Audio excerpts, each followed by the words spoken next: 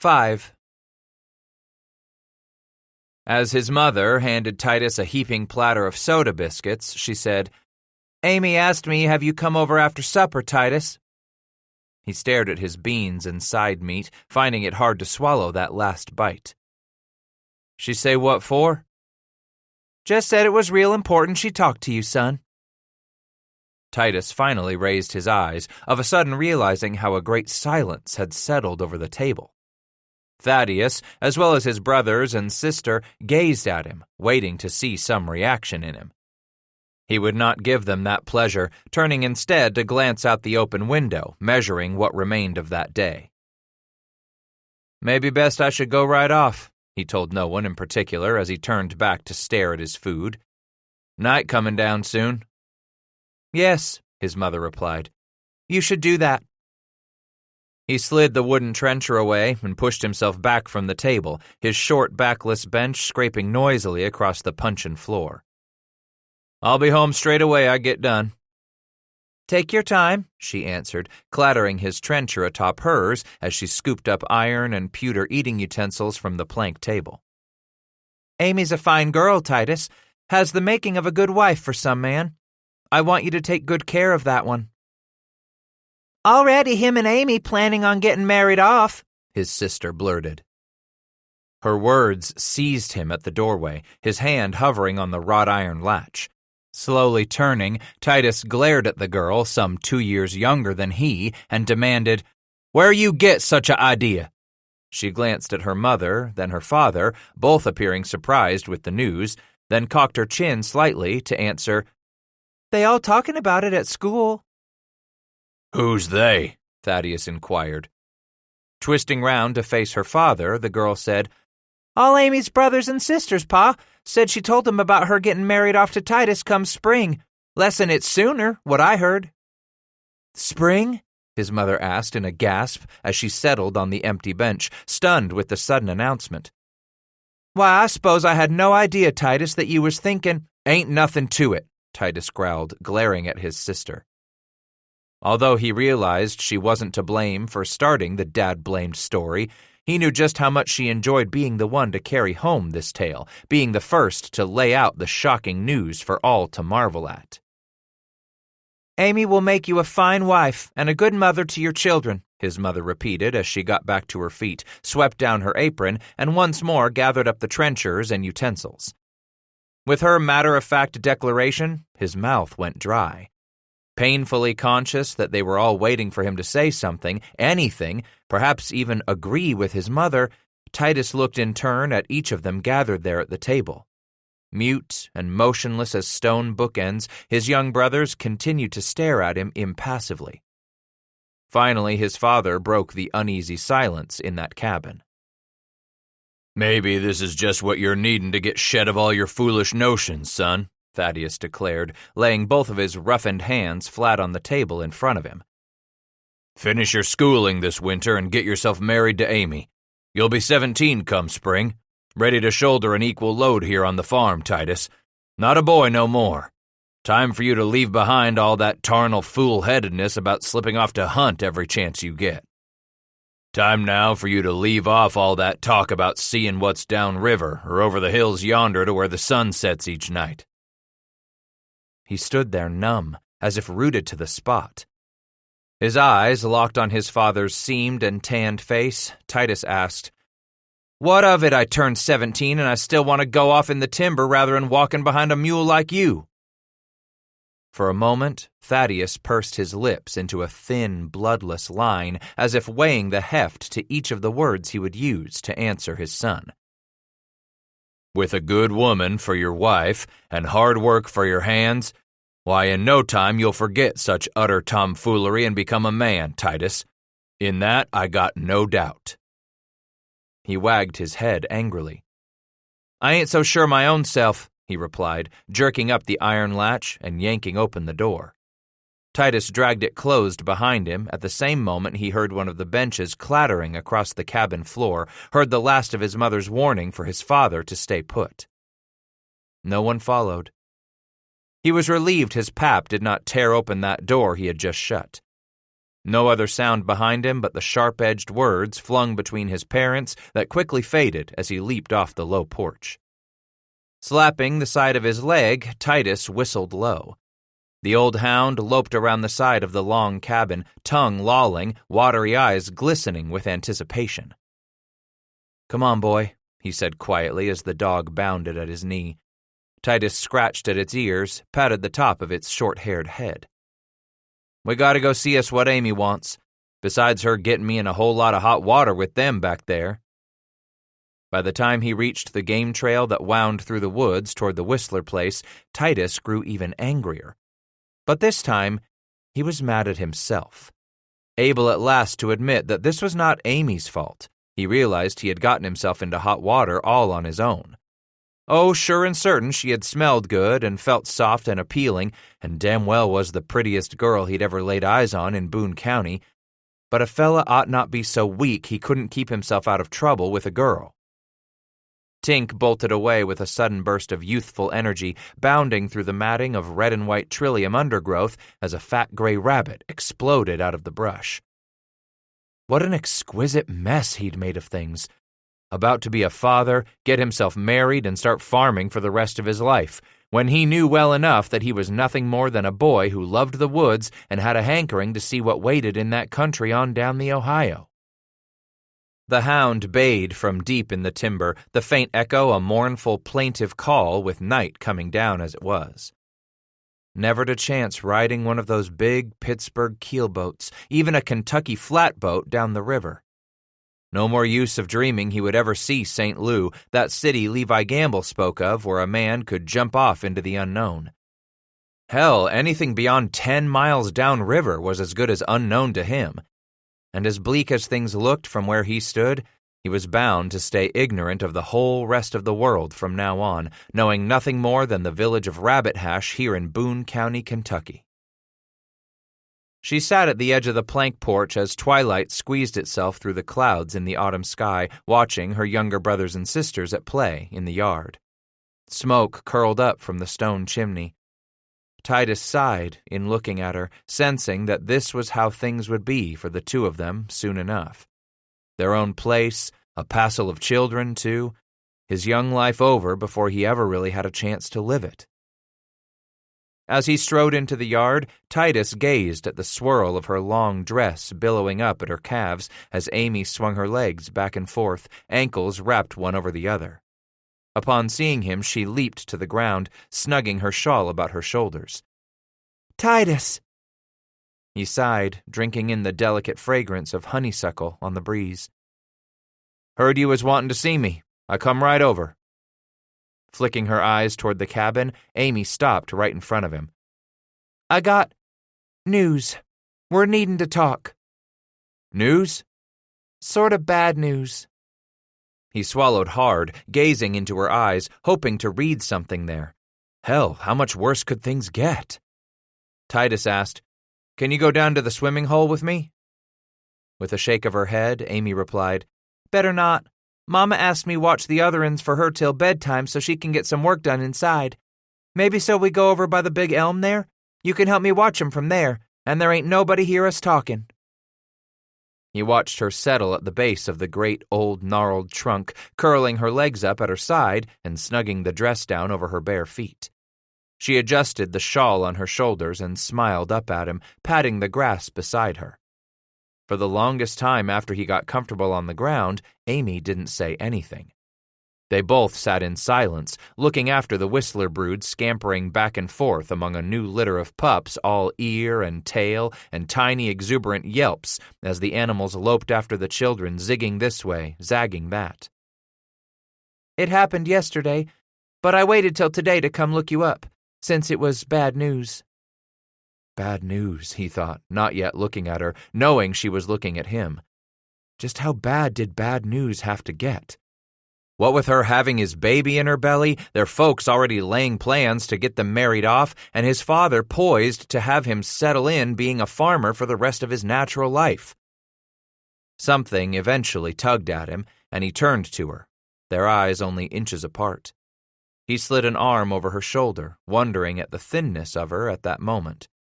Both times he had skinned her out of her clothes, she had seemed so rounded and fleshy. But right now she felt frail, downright bony beneath his grip. As brave as he could make it sound, Titus said, "I'm here with you now. Suppose you tell me your news." In one great gush it came spilling forth. "I got my visit yesterday. Didn't want to come to tell you till this morning." "Your visit?" "Remember I told you about women and them carrying their man's baby?" He nodded. "When she starts missing her visits, yeah, she's gonna have—" Then it struck him like a slap across his cheek. But, you just said you got your visit?" "Started bleeding yesterday." Anxious, scared as all get out, afraid to be relieved just yet, he sensed his hand tightening on her shoulder. "Means you ain't carrying my baby?" She didn't answer for a long time. Instead, she reached over and took hold of his free hand and pulled it into her lap, squeezing it between both of hers as she stared down at it. When she finally spoke, her voice croaked with emotion. "I'm so sorry, Titus. I know we was counting on getting our family started. After all the times we done what it takes to make a baby, I was hoping." "You wasn't going to have a child all along?" he asked, trying to make sense of it.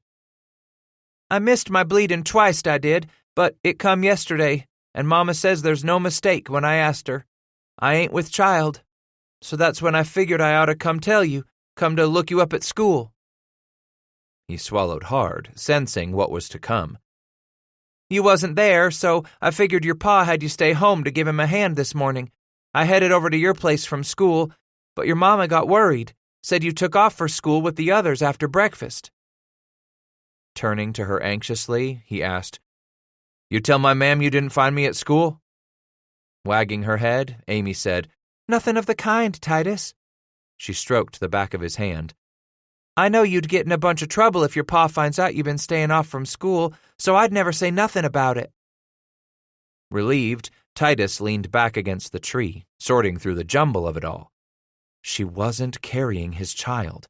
After all these weeks of having others make their own plans for him, he suddenly felt like a man freed from the gallows. She laid her head against his shoulder. "Why didn't you go to school today?" He set his chin atop her head and said, "Truth is, I ain't been going last few days." "If you weren't helping your pa and you wasn't in school, what you been doing?" "Nothing much," he admitted.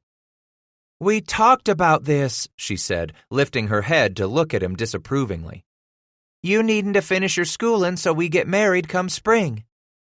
"We talked," he agreed. "Just seemed to me like it was everyone else making up their minds for me." "Don't you want to finish your school?" "Don't see no need in it."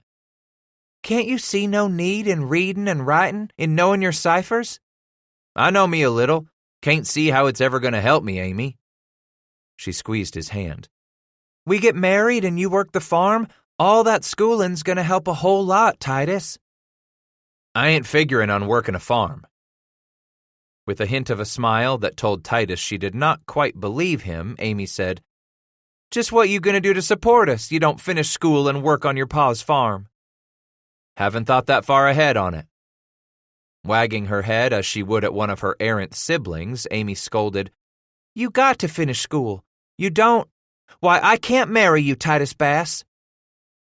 For some time he gazed into her eyes, looked at the fullness of her lips, wanting to lie with her again the way they had times before. So much did he want that. Almost enough to change his mind and tell her everything that she wanted to hear.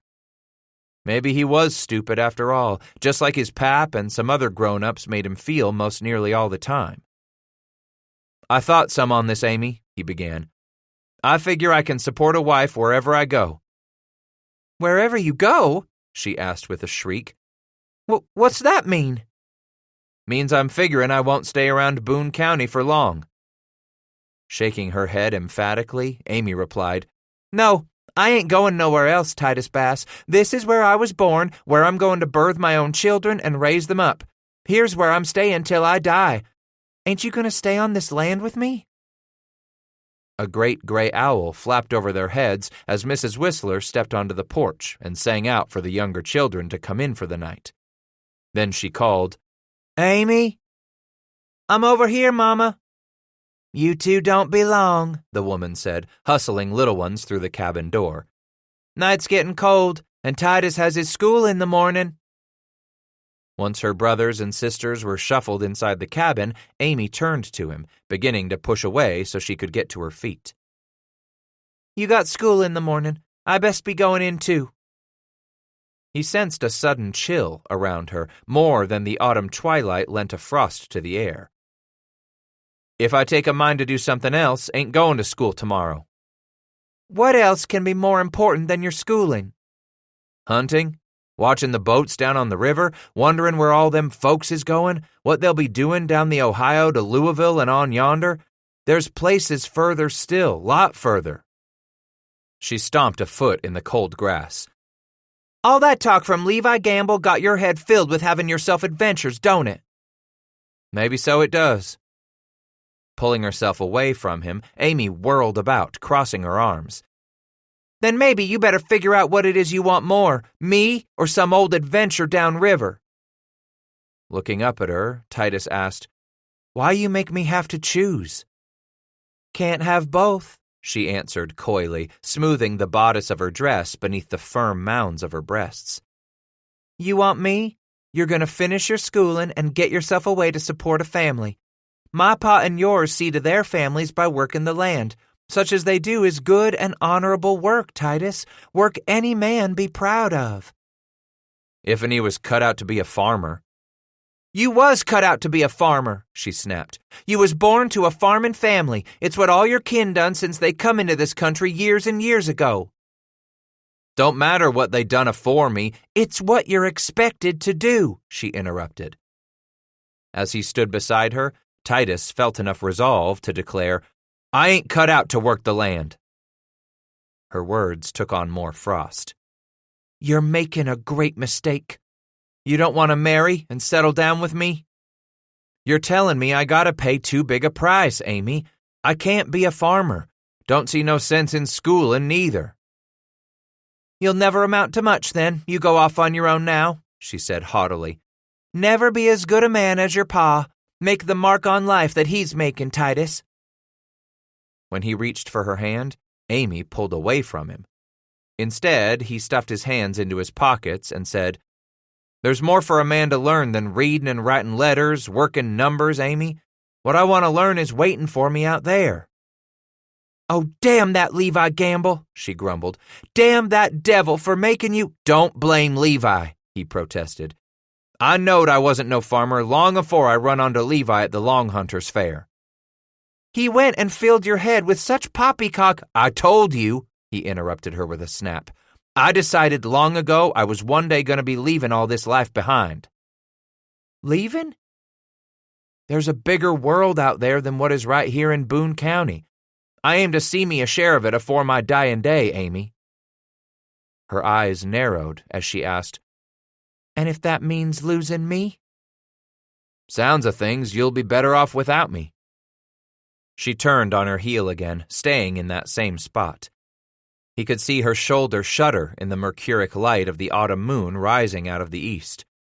He even thought he heard a muffled sob from her. Titus reached out to touch her shoulder, but she shrugged him off. "I aim to learn more out there than what I can learn in school, Amy." "All you'll ever need to know is right here, living your life with me, Titus." "I'll learn more out there than I could ever learn following the rump end of a God-blamed mule." Her face tightened as she turned from him again. "Sounds like you made up your mind, all for certain." For a few moments he looked at her back, that dark spill of her hair tumbling nearly to her waist.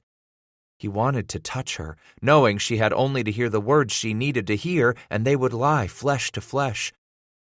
As much as he wanted to reach across that few inches remaining between them at that moment, it might just as well have been a chasm. Something kept him from retreating, from giving in to what his body begged for. "This ain't easy," he confessed. "Not just you I'm leaving behind. Thinking about my mam and pap, too." You think hard on them. Think about me tonight, how we been together. Then you come tell me for sure you're going. I don't have nothing to decide, Amy. I'm going. Only thing left to figure out is when. She twisted round on him, her red eyes brimming, fury written on her face, tracked with its first tears. I'll make some man a damn fine wife, Titus Bass, that's for certain. Just as certain as the fact you're never going to make a husband for no woman. Likely I never will, Amy, he admitted, watching the look of surprise come to her face. That's right, he continued. Seems what a woman wants is more'n I think I'll ever be likely to give. If being a husband to you means staying here to work behind a mule, being a farmer like your pa and mine, then no, I'll never be husband to no woman. If it means I gotta feel yoked in like an ox to what my pap specs of me, no, I won't ever be settling down with a woman and making a family for myself. He said the last few words to her back as she dashed across the dusty yard while night came down around him. I want you to do some reading for me, Thaddeus Bass said to his firstborn son as he rose from the table. Reading? Titus asked, confusion raising alarm within him. Why would his father want him to read? Can it wait? Wait? Wait for what, son? Titus shrugged. I was looking to sit outside till it got cold after sundown, then I'd come in. He watched his father go to the stone mantel and take from it a piece of foolscap twice folded. Shaking the paper out before him, Thaddeus said, You ain't going much of anywhere for a long time, Titus. His eyes kept flicking from the foolscap to his father's face, back and forth, eager to figure out the suddenness of his father's turn on him. Titus quickly glanced at his mother, his face filled with appeal. But she turned away, busying herself at the wash basin over the trenchers and utensils the family had just used at dinner. His eyes climbed toward the roof, finding above him in the shadows those three faces peering down from the edge of the sleeping loft, all of them watching the tense scene below. As soon as his father began speaking, Titus's gaze locked on Thaddeus's face. I've been needing your help around here last few weeks since schoolmaster started up again, Titus. Yes, sir. Uneasiness squirmed inside. School taken up all your time, has it? Yes, I suppose it has. Learning a lot, I'd wager, Thaddeus said, slowly crossing the cabin floor toward his son. Some. Then you won't mind sharing all you've been learning with me and your ma'am. How about reading to us? Thaddeus held the paper out at the end of his arm. He shuffle-footed on the spot, his nervousness growing. He tried begging his way out. You and me both know you're a better reader than me. Just make me out to be a fool in front of everyone. You go and make me read that. You was learning to read of a time, Titus. If you keep learning the way you was, why, I figured one day you'd be a better reader than me. Maybe I can be, at that. Thaddeus shook the paper. In the cabin's silence, it rattled noisily like a huge elm leaf, autumn-dried to a parchment stiffness. Won't be you don't keep learning. He glanced at his mother, finding that she had turned and was watching them both now. I'll just have to see that I do. Read it, Titus. With reluctance, he took the paper and unfolded it, surprised at first, for he had suspected it was something written in his father's own expansive hand. Instead, this was written in a very neat and crimped penmanship. He did not recognize it. Clearing his throat, Titus began, faltering, halting at nearly every word as he sorted out the marks and the sounds of the tongue each one took. Mr. Bass, I write you, this day over, something most troubling to me concerning your eldest child, Titus. His eyes flew to his father's face, then shot back to the bottom of the page, trying to conjure what the name was. Go on, Titus. Read it to me. He pleaded. What is this? You gonna read it to me, son? By now, he could see the anger beginning to rise in his father's eyes, the pressure throbbing up and down the thick cords in his father's neck. Titus grew frightened. I don't think I can. Thaddeus ripped the paper out of his son's hand and snapped its folds taut. "Then I'll damn well read it to you." Glancing at his mother for a moment, Titus found her staring down at her feet, twisting the scrap of muslin rag in her hands. "Mr. Bass, I write you this day over something most troubling to me concerning your eldest child, Titus. When the new season began, I was in hopes that you would allow your son to complete his last year of schooling without interruption. I'm sorry to see that you've seen fit to have him stay home to work with you in the fields for the last 2 weeks. If you can free him up to finish his schooling with me, it would be in the best interest of you both. I pray you will agree with me. Yours ever sincerely, Henry Standisti." For a moment, Titus moved his mouth to speak, but no sound came out. "You know me and that schoolmaster ain't never shared nothing much in common before, Titus. But now you've gone and got him thinking the worst of me. Keeping you home to work the fields, is it? Bah!" He watched his father fold the page as he returned to the fireplace. But instead of throwing it into the flames, Thaddeus set it atop the mantel again. "Were you to lay out of school, least you could have done was to give me help in the fields. Where'd Standish get such a notion you was here helping me? You tell me that." In a frightened, pale voice, he replied, "I told him." "What? I didn't hear you." "I told him." "You told him I wanted you to stay away from school to help me in the fields, is it?" He nodded, sensing his palms grow moist. "Yes." Laying an arm across the stone mantel, Thaddeus suddenly roared, "If you weren't at school, Titus, and you weren't here working in the fields, just where the devil were you?" "Thaddeus," his mother whimpered, "please watch your tone." He wheeled on her, shaking. "I'll mind you to keep out of this, woman. I've a good mind to get angry at you as well. Likely you're to blame for allowing his fool-headedness to go on as long as it has, and now look what you've done. Look what we've got for it. He's lied to us and lied to his schoolmaster. If you'd have helped me cram some responsibility into him from the beginning, he wouldn't be in the fiddle he is today."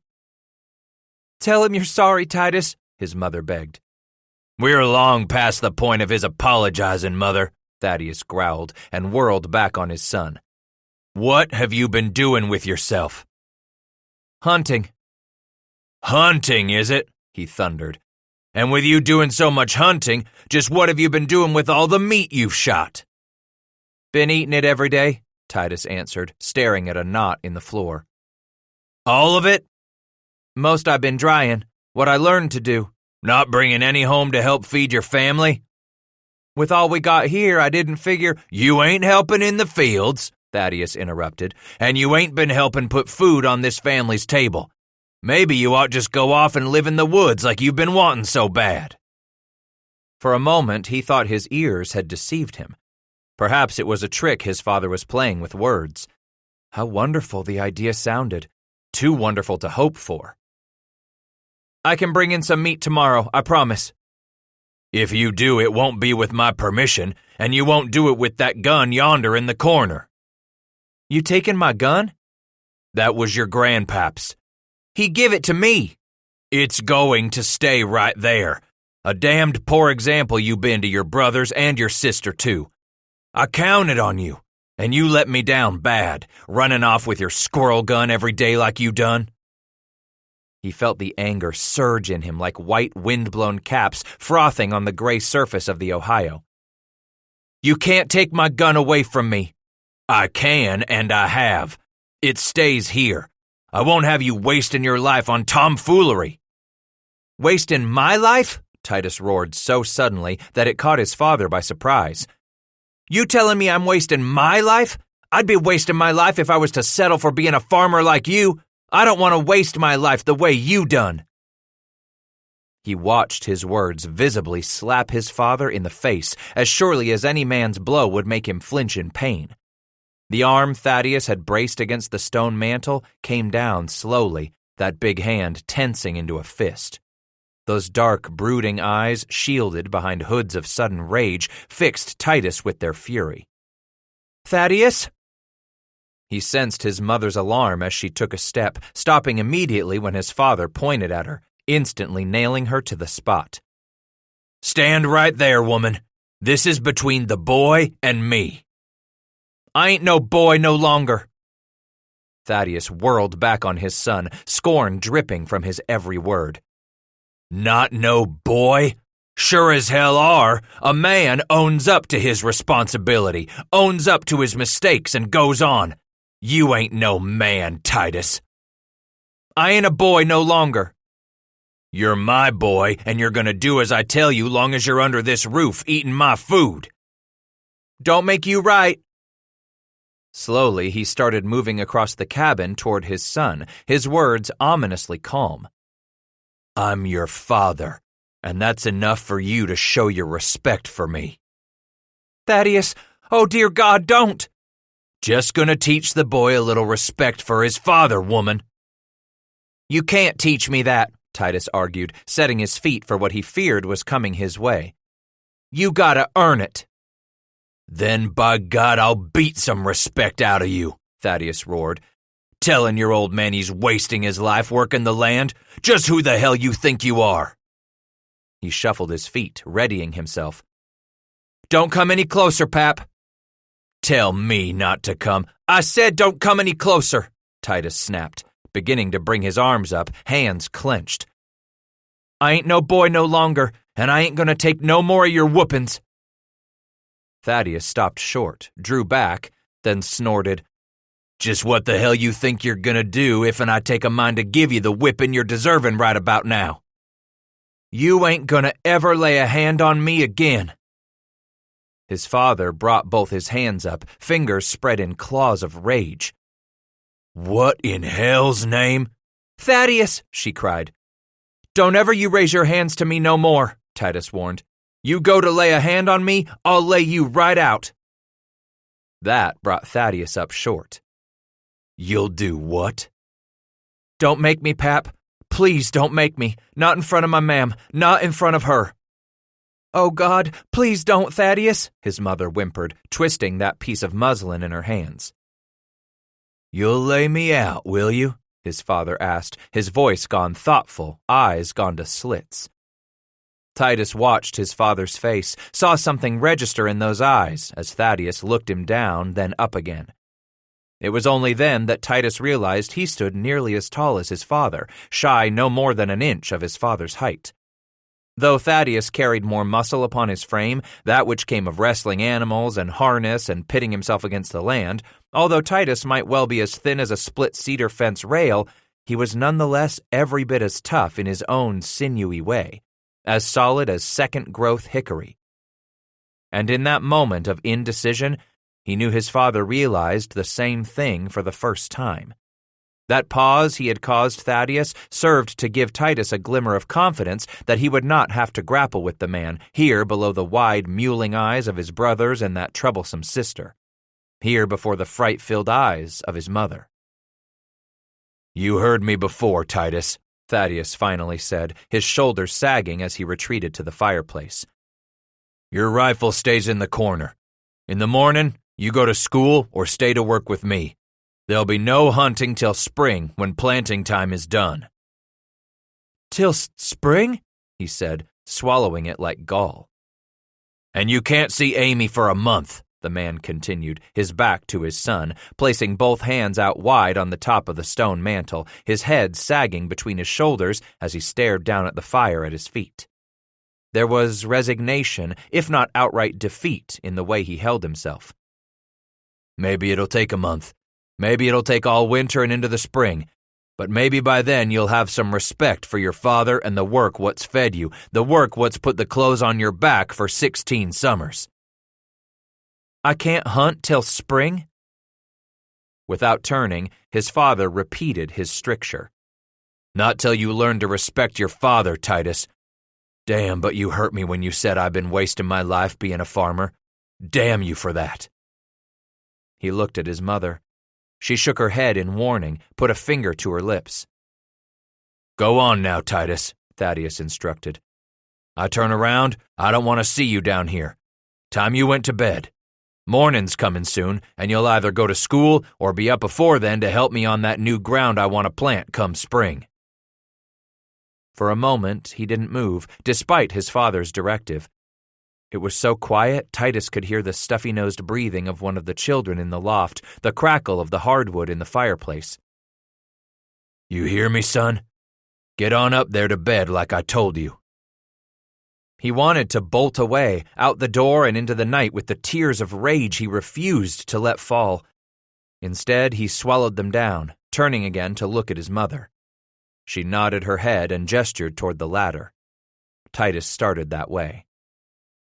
"You plan on staying away from school? That's all right with me, Titus," his father said, his back still to his son. "I can use the help around our farm, but if you ain't up in time to help me, I expect you to be off to school with your brothers and sister. Go on now and get to bed." Titus shuddered as he crossed the few steps it took to reach the foot of the beechwood ladder that climbed to the sleeping loft.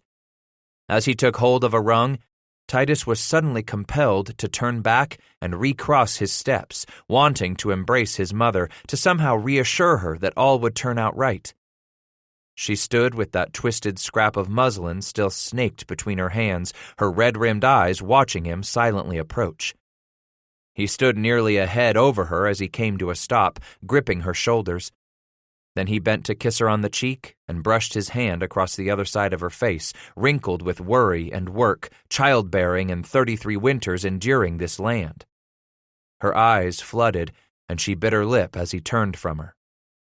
Quickly, he clambered up the ladder, scattering the 3 youngest as they scrambled back to their grass-filled ticks and their wool blankets like a covey of chicks. It would be a frosty night, he told himself as he lay down in the darkness, watching the last of the fire's light flicker in reflection against the roof of the cabin above him. Colder still come first light. His father was right. He did have a choice to make, and he knew he'd have to make it before first light. Some of them squeaked, so he reminded himself to count the rungs on the ladder as he settled his weight on each of them one by one. 5th one down, he skipped altogether, sliding past it, his hands and feet gripping the ladder's uprights as he descended into the cabin's darkness, suffused only with a faint crimson glow from the coals banked in the fireplace. Even at this murky, early hour just before pre-dawn gray drained from the sky above, the puncheon floor wasn't that cold beneath his bare feet, although from time to time he could see red wisps of his frosty breath before his face in what muted light the dying fire radiated. Especially when he turned in the direction of the stone fireplace, moving one slow step at a time, making his way toward the corner where his father had leaned the rifle. From the moment his head had struck the pillow stuffed with wool batting, Titus had slipped in and out of sleep for the rest of the night. At first, he listened to the sounds of his parents arguing, then talking. Eventually, his father was the only one saying anything. His mother had gone about her business of making dough to rise before the hearth overnight, then made her way to bed. Thaddeus wasn't far behind her, delaying only to finish his pipe there in the glow of the fireplace as the candles were snuffed. There, in the silence of his home. Gazing down on him from the sleeping loft, Titus thought how at peace his father looked as he sat in his chair, satisfied, secure, perhaps completely content with his lot, with the niche he had carved out for himself in life. At long last, Thaddeus stood and laid his pipe on the mantel, perhaps near that letter from the schoolmaster, and pushed past those 3 blankets hanging from nails to separate his bedchamber from the main room. Titus heard the rope bed creak in protest as his father settled next to his mother, then a shuffling of blankets, followed by a sigh of making one's own place, like that of old Tink when he spun round and finally made a nest for himself under the porch. Still, Titus waited, awake beneath his blankets and down coverlet, propping an arm under his cheek to doze as he let the next few hours pass. He would awaken with a start and immediately turn to look through the small mullioned panes at the sky, trying to assess the passage of time by the whirl of the stars in that small patch of speckled black suspended over the Ohio River country. His sister was a noisy sleeper, more so than either of his brothers, so when he rose to his hands and knees to push open the hinged window, he timed each minute application of pressure on the window with her resounding snores. With one side finally cracked open just far enough, Titus slipped out the long wool cylinder, heard it land with a muffle. Along with 3 pairs of moccasins, his hand-cobbled boots were tied in the blanket roll, in addition to his heavy wool coat and that shooting pouch. In it and a small belt pouch, he carried everything a young man might need to survive out there in the woods. Fire steels and a good supply of flints, not only to start fires for heat and cooking, but flints for the rifle, too. Tinder he kept in a small tin stuffed at the bottom of his possibles pouch. Greased patches for the rifle were to be found in another small tin that lay at the bottom of the shooting pouch. Screws and worms for cleaning the weapon, a large vial with cork stopper filled with grease for his patches, the brass-trimmed napping tool to shape an edge to his flints. Not to mention a crude pair of pliers and a driver to use on the screws that held the lock securely in the rifle's stock. Somewhere deep among it all lay his bullet mold and 6 extra bars of pig lead, enough to last him until he could find a job and thereby purchase some more of the necessaries. Folded in a piece of oilcloth was a coil of strong, thin hemp line and a few hooks of varying sizes for fishing. Besides his 2 belt knives, he was taking along the small patch knife in its scabbard sewn to the strap of the shooting pouch. On thongs suspended from that pouch strap hung the thin, delicately curved Kentucky powder horn. Last night in the dark of this loft, as he hunkered over his few treasures, Titus had quietly shaken the heft of the horn, nearly full.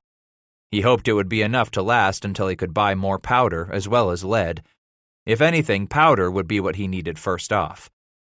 So, with everything else dropped outside and the window snugged back into place beneath the low rumble of his sister's snores, Titus had only to get the rifle and himself out of the cabin without awakening anyone, most of all his father. Through those hours of dozing and fitful, anxious wakefulness, he had been lying there thinking mostly on that, getting his hands on his grandpap's rifle, trying to get some measure of just what he should do, no, what he would do if his father awakened while he was reaching for the rifle in the corner when he was making for the door the way his grandpap told him Injuns made their sneak.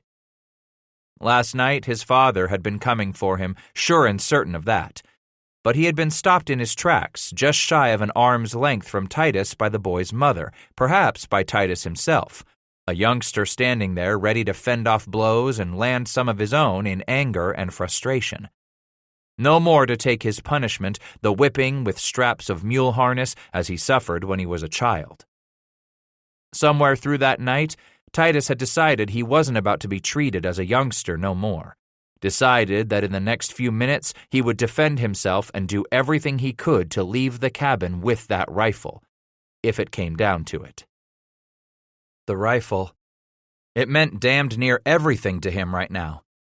Oh, he realized he might likely make it downriver without the rifle and find himself some work, but having that rifle along made things just all that much easier while it gave Titus that much more freedom.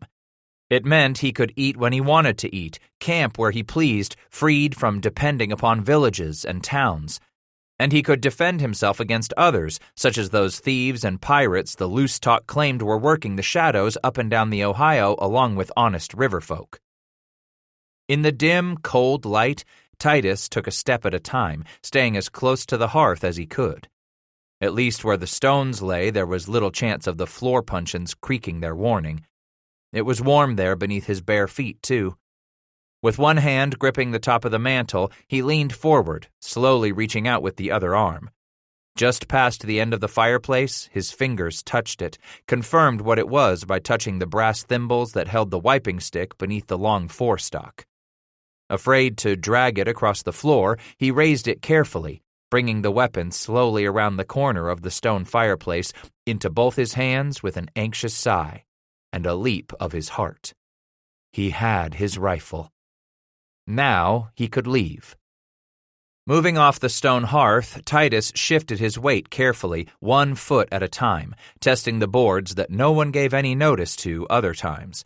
But at this moment, when all was quiet and the rest were asleep, of a sudden he thought on old Tink outside, dozing the way hounds would on the porch or beneath it. Likely he might set up a clamor, a howl, or a yelp of happiness, some declaration that he too wanted to come along on what the old Redbone would believe was to be a hunt, off for a romp through the woods. Maybe if he found something to give Tink to eat, something to chew on as soon as he got out the door. Keep the old hound's mouth too busy to yowl or bay. Titus inched foot by foot toward his mother's table. Not until he got right to it did he see that on the table lay the new shirt his mother had been working on for Thaddeus. She must have finished it last night after Pap had sent him up to the loft, he thought. And beside the shirt sat a pewter bowl of the biscuits left over from last night's supper, piled within the folds of a clean square of muslin. Gathering up its four corners, smelling the yeasty dusting of flour that made him think not only of his mother, but of Amy as well, Titus rolled the biscuits into the center of the shirt and knotted the sleeves. All the biscuits but one, that is. He clutched one in his hand, then stuffed the shirt beneath his arm. Step by step he moved off from the table, then suddenly came to a halt when his sister's snoring stopped. Balancing on one foot, he waited those long, breathless moments, his thundering heart climbing out of his chest and into his throat until she began snoring once more. At the doorway, he halted again. From a peg where they hung their coats, he took down a small pouch, fingering it a moment to be certain. Inside, he felt the scrape and rattle of a handful of rich amber French flints, his father's prized flints for his own rifle. Titus dropped the pouch inside the neck of the shirt he wore, patted them against his belly. His father wasn't much of a hunter, nohow. Thaddeus would never use all them flints anyway. As he raised the iron latch within the door's slot ever so slowly, some of the metal growled faintly. He stopped, his ears pounding as the rope bed creaked a few feet away behind the blankets divider.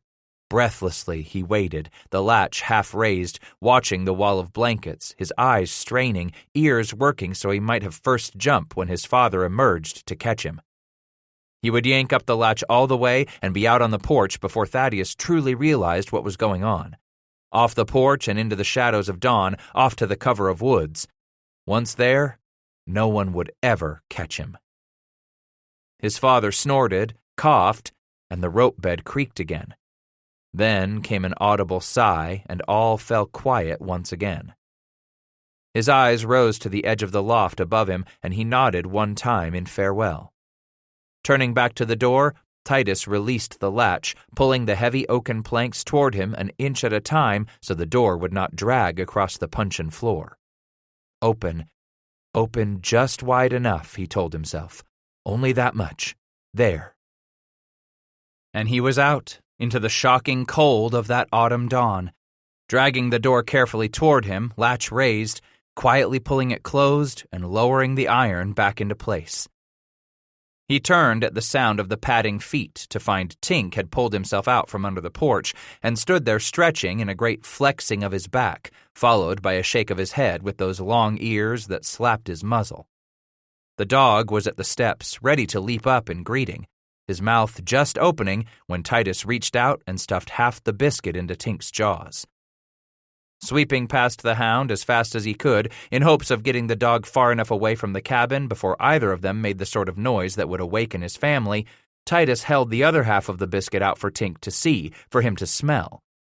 The hound followed obediently, quietly, jowls flapping like this was turning out to be some game to go on. Titus did not stop to feed the dog, nor to look back, until he had slipped around the side of the cabin, snatched up his blanket roll, and finally stood at the far edge of the trees. The gray of dawn was oozing out of the sky. Beneath the autumn canopy, he had come to a halt, turning to kneel as the dog loped up to his side. With the biscuit held out in one palm, Titus scratched the hound's ears for what he knew was to be the last time. "You gotta go back, Tink," he whispered, sensing the sour clutch of sentiment burn at the base of his throat. A good old friend. Many, many hours had they roamed the timber and hills together, looked down on the boats plying the Ohio from the same rocky prominence. "I don't want to tie you up. You got to understand that." He cupped his hand beneath the moist lower jaw and raised Tink's head so he could look into the dog's sad, watery eyes. "But you can't go with me this time. This is something I gotta do on my own, and you're better off here. Don't know what's out there, so it's safer for you here." Then he finally stood, gazing back at the cabin where a thin streamer of smoke from last night's fire lifted itself from the stone chimney. "Go on, Tink. Get." The hound looked up at the youth with a bewildered expression, cocking his head to the side. "I said get. We ain't hunting today." He pushed the dog toward the cabin. "Get!" More gray was seeping into dawn's coming. He felt anxious to be gone before his father arose and stoked the fire as he always did before moving out to the barn to begin his day. He shoved the old dog again, and Tink finally loped off 20 feet, then stopped and looked back at Titus, as if hopeful this was just one of the games they had played when the boy was younger. Many, many years gone now. "Get! I can't take you with me." Then Titus realized his eyes stung, and that made him mad, mostly at himself. "You gotta stay and look after them others now. Go on, get! Shoo!" His head hanging morosely, the hound turned away from Titus and plodded one slow step at a time toward the cabin as if being punished. Halfway there, Tink halted one more time and looked back over his shoulder at Titus.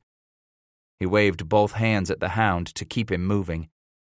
By the time Tink got close to the porch, Titus was crying, and that made him madder than anything.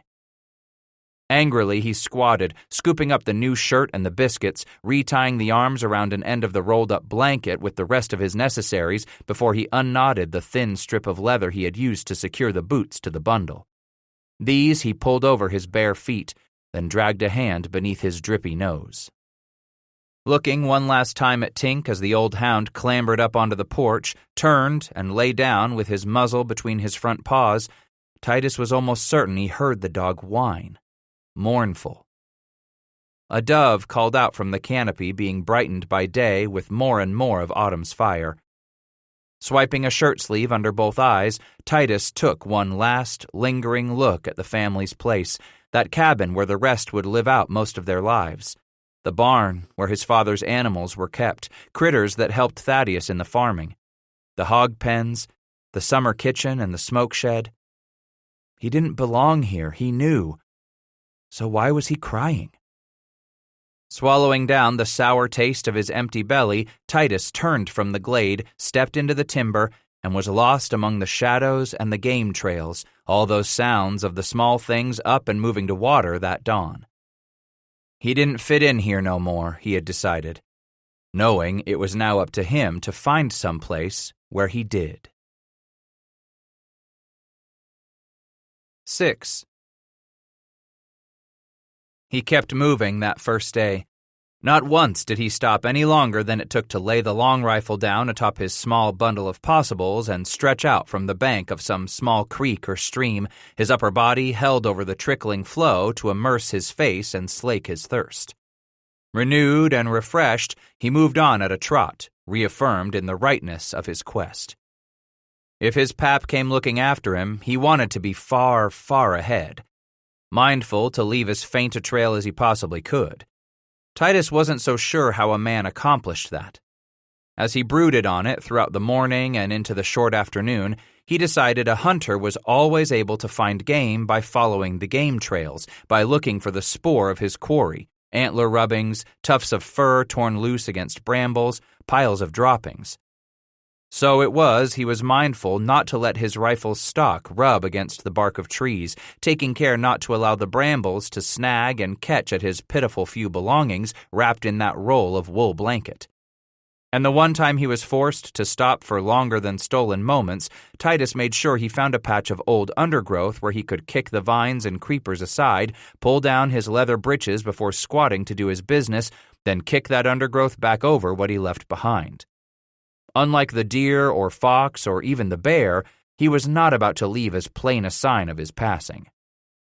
Damn well smarter'n that, he had told himself as he set off once again at a trot.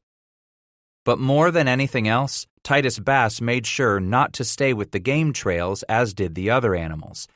Heavy with the scent of the hunted as well as the hunter, such faint and narrow paths crisscrossing the forest plainly would be the way his father would come looking for him.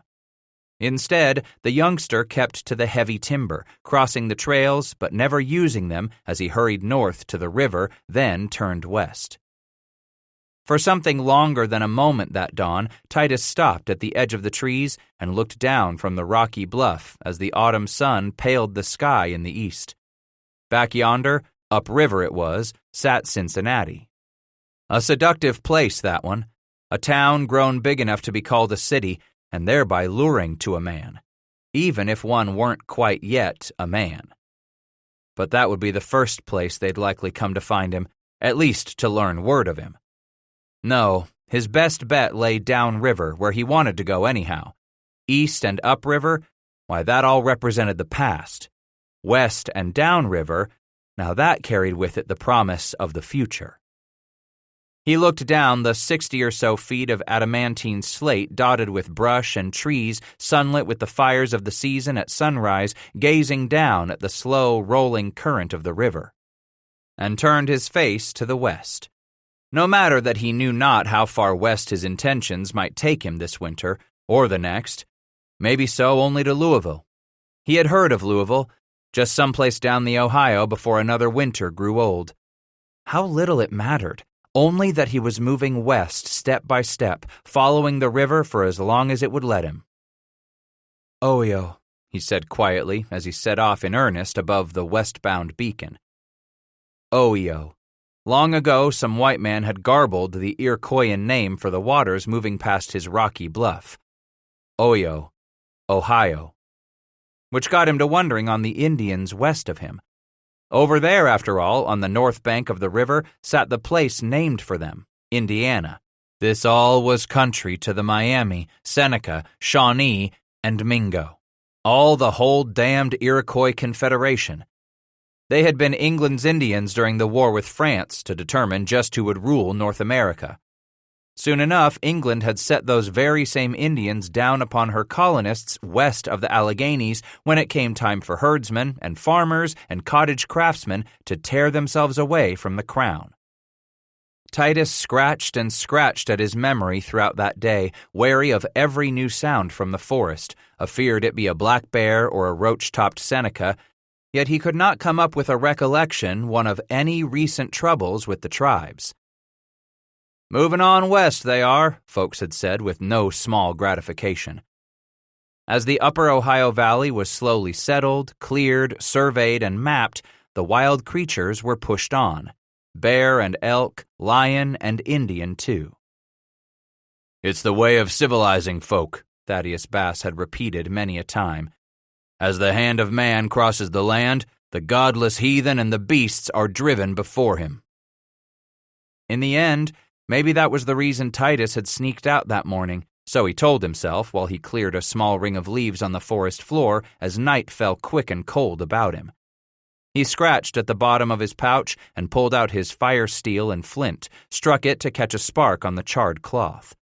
Blowing against it to keep the cloth glowing, Titus laid it in a small piece of old bird's nest about the size of his thumb, then blew gently some more.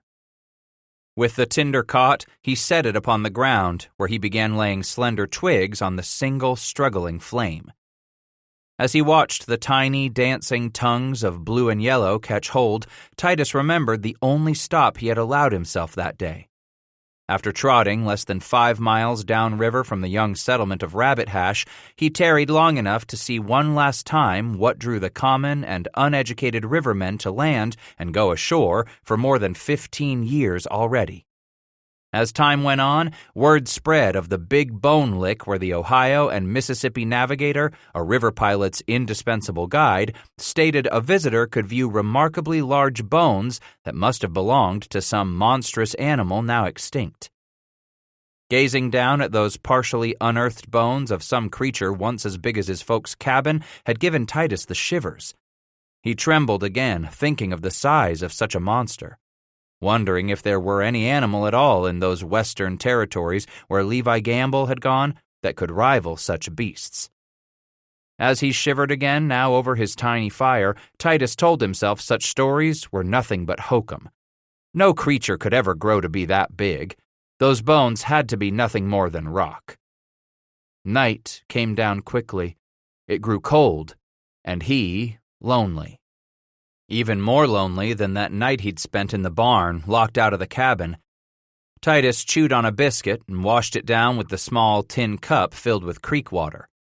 It tasted good, this long, cool draught of freedom. So each time he grew lonely or anxious at some sound come to him from the dark, Titus took a drink, savoring its taste upon his tongue, telling himself he had done right. For every man there came a time to leave home, a time to try out his wings before he beat himself to death with them struggling against the confines of his parents' nest. The water had never tasted so good as it did that night. He kept his little fire going through the night more for companionship than for warmth. Although he was cold, chilled through that single blanket he found crusted with frost when first light seeped across the glade to touch his stand of gum trees. It had been the coldest he had ever been, surely the coldest night he had ever spent. Then he realized he had never slept in the forest before. As much as he hunted, as much as he had haunted the forest, he had never once set off and slept out on the night's own terms. All of his journeys, all of his hunts had found him back to the cabin at night. So, he congratulated himself as he arose within that crinkling, frost-laden blanket and carried the tin cup over to the creek, where a layer of mist hung across the bank like a wispy fragment of Amy's petticoat. He dipped the tin into the cold water, the creek rimed with a thin layer of ice, sensing the warmth her remembrance brought him. It was as easy as closing his eyes there on that stream bank in the overwhelming silence of that forest to remember the feel of her beneath him. That served only to make his mouth go dry, causing his heart to hammer all but uncontrollably. Titus opened his eyes and stood, feeling the cold once more, remembering he was alone. Cold and alone by his own choice. Laying some more twigs on the embers of his fire, he dragged out another biscuit and sat eating it, feeding wood to his smoldering, sputtering companion. Besides being cold and frosty, the air was damp. The wood struggled to catch the flame, more often than not only smoking without real heat. It was his own stupidity, he cursed himself. From now on, he'd simply have to learn better to protect some wood from the dews and damps if he intended on having himself a morning fire.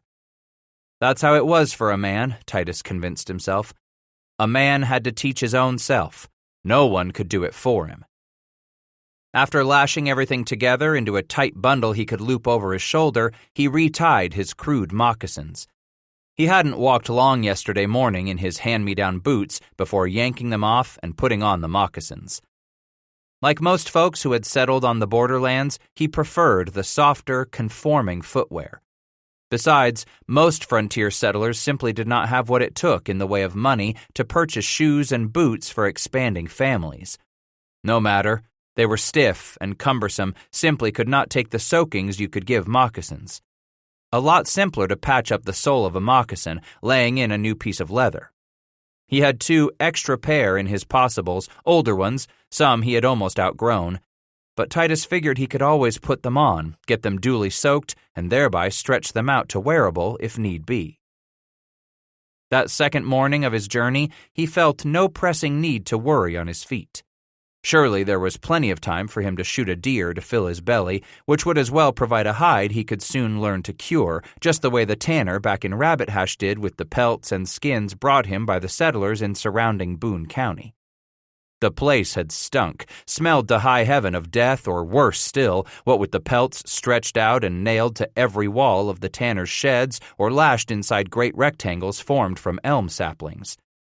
All manner of skins cluttered that tanner's place at the far edge of town, every hide to one stage or another scraped free of fat and loose tissue. Titus set out at a walk this day, the sun rising at his back, intending to bring down some meat before that sun would set. Perhaps even that morning, as the critters moved out of their beds and went down to water, went in search of graze. This would be the time of day to keep his eyes open for sign, his ears alerted to any sound the cold breeze might bring him. If nothing presented itself this morning, then he'd just wait. Evening would be the next best time of the day to run across game. His belly's angry, rumbling protest convinced Titus he shouldn't wait until the end of the day. With cold, wet feet and a belly filled only by the last of his mother's baking soda biscuits, shivering within the linsey-woolsey shirt he wore beneath the thick wrap of a leather jerkin, he strode on into dawn's mist tumbling over the great river. He promised himself he'd buy a needle and some thread once he reached Louisville. Already he felt one of his long stockings wearing thin across the toes. If he walked all the way to Louisville, why, surely his stockings would be in sore need of repair after all those miles. Morning passed without so much as a chance for a shot. Not that he didn't see a few deer, but they were too far off, or bounded away too quickly, or he simply knew no more of them than the sound of their flight through the forest that swallowed all trace of them. The forest denied him all morning long. Near midday, he came across an outcropping of slate that hung some 200 feet or more above the wide river. As it tracked low in the southern sky, the autumn sun graced the rock with a sharp slant of light and, so he hoped, with warmth. Clambering up to the flat shelf, Titus shed his blanket and shooting pouch before leaning back against the gray rock. He turned his face toward the sun, soaking up the warmth from above, greedily drawing in what heat radiated off the slate beneath him. The river below lay twisted, a great tawny road that snaked its way almost due north toward Cincinnati, in this the great bend of the Ohio. Off to his left the river flowed, yonder to the unknown, away to far places he could only dream of, for no man he knew could lay claim to setting down tracks out there. Oh, like so many others in Boone County, Titus had heard tell of a band of his nation's explorers setting out for the far western sea, returning 3 years later, taking that long to cross everything in between. There had been lots of wondrous talk about that journey at the Long Hunters Fair every summer the last few years. Fragments and shreds of speculation and legend, rumor and fable, the size of the animals, the sheer number of the beasts, those high mountains one had to cross, heights where the snow never melted, and the Indians. Yet what stuck more than anything else in his memory of such talk was the description of the land, the sheer immensity of it, the way some folks claimed a man must feel all but swallowed up by the land. Too, some spoke of the way a man could see much, much farther than he could in this closed-in country, could look back behind him all the way to yesterday, look all the way ahead into day after tomorrow. Titus closed his eyes, trying desperately to imagine, struggling to picture just such a land, hoping to capture a glimpse of it somewhere in his mind, if not his heart. Perhaps one day in the years to come, when he was finally ready to look back into all his yesterdays, ready at long last to look ahead into all his tomorrows, then he would find a way to take himself toward that unknown land. But for now, he sat at the edge of what was frontier enough for most any man. Behind him lay most of what passed for civilization. Ahead stretched a wilderness dotted irregularly with little sign of the white man save for outflung settlements huddled by the river, separated by many, many miles of thick forest still dominated by the beasts and the Indians. He sighed behind those closed eyes, conjuring up an image of an Indian. Not the sort he had seen a few times back on his one trip to Cincinnati years before, or on those annual treks to Burlington's summer fair. A handful of Indians always showed up with squash and other crops to barter, but he imagined they could not be real Indians, not the way they had taken to wearing the white man's shirts and vests and tri-cornered hats. Seemed just about all the Indians Titus had ever laid eyes on took a real fancy to the white man's headwear, poking feathers and birds' wings or some other totem into the tricorn's folds for decoration. No, he decided as the sun's warmth cradled him, those Indians upriver simply couldn't be the real thing. Downriver, that's where he'd find some wild Injuns. But then, he knew nothing about anything downriver. At the same time, he was certain his pap and the other men of Boone County knew something of what lay down the Ohio. Being farmers sending off their produce to sell downriver every harvest, they had to have dealings with the sort of man who plied the Ohio in the flatboats Titus and other youngsters watched floating south and west with the current in all seasons. Kentucky broadhorns bound for the unknown just around the far bend. Even if his pap had never once directly engaged a riverman to carry the family's produce west, then Titus was sure his father had many times talked with men who had. With a twinge of remorse now, he regretted that he hadn't paid more attention each fall as their harvest of corn and wheat was carted into Rabbit Hash, there to be joined with the produce of other farmers, and flatboat pilots contracted to take the year's harvest down to Louisville, farther still. Perhaps down to the mouth of the Ohio at the Great Mississippi, to places that had foreign-sounding names on his tongue when he repeated what others spoke of with such a mysterious air. Perhaps if he had paid more attention, at least one time, he might now know more of what lay downriver. As it was, all he knew lay up the Ohio, Cincinnati, Pittsburgh. The first to recognize the crucial military importance of the confluence of the Allegheny and Monongahela rivers, which joined to form the Ohio, were the French, who built Fort Duquesne in 1754 near the site. Following their defeat of the French, the British changed the post's name to Fort Pitt, and by 1803, that surrounding community of nearly 2,000 inhabitants was already known among area settlers as Pittsburgh, the key to the Western Territory. As early on the frontier as it was, the town nonetheless claimed a sprawling public market, a pair of glass factories, cabinet and cooper shops, nail works, and tobacco manufactory, along with more than 40 retail shops, all thriving on the steady influx of settlers. Yet it was flatboats and their bigger cousins, the keels, that made Pittsburgh truly famous in its early days. For more than half a century, 1 out of every 2 citizens in the town was involved in boat building, boat selling, or boat buying. Those waters of the upper Ohio were littered with boulders and stones, a serpentine river treacherous to the unwary and unskilled. Yet the water upriver was clear and clean, much more so than the lower Ohio, perhaps because of the lower river's snaking route. River travelers had long commented on the overwhelming magnificence of the forested mountainsides that loomed right over the Ohio's winding path as it flowed past Virginia and onto eastern Kentucky. The endless mountains was the term Westerners used when speaking of those foothills of the Allegheny Range. A lush growth of grapevine, blue larkspur, and purple phlox covered both sides of the river, along with a profusion of tall grasses and the dark hardwood timber, beech, hickory, walnut, poplar, red maple, and at least 3 varieties of oaks. There were places where the winding path of the Ohio so narrowed beneath the verdant overhang that a trip down the river appeared to be a journey through a green and meandering tunnel. Downriver from Pittsburgh lay Wheeling, Marietta, Gallipolis, Limestone, and finally Cincinnati, each new settlement outgrowing its own modest beginnings in but a few years as more and more emigrants flooded over the mountains in search of land, peace, and freedom. Through the past decade, the population of Kentucky itself had more than doubled, folks looking for better ground to farm, there to put down their roots.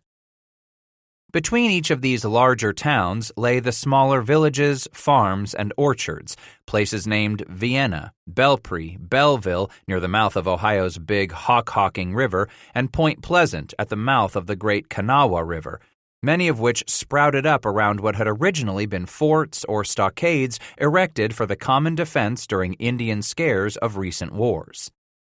From western Pennsylvania all the way to where the Great Miami River met the north bend of the Ohio at Cincinnati, census takers estimated as many as 100,000 folks lived along the river, bringing some small measure of civilization to what was nothing more than a forbidding and all but impenetrable wilderness a generation or so in the past.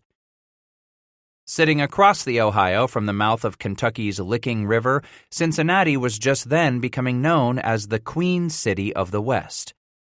Land speculators had first laid out its streets in the 1790s, and folks came flocking to the territorial capital growing in the shadow of the new nation's army garrison at nearby Fort Washington.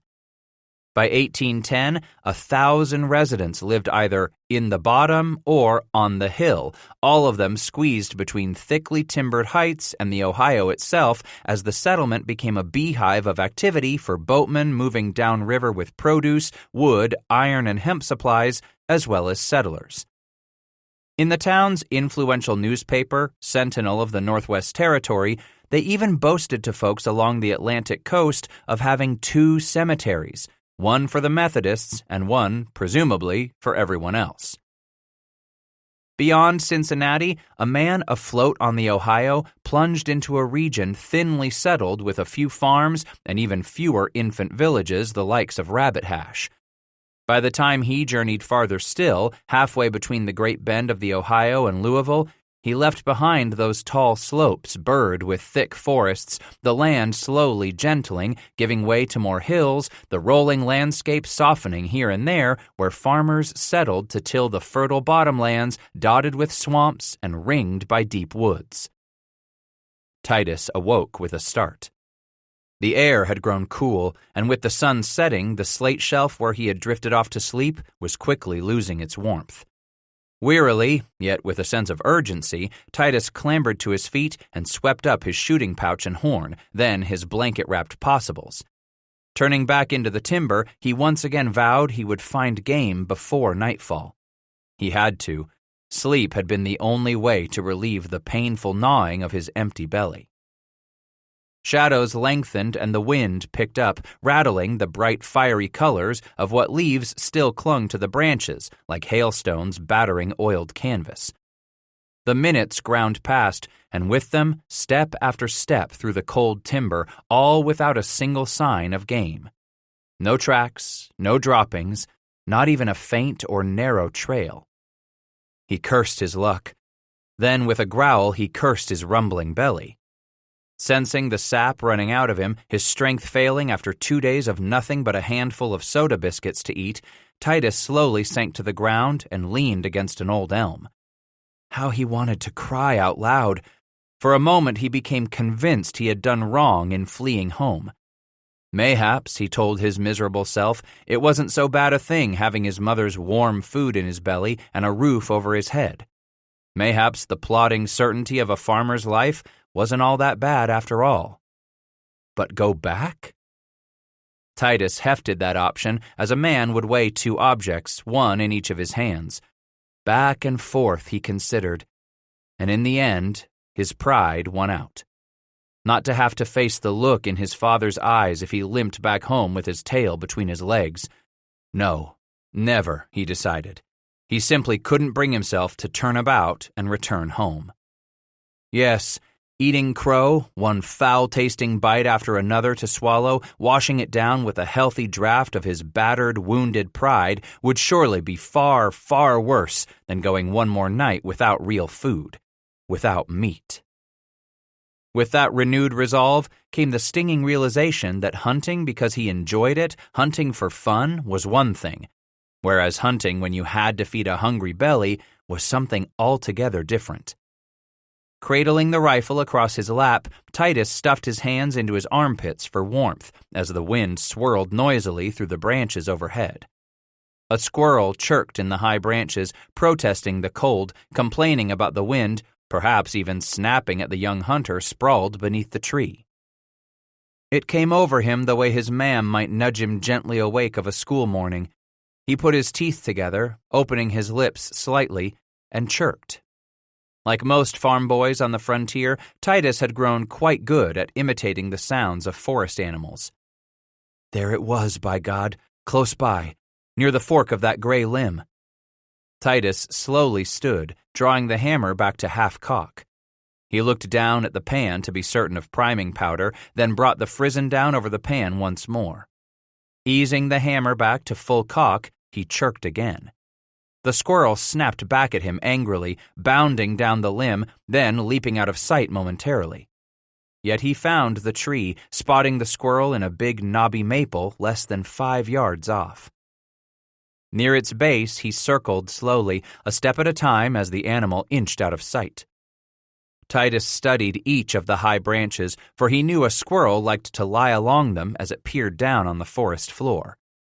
Mostly, he regarded each and every fork, as that was where the savviest of the creatures hung back in hiding. At first, he could not be sure, but he realized he had to freeze where he stood, motionless, peering up at the gnarled fork of a thick branch. In the fading light of autumn's afternoon, it was all but impossible to be absolutely certain. Then he saw the flicker of the squirrel's tail, perhaps only tousled on the wind as the sun continued its descent into the west. Taking a few heartbeats more to study his shot, eyeing the path his bullet would take, Titus took one step backward as he slowly brought the rifle up to his shoulder. From there, the round ball would have far less chance of striking the tiniest of branches that could deflect it just enough to miss his target. He let out half his breath, held it, and brought the front blade down on the dark and narrow fork in the branch where he had seen the tail flick in the wind. No, he told himself. If he shot the critter from this direction, there wouldn't be much meat left at all. Gingerly stepping to the left as quietly as the dry leaves allowed him, Titus inched around the base of the trunk, keeping his eyes moving to the ground before he set each foot down, then to that fork in the branches. Finally, he allowed himself to take another breath, and with it he came to a stop. There, in the dimming light, he thought he could make out the tail curving back on itself, saw where the tail root attached to the shadow of the body, and at the far end, some of the squirrel's head. If he could make a headshot, none of the best meat would be ruined. Sighting in on that part of the shadow, Titus squeezed off his shot before any more light drained from the sky. For an instant, the bright flare of the pan flash-blinded him.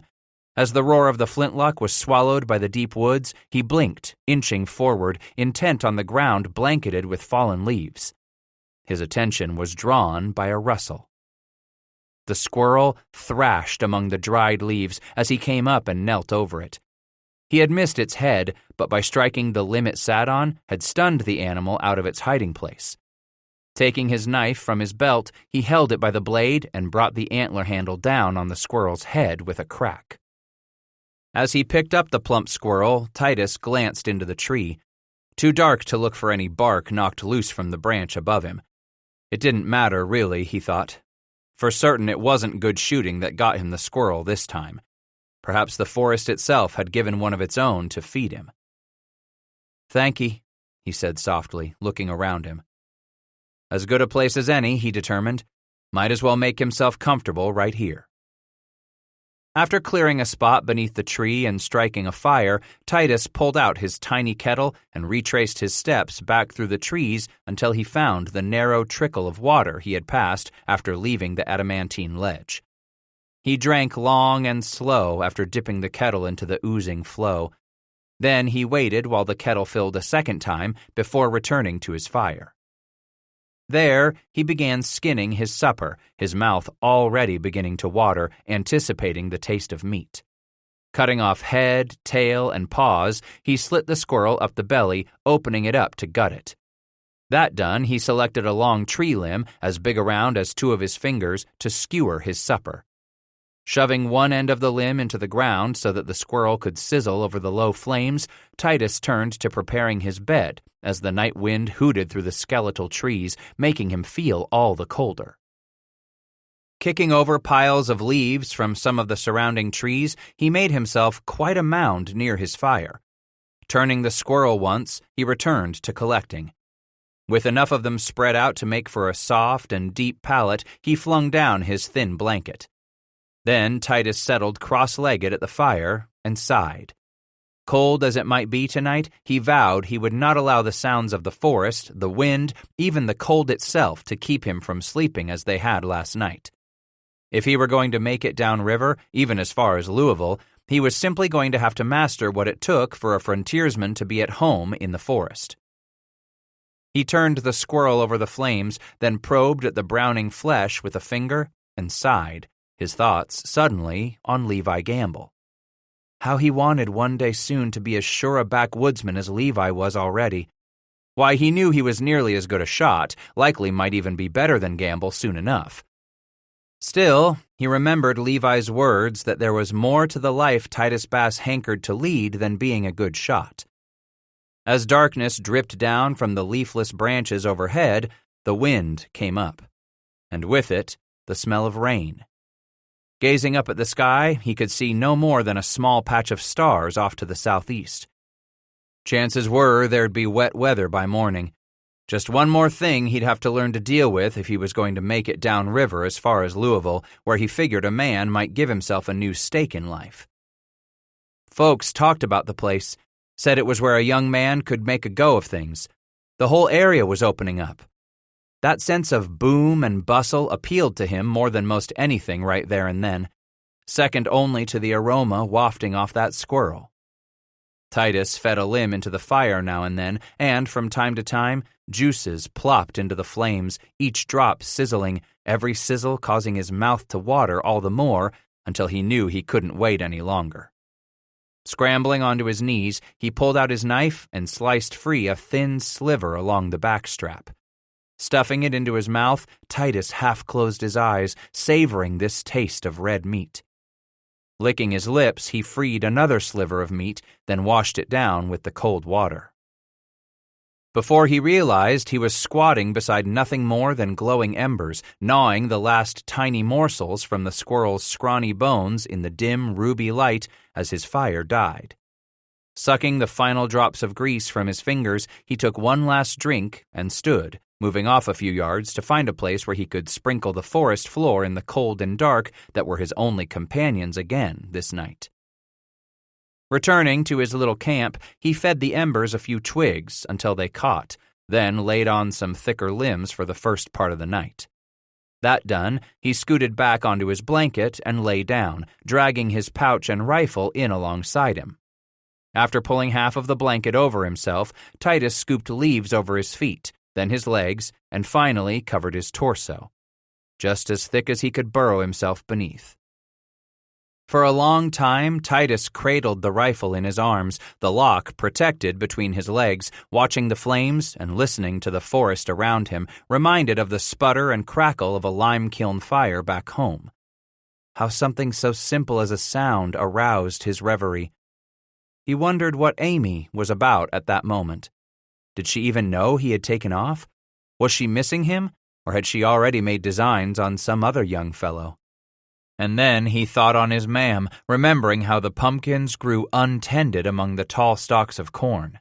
Licking his lips, Titus tried to remember the taste of his mother's pumpkin butter and pumpkin molasses boiled down in the fall.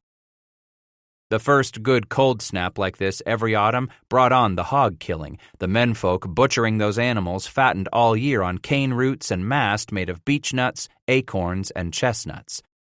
Hogs were knocked in the head with a maul, their throats quickly slashed, and then hauled up on pulleys lashed to a strong tree limb for proper bleeding.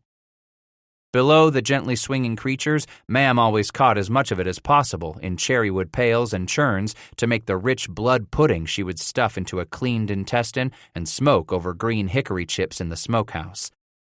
He was almost able to taste it, served under a thick white gravy with yellow hominy on the side. Memories laden with the remembrance of sausage strong with red pepper and sage, souse meat or head cheese. Yes, on the frontier, October came to be known as killing weather. But with the remembrance, he began for the first time to worry about her, sensing some remorse for the worry he was likely causing her. But no remorse for his loss of Amy. No, his only regret in not turning back was his mam, and all the anxious concern he must likely be causing her. A beat of wings passed over his head with a startling rush as he closed his eyes, so weary. The great-headed owl prowling the forest. Titus wondered if his mam had stood there at the front of her porch across those past 2 days, just the way she had when he was so much younger, calling out his name, calling him home. He came awake in the morning slowly, smelling the heady fragrance of damp, loamy earth strong in his nostrils.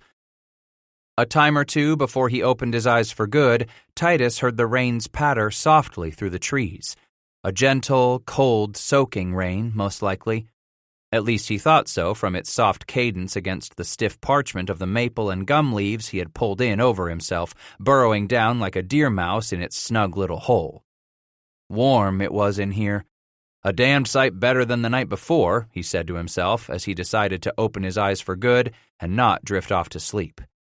The irregular concert of misty drops had tapered off, and the forest fell quiet. He shifted his hip, making it more comfortable on a new spot among the thick pallet of leaves, and curled his legs up within the blanket. No need in rushing on his way, warm as he was, comfortable too, almost as soft as his grass tick back at home. Except it wasn't home no more. He opened his eyes, finding it still dark. It took a moment or two more for him to realize he had tucked his head back into the blanket like a turtle retreating into its shell. Slowly dragging a hand up from between his thighs where the rifle rested, he brushed it past his face and poked out with his fingers at the leaves. With a damp rustle, he parted them slightly. The light was gray, his fire gone out, nothing more than a heap of blackened char and gray ash beaten down by the steady, gentle rain. Some of the squirrel bones lay at the far side of that ring of ash. A misty fog clung back among the trees all around him. Not the sort of morning for a man to be rising bright and early. Sometime later, he realized he had closed his eyes again, maybe even been sleeping, coming awake slowly as he had earlier. This time, the rain wasn't pattering on his leafy burrow. Without a lick of wind, the forest lay stonily quiet about him. So quiet, he could hear a low snuffling. If it didn't sound like a dog.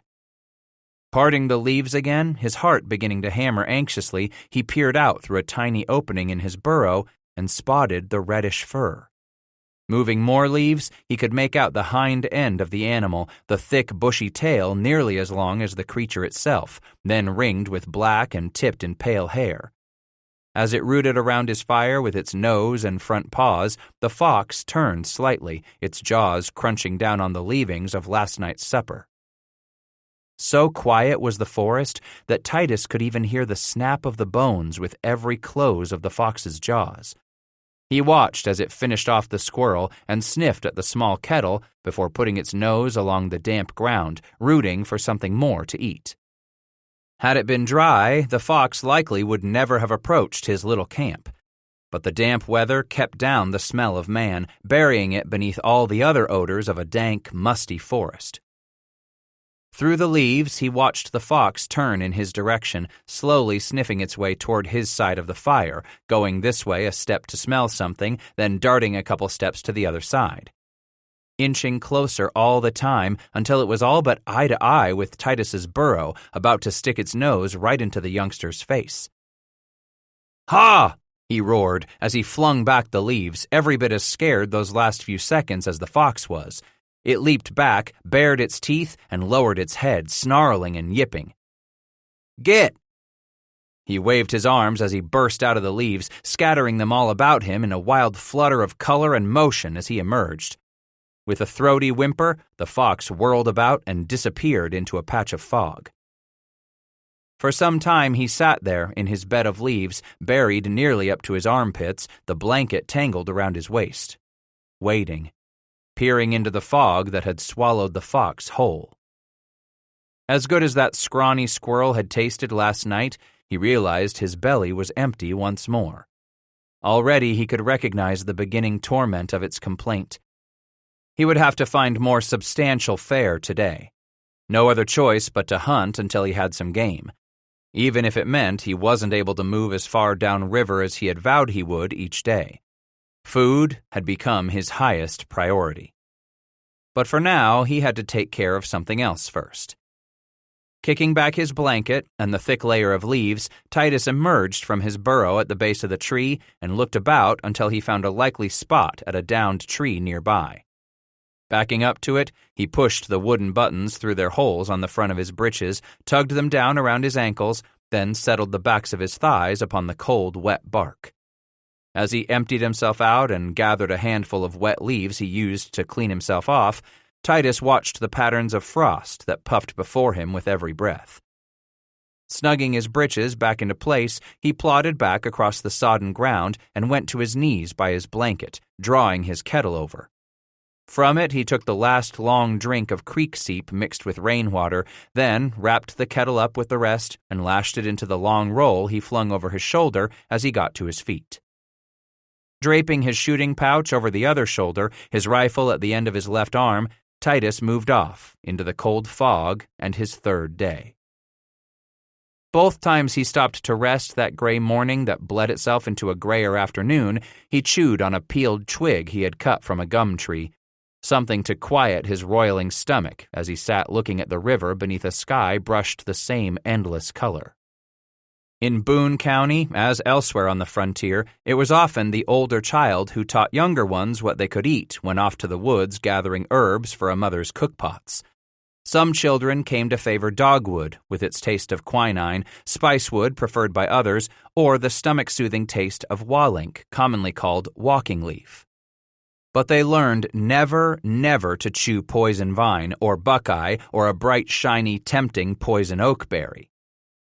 Thinking back on how he had learned to feed himself from these woods as a child couldn't help but aggravate that empty hole gnawing away at the pit of him, making him madder at himself for his failure, chipping away at his resolve piece by piece. As he walked on and on, it wasn't a matter of thirst that made him drink as much as he could hold of the creeks and streams and every last trickle he crossed that long, wet day. He only knew that if he kept his belly filled with as much water as he could stand, it didn't complain quite as badly. "Sun going down again," he muttered aloud, then realized he had spoken out loud, looking left, then right, embarrassed. "Who the hell you talking to?" he said, wagging his head. "Ain't no one to listen anyways." Damn. Here he was, someplace he didn't know of. Hadn't eaten an honest meal in days, and he hadn't scared up any real game to speak of. "Good goddamned hunter you are," he grumbled, bringing his legs under him and rising to his feet, fixing to press on through the hard, leaden plop of that cold October rain. He didn't know why, except that he was feeling the first twitches of fear. No longer merely disgusted with himself, no longer mad the way he had been for most of that day. Instead, Titus was sensing the first self-doubts rattling within him like stones inside a dried gourd. And that made him afraid. Try as he might, he couldn't for the life of him figure out why he was failing. Never before had he failed to bring down game, no matter what season he hunted. Why now, when it counted? When it meant the difference between surviving and starving? What had he done wrong? Through those tiny cracks in his confidence seeped the growing fear that reared its ugly head, tangled up with no small measure of superstition. Long ago, he had learned from hunters much older than he that if a man had himself a run of bad luck in hunting, chances were he had been enchanted. His heart hammered twice as fast just to even think on it, possessed of a spell or hex that he would have to break. But there had to be a reason he had been hexed. "Think," he chided himself, squeezing his brain down on it the way he stood there in the rainy forest, squeezing a hand tightly around the leather straps that bound up his wool blanket. Maybe it was a curse put on him because he'd wronged Amy Whistler, maybe so wronged even his pap. Then again, maybe it had only to do with him. What had been happening to him in the last 3 days was simply telling him he'd chosen wrong, taken the wrong path for his life. Maybe he was being told he should turn back. Titus stopped right there on the game trail, and for the first time in 3 days, he looked back. Turned around and peered into the wet, soggy forest, back the way he had come. The tears were there before he could squeeze them off. A stifled sob was all that came out as he stared into the east, upriver, back to Boone County. As cold as his cheeks were, he could sense the track of every hot tear as it spilled from his eyes. Looking down at himself, his packs, those double-soled moccasins, and leather breeches soaked clear to the knees, forcing the rain's chill straight to his core, only made him cry harder. He had never been so alone. "This is what you wanted, damn it!" And he swiped at the tears with a trembling hand, still looking down at his miserable self. Then, suddenly, he began to chuckle. Wagging his head, he murmured, You surely are the sight, Titus Bass." That chuckle felt good, like a warm, dry place right down in the center of him. So good did it feel that he started to laugh. He was unsure about really laughing at himself there at first, but then he picked up one moccasin and looked at it hanging soggy and floppy from where it was lashed about his ankle with a buckskin wang. He sat it down on the wet forest floor and picked up the other moccasin, in just as sad a shape. Now he was laughing for real. That good, great belly sort of laugh. What a damned poor sight he was, some great woodsman. Likely he'd be nothing but a rack of bones by the time he limped into Louisville, looking like something old Tink'd drag into the yard out of the woods. No chance I'll go and land myself some work on the wharf, looking so puny and poor the way I do. A hiring man take one gander at me and think, man as can't provide for hisself surely ain't worth hiring on to be doing no heavy work. As his laughter withered, a faint and distant sound pierced the forest clearing where he stood. Not sure at first, he listened with all his being while human voices became distinct. A slight echo reverberated behind what was clearly an attempt at song. With that echo and its direction, Titus realized the voices came not from the forest surrounding him on three sides. Instead, the off-key melody rose from the timbered canyon of the Ohio River somewhere below him. Through the wet leaves and soggy grass, he bolted away in the song's direction. Perhaps only to see another human. Perhaps to assure himself that his mind hadn't been touched after going without real food for so long and 3 days without the sight of a human face, the sound of a human voice. Standing on the edge of the tall granite escarpment less than 100 feet above the river, he gazed up the Ohio anxiously, not seeing a boat upon the water. Downriver he turned expectantly. Nothing there.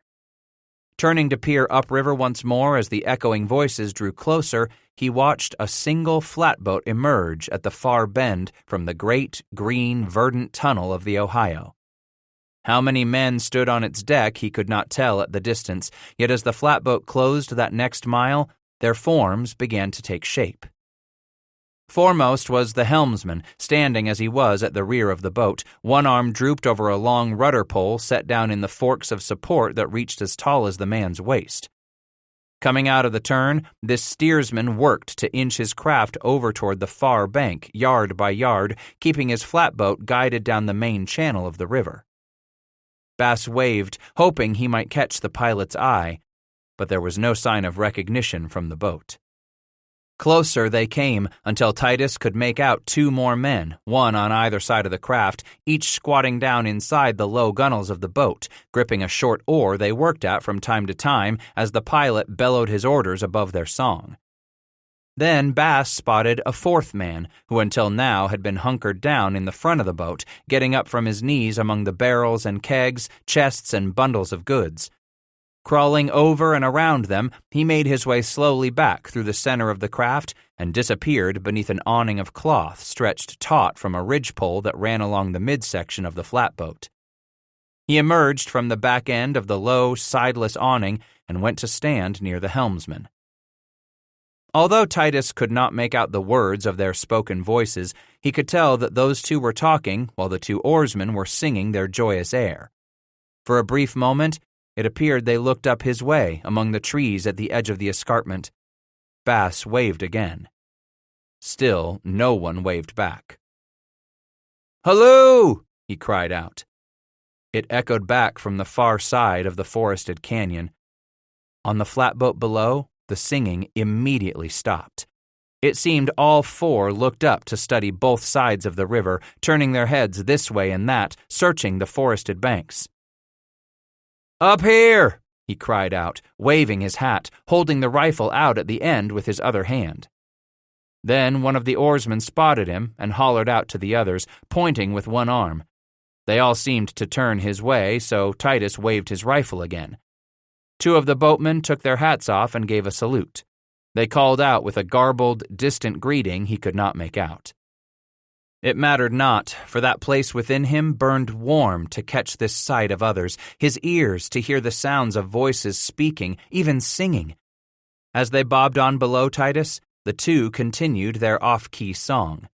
He watched them, his eyes bouncing over all four men as the helmsman began to ease his craft to the south channel of the Ohio before slipping through another bend in that mighty river where the mist and fog clung like dirty linen. Smaller they became, smaller still, until the flatboat disappeared around a piece of land, keeling to the north into the distant rain, swallowed by the river and its canyon. In the silence of their wake, Titus could hear their voices fade for some time after they had gone from view. Then that too was gone, all traces of boat and crew. So close to others for only moments, and gone so quickly that he felt strange, as if something had been torn from him whole. The loneliness returned, this time with a vengeance, a solid metallic ache to it as he continued to watch the very spot where the flatboat had disappeared. Of a sudden, he realized how quickly the sun was falling from the fading light. The river's canyon below grew darker still as he gaped into its depths. He had to push on, keep moving until he ran across some game, or until it got too dark to hunt. Either one, and he'd finally give up and stop for the night. Turning back into the timber was like peeling away a strip of flesh from his own body, forcing himself to press on, back into the wet, soggy forest, teeth chattering, his nose so cold it had begun to hurt. Trudging on, he followed step by step the game trail as it wound higher along the side of the canyon through the forest, as he prayed he would run across something, even another squirrel. His stomach tumbled. Yes, even another damned squirrel. Far better than creek water and sucking on a gum twig.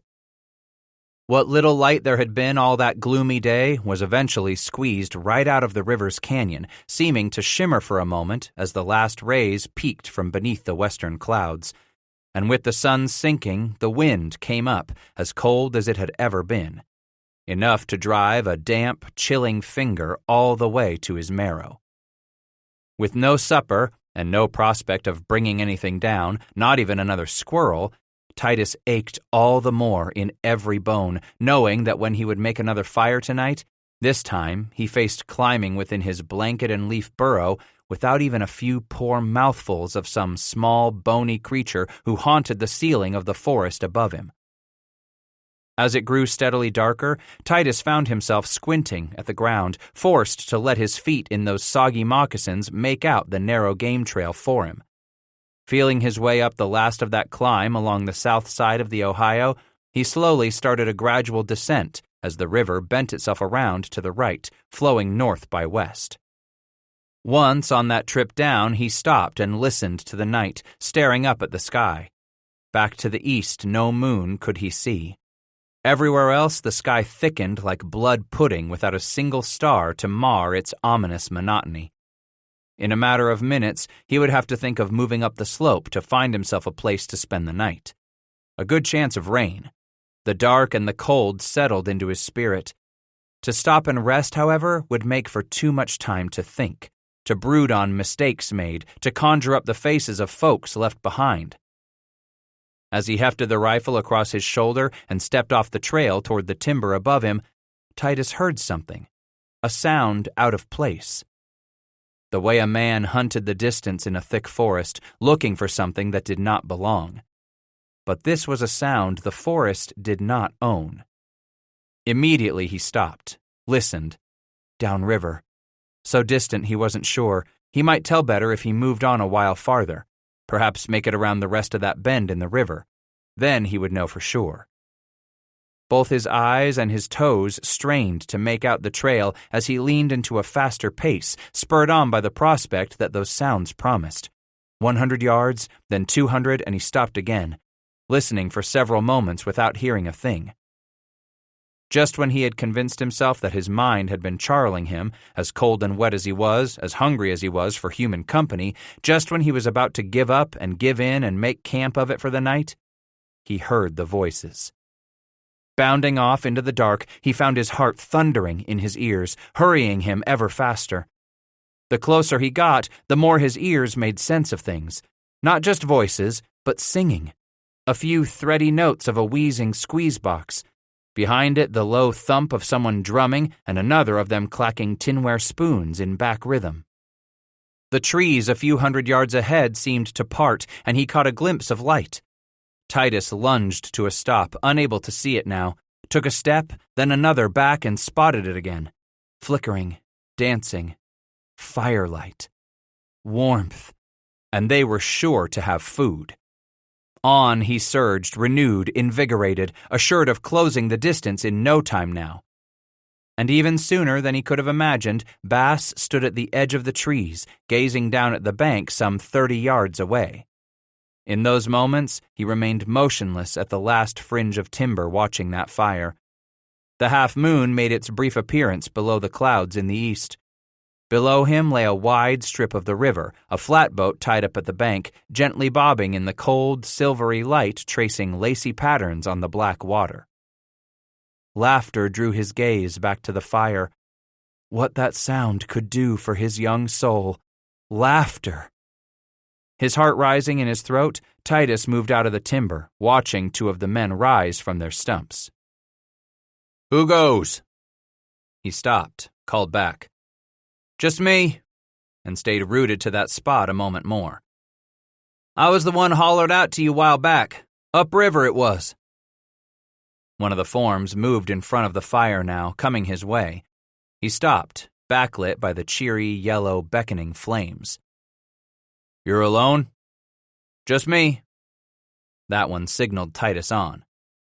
"You've got our welcome."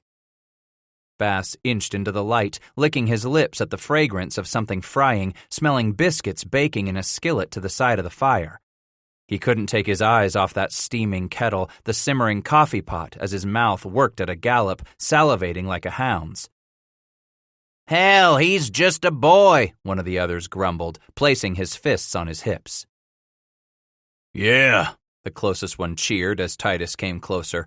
He had on a worn flannel shirt and buff-colored nankeen breeches. "Come on over here, boy. You look a mite hungry." I am. Real hungry." The one in greasy flannel stepped close, as hairy as any man Titus had ever seen. "We got us plenty. You're welcome to share." "He don't get none of my share," a third short and stocky man grumbled, then spat into the fire with a loud hiss. He wore a jacket and waistcoat of quilted Spanish silk. "How long it been since you ate last?" asked the first man with his Kentucky accent. "Been a day or two," Titus said, his eyes wandering nowhere from the frying pan and kettle at the fire's edge. "God glory damned, Ebenezer," the last of the men exclaimed. "I do believe this here boy's done runned away from home." 7. He couldn't ever remember eating so much. It seemed his mouth and gullet and belly kept crying out for more, for every last bite he could lay his hands on. "How long you say it been since you last ate?" asked Hames Kingsbury, the head oarsman, who wore beneath his blanket coat a shirt of poor man's toe cloth topped with a bright red handkerchief for a cravat. Crowning it all was a dark green hat in which a long red feather was prominently displayed, a strutting cock of a boatman's symbol of martial prowess. Titus looked over the rim of his coffee tin at the blond, short-cropped man with a matted beard. 2 days? Kingsbury glanced up at the one called Ebenezer Zane, the long-haired, heavily bearded pilot and patroon of that flatboat bobbing gently nearby in the black water of the Ohio. "This boy's got him a natural appetite, Ebenezer. If he gets hisself this hungry in 2 days, think what a pitiful sight he'll make if he happed to go a week 'thout a bite." Zane squatted next to the youngster, grinning within that black beard and unkempt hair of his that surrounded his ruddy face like the mane of a lion. "Don't you give none of these river riffraff no mind, Titus Bass. Go on and eat your fill." "I had a way," Titus garbled around a chunk of the boiled salt pork. "I'd do something pay you back for the victuals." "Now don't go and tell our patroon that," grumbled Reuben Root, just about the sourest-faced man Titus thought he'd ever had the displeasure to run across.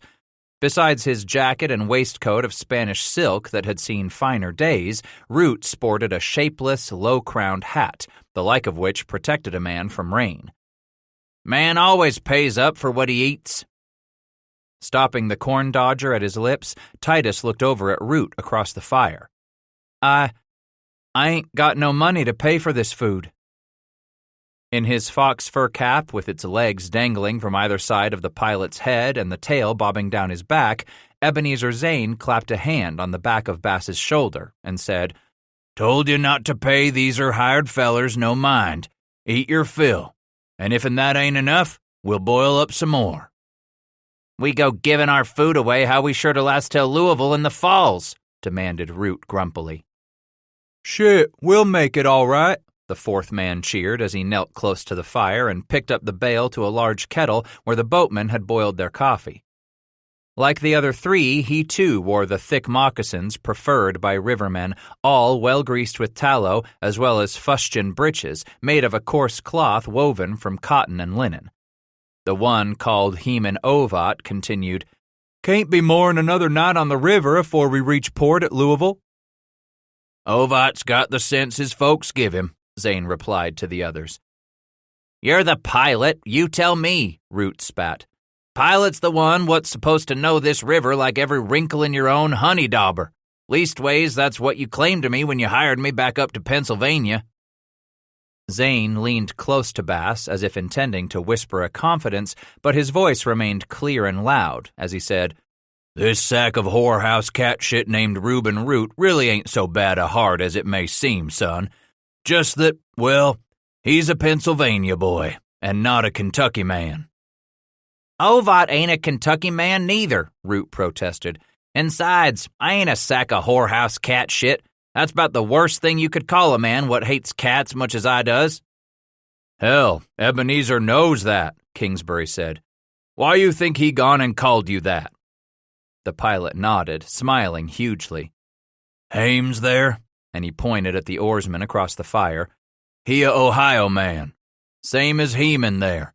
But I'll allow they're good Ohio men, seeing as they came from about as close to Kentucky as you can come." "We're from Cincinnati," Ovat explained. "This here's my third trip downriver." As were many who took up the nomadic, rootless life of a riverman, the flatboat's patroon was himself a discharged soldier, a veteran of the Continental Army. Kingsbury, Root, and Ovat had been the sort of vagabonds who naturally clustered in the river ports like Pittsburgh, Cincinnati, and St. Louis when Ebenezer Zane had come upon them. Otherwise, homeless men who had become a class by themselves in the late 18th century. Zane turned to Bass. "I figure since we saw you on the south side of the river, that's got to make you a Kentucky boy." "Yep, I am," Bass answered. How his ears already hung on every word these four spoke. While they might all be from the same general part of the frontier Titus had once called home, these boatmen nonetheless spoke with an accent that was all their own.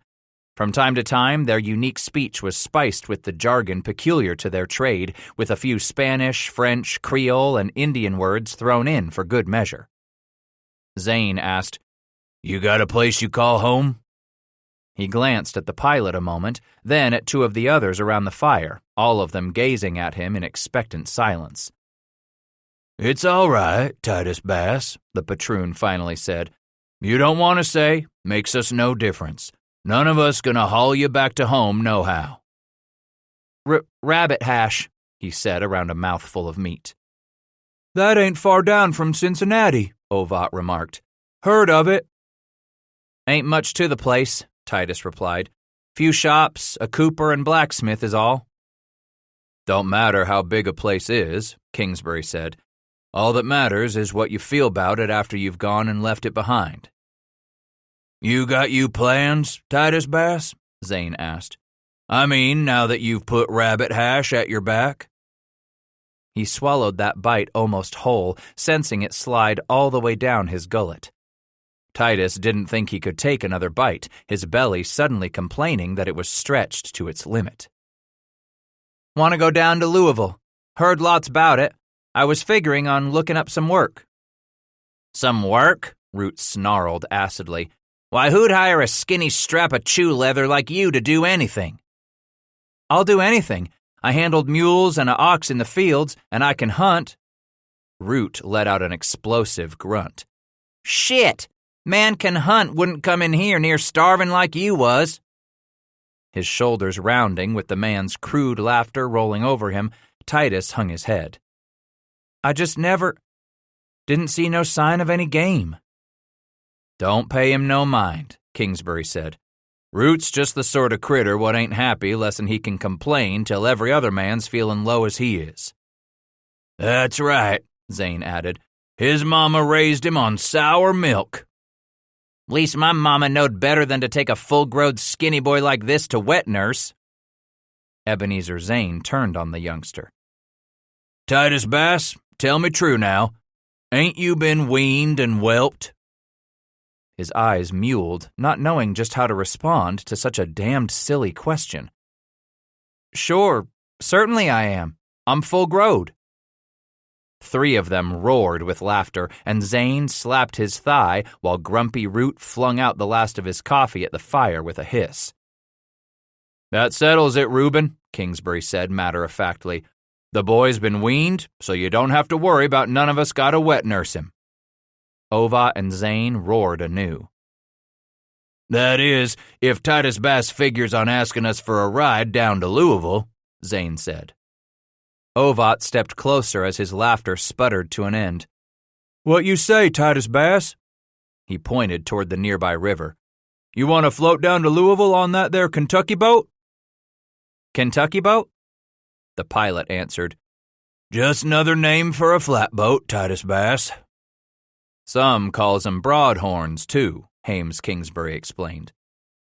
So tell me now, Ebenezer Zane said, you want to walk down river to Louisville, or you feel like floating with us? He studied the big flatboat tied up at the bank some 25 feet away and felt his mouth dry. I ain't never been on a boat afore. How long you been in Kentucky? Kingsbury asked. All my life. You was born a Kentucky boy? Ovat inquired. He nodded. My grandpap come in long back. Before or after the French got throwed out? Zane asked. Afore. Zane leaned back, smiling in that dark hair that fully framed his big face. By damn, fellas, this here boy's about as Kentucky as they come. Now me, I was borned on the Kentucky side of the Big Sandy River, just cross from Virginia, near a place called Savage Branch. But I was still young when my folks up and moved back to Point Pleasant in Virginia. My pa figured out he never was going to be no good at farming. That's why I left to get down to Louisville, Titus admitted. Makes us both Kentucky boys, Zane replied. You had your fill? Yep, I have. And you decided to float with us? Ovat asked. You might as well float, Kingsbury said. Damn sight easier than walking. He gonna ride for free, Ebenezer? Reuben Root growled, whilst the rest of us work? I figure I can use Titus come the rapids below Louisville. Titus asked. Below? You mean after we gone past Louisville? We'll be tying up at the wharf in Louisville, see if there's any load we can float down to New Orleans. Then you help us get on through them chutes, the pilot explained. That'll pay for your passage down. We'll put over to the shore and let you off a few miles down from Louisville. You can walk back up. That work for you? After running it over in his mind quickly, he nodded once. I suppose it'll do nicely. By the by, Titus Bass, Kingsbury said. Can you swim? Yes, sir. I've been swimming down to the crick ever since I was a youngin'. You ever swum in the Ohio? Ovat said gravely. Bass only wagged his head. It's different in swimming in a swimming hole, son, Zane declared. Sinkholes and whirlpools, chutes and undertows. You a strong swimmer? Keep your head above water? I can do that good as any man. All right then. I won't feel need of tying a rope around you to keep you tied to me when we go through them falls. You'll be on your own, like the rest of these are hired men. Zane stood. The bunch of you best bank that fire for the night and get to your blankets. I smell more rain afore morning, and that'll make for a soggy get-up. I figure we'll cook coffee on the boat to make us a early start. Wiping the back of his forearm across his mouth, Titus asked, "'Sides the river giving you the fits, what about Injuns?" They all stared at him a moment with strained faces. He felt his stomach flop, thinking he might just have hexed them for some strange reason. Injuns?" he repeated. "I just figured—" "We don't got no more worry about Injuns," Zane interrupted. "Leastwise, not on the Ohio no longer." With excitement tingling up from his toes, Titus leaned forward and prodded, "How about down on the Mississippi?" And he watched how they all went about their own affairs, their eyes busy at the fire or what they were whittling, perhaps a new tattoo Heman Ovat was scratching on his bare ankle. "Injuns on the Mississippi is just one of a whole shipbag full of dangers a boatman has to stare in the eye every trip down to New Orleans." Then Kingsbury chimed in, "Likely you won't even see a Injun what ain't got hisself drunk down to Natchez or Nolans. Don't you even worry about it, for the Ohio's got real quiet these days, and the Mississippi is a big, wide river," Zane said, exuding confidence. With Mad Anthony Wayne's stunning victory over the Wyandot at Fallen Timbers in 1794 and the resultant Treaty of Greenville, Indian problems for Ohio river boatmen had been eliminated. But that was on the Ohio. South on the Mississippi and its tributaries, the bellicose tribes continued to ambush, attack, and kill unwary boatmen. Kingsbury suddenly stood and rubbed his hands down the front of his thighs. "You got a blanket there, Titus?" "I do." "'Nough to keep you warm?" Zane inquired. "It's done me handsome so far." "You get cold, tell me," Kingsbury said. "We got more blankets on the boat." "And if it starts to rain," Ovat added, "you can always find a dry place with us up there under that roof." Bass looked over at the flatboat, nodding when his eyes came to rest on the canvas awning stretched over the ridgepole that ran nearly half the length of the flatboat. "Keeping dry does sound good. I thank ye for the company." "And the victuals," Reuben Root snarled. Titus replied sheepishly, "Yep, and thank ye for the victuals, too." "Think nothing of it, Titus Bass," the pilot said as he turned away and strode off. "I'll give you your chance to work off those victuals and more, come the falls of the Ohio." "Get back from there, you idiot!" Heman Ovat bellowed. Suddenly Titus was snagged and whirled backward, stumbling over a coil of thick oiled hemp lying underfoot. "The boy didn't know," hollered Ebenezer Zane, piloting the flatboat at that 55-foot-long stern rudder. Ovat grumbled, gesturing off along the gunwale. "Just go piss somewhere down the side." His face burning in embarrassment, Bass stuffed himself back into his breeches and scooted past the angry oarsman. "Anywhere there will do, Titus Bass," Zane advised. Feeling all four sets of eyes on his back, Titus turned toward the brown, frothy river and pulled his penis out again, hanging it over the Ohio flowing slowly beneath their flatboat. "Ain't your fault," Hames Kingsbury explained from his 35-foot-long starboard oar on the far side of the craft. "No one told you it's bad luck to piss off the bow of a boat." "Only one thing worse than pissing off the bow of a man's boat," Reuben Root growled, then spit some tobacco into the water. "That's having a God-blamed woman on a boat." "I'll know now," Titus replied, dog-faced with shame. "Won't never do it again." "Make sure you don't. You know what's good for you," Root snarled as he settled back in behind the larboard oar, one of that pair rivermen might also refer to as sweeps, used more for helping the pilot navigate the flatboat than for propelling it. "Don't pay him no mind," Zane reminded. "Just sit back and enjoy the ride, boy. Think on all the fun we're going to have ourselves come we make Louisville." For another moment, Titus watched Ebenezer plunge the wide, flat end of his huge rudder back into the water, angling it from side to side as the pole rested in a waist-high, Y-shaped wooden fork at the stern of the boat.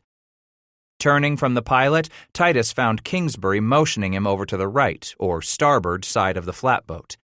He heaved himself up atop the wooden crates containing nails, from there crawled over some huge oak casks filled with flour, then finally sank onto a few open feet of the deck just in front of the oarsman. "It's like anything, boy. First time for everything. You'll learn." "I never rowed a riverboat afore." More than 7,000 board feet of straight yellow poplar had been felled, milled, planed, and drafted in the construction of Ebenezer Zane's flatboat back up the Ohio in Pittsburgh. In that city and downriver at Cincinnati and even Louisville during this golden era of river travel, hundreds of master carpenters and woodworking craftsmen were kept extremely busy right along the banks of the stately Ohio. Gunnels, cross ties, and stringers all were held together by hammering in more than 3,000 wooden pins hand-carved from seasoned white oak. To this framework, built upside down at the water's edge, were then fastened the long sections of poplar planks. That done, all seams were tightly caulked with more than 50 pounds of oakum, untwisted hemp rope pulled apart and soaked in oil or tar, then hammered into every joint across the bottom and up the entire 6 feet the flatboat's sides rose above the waterline, where the craft might take on some of the river in passing through whitewater rapids or the white-capped river swells during a storm. To complete a flatboat having reached that stage of construction, the builder would pile rocks on one side of the craft until it tipped right side up. From there on, the craftsman would fashion one sort of raised cover or another to provide protection for the crew and their sandbox fire pit, as well as what cargo they would not chance leaving out in the rain and the river's worst elements. That roof made either out of wood with shake shingles of oak or cedar, or, in the case of what Ebenezer Zane had come to prefer, a simple oak framework over which he stretched the versatile and much cheaper by far oiled Russian sheeting. Averaging 60 feet or better in length, at least 15 feet or so in width, the flatboat was normally called upon to carry a minimum of 40 or 50 tons of cargo downriver. Such craft came to be known by many names: Kentucky boat from the land of its crew's origin, New Orleans or Natchez for that crew's destination, Broadhorn after its huge steering oars fastened at both stern and bow, in addition to being affectionately called Ark after the boatman's biblical predecessor. Ebenezer Zane outfitted every one of his craft with check posts, what boatmen sometimes referred to as snubbing posts, those ends of a half dozen of the cross ties extending at least a foot or more above the gunwales every 10 feet or so along both sides of the boat. With a muscle-powered capstan, the crew could turn with capstan poles to slowly haul in the hawsers of oiled rope by which the rivermen would secure the boat to the shore or wharf at both bow and stern. In addition to a foot-powered leather boat pump, in the event the craft began to take on more water than the men could bail before they would tie up for the evening and replace any oakum guilty of leaking between the boat's seams. Here, in the early part of the 19th century, flatboats were constructed for the nominal cost of $1.25 per linear foot, about $75 American money. By the time Zane had his craft fully outfitted, he had invested less than $100 before dickering over the purchase price of his cargo. There were some businessmen who operated their floating stores, blacksmith shops, tinners, and cooperages, as well as river-going taverns, those dram shops and whorehouses, from their gaudily painted flatboats along limited stretches of the Ohio. These were commonly referred to by locals as chicken thieves because of their propensity for thievery from settler farms nearest the riverbank. Yet most flatboat owners used their craft to transport cargo from the upper Ohio to the lower Mississippi. To those who preferred the aesthetic lines of a canoe or even a crude bateau or pirogue paddled by buckskin-clad frontiersmen, the flatboat was nothing more than a large, plain, rectangular box allowed to bob in the river's current with some help from a pair of boatmen on their rudders as well as other crew who manned the oars along the sides. But while it would never win a beauty contest, the Kentucky-born flatboat got the job done, moving early American commerce downriver. "You any good with that rifle of your'n?" Kingsbury asked, giving his head a nod toward that part of the deck nearby that was covered by the awning. It was there that Ebenezer Zane had stowed the youngster's few belongings. "Thought I was," Titus answered after a moment's reflection. "Always had good luck when I went out hunting. Don't have an idea, why I've been off the mark last few days. Said you ain't seen any sign? Not a thing, and that's strange, too. Only two things my pappy told me would run game out of the woods, Kingsbury replied. A storm coming, or Injuns. For a moment, Titus studied the sky downriver to the southwest. Must be a storm coming, like you said. Can't believe it'd be Injuns. Sure it could be, Heman Ovat commented as he clambered over to the side of the boat and unbuttoned his breeches. Injuns still thick as ever south side of the river. Every now and then you'll hear what they do, jumping boatmen coming back home up the trace. The trace? Natchez Trace, Kingsbury explained. We float down with the goods to Natchez or Nolans, sell the empty boat too, and then we hire us a wagon back north to Natchez on the Mississippi. From there on, a man has to buy himself a horse to ride, or he walks. Walks all the way back where? Ovat answered, Clear up here to the Ohio country, where he can put hisself out to work another trip that same year. Man can make 2 trips a year if he hurries back north on the trace, Kingsbury added. Why don't you just float on back north?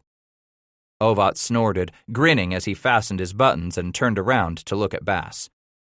Look out there at that water you pissed in not long ago. Which way it taking us? Downriver? That's right, Ovat replied. Ain't no getting a flatboat back upriver lessen it's more work than it's worth. Some crews used to pull their boats back upriver from Nolans, Kingsbury said. Most sells their boats along with the freight. Man like Ebenezer Zane there can make him a tidy profit from this trip, Ovat said. Tell the boy what you paid for this boat, Eb. The pilot called out, Less than $100, Pennsylvania value. Listen, boys, let's move her more to the center of the channel. Up to Pittsburgh, Kingsbury said as he put his shoulders into the oar and Ovat crawled forward to resume control of the bow rudder. A flatboat like this'n costed Ebenezer $1.50 for each foot. Some $100, since this boat's just a little longer than 60-some feet. And she'll sell for 10 times that much we get on down to New Orleans, Zane boasted. $15 a foot or more for the lumber. They hongry for good hardwood down there. He slapped his hand on the gunwale beside his rudder. Closed-grained poplar. None better, Titus Bass. Damn, but she's fogging up, Ebenezer, Reuben Root growled from the port side of the craft. Soup gets up much more, Zane flung his voice the length of the boat. Get huffing on that horn, Heman. For several minutes, Titus watched the fog coagulate on the brown surface of the Ohio, obscuring most of the banks on either side. Growing more and more worried, he finally turned to peer back at the bushy-headed pilot. Wisps of fog mist clung to the wild sprigs of Zane's hair as if it were smoldering. Ebenezer suddenly threw all his weight against his long-tailed rudder, giving the flatboat an ungainly lurch. Frightened, Titus turned back around, peering forward, his face gone as pale as the grain of newly hewn oak. How's he know where to point this boat? Kingsbury started to grin, concentrating his squint on the bow piercing the wisps of fog as he replied, Don't you worry, boy. Ebenezer Zane knows this river, and he can push through soup better'n most men. Feels his way. Feels his way? Watches for signs on the bank when he can see 'em, but mostly he keeps his eye on the water. Water out in the middle of the channel runs different than the water close to either of them banks. Sides, Kingsbury explained. If he gets into real bad trouble, he'll call me to take over up there on the gouger for Ovat. Gouger? That front rudder, Hames explained, his jaw working hard. He was so skinny his sagging jowls appeared ready to topple him. He knows I'm about the best gouger on the river. Working together, Zane and me, we could turn this here 60-foot boat around on a haypenny, without no trouble we get in a real fix. And if Ebenezer don't feel good about making it down a certain stretch, then he'll sing out and we'll all put her to one shore or t'other. The rain came into his face, gentle at first, but cold. Then, as it began to lance down harder, the fog began to dissipate, clinging only in long, thick patches strung along either shoreline, puffed back among the trees and brush that huddled just above the water.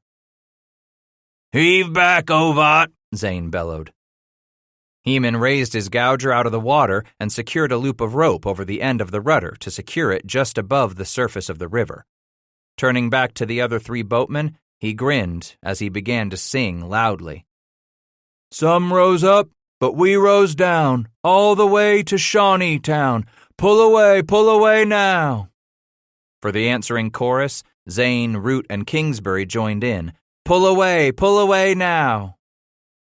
Tomorrow you'll be in Louisville, Kingsbury explained as the other 3 went on singing their shanty in the pelting cold rain.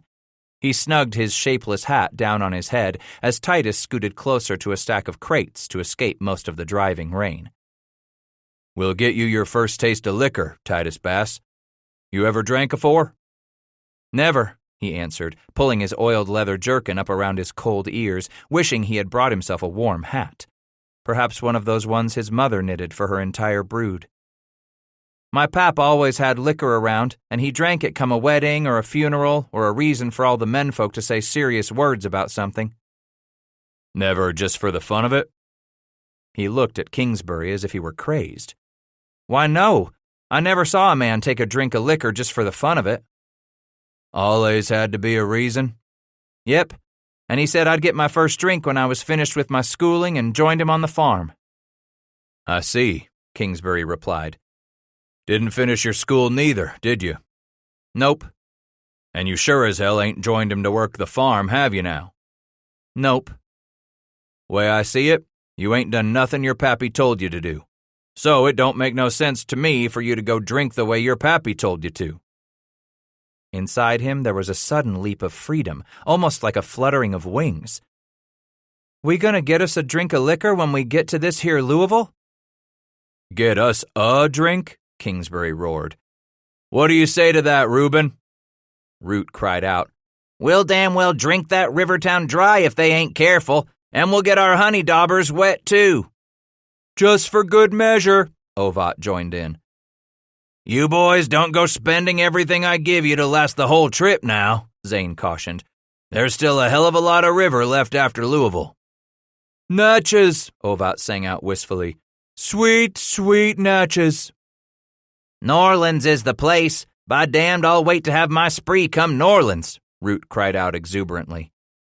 Kingsbury leaned forward, lowering his head toward the youth, both of his arms wrapped along the shaft of his oar. You ever had you a woman, Titus Bass? Sure I have. Had me a special girl. And you run off, leaving her behind? He gazed down at the deck, slick with rain. She wanted to get married up to me right off. But you had you other things to do, right? Suppose you might say.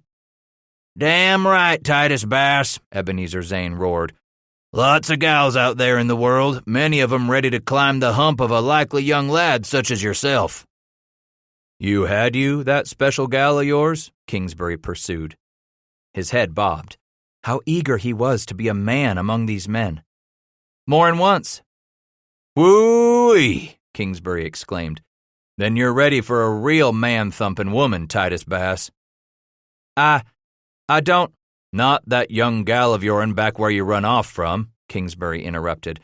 We're talking about getting you a real, live, honest-to-goodness, fleshed-out woman who'll just love to take you under her arm and teach you all she can teach you. Teach me? About getting your stinger wet, Titus Bass, Zane added. Kingsbury leaned forward and slapped the youngster on the shoulder. I'll even put up the price of getting you diddled. Ovat asked, Before or after you get him drunk, Hames? Before, during, or after. Don't make me no difference. Titus Bass here's the young'un gonna get his pecker stretched as long as a riverman's gouger. I figure I'll just pour some liquor in him, and the boy here will tell me when he's damn good and ready to climb aboard a gal. Matilda's house? Zane asked. Wide-eyed, Bass quickly turned back to look at Kingsbury. Hames nodded and replied, Matilda's house it is. Not a finer lick in all of Louisville. Lick? Titus asked. A whiskey house men flock to, Kingsbury explained. Just like the critters you hunt flock to a salt lick.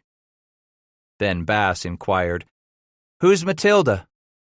Again, it was Hames Kingsbury who explained, "It's her inn what has the sort to make any man happy, by damn." "That's right," Root said, a rare smile creasing his face. "Louisville's the last place on the river till a boatman gets down to Natchez or up to St. Lou." "St. Lou?" Bass asked, remembering. "You ever go up there?" As he looked from man to man, they all shrugged their shoulders. Then Ebenezer finally said, "None of us ever been upriver to St. Louis afore, boy. Place might be comin' of age soon, what I hear, but for right now, it ain't much of anything but Frenchies." "Just like down to N'Orleans," Root added. "Ain't nothin' for us up to St. Lou," Kingsbury said. "We make fine money floating goods from Pittsburgh and Cincinnati downriver to N'Orleans. St. Lou just filled with Injuns, and them fellas trade with the Injuns for the furs. More of them all the time."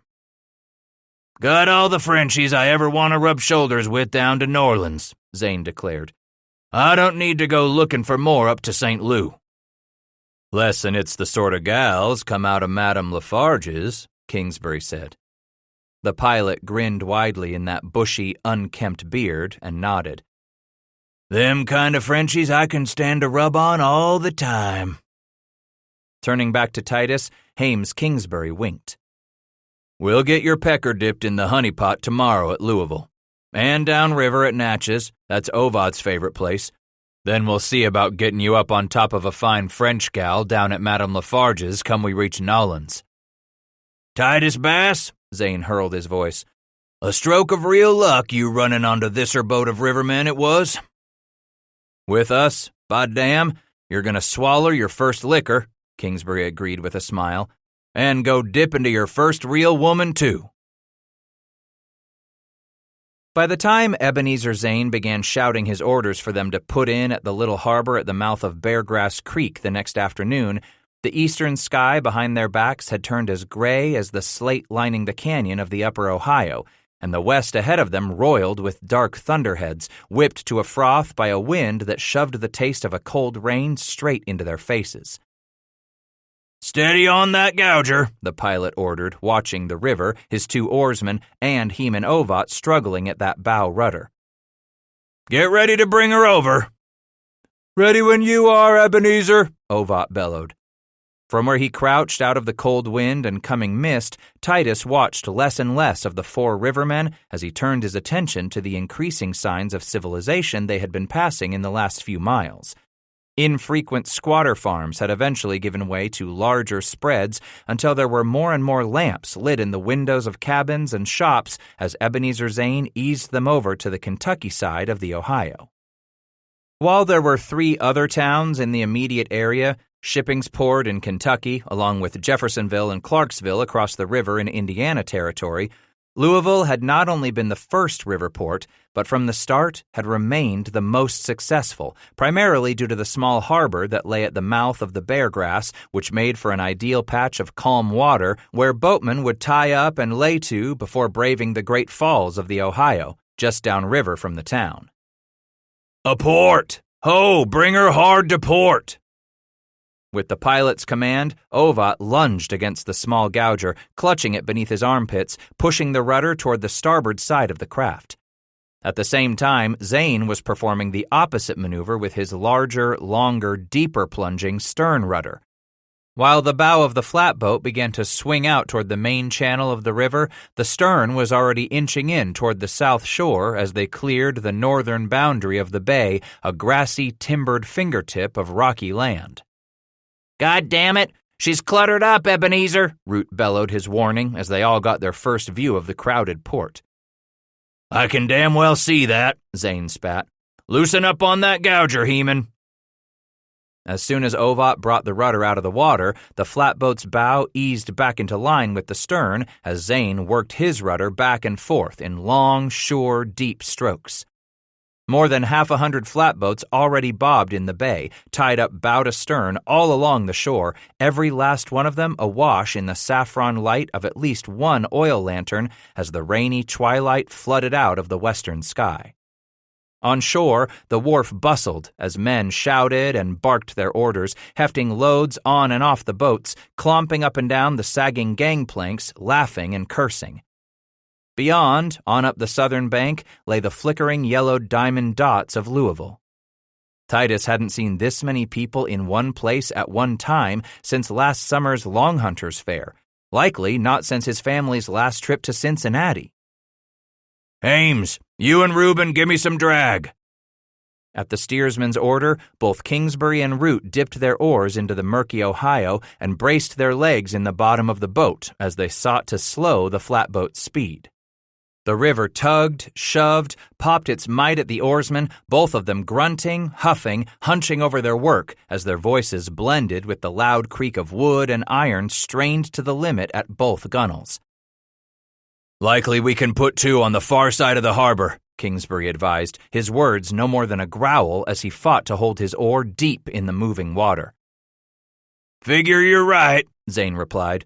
Heman, swing her about and take her across to yonder side.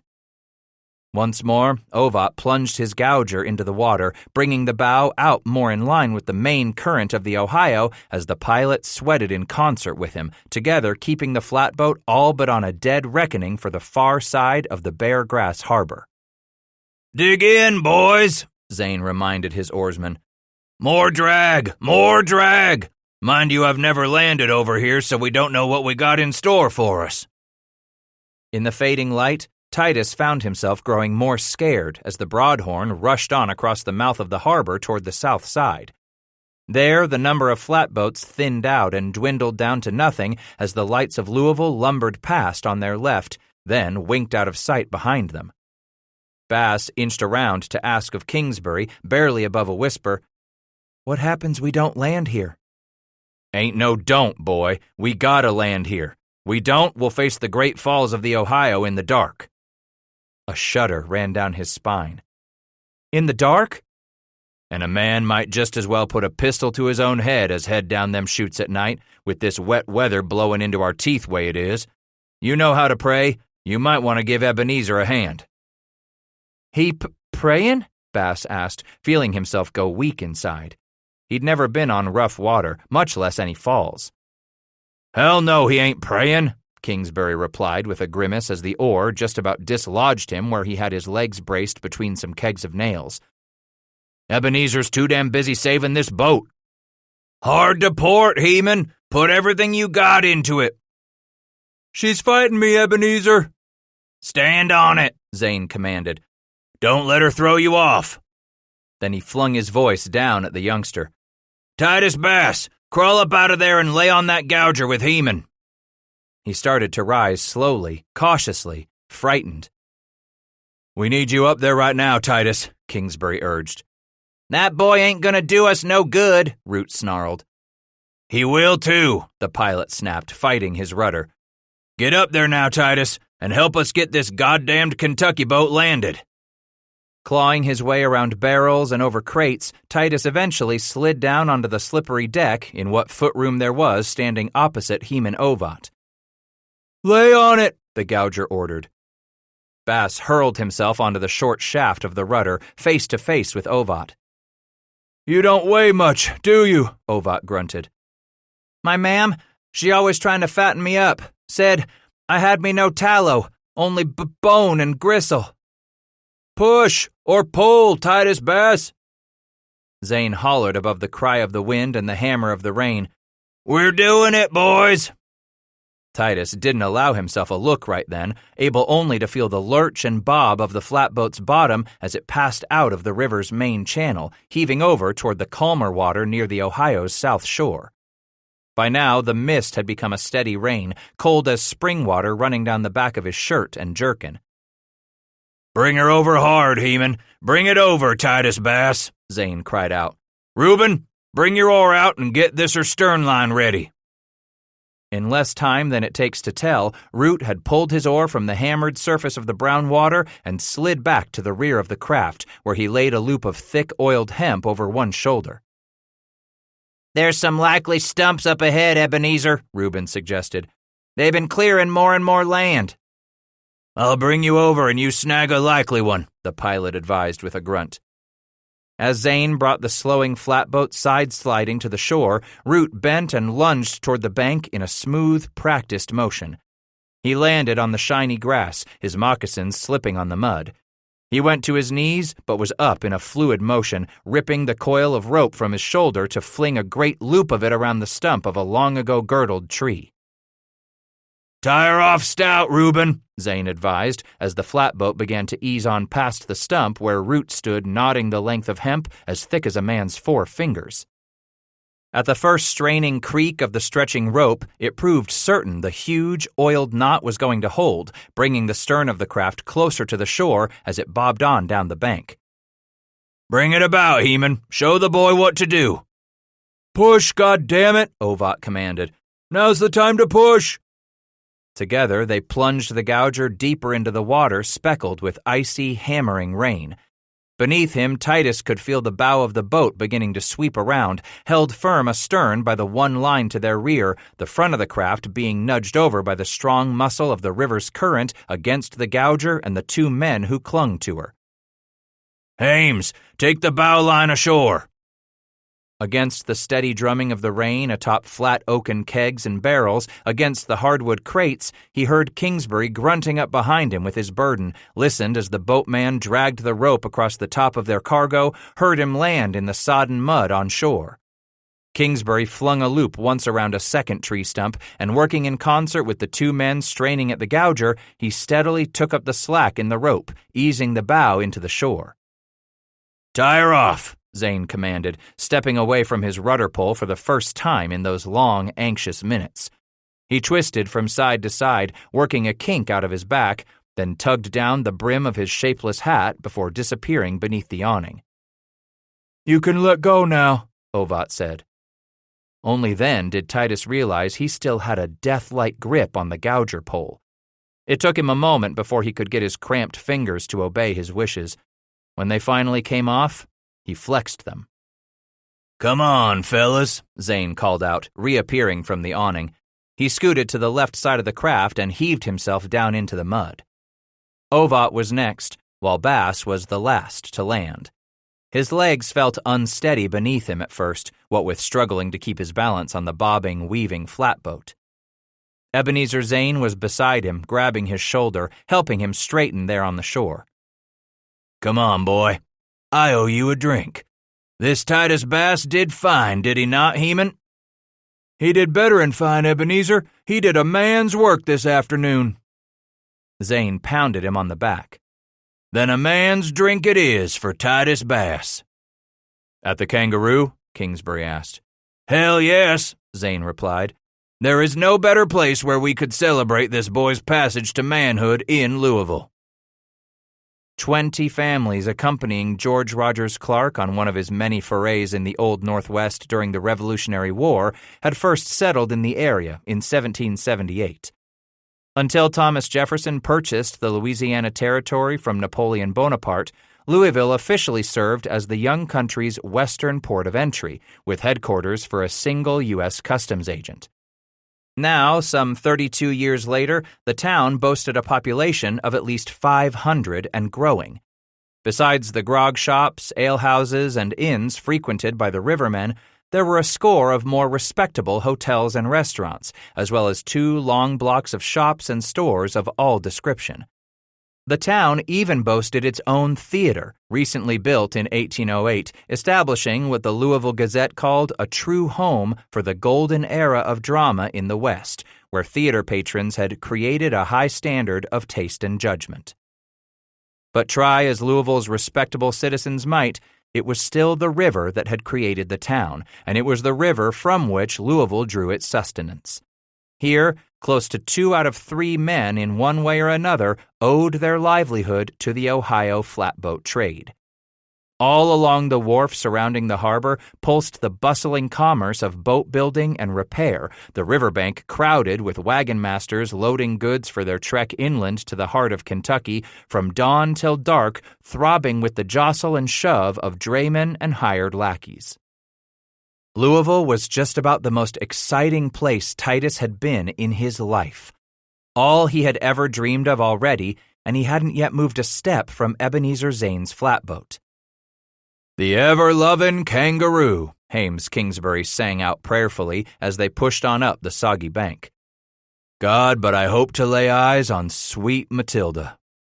To which Zane exclaimed, That ain't all you want to lay on her, I'll wager.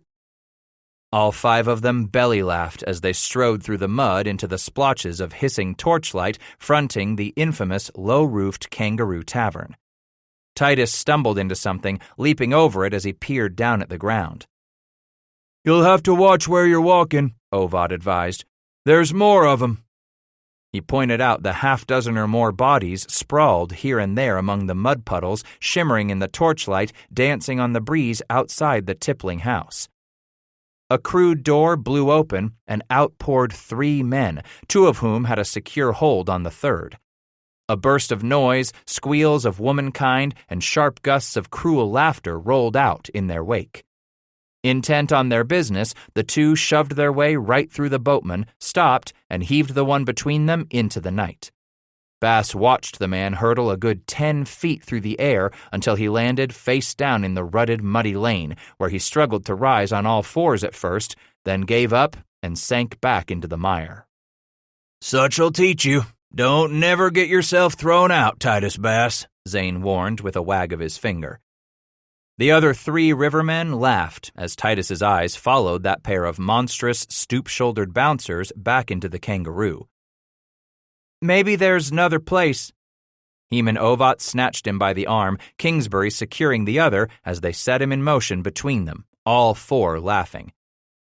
There ain't another place holds a candle to the likes of the Kangaroo, Hames cried as they passed beneath 2 wavering, spitting torches and plunged into the tavern's raucous, smoky depths. Man overboard!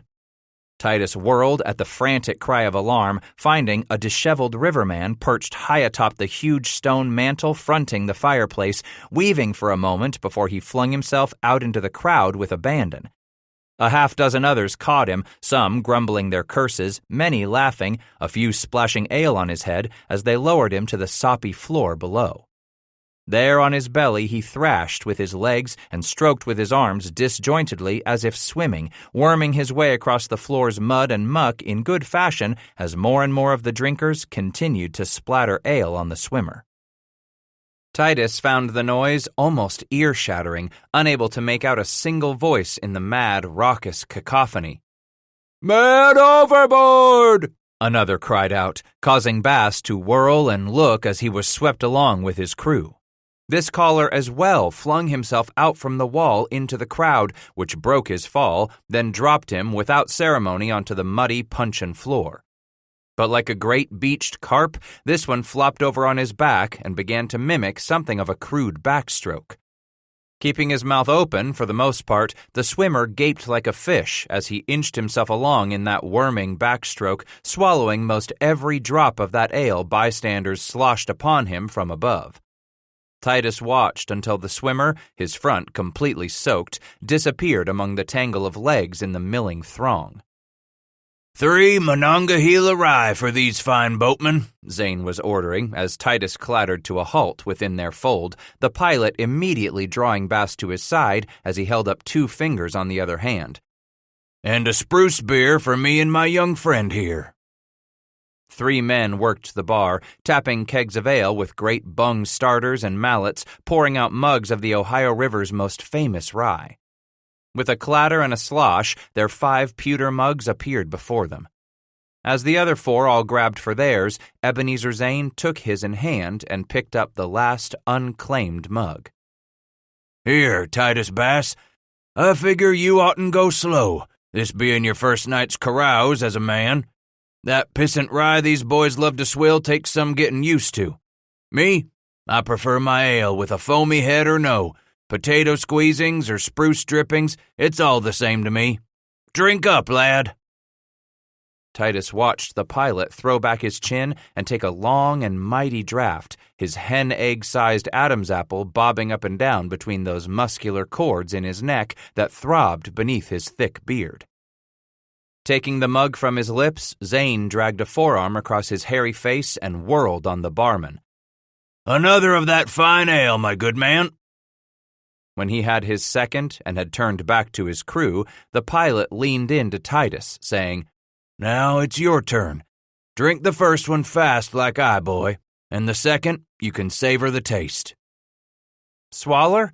Swaller it all, like you done. Just like I done. Go on, Titus Bass, Kingsbury prodded as the other 3 boatmen crowded close, faces gaping apishly. He figured it would be nothing much to fit his belly around that mug of ale, just a matter of swallowing until he had drained it all. With the first sip, he found it not unpleasant, a woodsy taste to it, some effervescent tickling his tongue. Then he was swallowing in good order, barely aware of the boatmen around him chanting their encouragement as he tipped the bottom of his mug up higher and higher. From the corner of his eye, he watched them cheer him on, hoisting their own mugs in waving salute until there was no more for him to drink.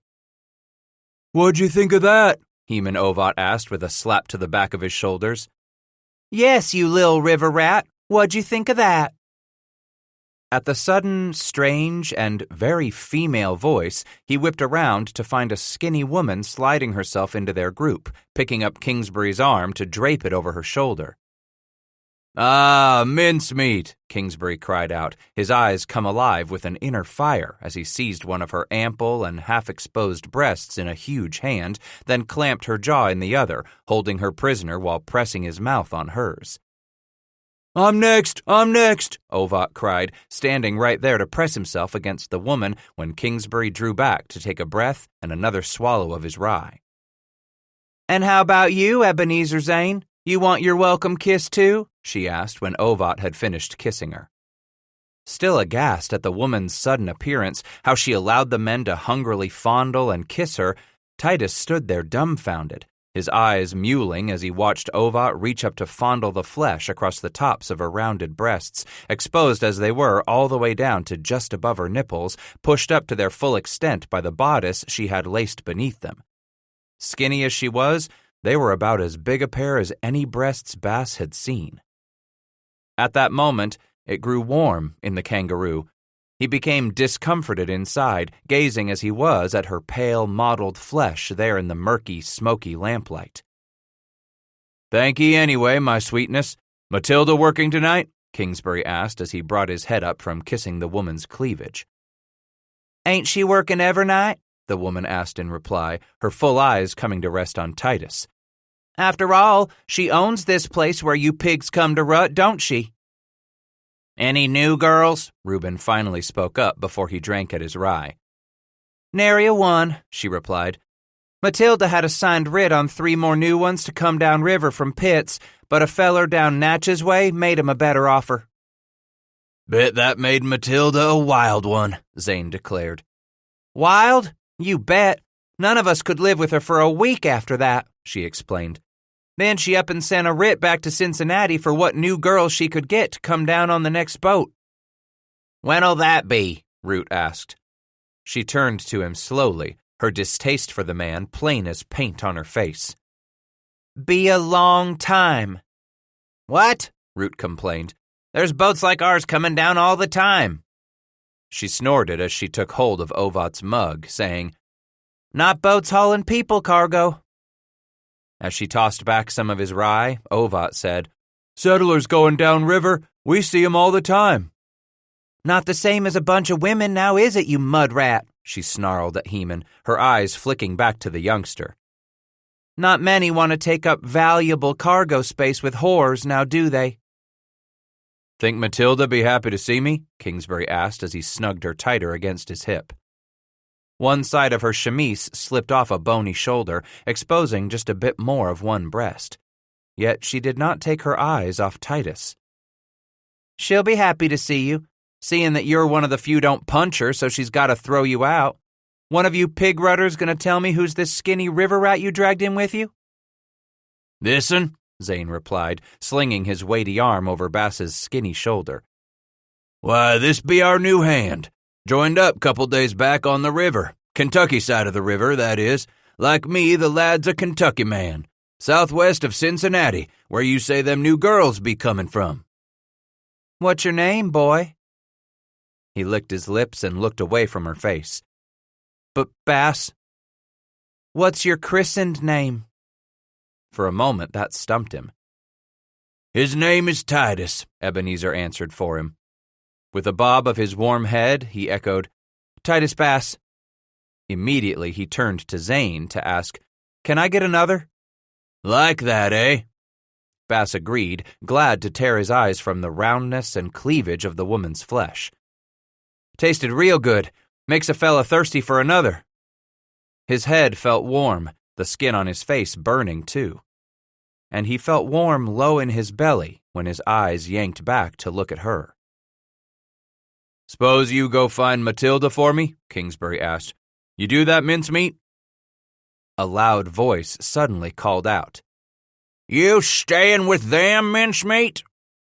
The 5 of them and the woman all turned to look at the table where a trio of men, hard at their cups, motioned her back over their way. "I'm staying here, Briggs." A second man grumbled sourly, "You was here with us first." Zane slid in front of the woman protectively. "The lady said she was staying with us. There's plenty others here for the likes of you." "The likes of me?" the third one of the trio cried out like a branded mule. "You're a fine one." Then the woman shoved back in front of Zane, holding her arms out between the two of them. "Briggs, you and the rest ain't never met this'n before, have you? If you had, I figure you'd know better. He's a real snappin' turtle." "Don't look all that mean to me," Briggs snorted. "Kinda old, ain't you?" "Shut up, Briggs," she snarled, slapping a hand against his chest, causing his 2 companions to guffaw. "Makes no matter, 'cause I'm sure you heard of him somewheres on the river anyway. Eb, this here's Nathaniel Briggs. Briggs, this here's Ebenezer Zane." The stranger's eyes went wide as his mouth stammered, Ebenezer Zane, is it?" The color drained from Briggs's face as he repeated the name. "Then I wasn't wrong. You heard of this here half-snappin' turtle, half-earth trembles, I take it?" Mincemeat asked. "Learnt what happened last time he tied up here in Louisville?" "Some talk of it," Briggs said, his voice quieter as a few others around them at the crude bar squeezed in closer. "Last summer, wasn't it?" "I don't aim to have no trouble here." Zane clasped an arm around the woman's waif-like waist. "Nah," Briggs replied with a quick wag of his head. "Just like Mincemeat said, there's other girls hereabouts." Titus watched the riverman turn and urge the other 2 off into the crowd. Then Bass shouldered his way back into that group, anxiously asking, "What happened last summer to you what made them 3 back away?" Zane bent over and whispered into the woman's ear. Titus saw the tired expression on her face change to something a bit more animated as she brought her eyes to rest on Bass. The pilot straightened to say, "I'll tell you about it some other time, Titus Bass, but right now we've got beer to drink, and Mincemeat here has agreed to be your friend for the night." She patted the wide, colorful sash the pilot had knotted around his waist. "Just as long as it's money what's good for a girl to spend here in Louisville." "Since when you become particular what you get in trade?" Ebenezer asked. "Guineas, pistoles, or shillings, even hard American dollars?" "What you're to pay me with this trip down, Ebenezer Zane?" "Coin," Zane boasted. "American and English too. Hard money you can spend anywhere." He whipped back around to the bar where he slammed down his pewter mug. "Barman, another beer for my friend and me." Then, twisting to look at the woman, he asked, "What you drinking, Mincemeat?" She eyed the youngster and said, "I'll have what it is Titus Bass is having himself."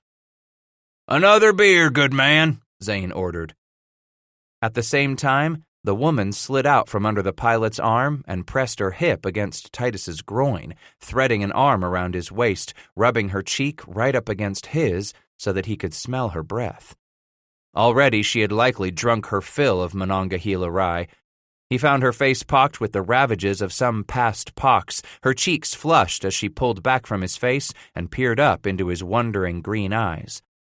With her skinny fingers, Mincemeat stroked first one of his cheeks, then the other. "Been a long, long time, it has," she said huskily to the rest of them, pressing her hip into his groin all the more insistently. "A goddamned long time since I last had me a peach-cheeked boy like this'n." 8. When she took his hardening flesh in her hands and began to stroke her fingers lightly up and down the length of him, Titus didn't know whether he was going to laugh out of sheer unabashed joy or cry from the bliss he felt flooding over his entire body. This was more than the feeling he had experienced with Amy, twice even. But instead of the nerve-jolting joy lasting but a few seconds at most while he exploded, this woman prolonged his eruption to the point Titus became certain he was enjoying more pleasure than any one man could endure. "Why you called mincemeat?" he had asked her when she'd first led him back to her tiny, cramped shanty across the muddy rear yard behind the kangaroo, where she, like the rest of the bar help, was given a crude bed frame of saplings and rope, a musty tick filled with moldy grass, a chamber pot, and a small sheet iron chimney beneath which she could build a cooking fire. It was the only thing that could chase the damp, bone-numbing chill from the room. At least, that's what Titus thought, until the skinny woman rose from striking sparks to kindling in that rock-lined fire pit and came back to the tall, gangly youth, intent on starting a fire in him. "It's just a name what don't mean nothin'," she answered as she peeled off his oiled jerkin, then gazed up at his eyes smokily. God, how thirsty he was, his tongue thick and pasty. He asked, "You got any more of that ale left you?" "Little bit," she said, reaching across the narrow crib for the small table where sat her mug. "You can finish it off, sweet boy." My, but it still tasted good, although some of the sparkle and bite on his tongue had diminished. The spruce beer Ebenezer had started him out on still had that earthy body to it as he let it wash back against his tonsils, just the way he saw so many of the others in the kangaroo do throughout that evening and into the long night. After a while, he had stopped counting how many mugs Ebenezer and the others bought for him, and now he couldn't even remember what the tally was when he had stopped caring. For so long there it had seemed like the thing for a man to do, to know how many he had put under his belt, what with this being his first drunk. She had stayed beside him all that evening, even when they'd moved from the tavern, through the low-beamed entry into the dining hall, passing men who sat on crude benches at long tables where they clattered their mugs down to get the attention of at least one of the maids busy balancing steaming platters and trenchers and even more pitchers of ale from the kitchen fireplaces at the rear of the room where a half-dozen old women and men tended the fires and the food. The venison and pork, along with heaping helpings of potatoes and corn, took the edge off his lightheadedness, yet not so much that he wasn't anxious to head back into the tavern once all of them were bloated with solid food.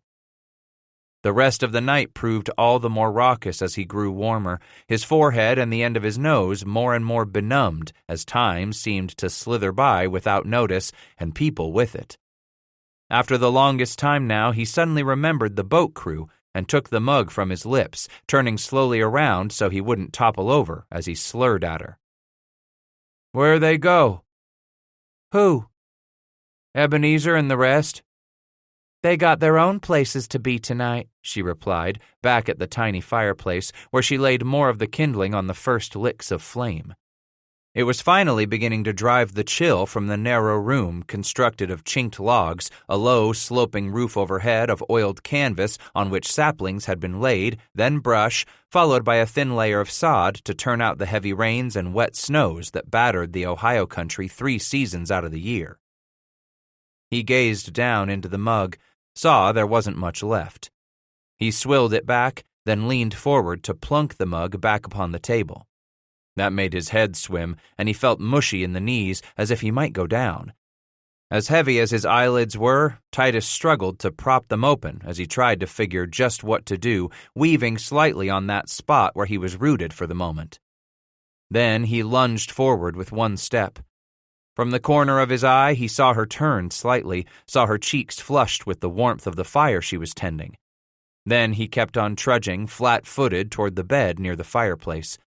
Banging into it with a shin, he grunted more in surprise than in pain and clumsily wheeled about, causing his mind to swim in a great sweeping wave as if it were unhinged and adrift, rocking back and forth within his skull.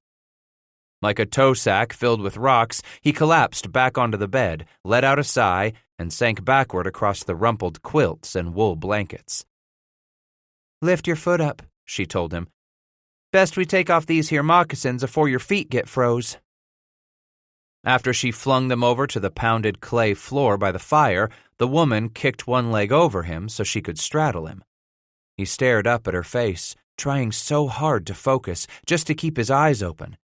He groaned from the effort it was taking, sleep calling him more fervently now. "You ain't gonna get sick, is you?" she asked. "You get sick, you'll be cleaning your own mess up." He tried smiling at her to let her know he wouldn't, as his eyelids grew too heavy to fight them any longer. Not sick, just sleepy. She was tugging on the long tail of his shirt, yanking to get it out of his leather breeches. He felt himself giggling softly. So damned warm, inside and out. Titus did not know how long he had been asleep, but he was sure he had been. Time had passed. He knew this feeling, coming awake slowly, drifting down in the warm immersion of that land between sleep and wakefulness. He giggled again, not really sure if he made a sound with it or just laughed within. Then he groaned, and remembered groaning for the last few minutes, sensing the rise of pleasure. He felt his breathing grow shallow, increasingly rapid as the fixed physical joy intensified, warmth radiating from his groin. Slowly he opened his eyes, hoping to discover just what was overcoming him, when he found her hands working over his rigid flesh. The woman had it standing up straight as a poplar volunteer bursting from the ground, about as hard as one of those hickory wiping sticks Amy Whistler's pap kept curing in that trough all the time. And just as he worked a pumice stone up and down a new wiping rod he was making for his own rifle, the woman kneaded her hands up and down his hardened flesh, making it almost too hot to be comfortable. Groaning again, he closed his eyes, not wanting to wake up and find out that this feeling was nothing more than one of those dreams he used to have back in that darkened sleeping loft outside the tiny hamlet of Rabbit Hash. Such pleasure simply could not last this long. This exquisite torture hadn't lasted anywhere near this long with Amy. None of the times at the swimming hole or in the woods when he had decided it didn't matter anymore and he no longer gave a damn, he was going to have her body whenever he wanted. This time when he opened his eyes halfway, she looked up and found him watching her. "It don't matter you gone and got yourself drunk." "I'm drunk?" "Had yourself a man-sized snootful this night, I'll tell you," she declared. "But Mincemeat's real glad you ain't had you so much she can't get your pizzer hard for our fun." Our fun. He looked up from the tops of her breasts in that bulging chemise to find her eyes burning into his. "You want to touch him?" she asked, her whole face alive with a knowing smile. "Touch him?" he asked in reply, then brought a wobbly hand up. But as he did, she reached up and yanked down the front of her chemise. Both breasts spilled out over the top of the chemise and the leather bodice she had laced around her midsection. He was startled at the size and shape of them, larger than any he had seen before. Hell, he had only seen Amy's, and only then in moonlight at best. Hers had been smaller, hard and firm.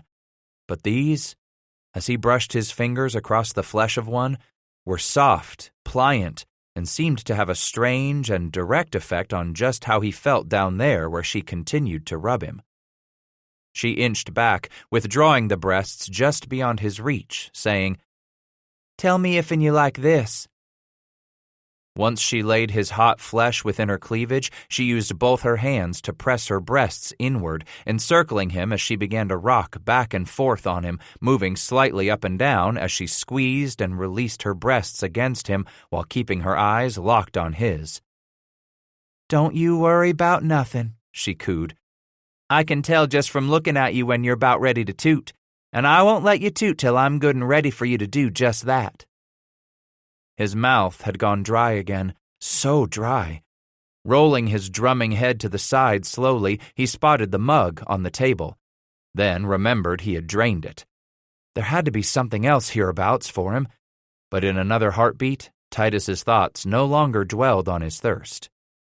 He felt her shift her weight atop him, taking her breasts from his flesh as she went to her feet beside the bed. There, she yanked furiously at the oiled leather wang that lashed the bodice beneath her breasts. After pulling it and the rumpled chemise over her head, she tugged at her belt and shimmied out of her long skirt, skipping out of the long quilted pantaloons at the same time while he stared hypnotically, captivated by the sway and bobble of her heavy breasts. By the time she had placed one knee back on the low bed, he had rolled to the side and reached out for her, locking her shoulders in his hands, flinging her down to roll atop her.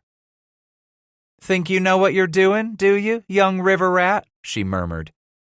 He was rocking back slightly to plant himself when she took him in her hand and drove him against her. "Right there," she groaned. "Gimme all what you got for mincemeat. Right there now, lil' river rat." He wanted to stop and tell her he wasn't a river rat. He wasn't a man who worked the Ohio like the others. He was just a runaway farm boy wanting something different, something more. But Titus didn't stop, and he couldn't make the words come out of his mouth, what with all the whimpering he heard himself making as he worked himself in and out of her growing wetness that clung to him all the more with every thrust. It had never lasted so long, not this high-pitched ringing in his ears as he clawed up toward the pinnacle, expecting to explode any moment as he fought his way upward. With Amy, it had been so earth-shattering the first time, so violently short the next times. None had lasted like this. He thought he could feel her raking her chipped and battered nails along his back, digging furrows along the straps of muscle as he hammered harder still. Sensing the woman's ankles lock behind his buttocks as she throbbed back into him with every one of his strokes. For just a moment he gazed down at her face, finding her eyes become cat-like slits, the tip of her pink tongue just peeking between her browned teeth. Lower still, he noticed that the firelight glistened on her neck, some strands of hair plastered against her damp skin.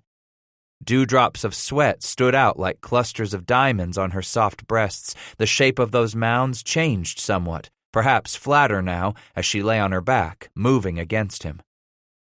In that next moment, those flickering droplets he watched seemed to explode into a million fragments of whirling, shattered particles of light. Shooting stars was all he thought of as the first explosion rocked him to the core. His hips drove forward to plant himself ever deeper within her center.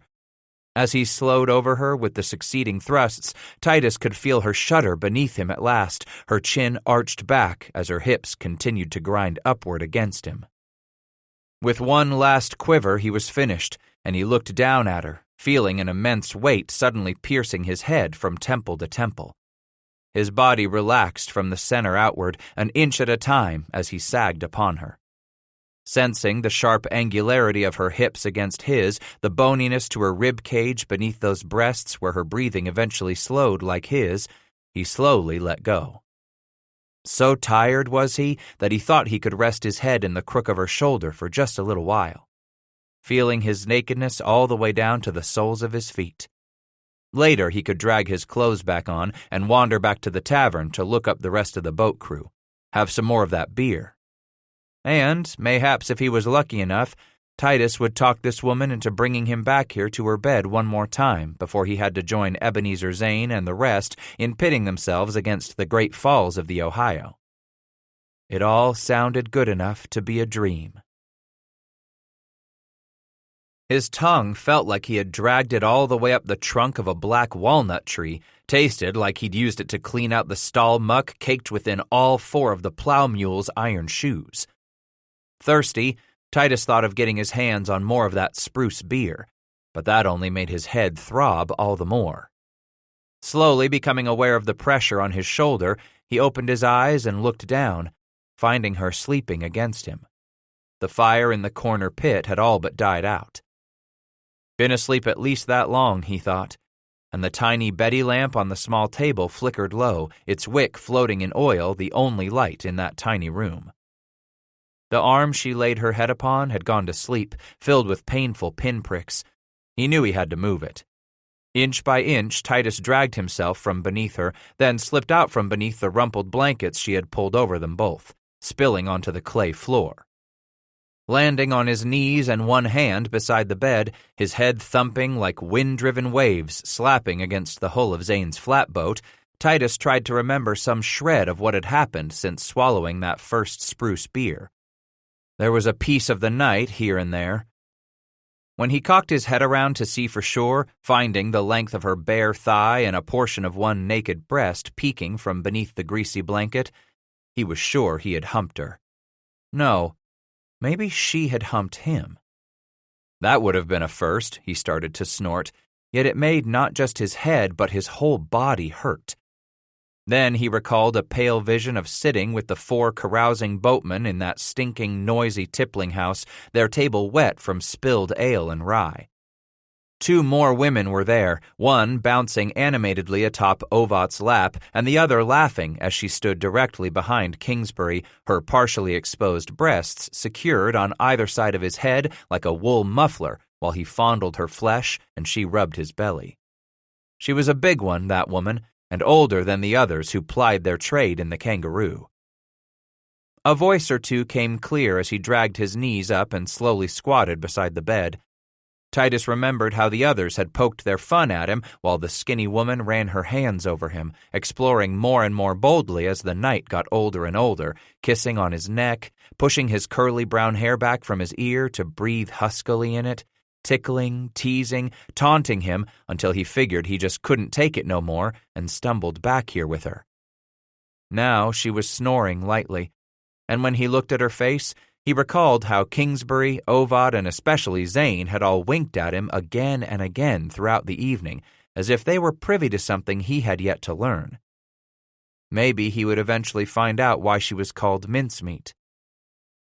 From the disheveled end of the bed, he carefully yanked one of the striped wool blankets so he wouldn't disturb her, then draped it over his bare shoulders with a shudder. Scooting along on his knees, his head sagging heavy as a chunk of rain-soaked granite between his shoulders, Titus inched over to the table and peered down into the small tin where floated a feeble stump of wick in what his nose told him was bacon grease. It saturated the tiny room with the rank odor of cooking pork. What with supper last night and all those meals the crew ate on the river, so much pig meat he sensed his stomach revolting, about to heave at the stench. He dragged himself away, gasping for breath to keep from losing his stomach on the floor, sliding on his bare legs over to the fire pit beneath that sheet iron chimney, and blew on the coals. Finding plenty of life in them, Titus began to lay bark chips and slivers of kindling on the glowing embers until he had a warming fire stoked once again. It did not take long for it to knock the chill from the log and chink lean-to constructed at the back of Matilda's alehouse and road inn. In the corner sat a short 3-legged stool supporting a copper kettle. What caught his eye was the handle of an iron ladle poking over the lip of the kettle. Ladling out some of the liquid in the kettle, he took a cautious sniff. Water. He drank his fill, dipper after dipper, nearly emptying the kettle before he got himself sated. His mouth was no longer so dry, but his eyes still hurt with a hot, gritty pain. Maybe so he could sleep some more now that he had taken care of his thirst. But then he was reminded of the immense pressure in his groin. In searching under the low bed, he found a copper chamber pot and dragged it over to a far corner. With his back to the bed and the fire, he pulled the blanket apart, rose upon his knees, and relieved himself. From a wooden bucket with a rope handle, he took a handful of red cedar shavings and tossed them into the chamber pot so the small closed room would not reek so badly with the stench of his urine. That business seen to, Titus kneed his way across the pounded clay floor, reaching the side of the bed, where he crawled back under a second wool blanket. He had no more got himself settled and let out a contented sigh than he jerked in surprise, feeling her hand tickle across the flat of his belly, her fingers descending to encircle his limp flesh. Startled, he lay there, partly frightened, partly hypnotized with sensing his flesh grow and harden as quickly as it did. "You be a good boy now and give me another one of your rides, River Rat." My name's Titus," he said cautiously. "Told you last night I wasn't no river man like the rest of them. Don't you go and call me a river rat." "All right, Titus," she purred, sliding her body up against his once more. You're just a boy long, long way from home, ain't you? Ain't no boy. All right, she agreed. So tell me where you're headed. Always aimed to make it here to Louisville. She kept on kneading him, saying, Ain't all that much work round here. Might find work for the army down there to Fort Knox. Don't know what I'll do, he replied, one of his hands moving as if on its own accord to find her thigh, climbing to stroke the curve of her buttock. It felt good beneath his touch. Almost immediately, he grew curious about her breasts. Dragging the blanket back from her shoulder, Titus looked down at them. Go ahead, kiss 'em, she said in a husky whisper. They want you to kiss 'em, Titus. Not at all sure how it should be done, he planted a chaste peck on each one. No, she instructed, reaching up with her free hand to force his head down onto a breast. Open your mouth, lick 'em, suck on 'em too. That's the way you can make 'em feel good. Obediently, he did as she asked, finding that not only did she respond with a growing murmur in the back of her throat, but he found himself becoming inflamed with hunger the more he fondled, kissed, sucked, and licked on her. And through it all, she pressed his face down into that pliant fleshiness of her. Don't be selfish now, Titus, she finally said. The other'n wants some attention too. He let her shove his face over to the other breast, where he continued his enjoyment of her damp skin. While he was, there came a couple of times when he thought he just might explode, so fiery was the stimulation she was giving him between his legs. Then he put his head between her breasts, licking down, down, down to her belly. As she arched her back, he continued to kiss back and forth across her flat, smooth belly, from one sharp hip bone licking the groin to the other hip. Do this, she said huskily, taking one of his hands now and pushing it down upon the soft hairiness of her thigh. Moving it up and down twice in a heated flurry, the woman finally positioned his fingers on the inside of her leg. Come on up with your hand to where you'll find me getting wet. Wet? He asked, more than a little concerned. Perhaps there was something wrong, maybe even her getting her monthly visit like Amy finally did. Scared that maybe so what he was doing was making the woman bleed. It's all right, Titus. Just what happens to a woman. Feel it. How warm I got for you already. How wet I am for you to climb up on me now. Now? She shook her head. We can wait a bit. Just touch me all over down there and see just how wet you're making me. This be the best way for a youngin' like you to learn all about a woman. As he began to explore with his fingers, climbing higher and higher until he reached her warmth and wetness, hearing her groan low and feral, the woman dragged his head back down against her flesh, tangling her fingers within his hair as she pulled his face back to her breasts once more, rubbing him there with an urgent need. His fingers continued to explore her, studying the rise and fall of the contours of her body, afraid at first with its newness when he discovered her skin grew all the more moist the more he probed along that parting of her flesh between her thighs. There, she whispered. Right there. Put your fingers in. Then, without ceremony, she reached down and roughly guided his hand against her flesh, positioning him, easing his fingers within her with a groan. Gripping his wrist with a trembling lock, the woman moved his fingers back and forth within her as her hips began to rock upward, just as she had rocked against him earlier that night. When he felt her shudder convulsively, tossing her head from side to side, Titus again grew scared, fearful he had hurt her. But as soon as he tried to yank his hand from her, the woman seized it, dragged it back against the same moist warmth. Afraid to move, ignorant of what had just happened with her, he lay there, still as a cat about to pounce on a mouse. You done good, she said eventually, when her breathing became more regular. The woman stroked his hair with the hand that held his face against her breast. Wanting to sort out the mystery so badly, but not sure how to ask, Titus finally said, Tell me what I done good for you. Everything. Bet you done good in school, quick as you are at learning.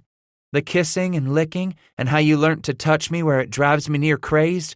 That all come to you pretty fast, Titus Bass. You done most of it yourself.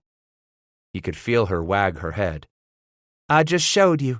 and you done the rest like you was born to make a woman's body happy." "Is that what I done?" he asked, lifting his head and looking down into her face. "Damn right. Just you remember me whenever you want a woman to hump. I'll always save time for you, Titus from upriver." "What about all them others what come back here with you?" "Shit," she grumbled sourly, shifting position slightly. "All the rest of them just interested in their own good time. Not that I don't make a living at it, mind you now, but they don't think about me at all." "'Fraid I don't rightly understand." "See, I'd rather take me a young'un like you and teach him what a man oughtn't do to make a woman happy, 'cause all them older ones only worried about themselves. And speaking of that, it's about time Titus climbed on me with that hammer of his and knocked a few pegs loose hisself. Come on, lover." She kept her fingers locked around his flesh as he rolled over her, positioned himself, and rocked forward. He was beginning to think there wasn't much of anything better than that feeling of getting inside a woman. For a fleeting moment, he thought how he had lain atop Amy beside their old swimming hole last summer and never really gotten his pecker buried in her, only between her thighs.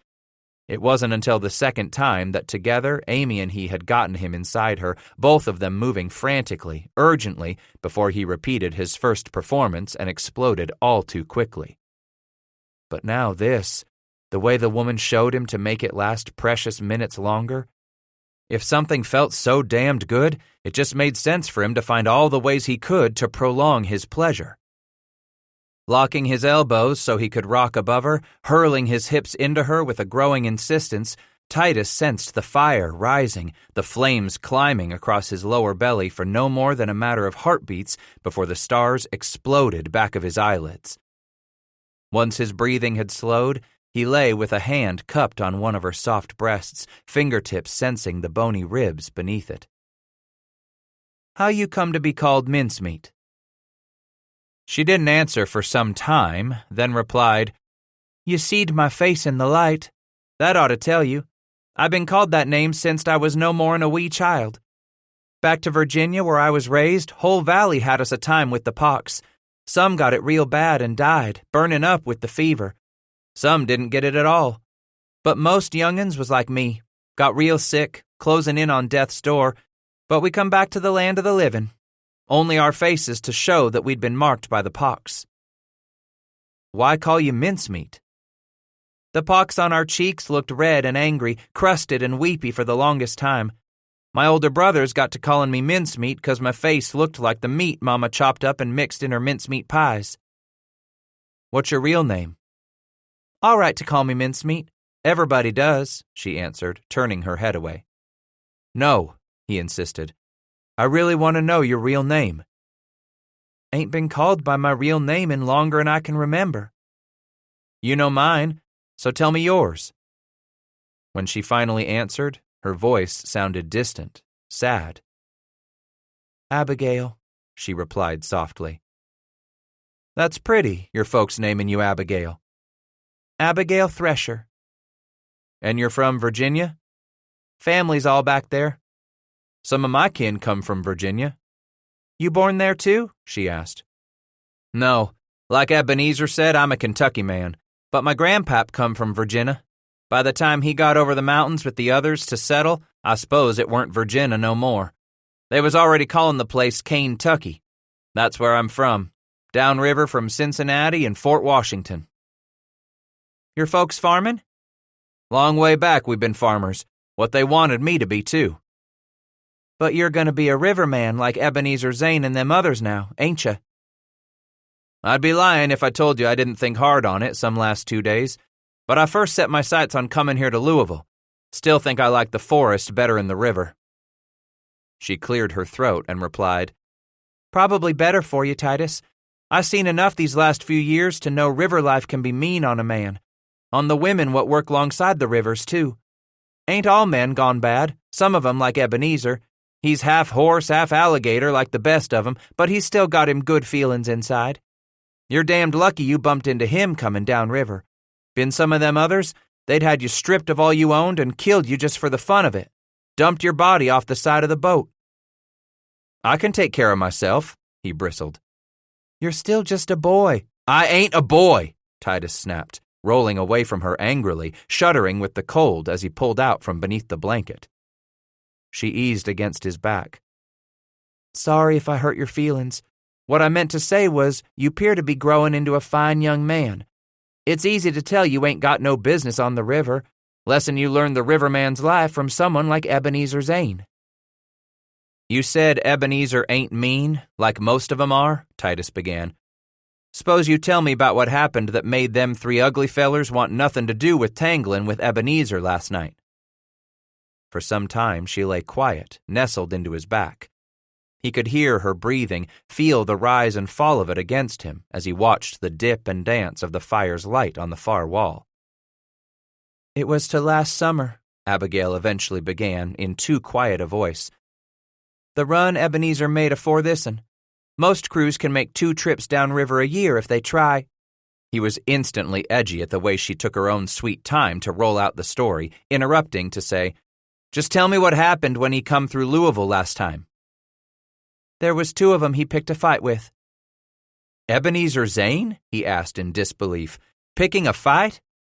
This is the God's truth, it is, she explained as she laid a scratchy wool blanket over his body once more. You push any man far enough. All right, so I believe you. He picked a fight with 2 of 'em. Ebenezer had his reasons, trust to that. They was? Them 2 he picked a fight with were hard users. Bass wagged his head slightly. I don't know what that is, a hard user. The kind's rough on women, she explained. This time it was Matilda. Same one's your boss? She nodded. Matilda owns the Kangaroo and keeps us girls working.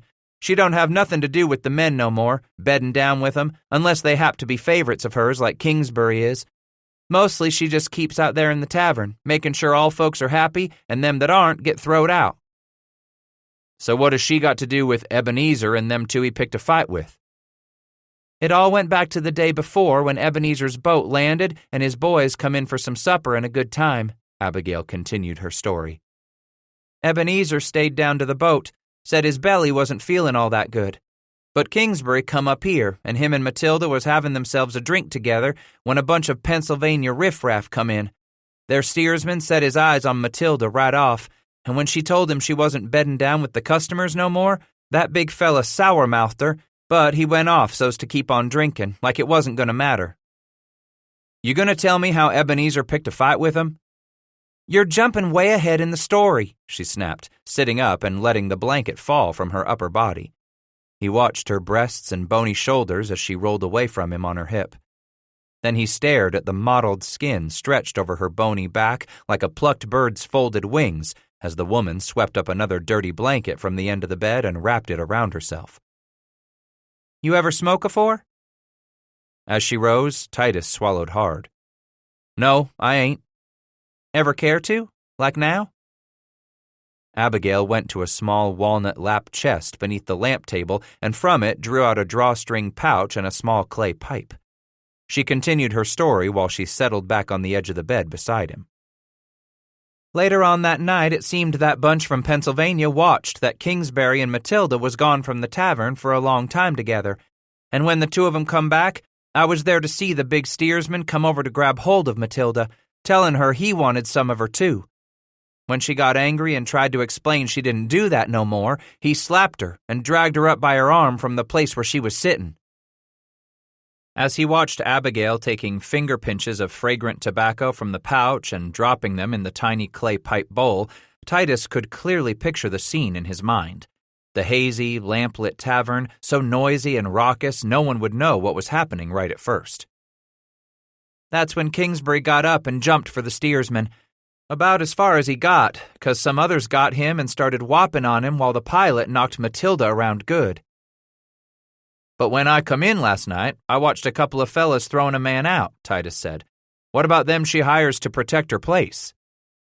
She has help now, since last summer anyways, Abigail explained, rising from the bed, clutching the blanket around her upper arms, her shoulders naked as she stepped to the fire. There he watched her squat, bare feet and ankles exposed as the blanket slurred out across the floor around her. He smiled to see that flesh while she took a straw from a bucket and for a moment held it in the fire. But back when Kingsbury and her got whopped on, there was nobody in the place who could help. They all just backed away and let them strangers beat up that woman and a good man, too.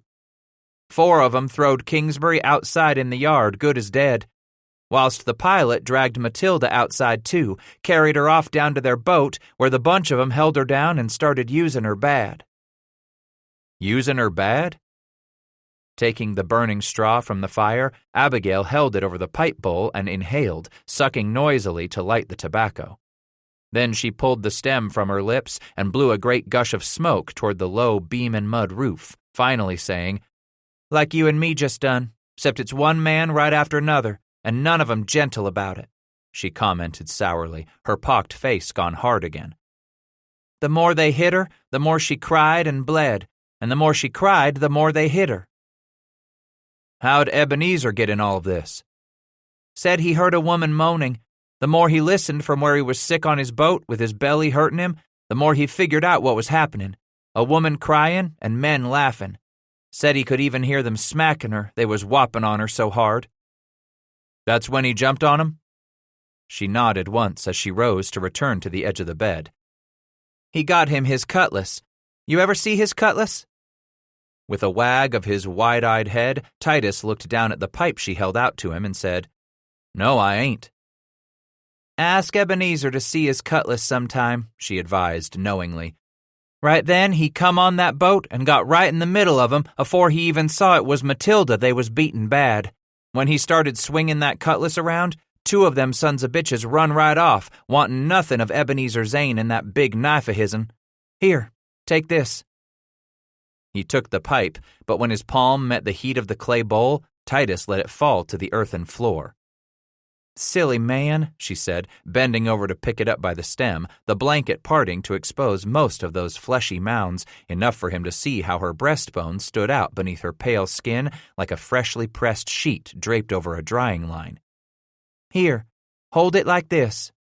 She presented it to him again. "You try it again." "What of the other 2?" he asked as he took the pipe, gripping it back on the stem, fingertips away from the hot bowl. He brought it to his lips, and his eyes met hers as he began to suck in. "Them 2 what gave Ebenezer the worst of it? Well now, one snatched out a pistol and brung it up to shoot, but Ebenezer was quicker with that cutlass, cleaving off a couple of fingers of that bastard's pistol hand. But right about then, Ebenezer went to his knees, a knife in his back. Say, you don't gotta hold that smoke in so long, Titus. Let it out now if'n you want." With a gush, it exploded from his mouth. "Did you swaller it down into your chest?" she asked. Titus swallowed, sensing the strong taste of it. "I dunno." "Then try it again, just like breathing in. You'll feel it down there in your chest, then you'll know." "One of 'em, you said he stabbed Ebenezer?" And he put the stem to his lips. Abigail waited to answer, watching his face as he drew long and slow on the pipe stem, pulling it into his lungs with all that was in him. The potent heat hit him hard. He found this smoking stuff like trying to force down a coarse old horseshoe file. As soon as it began to hurt more than he could stand, Titus coughed it right back up, gagging and retching, his face hot with embarrassment. "That's all right, Titus. Best to take it gentle and slow, not so much all at the first. Go head on and give another try." He closed his eyes as he brought the pipe to his mouth a 3rd time. Had to admit he'd always liked the smell of it, what with menfolk smoking around him all those years back in Boone County, something mighty flavorful. But getting it past his mouth into his chest appeared to be another matter. Still game for it, this time he did as she had suggested, drawing the smoke in slow and easy, a tiny bit at a time. He held it for a moment without coughing, opening his eyes wide in self-astonished celebration at his own triumph, then exhaled every bit as slowly as he had just pulled the smoke into his lungs. It was nothing less than a wonder to watch it all come back out in a steady stream. Abigail smiled at him. "That's it, Titus. Now you try some more." "Go on and tell me about Ebenezer getting stabbed." Only then did he bring the pipe stem back to his lips. "The pilot done it, with a big old gutting knife, but lucky for Ebenezer Zane that the tip of the blade hit a rib and only sliced up some skin. Hurt him enough, I suppose, that he went to his knees. That's when Matilda watched that bastard yank the knife back, ready to plant it in Ebenezer's back again. About the time Zane grabbed holt of that pistol one of them others dropped out in his chopped-up hand. Ebenezer turned and fired. Who'd he hit? She wagged her head, insistent on telling the story her own way. First thing Zane done was pick Matilda up and wrap a blanket round her, what with the way them four had tored every stitch off her. She asked him if the pilot was dead, and when Ebenezer said he didn't know, Matilda said they should make sure he was. She told Ebenezer go pour some powder and coal oil all over the cargo. He blew out a gush of smoke, so damned proud of himself that he hadn't coughed anymore nor made himself sick like his pap had warned him he would. Titus asked, "But he still didn't know for sure if that river pilot was dead?" "Didn't matter," she said matter-of-factly.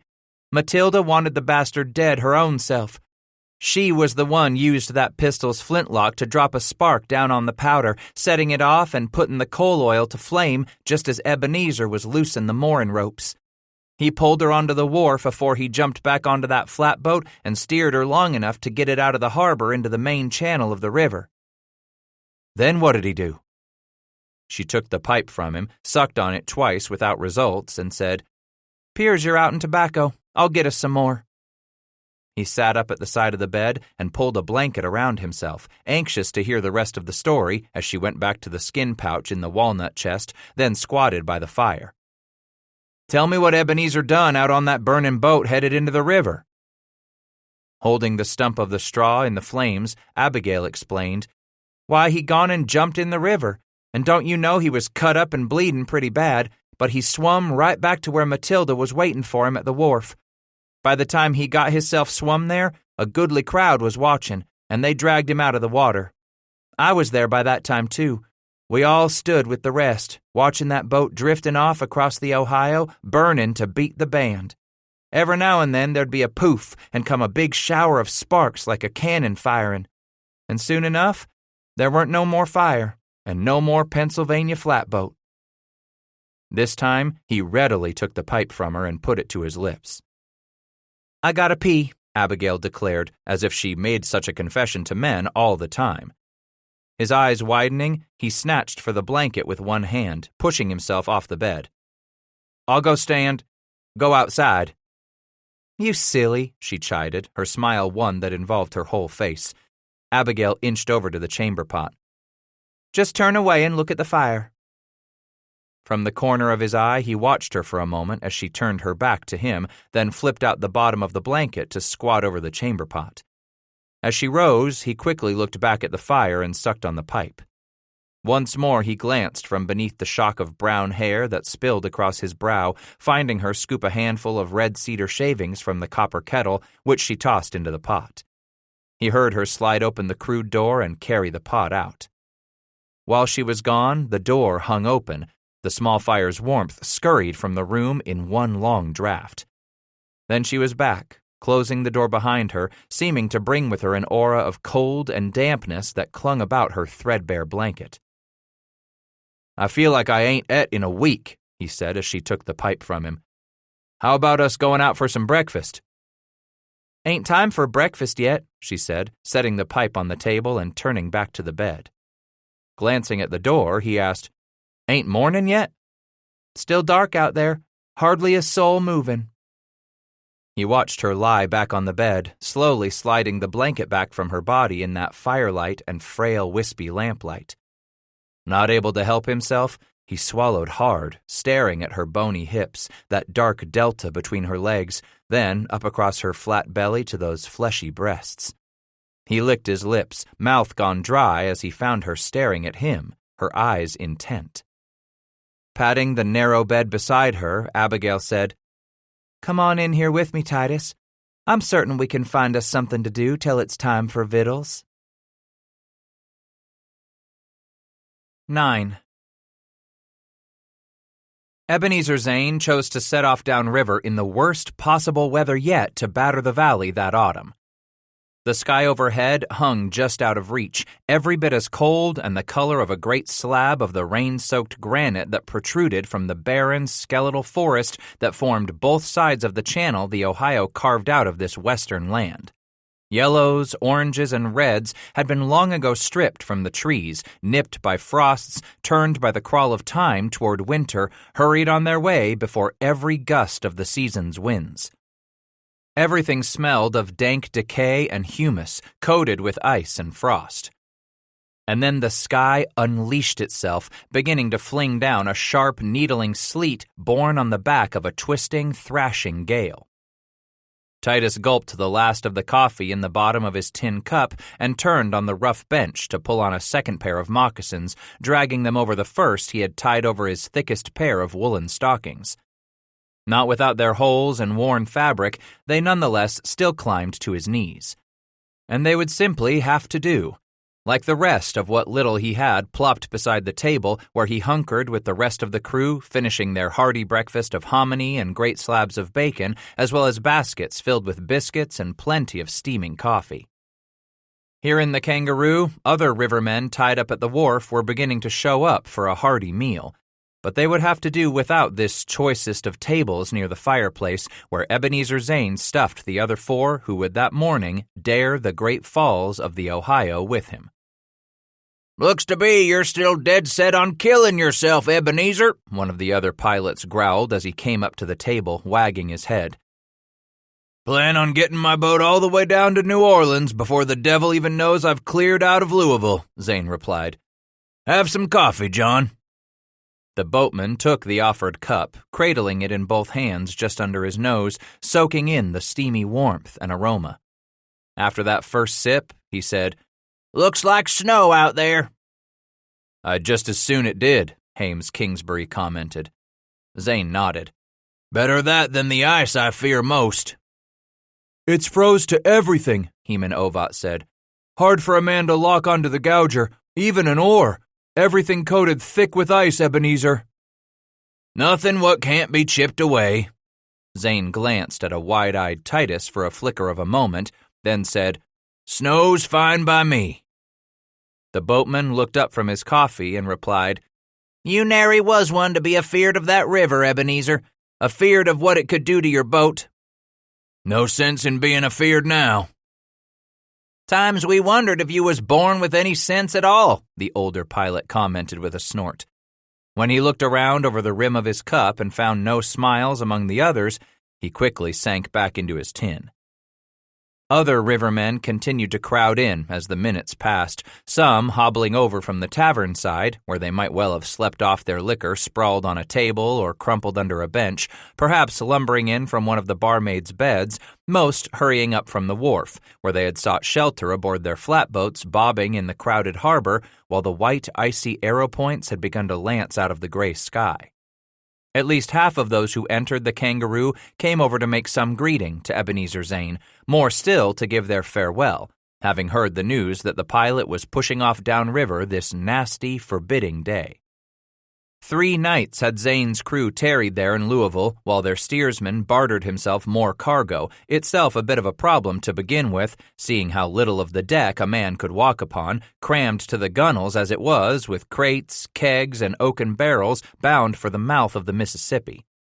It ultimately turned out they had taken on a load of oiled hemp destined for use on great ocean-going vessels, huge coils of coarse 24-strand rope, each one 100 feet long and looped into a bundle it took 3 stevedores to burden on board. There the coils were lashed down atop the rest of the cargo. "That rope's just about the only thing Ebenezer could have figured out for us to haul pitched up there on top of everything else," Ovat had declared yesterday as they'd secured the last coil. Reuben Root spat into the water alongside as twilight sank around them. "Could have done 'thout it at all, to my way of thinking. Just looky the way we're a-settin' in the water now." "We'll ride just fine," Kingsbury said. "Got plenty of room left to draw water up the sides." "Which is just what we're gonna do we hit them falls," Root replied with a sneer. Kingsbury waved his arm for them all to follow him off the boat, saying, "Just pack that squeeze box of yourn in some waxed paper and lock it up high. You won't have a lick of trouble, Reuben." "Don't none of you realize that extra cargo I just bought me after 3 days of haggling will make this trip all the sweeter for every one of us?" Zane asked them as they joined him on the wharf near the Kangaroo, where they had moved the boat earlier in the day to begin their onloading. There, the Broadhorn would remain moored until dawn. All four carried belt weapons that night as they put solid land under their feet. Zane had assigned each of them a 4-hour watch, keeping a fire burning in the sandbox there close by the stern rudder, something to warm their hands and coffee over, too. Bass glanced over the others as they put away their pistols, then said, "You didn't give me a watch, Mr. Zane." With something of a smile, Ebenezer turned to Titus in the swelling darkness of that autumn evening. "These here men are my crew, Titus Bass. They hired on for work such as this." "Back at the start you said you needed me through the falls." "I did say that, and your help is much appreciated." "Then you count me like one of the rest, if I'm to work through to the other side of the falls." Kingsbury nodded. "Boy's got him a point, Ebenezer." "You're up to taking a watch, are you?" Zane asked. But before Bass could answer, Ovat declared, "It's lonely work. Out here by yourself, just you and the river and any others what want to raise some devilment with our load." "That's right," Root added. "The whole town knows we're setting off come morning. Lonely and cold out here, especially since mincemeat gonna be inside 'thout you tonight." Bass turned back to Zane, steadfast. "I'll take the watch you gimme. First, last, or middle. I figure to pull my share of the work for allowing me come down river with you. All you done for me since we got here." Zane said, "I'll see 'bout sending mincemeat out to visit you." Wagging his head, Bass replied, "Treat me just like the rest of 'em here. I got work to do. Don't want a woman around." "Jumpin' Jehoshaphat!" Kingsbury exclaimed. "Did you hear that? Titus sure got serious about work, going and turning down a woman coming out to keep him warm." "Maybe so the rest of you learned something from Titus Bass here," the pilot declared. "When you're working, you keep your mind on work." Bass said, "Yes, sir. That's what I was saying." "All right, son. With you added on, that shorts the watches to 3 hours apiece. Titus takes this first watch." Ebenezer drew his 2 big-bored belt weapons out of his greasy red waist sash and handed them over, butt first, to the youth. "Here, keep these handy. Rest of us be right up the slope at the inn. Any trouble, just call out or shoot. We'll huff down here straight away." His eyes got big as coffee saucers when the pistols came into his skinny hands in awe at their sheer weight. All Titus did was bob his head as the 4 turned to go. "You want supper brung out?" Ovat asked. "I'll wait." "When he finishes, he can have his ale and stew," Zane declared as the 4 slogged up the slope toward the Kangaroo in the cold. "And mincemeat, too." Bass thought he had struggled with loneliness before, those first nights in the forest. Believed he had battled cold, too. But nothing like this.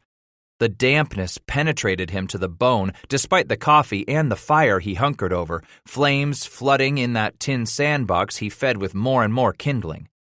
But then, cold and lonely always seemed to go hand in hand, he brooded. Never had he been lonely on a summer night. How easily he thought back to Amy then. Her memory still a bright thing he could feel inside his breast, despite the miles and all the days. How sweet her mouth had tasted last summer, so unlike Abigail's, her mouth strong with the whiskey and the tobacco. But it was not to be, he decided again, surprised that he still was making peace with that. Had his father come searching for him? Had they finally given up? Would his folks ask of him all the way upriver to Cincinnati? Perhaps even this far downriver to Louisville, he convinced himself. Maybe not. Maybe his pap already figured it was for the best, ridding himself of a son not wanting to become a farmer. So much the better. And now they would go on with their lives. But what of his mother? Strong as she was, he nonetheless worried most for her. She had always been the one to quietly set herself against her husband when it mattered. She who hid supper for Titus, she who had seen to it the new shirt and biscuits were set out where Titus could get his hands on them that dark morning of farewell. Such was the real remorse he felt about his only regret, leaving the way he had without explaining to her. Sure even now that she would have understood. There wasn't a star he could make out in the sky overhead. Clouds thickened like coal-blackened cotton bolls, reminding him how his hands hurt, rubbed raw and cut whenever they had to pick what little cotton they had taken to growing on a small patch of ground by the smokehouse. Better was the flax the family planted, woven with wool to make a strong cloth that would turn the weather without being as heavy as pure wool. Between that mixed cloth his mother had woven and the animal skins she'd tanned for coats, breeches, and moccasins, a body could count on staying reasonably warm, no matter what the weather. In such deep thought his watch passed, and it was with reluctance that Titus turned over the 2 horse pistols to Ebenezer, who came to relieve him 3 hours later. "Likely there's some stew left, but if not, they'll get you a pullet or 2 and a loaf of that black bread. There's plenty of beans to fill you up. But stay away from the spruce beer this night, Titus," Zane had warned as he settled onto a crate to start his watch. "I need your head clear come morning." So until that dawn, he had filled himself with nothing more than Abigail Thresher, as hungry as he was for her, having done his best to pay no heed to the taunts of the other 3 boatmen when they warned him the whore would have nothing more to do with him once Ebenezer Zane had gone, taking his fat river pilot's purse with him. "She said she likes me," Titus had protested. "Playing with your diddle ain't the only thing mincemeat gets paid for," Root explained, always the one out to pop another man's bubble. "She gets paid for saying what she's told to say." Ebenezer told her to tell me that? Kingsbury only shrugged. "Who knows?"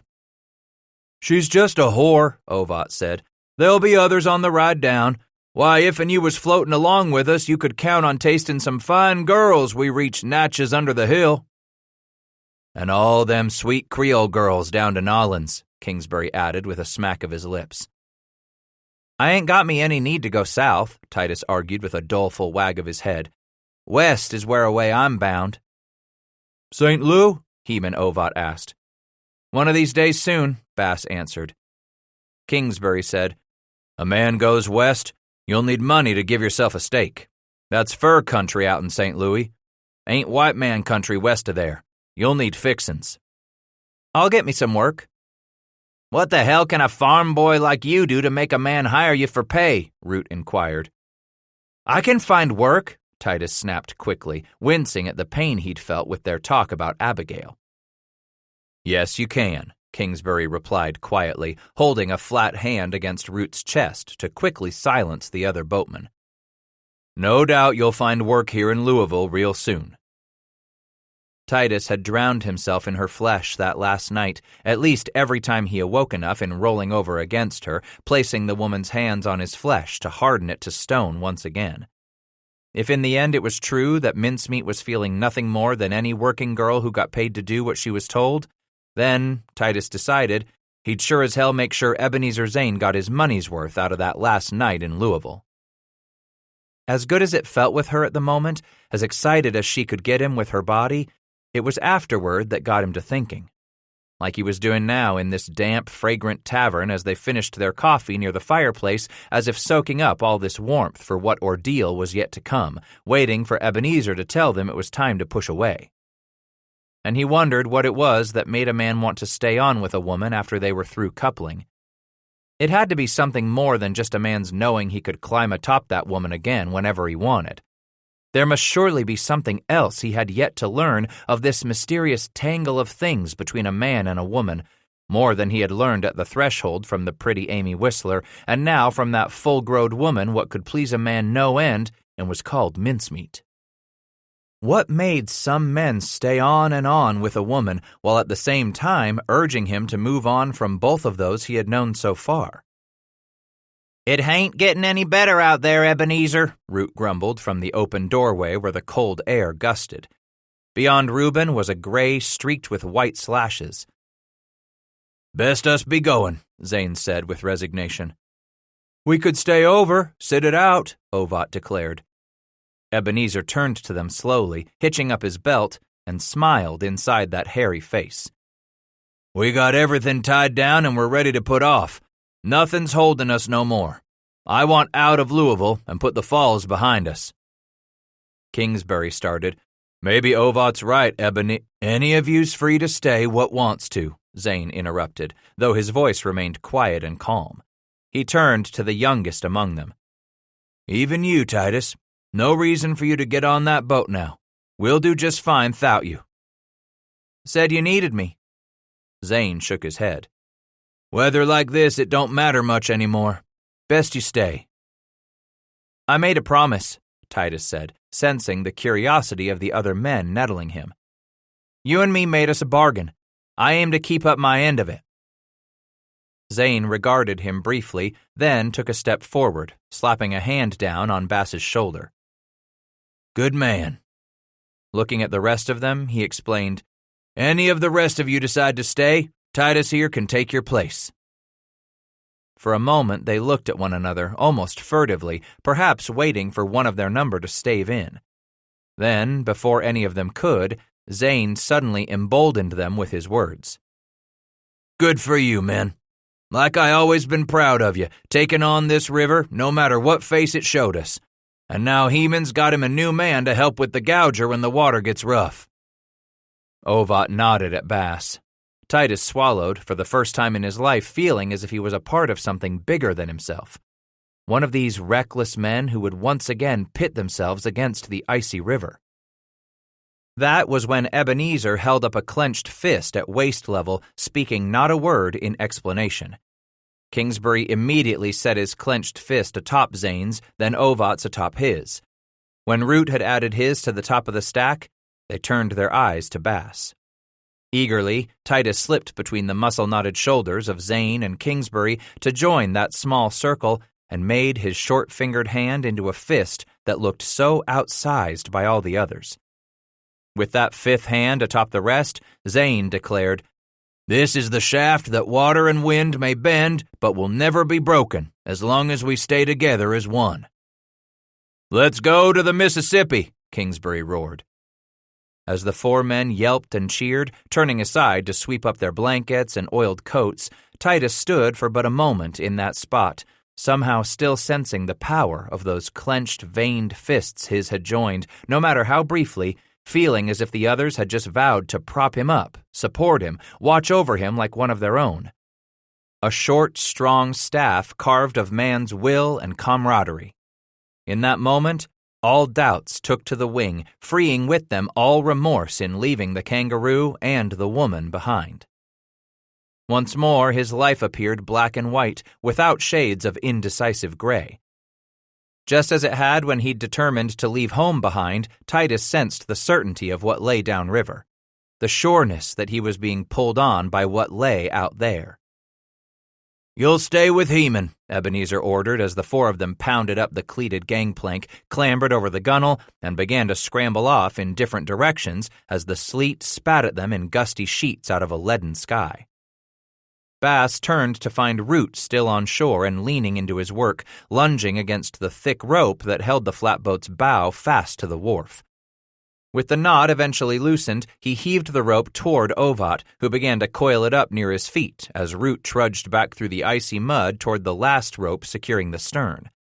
With that second knot freed, he flung the loose end of the rope to Zane while making sure the loop was still secured around one of the wharf stanchions.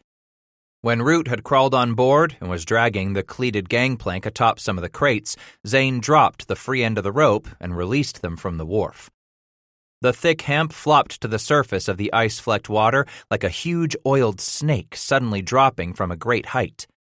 Kingsbury began to haul in the rope as the pilot whirled about to seize up the long arm of his rudder. "Push us free," Zane ordered. Root and Kingsbury took up 14-foot hardwood shafts, each of them going to the gunwales, where they planted the ends of their poles against the wharf and heaved with the thrust in their legs. Foot by foot, grunt by grunt, the two lunged against the poles, easing the laden flatboat out from the tangle of other craft moored at the wharf. Slow it was, the gray water slogging beneath them little by little. Back and forth Zane worked his rudder, shouting an order from time to Ovat on the gouger as they edged on out into the middle of the harbor. Then, just beyond the last finger of land surrounding that cove on three sides, Titus felt the perceptible nudge of the Ohio against the hull beneath him. Now the water seemed to pick up speed, and the boat with it, as they rounded that last glimpse of Louisville, and Zane piloted them into the current. "Sing out, you see anything a-floatin'," Ebenezer called to the others. "We done this many a time, so every one of you knows what we're needin' to draw for water." "What's he talking about?" Bass inquired as he leaned on the short gouger pole across from Ovat. "This ain't a high-water time to be floating down the Ohio," Heman explained. "Come autumn and winter, water gets low, so we might just see us a lot of planters and sawyers from here on out downriver, especially when we get yonder to the falls where the water gets all boiled up." "What's he mean by drawing water?" "We're heavy," the boatman explained, "sitting down in the water some instead of riding on top, so we're going to need deeper water to run the chute." "Chute?" "There's 3 of 'em at the falls. One of 'em's better than the others sometime during the year, depending on how deep the river is, how fast she's moving. It's up to me to sing out to Ebenezer soon as I can tell which chute is the one he oughtn't take us through the falls." As the boat picked up speed, with the wind whipping the icy sleet into them out of the west, Titus felt his insides drawing up like someone had dashed them with pickling spice. Water was one thing. Swimming in it, hell, even floating on it was one thing. But this bobbing within an onrushing current, totally at the mercy of the Ohio as it suddenly narrowed itself southwest of Louisville, rushing them onward to the Great Falls, was quite another. He quickly looked about at the other 3 boatmen. Root had one hand gripping the gunwale as the icy water began to slap against that side of the flatboat. Time and again he swiped his face clear of spray and sleet as he squinted downriver. Then Titus heard the sound that made his blood go cold. Turning with a jerk, he peered into the sleeting mist ahead of them. Not only was it that low rumble which seemed to pull them perceptibly closer still, but also his inability to make out the source of the nearing thunder which caused his belly to churn and flop. In all that gray, he could find nothing ahead of them that gave him the slightest clue, nothing but the gradual narrowing of the river's channel between its timbered, rocky banks. "You hear it, don't you?" Without tearing his eyes from the far bend in the river, he nodded to Ovat. "That's the falls," Heman went on. "You allays hear 'em afore you see 'em." "Jumpin' Jehoshaphat!" With a start, Titus turned from downstream to look at Kingsbury, finding the boatman intent on watching the river channel as he clung to a rope with one hand, the other clamped on an oar he held just above the frothing water. Beyond Hames Kingsbury, he watched Ebenezer at the stern, yanking downward on the soggy brim of his wool felt hat, pulling up the woven muffler over the lower part of his face before he leaned against the rudder to urge the flatboat a little closer to the northern shore. "Keep her coming some more, Ebenezer," Ovat bellowed into the growing noise of their plunge. Zane asked, "It looked to be the Indian chute?" Ovat nodded, shouting, "Not as bad as one time we rode through here." "Keep your eye peeled on that rock at the bend like I teached you," Zane instructed. "You tell me when we reach that." "See the rock yonder coming at us?" Ovat explained now, his voice quieter against the swelling of sound around them. "By the time we reach that rock on the north bank, Ebenezer's got to have to choose which chute he's going to put us through the falls."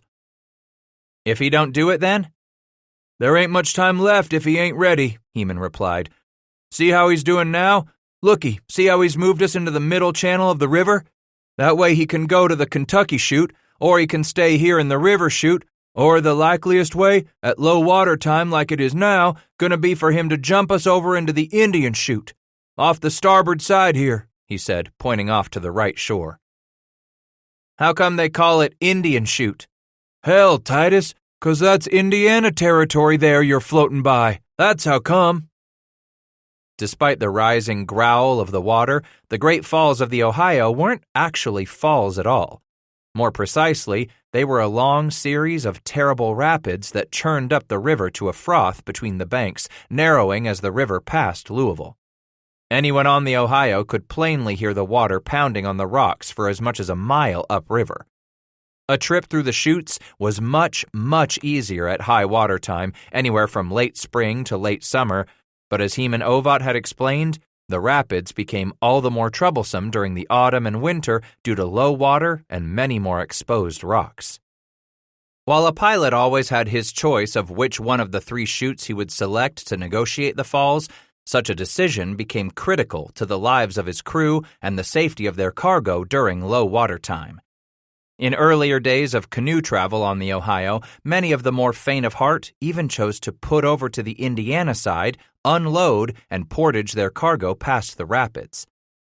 "Some captains hire on a pilot back there at Louisville what knows the falls," Ovat explained. "For $2, there's a few guides what make a good living just getting flatboats through the falls."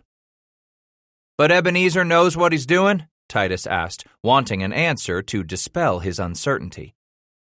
"He's the sort would never let another man pilot his boat anyways. Sure enough, the Ohio might toss us around some this time of year, but Ebenezer gonna get us through." The growling belly of that thunder of water colliding with rocks grew until it seemed to drown out all other sound but the nerve-grating creak of the flatboat timbers. Looking at the icy, wet boards beneath his moccasins, Titus watched them shift and twist. He gulped, as if to swallow down the panic he felt for fear the boat would break apart as the river flung it toward the point where Ebenezer Zane would have to make his decision. The closer they raced down the middle channel of the Ohio, the lower the clouds and sleeting mist sank down both slopes on either side of the river, clinging among the sycamores and birch, ash and poplar, then spilled onto the surface of the river itself, swallowing the rock Zane used as his landmark. Ovat called out, "You see, Ebenezer?" "Hell no, I can't see it." "Can't see the rock up there. What you want me to do?" "We'll just count to 20. Should be there by then. Count long with me." Heman Ovat tore his eyes away from Zane and stared off downriver just as the craft took a noticeable lunge to starboard, nearly loosening Titus's grip on the gouger. Ovat had begun to count, loudly, over the increasing noise of the water pounding on the sides of the flatboat against the rocks around the far bend and the increasing hammer of icy sleet beating against canvas and wood and flesh. Every now and then during those next few seconds, Bass caught snatches of Ebenezer's voice counting along with Ovat. The gouger's voice rose in anticipation with each successive number as the entire crew struggled to catch a glimpse of something telltale along the starboard bank while the mist continued to swallow upon them. "How's he going to see where to go?" Bass asked anxiously. "He ain't." "Heman," Zane called out. "Listen, you got a better ID. I'm going to set her in the Indian chute." "Fine by me," the gouger called back, his voice sodden, flooded out in some spray as Ebenezer suddenly heaved his bulk against the rudder and set the flatboat creaking as it hurtled across the racing current. Titus clung to the short gouger beside Ovat and worked up nerve enough to ask, "We gonna put over and wait till we can see what's ahead?" Ovat tongued his tobacco quid to the other side of his cheek, bent his head over the gunwale, and spit, the brown streamer smacking into the bow of the boat directly beneath him. "Ain't nowhere in the falls a boat can put over. We gotta ride it through." Ride it through," he repeated without conviction. "Ain't nothing we can do now but ride, Titus. Just hold on and ride through the falls, no matter if there's hell on the other side." By the time Ovat finished his words, they were all but swallowed up by the roar of irresistible liquid fury pitted against immovable granite. As the shifting winds nudged the sleeting mist this way and that, Titus captured a glimpse here and there of the shore on one side of the river or the other beneath the roiling fog. Closer and closer Zane moved them to the northern bank, the boat's timbers complaining audibly, protesting the strain as the Ohio flung the 5 men and their flimsy craft ever toward the upstream opening of the Indian chute.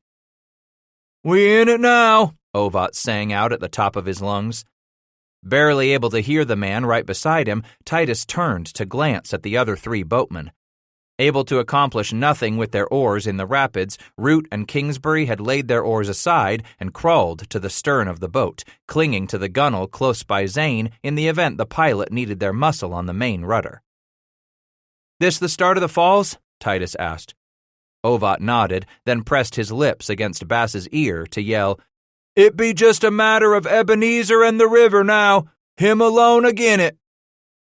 Zane laid his weight against the rudder again and again, moving the boat this way and that, feeling his way through the rocks and water and great gray slabs of icy granite, throwing his flatboat and its cargo toward one shore, then the other, as the other 4 men clung to the slippery gunwales, unable to assist, knowing only that the next few moments of their lives were most precious, for above them hovered the specter of an icy death. For Titus, this staring into death's face had a cold, metallic taste to it, almost like sucking on an iron fork. Time and again the pilot steadied himself, bracing his great powerful legs within that square yard of icy deck, holding his own against the cargo lashed on 3 sides about him, holding his own against the frothing river that sought to snatch the rudder from his grip. Over and over the boat seemed to exercise a mind of its own, the great force of the Ohio flinging the flatboat out of the current only to plop down with a crash, its unyielding sides of strong yellow poplar groaning against the unmitigated forces of nature at her rawest. Bass wasn't sure if he was shaking because of the cold, how wet he was, standing like the rest, soaked to the marrow with sleet, wind, and river spray, or if he was trembling down to the very core of him out of undeniable fear. Either way, his teeth chattered like bone dice in a horn cup, loud enough he was sure the others could hear them. Then it struck him. He started to smile, looking at Ovat. The gouger smiled back, both of them realizing that no more did the flatboat creak and groan. No longer did the river thunder about their ears. No more were they caught in the merciless grip of a watery hell.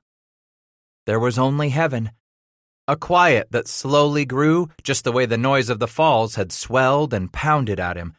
But now that pounding terror was behind them, and the persistent hammer of the sleeting rain was about all Titus could make out above the occasional dull slap of river against the flatboat's sides as Ebenezer Zane worked the rudder into the current, moving them closer and closer to the Kentucky shore once again.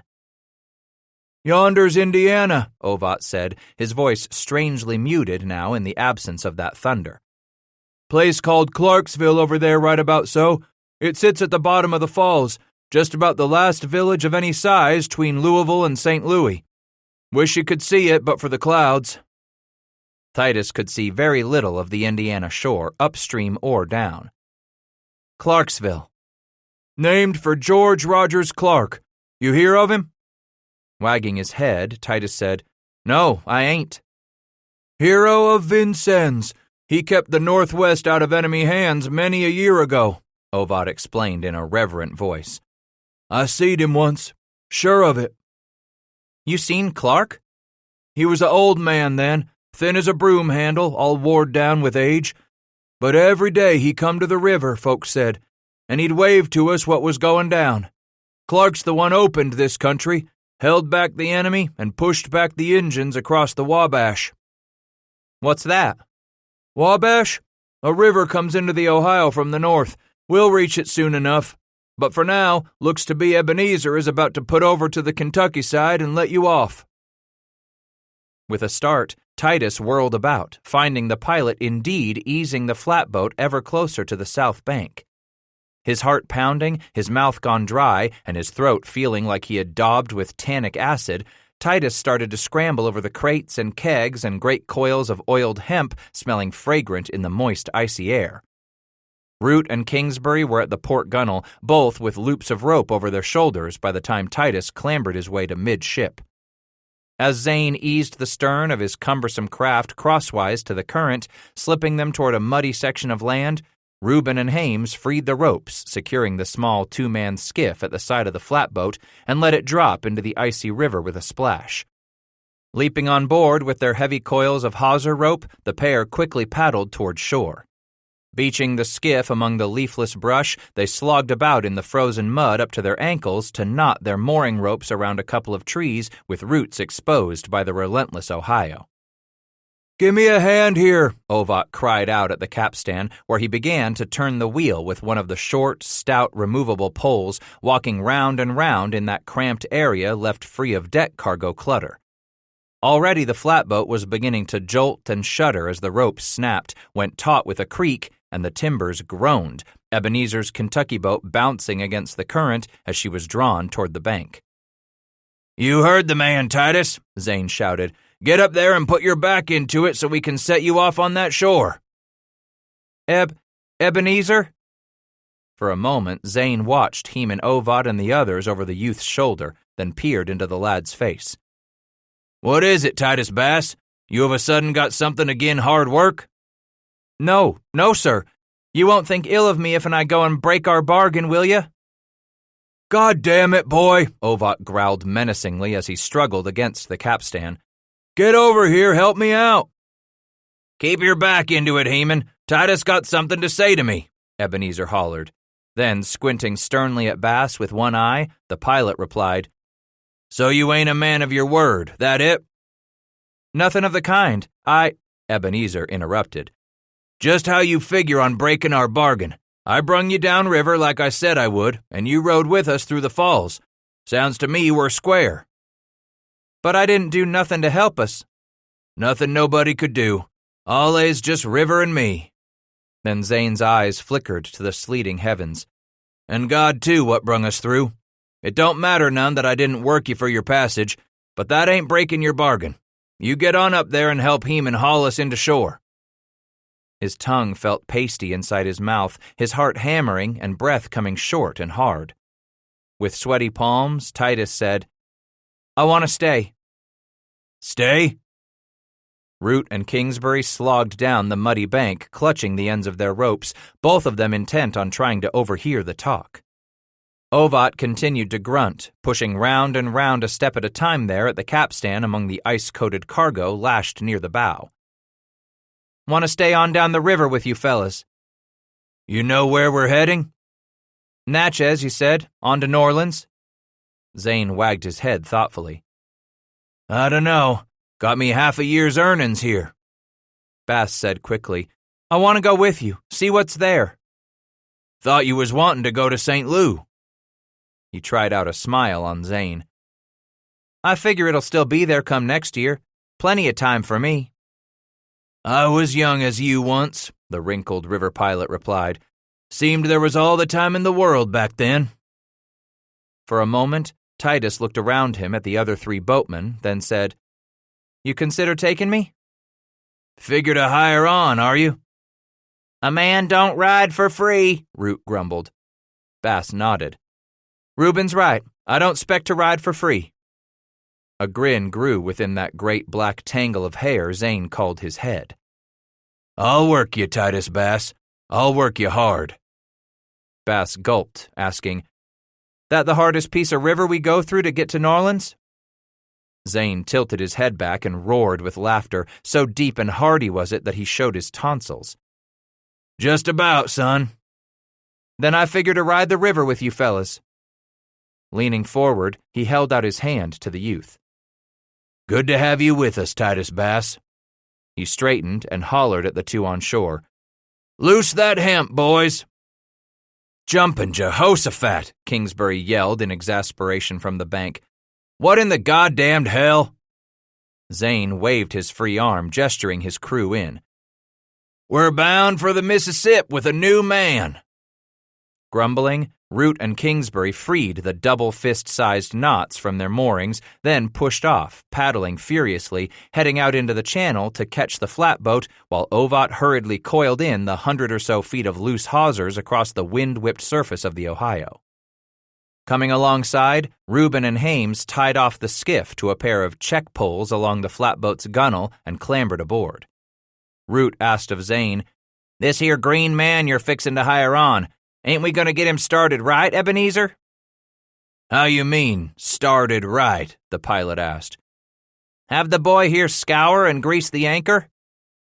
Ebenezer chuckled. "You can sure be one mean son of a bitch, Reuben. No, sir. I never did cotton to pulling such pranks on a feller what sets foot on my flatboat for his first trip downriver." "Not even a lil fun?" Root whined, disappointment now where glee had been. "What you figure to have Titus Bass do to make fun for you, Reuben?" Kingsbury asked.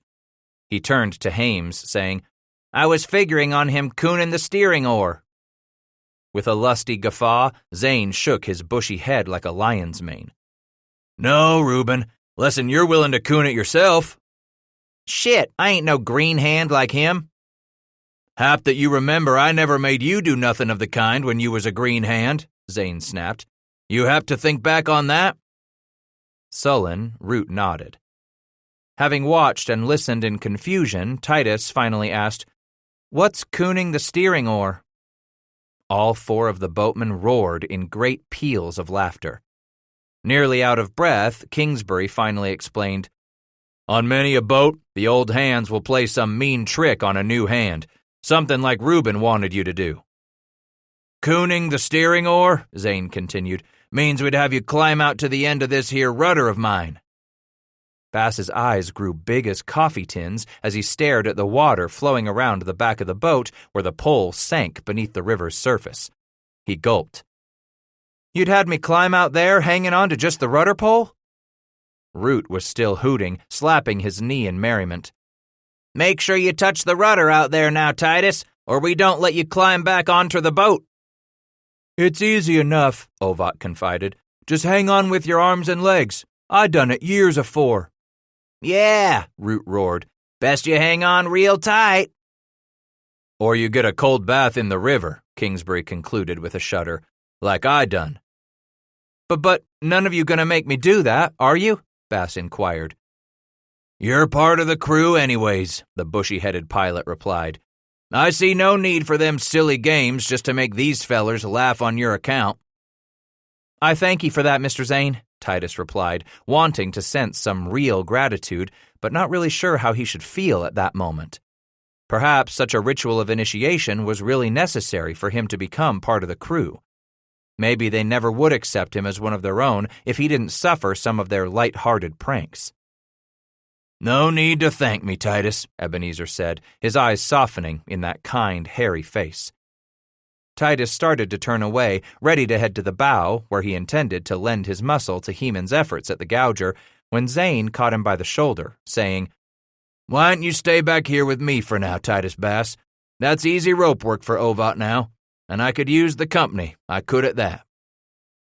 As Hames and Reuben reached the stern of the flatboat to tie the skiff off to a snubbing post before clambering up the side and over the gunwale, Titus settled in near Zane, his heart still hammering, desperately wanting this to be the right thing for him to do. "I don't figure I'd done enough yet to thank you, Ebenezer," he began. "I was fixing on helping the rest of you get through the falls, but I didn't do nothing. Instead of troubling yourself with me, why didn't you just leave me back at Louisville when I told you I was all for staying on there?" Grinning into the slanting hammer of the wind-driven sleet, Zane replied, "I figured there was no other way to find out if you was a riverman or not, but to take you with us through the falls." "So what'd you find out?" The pilot tousled Titus's hair, then peered on down the gray Ohio once more. "You'll do to ride the river with, Titus Bass. By damned, you'll do." Autumn was all but done for by the time Ebenezer Zane's Broadhorn reached the mouth of the Ohio. What ducks and geese and other species of winged creatures hadn't already flapped their way overhead were destined to struggle out the winter here in the north. All manner of doves, red-headed woodpeckers, and nighthawks, too, the sort that stayed behind. One day on the trip, they spotted some gray and black squirrels, hundreds upon hundreds of them, all sweeping down from the north bank, plunging into the river to bob and swim with all their might against the current, like a mighty exodus that crossed to the south. Hundreds of heads dotted the murky brown water all about the boat, hundreds more pressing behind. And every day the men watched the shorelines for bigger species. Titus was amazed at the growing numbers of bear and deer, turkey and fox he spotted as they rode the river farther west, heading for the Mississippi. And always they sang, ballads of death and love and hard-hearted maidens. "Rise you up, my dear, and present me your hand, and we'll take a social walk to a far and distant land, where the hawk shot the buzzard and the buzzard shot the crow. We'll rally in the canebrake and shoot the buffalo. Shoot the buffalo, shoot the buffalo. Rally in the canebrake and shoot the buffalo." For the longest time, he pondered that the old song said just what his grandpap had told him. There had been buffalo in the canebrakes. which set Titus to brooding on how those who had gone before him had shot the buffalo until there were no more. Then Hames Kingsbury would always lift Bass's spirits by singing what had long been Ebenezer Zane's favorite, sung to the tune of Yankee Doodle. We are a hardy, freeborn race, each man to fear a stranger. Whatever the game, we join the chase, despising toil and danger. And if a daring foe annoys, no matter what his force is, we'll show him that Kentucky boys are alligator horses. Then Heman Ovat started in on one of his own. Way down the Ohio, my little boat I steered, in hopes that some pretty girl on the banks will appear. I'll hug her and kiss her till my mind is at ease, and I'll turn my back on her and court who I please. When Root bellowed forth with Bird in a Cage, Bird in a cage, love, bird in a cage, waiting for Willie to come back to me. Roses are red, love, violets are blue. God in heaven knows I love you.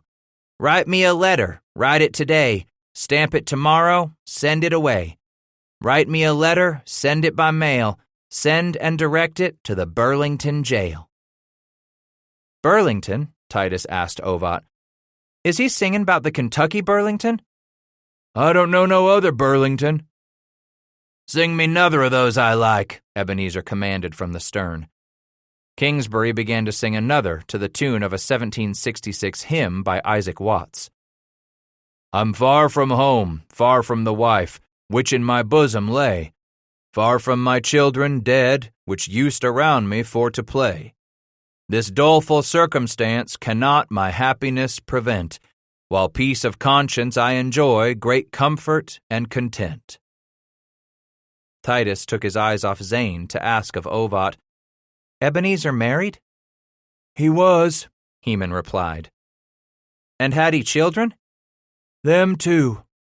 But Heman warned, wouldn't do for you to ask after them. It makes the man powerful sorry. What happened to his family? They was kilt. Injuns? Long ago, when the children was but babes, Ovat explained. All boys they was. Their heads smashed in by Shawnee. Titus turned to gaze at the pilot, regarding the man studiously, wondering how it was to have one's family taken by a sudden act of savagery rather than merely an act of leaving. Zane winked at Titus as he called out to Kingsbury, Sing the boatman's dance. High row, the boatmen row, floating down the river of Ohio. The boatmen dance, the boatmen sing, the boatman up to everything. And when the boatman gets on shore, he spends his cash and works for more. Then dance, the boatmen dance. Oh, dance, the boatmen dance. Oh, dance all night till broad daylight, and go home with the gals in the morning.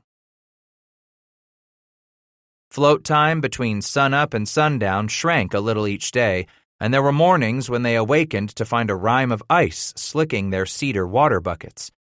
As much as they could through the long, cold evenings of enforced idleness, they stayed close by the sandbox fire before they would crab off to their blankets beneath the oiled awning cloth.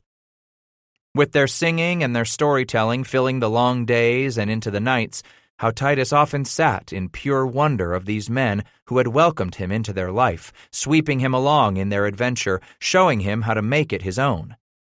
Rivermen, some called them. Others called them boatmen.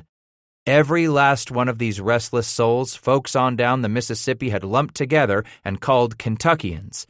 These were the rough, rowdy ne'er-do-wells Titus had come to regard as uncles, men who had taken him under their wings to watch over, to teach, to open up the widening world to a young runaway from Rabbit Hash in Boone County.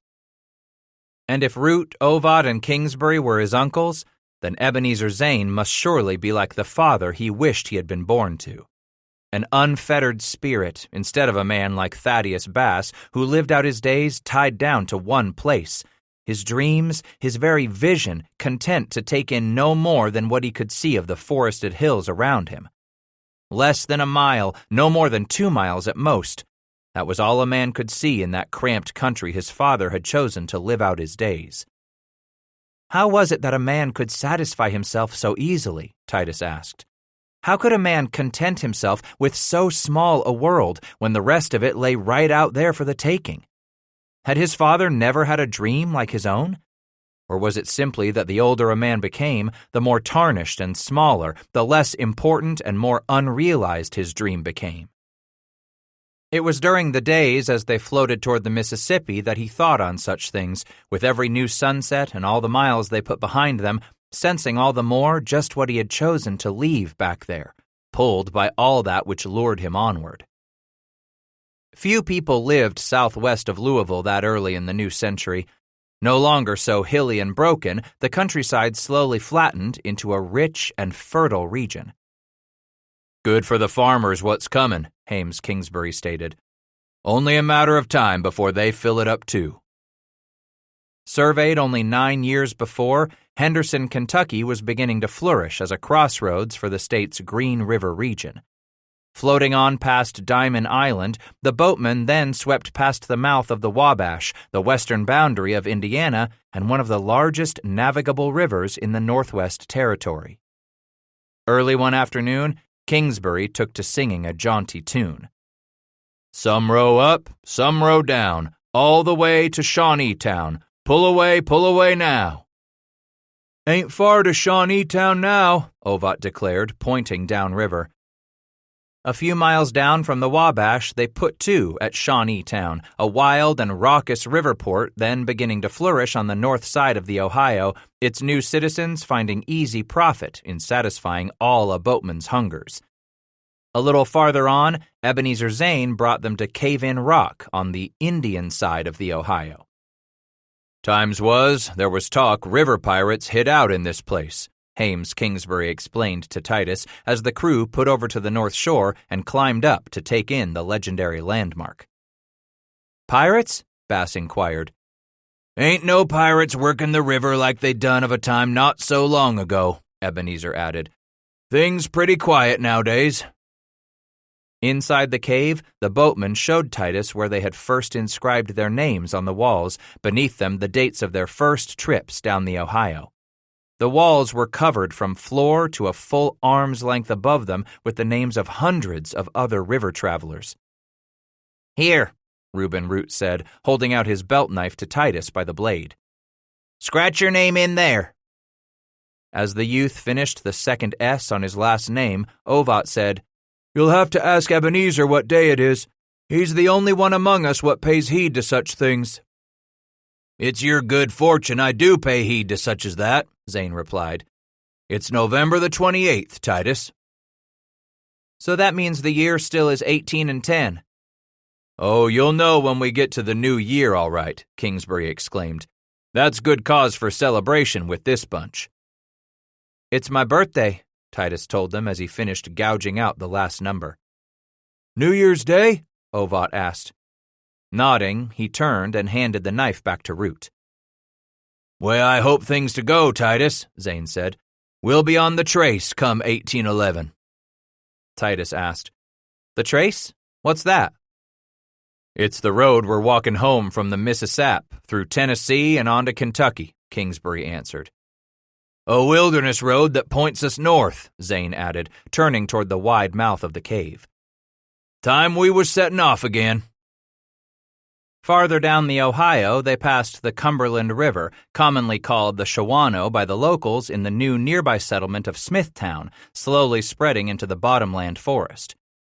In less than an hour, they passed the Tennessee, both rivers flowing in from the south within a few miles of one another. That Smithtown is one place a man's life goes damned cheap, Root grumped as they passed by the wharf where a couple of dozen men came out of log cabins to hail the flatboat passing on by. Lots of knockabouts. Fellas like you there, Titus, Kingsbury declared. Like me? He asked, watching the men on the wharf wave, holler, attempting to attract attention and flag the boat over. Homeless runaways, I'll say. Young men with nothing but time on their hands. Even some boatmen what don't have jobs. They all waitin' there to hire on as hands to any of the boats what hap to put in at Smithtown. A scurvy lot, those wharf rats are, Ebenezer spat with a doleful wag of his head. By this point, the Ohio was becoming more and more crowded with river traffic originating all the way from the Allegheny and Monongahela, the Muskingum, Scioto, and Kentucky. Within some 200 miles, 4 major rivers, the Green, what some locals still referred to as the Buffalo, the Wabash, the Cumberland, and the Tennessee, also known by the earliest settlers as the Cherokee, all flowed into the Ohio. No more was she La Belle Rivière of the French traders. Yet she had become something quite grand, widening with mounting strength as each new river fed her its waters. Past the Tennessee, they floated by Fort Massac, first erected in the Illinois country back in 1757, then Wilkinsonville, a crude frontier station named after the young country's treasonous Brigadier General James Wilkinson, who continued to dabble in boating, soldiering, and conspiring to carve out his own empire in the West. Little more than clusters of cabins and riverside wharves, these were among a handful of tiny outposts cropping up here and there to signal the inevitable spread of a thriving frontier civilization. Over each village, smoke smudged the air as open fires, rock chimneys, and hundreds of smoldering tree stumps all raised their oily black columns into the late autumn sky. Each of these riverside ports was simply a pocket of land stripped of its timber and brush to make room for a cluster of cabins, a common stockade, and a few cleared fields just beyond.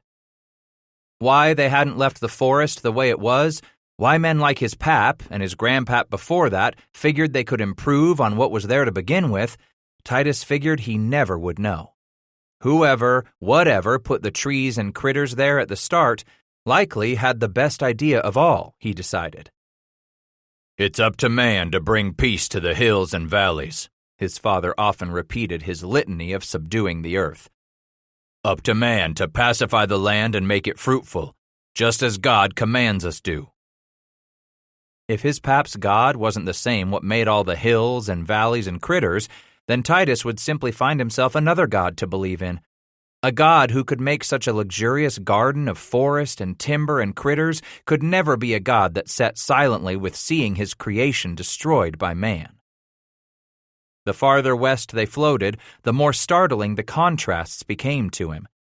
With fewer and fewer settlements and outposts, with more and more long stretches of untouched wilderness, the differences between Titus and his father became all the more clear. While most came to a new land to conquer it, desiring to subdue all within sight, to make of it something in their own image, with every day Titus all the more sought the wilderness on its own terms. As they approached the mouth of the Ohio, Titus realized he had flatboated from the gentle mountains and forests of the upper river southwesterly to a region of flooded lowlands and great stretches of treeless, brushy wilderness as far as the eye could see. The Ohio was the feeder, bringing the races and cultures tumbling together. Scotch-Irish, Kentuckians, English and French, pioneers all, rubbing shoulders with Creoles, Negro slaves, mulattoes, and freedmen, as well as an array of tribesmen, Shawnee, Miami, Delaware, Peoria, Sauk, and Piankashaw. "These Injuns ain't a problem to rivermen no more," Zane explained as they closed on the mouth of the river where the often roiling blue Ohio mingled with and lost itself to the coffee-colored, more sedate Mississippi. "Most of them redskins moving on into the Illinois country. Maybe so across the Mississippi to the west. White man's land over here. Let them red bastards have all that's left 'em over yonder." His eyes widened as he stood, mesmerized and amazed in watching the great sweep of water come in off the starboard. Pointing, Titus asked, "What's that river coming in?" "It ain't coming in, Titus," the pilot explained with a smile. "This are Ohio coming into it." In wonder at the sheer size of it, he exclaimed, "That's the Mississippi?"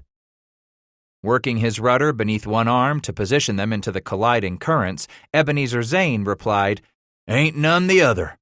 You come to the mighty Mississippi, Titus Bass." Nodding to the south, he said, "Over here is all the land any man could want to farm and raise up his towns." Yet Titus stared off across the widening expanse of water at the far, far shore. He pointed to the west. "And over there?" "Over there," Zane answered with a sigh, "is the beginning of a wilderness fit only for Injuns, critters, and wild men." 10. As Titus stood atop some of the hogsheads of flour to get himself the best view of that spectacular, unpeopled country, Ebenezer Zane heaved against his rudder to slip the flatboat out from the mouth of the Ohio and into the great, wide Mississippi, already beginning to spread itself a mile and more wide in its slow roll to the south.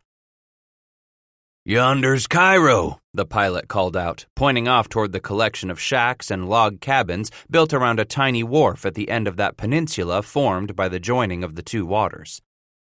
Kingsbury brought his oar out of the water and leaned back with a sigh. "Farther on up there, Titus, a man comes to St. Louis." "Like I said, time enough to get there, young as I am," Titus said, his eyes widening as he took in the vast sweep of all that stretched before him on that far western horizon. "Young as you is," Root scoffed at his oar below Bass. "You can have you 2 or 3 big adventures afore you got to figure out what it is you're going to do for the rest of your life." "Don't pay him no heed, Titus," Zane advised. "Reuben still ain't sorted out what he's going to do when he gets growed up." While rolling hills and timbered bluffs dominated the Mississippi's shoreline above the mouth of the Ohio, from there south one could watch the landscape begin to flatten. Eagles dotted the cold, clear sky overhead, sweeping across the great expanse of the river in search of a meal they could pluck from the muddied waters in huge claws. Wild turkeys squatted in autumn's leafless trees along the riverbanks like stumpy, black-robed, wattle-necked old men, curiously watching the boatmen float past. "Looky there!" Heman Ovat cried out, pointing to the eastern shore where loped a small pack of wolves, no more than a half-dozen, slinking easily along the skirt of timber that frilled the riverbank. "Hunting must be good in these parts," Titus exclaimed, already sensing an undeniable itch to have the ground beneath his moccasins and the woods at his elbow once more. Zane scratched at his hairy cheek and inquired, "You figure you could find us some game yonder?" With an eager grin, Bass turned to the steersman, saying, "If you spot wolves along the bank, I figure there's a good chance I'd run onto something for us to eat over there, too." "Damn right," Kingsbury added. "Them wolves didn't look like they'd missed a meal at all." "I'll bet these fellas would appreciate you giving them a change in supper fare tonight, Titus," Zane continued, then looked off to the west to measure the fall of the sun in that cold sky. "Not far down here, I know a place where we can put over and let you off with your rifle. We'll ease on down a few miles and tie up for the night, get us a fire going, and wait for you to bring us in some victuals for supper. How's that strike you?" "It sounds fine to me," Bass replied, starting to scramble down from atop the great oak kegs, eager to have a chance to hunt for the crew once again, just as he already had done on several occasions while they'd descended the lower Ohio. "Here's one man gets damned tired of eating pig all the time," Kingsbury grumbled. "Speak for yourself," Root snapped. "A thick slab of salt pork allays better'n some gamey old slice of buckskin." "Y'all got my hungers up already," Ovat cheered from the bow, where he had been working at expanding one of his most elaborate tattoos, scratching at his forearm with a needle, then marking the artistic wound with India ink. More than any of the others, Heman was nearly covered in the gaudy blue drawings of sea serpents and devil's heads, water maidens and feathered Indians. He looked up from his work, saying, "Don't you give Reuben no never mind, Titus. This belly of mine could do wrapping around something new tonight, Titus." "Go on now and get yourself ready," Zane instructed. "It ain't far till we come to that stretch of shore where we'll drop you off to do some hunting. That is, if the river ain't et the bank away too bad since last summer." Even as slow as it moved, the relentless Mississippi had a way of doing that, gobbling up great bites of the riverbank from season to season. Come late spring, early summer, the river would lift 25 feet or more above its banks, cutting itself a new channel in the process, going here and there to alter last year's course. As it did so, the Mississippi would destroy old islands and create new ones, uproot trees from both the banks and the far end of those new islands, depositing that timber on the upstream end of the next island met downriver. At high water times of the year, tying up for the night could be a ticklish proposition. A good river captain understood that to secure his boat beneath a high bank or large timber just might mean the Mississippi would cause that bank to cave in on his broadhorn or chew away enough of the shore, toppling one of the huge trees to come crashing down upon his sleeping crew. Flowing anywhere from 3 to 5 miles per hour, the Mississippi ran 30 feet deep in most places, 50 feet in some spots as it seesawed back and forth, making itself remarkably crooked. Despite the river's width, it still proved itself a real test not only of a river pilot's abilities at the rudder, but of the watchfulness of the rest of his crew as they kept eyes sweeping the roiling waters for all manner of dangers, sawyers and planters and submerged sandbars. "You warm enough now?" Zane asked as he eased the flatboat out of the running current and headed for the eastern shore. "I'll be fine," Bass replied, kneeling at the gunwale as Root lowered the skiff into the muddy water. After Titus climbed into the tiny boat and he began paddling with Reuben, Ovat played out a length of hawser lashed to the back of the skiff. "Get on off before we gotta push back into the running current," Root advised. The youngster heaved himself onto the bank just as Root waved across those yards of icy water, signaling Heman Ovat to pull the skiff back to the flatboat. "Cold as it is, Titus," Reuben hollered over his shoulder as Heman began to drag him away from the shoreline. "Lot better to be hunting now. Come the summer in these here parts, skeeters come pick you up and carry you off. You go hunting way you are in them woods." Such winged torment wasn't the only disadvantage to hunting the riverbanks come the summer season. The heat and humidity both conspired against a man laboring through the thick, semi-tropical brush, weakening many with heat fevers. Root waved his final farewell, saying, "Skeeters down in this here country twice as big as the ones we grow up to Kentucky. Big as a goddamned sparrow." Waving in kind, Titus watched the skiff and flatboat move away, slipping back into the current, sensing a rush of emotions tumbling through him. Excitement and sheer anticipation had to be most prominent, as well as a good deal of pride, what with the trust the others placed in him to bring supper eventually to their evening fire.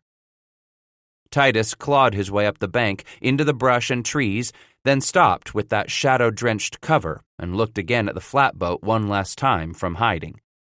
Perhaps he should be a bit scared, he told himself, left here on his own in country that was as foreign to him as a desert.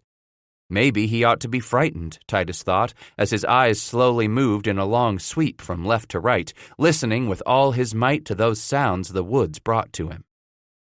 But in a matter of moments, he was scolding himself for ever thinking about fear, telling himself that the apprehension he felt was a natural part of the anticipation of the hunt.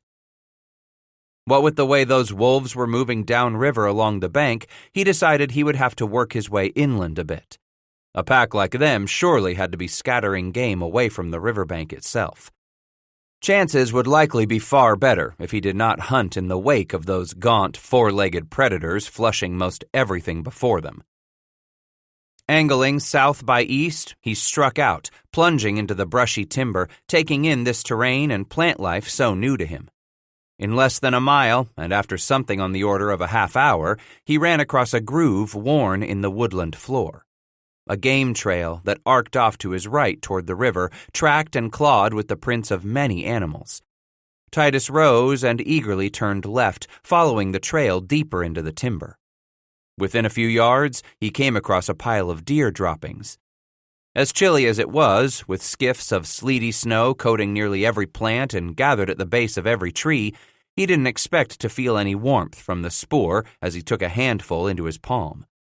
Nonetheless, the cold discovery quickened both his heartbeat and his step as he pushed deeper into the timber. It was a good sign, showed that the critters did use this trail. The farther he went, the brush thickened around him. Titus slowed his pace, his eyes searching ahead of him so that he would not scare up the white-tailed deer he hoped to sight before it bolted off. Buck or doe, it did not matter, although he preferred the flesh of the doe for its tenderness and flavor, especially this time of the year after the males had gone and worked themselves into a hormone-driven frenzy during the rut. It was a thought that made him chuckle quietly as he moved along through the cold shadows. Now that he had experienced the rut himself, It was damned easy to understand how those bucks got themselves into such a ferocious state over the thought of climbing atop a female. Something snagged his attention. A faint rustle of brush that hadn't been there before, at least some sound that had failed to pierce his consciousness until now. Yes, there it was again, moving toward him. He backed up a few yards out of that small clearing the trail crossed, then crouched within some brush and pulled the hammer on his grandpap's rifle back from half-cock, waiting as his heart pounded and the sound of leaves rustling drew ever closer. He swore he even heard the deer breathing before he saw the frost streaming from its glossy black nostrils, the chest heaving in fear, perhaps exhaustion too, as the doe bounded into the clearing and stopped stiff-legged. In fright, it twisted its head one way then another, studying the open ground before it, then jerked its head over its shoulder to gaze along its back trail with wide, frightened eyes Titus now watched above the front blade he nestled down in the narrow crescent of the back sight. Just as it wrenched its head forward and twitched its tail, always a sure sign that the deer was about to set off once more, Titus squeezed back on the trigger. In that next heartbeat, it appeared he had missed, for the deer bounded off on all four legs. His greatest fear right then was that the doe had started away before he had touched off the shot. He peered through the brush and gray smoke, hearing his rifle shot swallowed by the timber and the cold, damp air. But instead of the clatter of the deer's hooves galloping off into the trees, the only sound that followed the fading gunshot was the silence that echoed back upon him. That, and the thrash of the deer's legs as the animal struggled on the ground at the far side of the small clearing. Immediately bolting from cover, Titus raced across the open ground, laid the rifle against some nearby brush, and knelt near the deer as the legs slowed their wild fight. A big brown eye stared up at him. He looked down at the ragged, bloody hole torn in the heaving lower chest, then back to that eye. Already it was beginning to glaze, and then the legs moved no more. Quickly he pulled out his big belt knife and slit the throat in order to drain off most of the blood from the carcass before he dragged the blade down the length of the body from windpipe to rectum. Since this was a doe, which ran smaller than most bucks, he thought he might try carrying the carcass over his shoulder down to where he would find the boat crew having made camp for the night. By cutting off the head and gutting the animal, along with getting rid of the weight of the green hide, he could easily drape the rest of the kill over his shoulders and hurry it downriver. He had never been the strongest youngster in Boone County, hardly the strongest right around the village of Rabbit Hash either. Truth was, Titus was mostly bone and sinew, with a few strap-leather lean muscles knotted to his wiry frame. Because he was stronger in his legs than elsewhere on his body, Titus early on had learned he simply could not heft the weight other fellas his age could lift and carry, much less do what a full-grown man could. Standing just shy of 6 feet in his moccasins, but weighing less than 140 pounds by the wharfmaster's scale at Louisville scant weeks before, Bass truly gave off the appearance of a much smaller man when he stood with his shoulders slightly rounded as he shrank back into himself, shy as he was. Because of his spare size and rail-thin frame, the youngster had learned to make do for the lack of muscle. No matter how much he ate in the last few years, no matter how much he demanded of his body, he never seemed to fill out and put on the pounds the way so many other Boone County boys had. Didn't matter anyhow, he reminded himself, as he carried on with removing the internal organs and flinging them into a nearby gut pile. Time would come, Titus knew, and he'd put on some weight, finally getting those muscles every man eventually earned. Shadows lengthened across the cold ground while he worked, his breath beginning to frost before his face in his exertion. Yet his hands remained warm, working in the blood and the carcass as they did. He cut the last of the windpipe and lung free, then flung them onto the gut pile, when he froze. Motionless. A new sound. Something that did not fit in with what he had been hearing from the surrounding forest as he labored over the doe. Perhaps it was another deer, he convinced himself. Much the same sound, too, moving through the brush and coming from the same direction as the doe had. Closer and closer. He might be lucky and get 2 of them, he convinced himself. Then he'd have to cut down a few saplings and make a crude sled he could use to drag both carcasses downriver to the boatman's camp. Quickly, he wiped most of the blood and gore from his hands in the frosty, icy leaves, then swept up his rifle before ducking back toward the brush where he had been hiding when the doe had made her appearance along the game trail. What meat Zane's men didn't gorge themselves on that night, they could spend the evening slicing and drying by the fire. Maybe carry along the bigger hams with them on board as long as they were out of the sun, tucked away under that oiled awning on the boat. Along with the dried strips of venison, those roasts would give them several meals across the coming days before Zane might have him again hunt for them. Crouching there in the brush, he dragged the rifle up and pushed back the frizzen. Snugging his shooting pouch against his thigh, Titus pulled the stopper from the priming horn and sprinkled a dusting of powder into the pan, for the first time realizing he hadn't reloaded after dropping the doe. Damn! Yet he had no more time to curse himself for his stupidity as the faint rustle came ever closer. He grew angry with himself. If he didn't get his rifle reloaded, he was going to miss his chance to drop a second deer. No matter that it might be a buck this time. Quickly pouring powder into his palm, he found himself quaking slightly as he spilled the coarse black grains down the muzzle, then became still as a stone. His own eyes widened, his breath choked off in his chest as the creature stepped to the far edge of the clearing. Instead of a four-legged buck moving beneath a set of antlers, what made young Titus's heart freeze in his chest was a two-legged Indian in smoked buckskin who slowly emerged from the brush in a crouch, then sank to his knee. Now his heart began hammering so loudly he was certain the Indian could hear it. Starting to sweat in the cold of those shadows, Titus found himself every bit as scared as he was mad that his gunshot had drawn the redskin to the clearing. This way, then that, the Indian's own dark, black-bead eyes searched the timber enclosing the clearing before he inched forward a bit more, easing toward the deer. Kneeling over the gutted animal, the Indian put a bare hand down into the gut cavity. He's feeling how warm it is. How long ago I killed it. All the while, the Indian's eyes kept moving across the glade, watchful and attentive. From the looks of the warrior, Titus figured the man could be anywhere between his age and his father's. Hell, he thought, he never had been very good at guessing such things as a person's age. Swallowing hard, he suddenly realized this was the first real Indian he had laid eyes on. Not that he hadn't seen some come wandering into the settlements back in Boone County, the sort what had taken to white man's clothes and even wore hats, but never had he seen a redskin like this, complete in fringed buckskins, with a deerskin vest tied with thongs, the lower part of his leggings lashed tightly around his ankles and calves with long wangs. Titus glanced down at his own smooth breeches, figuring fringe would only snag in the thick underbrush. Nodding to himself, he decided that tying them up that way made for easier, quieter hunting, too, as the Indian moved through the thick timber. Quietly settling on the far side of the doe, the Indian laid his bow across his thighs, then dragged a big knife from the scabbard at his waist. Beginning at the long opening Titus had made from neck to anus, the Indian started working to free the green hide from the carcass on either side of the rib cage. Why, this son of a bitch was fixing to take his meat.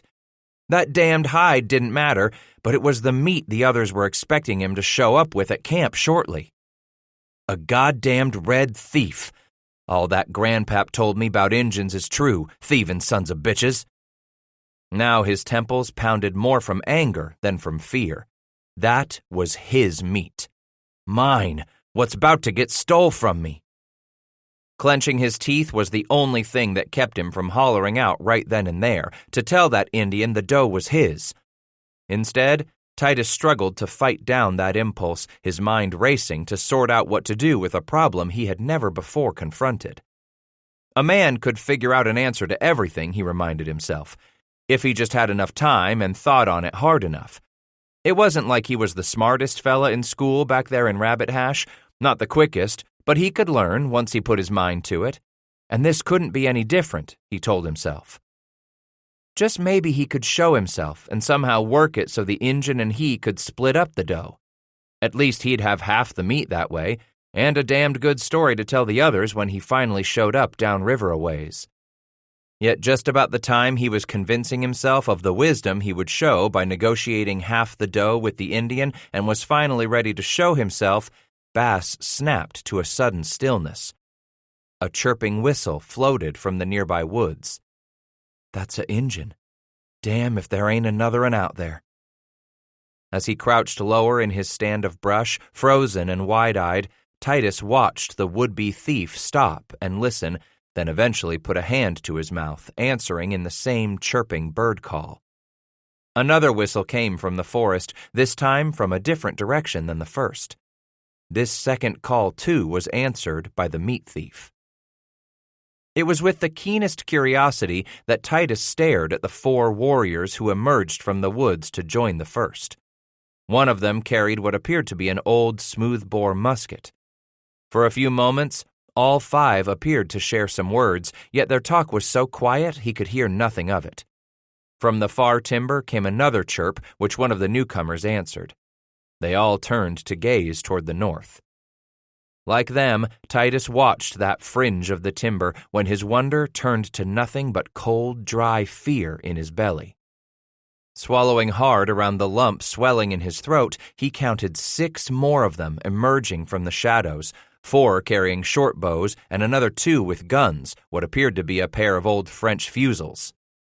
Half of them already dragged some haunches of meat and green hides they had rolled up, all of it placed on improvised sleds they had constructed from saplings cut down and lashed together with ivy and grapevine. It would be easy enough to pull those sleds over the brush and what little icy snow slicked the ground. They all came to the doe, talking a little louder now that there were so many to discuss what had been found by one of their number. Still, he could not make out much of the words at all, only fragments of sounds that meant nothing to him in the least. Except to realize that these were red men, hunters and warriors, the sort his grandpap had fought back in the Shawnee War and 2 years later in the Cherokee War. These were the sort of Indian the white settlers were driving right up against the Mississippi, he figured. Not the sort of Indian to take kindly to a solitary white hunter caught alone and far from his own. The breeze tousled their hair, some of which was left long. For others, the hairstyle of choice was a roach greased so that it stood straight up from the forehead to taunt any would-be enemy into taking that war trophy. Yet none of them wore any paint. From his grandpap and the old men, Titus had heard so much about the hideous paint, looking now to study each of the faces of the 11 who continued to argue something with growing urgency. One of them pointed, south. An older man wagged his head emphatically, pointing off in another direction, back to the north. A third stepped forward, gestured to the doe, then gestured to the south with his bow. Several of the group grunted their agreement with whatever he had declared, for they nodded as they inched up to stand behind him. Honest-to-goodness Injun warriors! It sent a new shiver down his spine. A heartbeat later, it began to sink in. They were discussing him, talking over who must have killed the doe. They had to realize the hunter was somewhere close, simply because the carcass was still warm when found. They had to figure the hunter couldn't have got very far before the deer was discovered. He wasn't sure he breathed at all, afraid even to do that right then in his hiding place. With growing certainty, Titus feared these warriors were sure to hear his heart hammering against his ribs if it continued to get any louder, what with the way the blood rushed up his neck cords and roared in his ears, thundering in his temples. Some of them crouched to study the ground around the gut pile and the carcass, then peered off into the forest, talking to one another, gesturing. There wasn't any one thing he could put his finger on to tell him that they knew of him. Maybe just the way they turned their heads to regard the woods around them, the way their voices got quiet, the way the 8 of them strung their bows and the other 3 slowly brought up their long-barreled guns, those huge muzzles swinging out toward the timber surrounding the small glade like wide black eyes.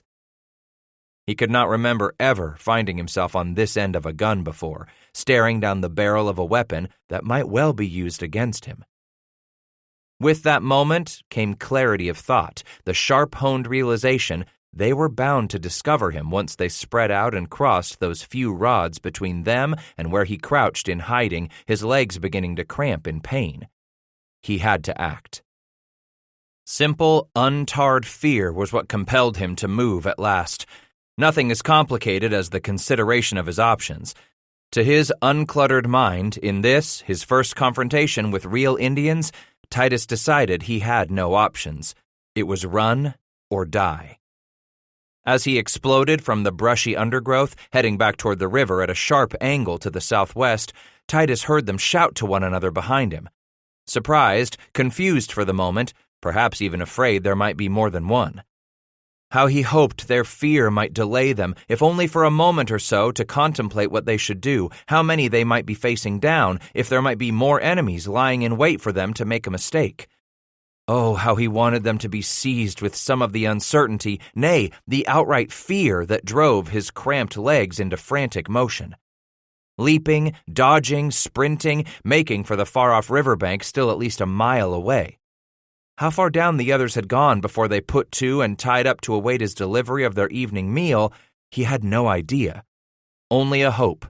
Nothing he could call a real prayer, the way his folks prayed, or the prayers of that circuit man who came around to hold his Bible meetings, then went home with one family or the other, gone to dinner in a dry place to sleep before moving on to another village the following day. No.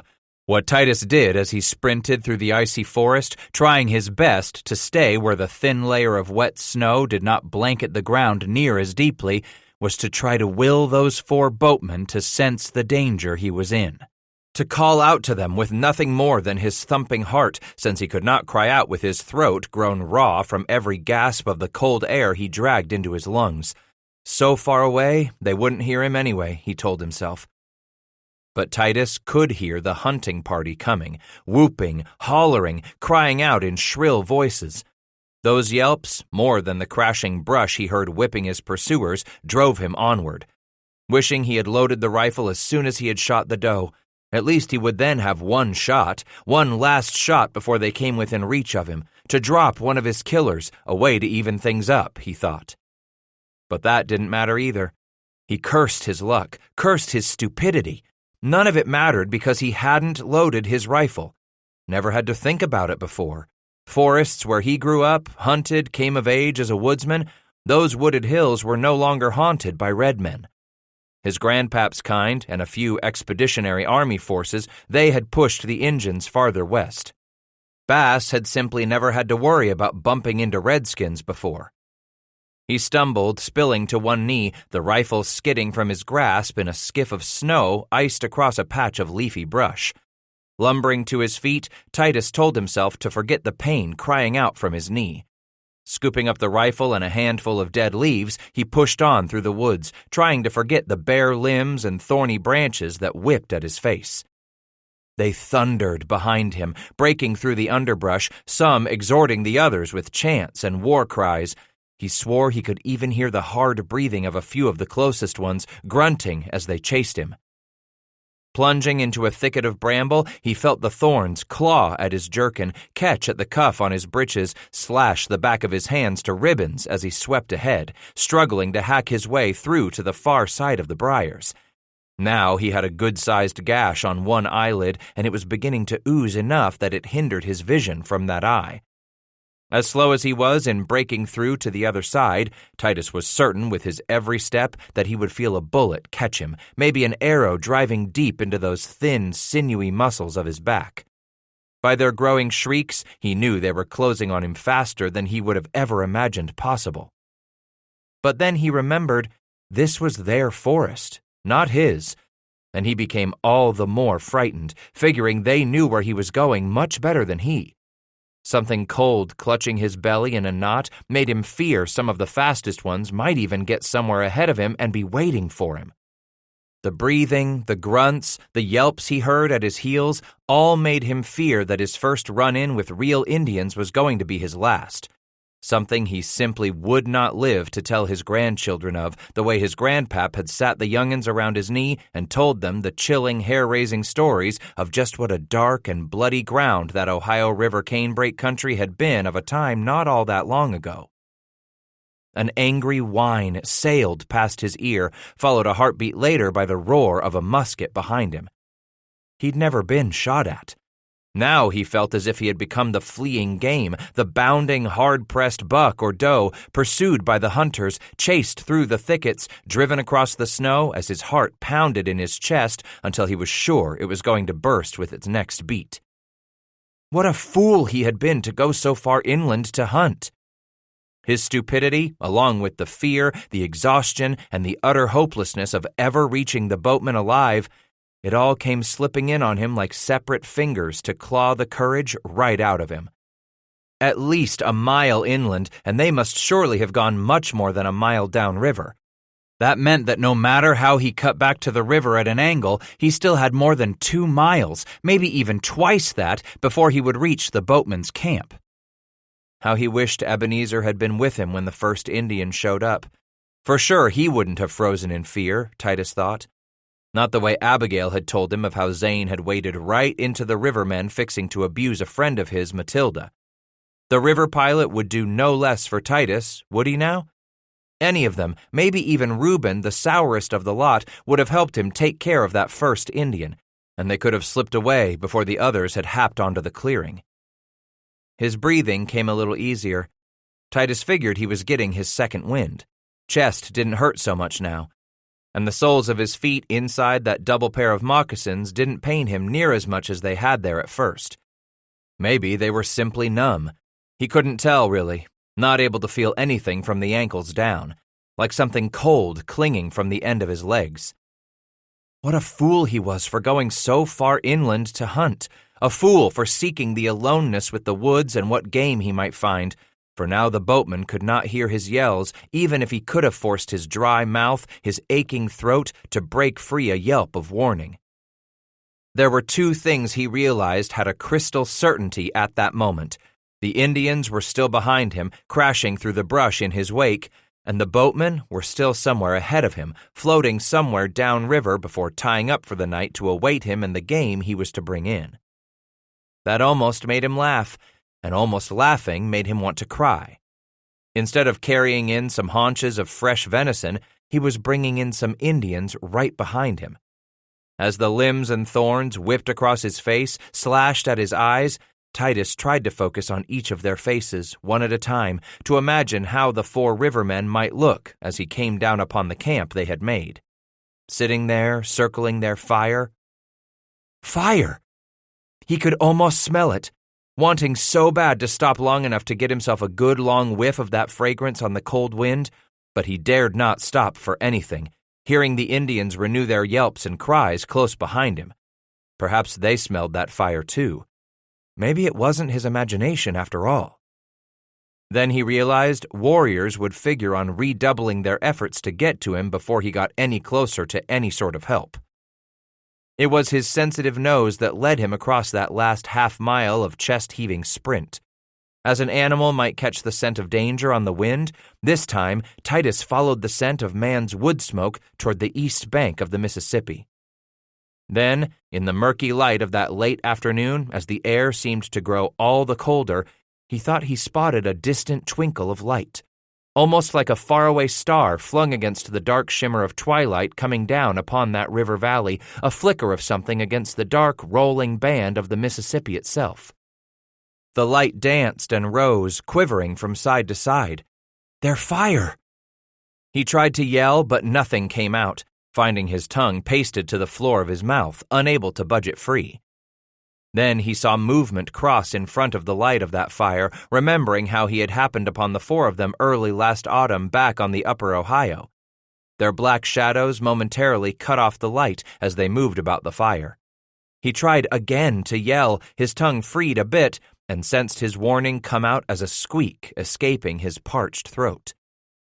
One of the shadows ahead of him stopped, backlit by the fire. Then it seemed that they turned.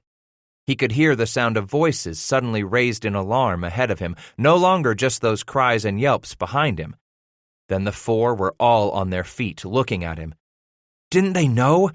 Couldn't they see? Clumsily, he tried to twist his upper body as he ran, pointing behind him with the empty hand. In doing so, he nearly stumbled on the last clumps of some low brush just as he reached the muddy, sandy bank. The final thing he saw before he began to pitch forward was Ebenezer waving his arms and the other three breaking in different directions. He felt the grit of the icy sand and snow bite the bloodied skin on his face, sensed it scoop into his mouth, rub raw against the cuts on the back of his hands as he got to all fours, crawling, scrambling to get back onto his feet. At the same time, he swiped a forearm across his eyes to clear them of sand and blood and stinging sweat. And before he realized it, he was sprinting again. Heman Ovat was already on the flatboat, lunging from the awning to the gunwale, something in his hands. There he threw the long object to Kingsbury, a second to Root. While Ovat turned back to that awning of oiled Russian sheeting, Titus knew those had to be long rifles, muskets, smoothbores, fusils, firearms. As Ovat reappeared at the gunwale with two more, Titus watched Kingsbury and Root scurry in his direction, where they dropped to their knees and brought their weapons to their shoulders. Zane swung about with a rifle in his own hands, bringing it to his shoulder as Ovat leaped over the side of the boat. The steersman hollered something. Titus wasn't sure what he said. The words sounded garbled at first. "Hold your fire, boys." Then he understood as Kingsbury rose from his knee, his rifle still at his cheek. "Come on, Titus Bass. Come on. You can make it." Hames strode toward Bass confidently, the muzzle of his weapon pointing at whatever might be pressing down on Titus from behind. "Get on in here, Titus." He lunged past Kingsbury as Root got up from his knee and began to move backward a step at a time. Ovat and Zane were there to catch Bass as he stumbled against them. "Get him on board," the pilot ordered Heman. Ovat turned, clutching Bass as they careened down the riverbank past the big warming fire they had built. How he wanted to stop, to rest, to feel the fire's warmth. He found himself stumbling. "Get up!" Ovat hollered.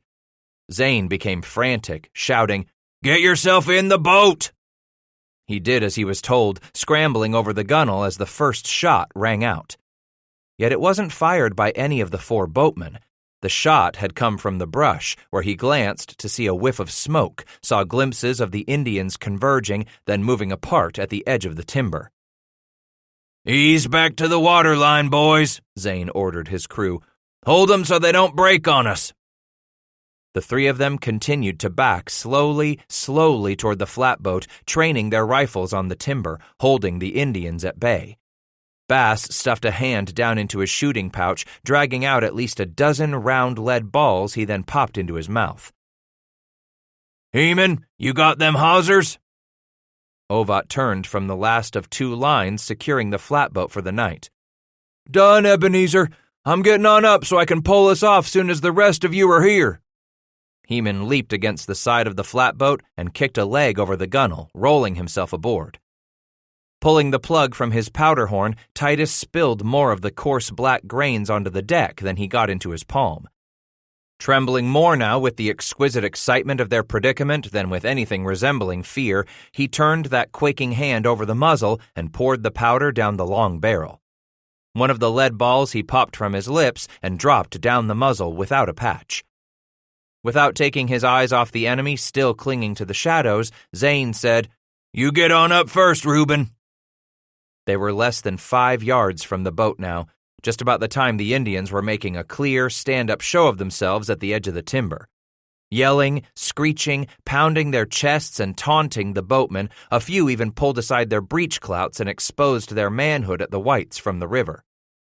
As Root turned his back on the Indians and raised his arms to clamber over the gunwale, Bass and Ovat both reached down to help him get on board. Titus asked, "What's that mean, them showing us their privates that way?" "Just their way of telling you they think you ain't much of a man like them," Root grumbled as he turned and crouched atop a pair of large oak casks, pointing his rifle at the edge of the timber. "You next, Hames," Ebenezer ordered, only his eyes moving back and forth as the two of them backed right to the water's edge. He eased back a few more steps, the water lapping at his knees before he came to a stop. "We can both climb on at once, Ebenezer," Kingsbury protested. "No," he growled. "That'd take 2 guns off them red devils at once. Get!" His lips pursed in resignation, Kingsbury turned and splashed out to the flatboat as it drifted lazily away from its moorings. He slogged through water midway up his thighs before he could toss his rifle up to Ovat, then held up his arms for help. Bass did his best to sprinkle a dusting of priming powder down into the pan while he kept his eyes darting across the crescent of Indians pointing muskets and arrows at the boat and its white men. Kingsbury shrieked, "Come on, Ebenezer!" "You all got your guns ready?" Zane asked, cocking his head slightly so he could snatch a quick glance at the flatboat. "Gotta come now, Ebenezer," Kingsbury shouted. "We're loose and drifting off." Bass's heart leaped into his throat as he felt the river jostle the boat to the side as they inched out into the channel where the Mississippi's pull became increasingly stronger. They were easing away from the pilot. "Zane!" Root cried. Ebenezer waited no longer. Suddenly wheeling, the steersman lunged around into the water, struggling as the river bottom sank deeper, desperate to reach the side of the flatboat before it drifted out of reach. "I'll get the rudder and work us back to shore," Kingsbury shouted, starting for the stern.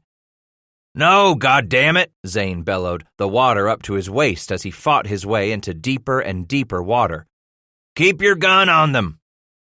The first bullet smacked into the gunwale just past the pilot's head.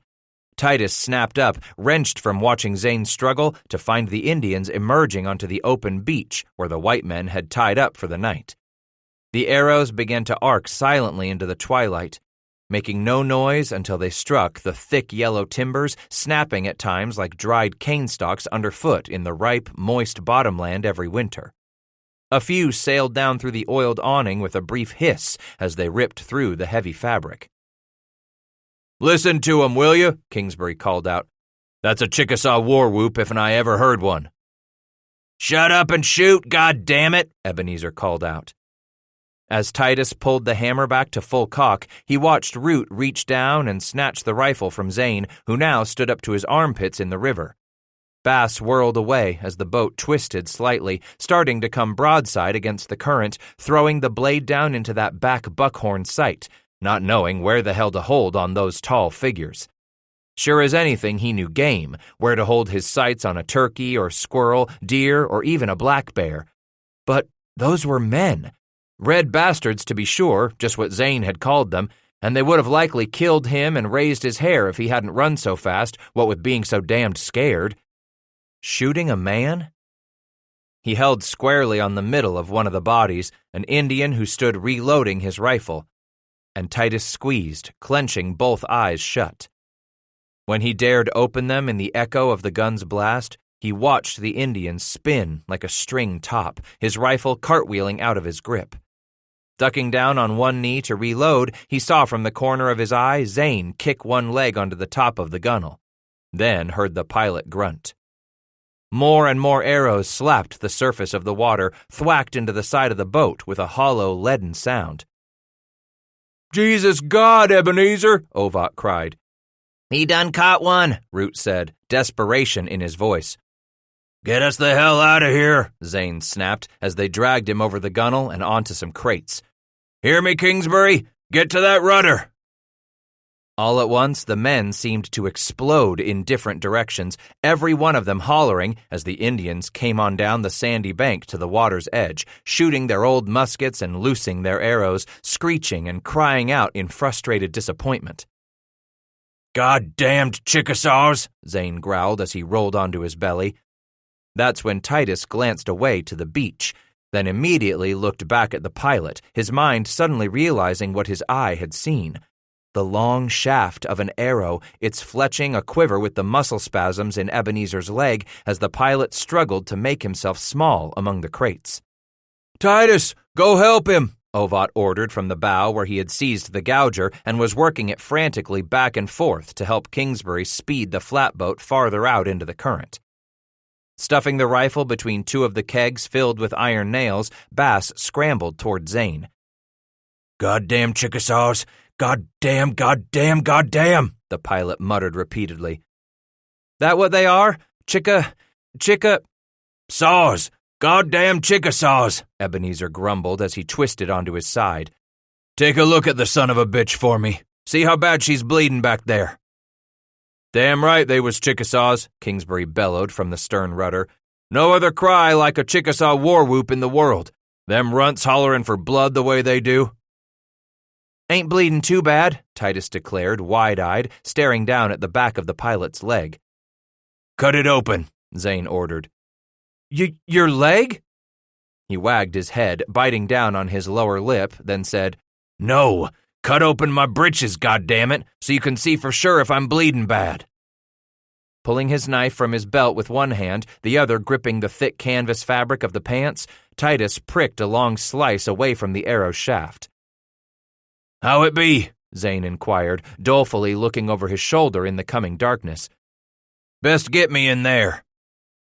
Titus watched the pilot nod to the open area beneath the awning, then lifted Ebenezer's arm over his shoulder, dragging him off the crates, hopping one-legged under the edge of the cloth. Light a few of them wind lanterns. We're bound to need some light, Zane ordered. As Bass set about pulling some tow from a kindling box, the pilot turned to fling his voice at Kingsbury. Hames, best you get us on downriver afore putting over. Kingsbury shook his head in protest. I want to look at that leg of yours first off, Eb. The boy's taking care of it for now, Zane interrupted. You just get us a few miles on downriver afore putting over to the west bank. Rolling on his hip slightly, he turned to holler at Ovat. You hear that, Heeman? Up to you on that bow to find us a place to put in for the rest of the night. Titus asked, How many mile you figure we ought to put atween us and them? Don't matter how many, son. We're going to be on the other side of this big, wide old river. They ain't going to cross the Mississap to get at us. Root poked his head under the awning. You want me to help, Ebenezer? Yeah. Get me a little of your tobacco. Gonna chew up a poultice. Straight away, Root replied, crawling on under the awning to search for his own belongings. Hand me some of that tow, Titus Bass. Yeah, that you got there with the fire-making plunder. Bass's hands were trembling as he gave it to the river pilot. I should have known better than to... Known better in what? Zane demanded. Going so far in from the river, he tried to explain, unable to look at the steersman's face, even in the coming of night, as they slid on beneath a cold, starry, moonless sky. You're the hunter, ain't you? With a shrug, Titus replied, I suppose I always thought I was a hunter. That's what I brung you along for, Titus. You was to be our hunter. So you tell me, when you run onto those Injuns, was you doing anything different from what you do when you're hunting? He struggled, thought, then shook his head. Nothing different, just following a game trail. Then, goddammit, don't go blaming yourself. Damn, but this hurts. But I got you shot. Ain't nothing tore but a little meat, he said just above a whisper, his face nonetheless etched with pain. You boys'll fix me up right proper, and I'll be feeling fine in no time. Get back on my feet and take over that rudder. No such a thing, Kingsbury snapped. I'm near good a steersman as you, Ebenezer, and besides, this ain't a tough river like the Ohio. Still the damned winter's low water, Zane spat. And the Mississap ain't no lark of a ride in winter, Hames. Shut up and let them two fix on you, the relief pilot ordered. I'm kingfish of this here boat while you're down, and you'll learn to take orders just like any of the rest of the crew. Zane rolled back over onto his side, still gripping the arrow shaft as his leg trembled in pain. He looked up at Bass, grumbling. You boys gonna get us some light to work with or not? I'm fixing to get some char started on this tow. Then get the goddamned candles lit so I can dig this son of a bitch out of my leg. Here's that tobacco you wanted, Eb, Root said, handing the pilot enough of the pressed leaf to fill his palm. Taking a big bite out of the carrot-sized twist, Zane stuffed the rest into a pocket of his breeches and growled, Punch through the bunghole of that keg of rye and tap it, Reuben, and be quick about it. I'm beginning to feel real puny, and this leg is starting to talk to me. After lighting the wick on the second candle lantern, Bass turned to the pilot, holding the burning toe, and asking, "What more you want me to do, Ebenezer?" Your knife a sharpen? He nodded, his Adam's apple jumping like a great green grasshopper up the front of his neck. "Sharp enough to skin anything." Good, Zane snarled around the lump of tobacco puffing up the side of his cheek like a case of the mumps. You get it out and slick it on that strop hanging yonder. I figure you'll be the one what can do the cutting on me. Me? His heart seemed to stop. Titus felt himself begin to quake, starting up right from the soles of his feet.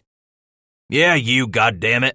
He spit to the side, the brown tobacco gob landing in the sand of the firebox where it raised a small cloud of old ash. Now get a fire started down there and heat us some water. You want me to cut on you? Damn right I do, Zane said, then raised his eyes to the frightened youngsters, his voice becoming softer.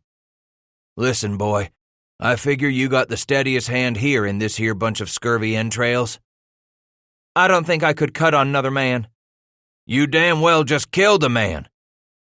For a moment he stared at the pilot, perhaps not wanting to believe. Then he answered quietly, I killed a man? Kingsbury said, Damn sure did. Feeling the certainty of that course through him, Titus replied, I done what I had to do. Save you, Ebenezer.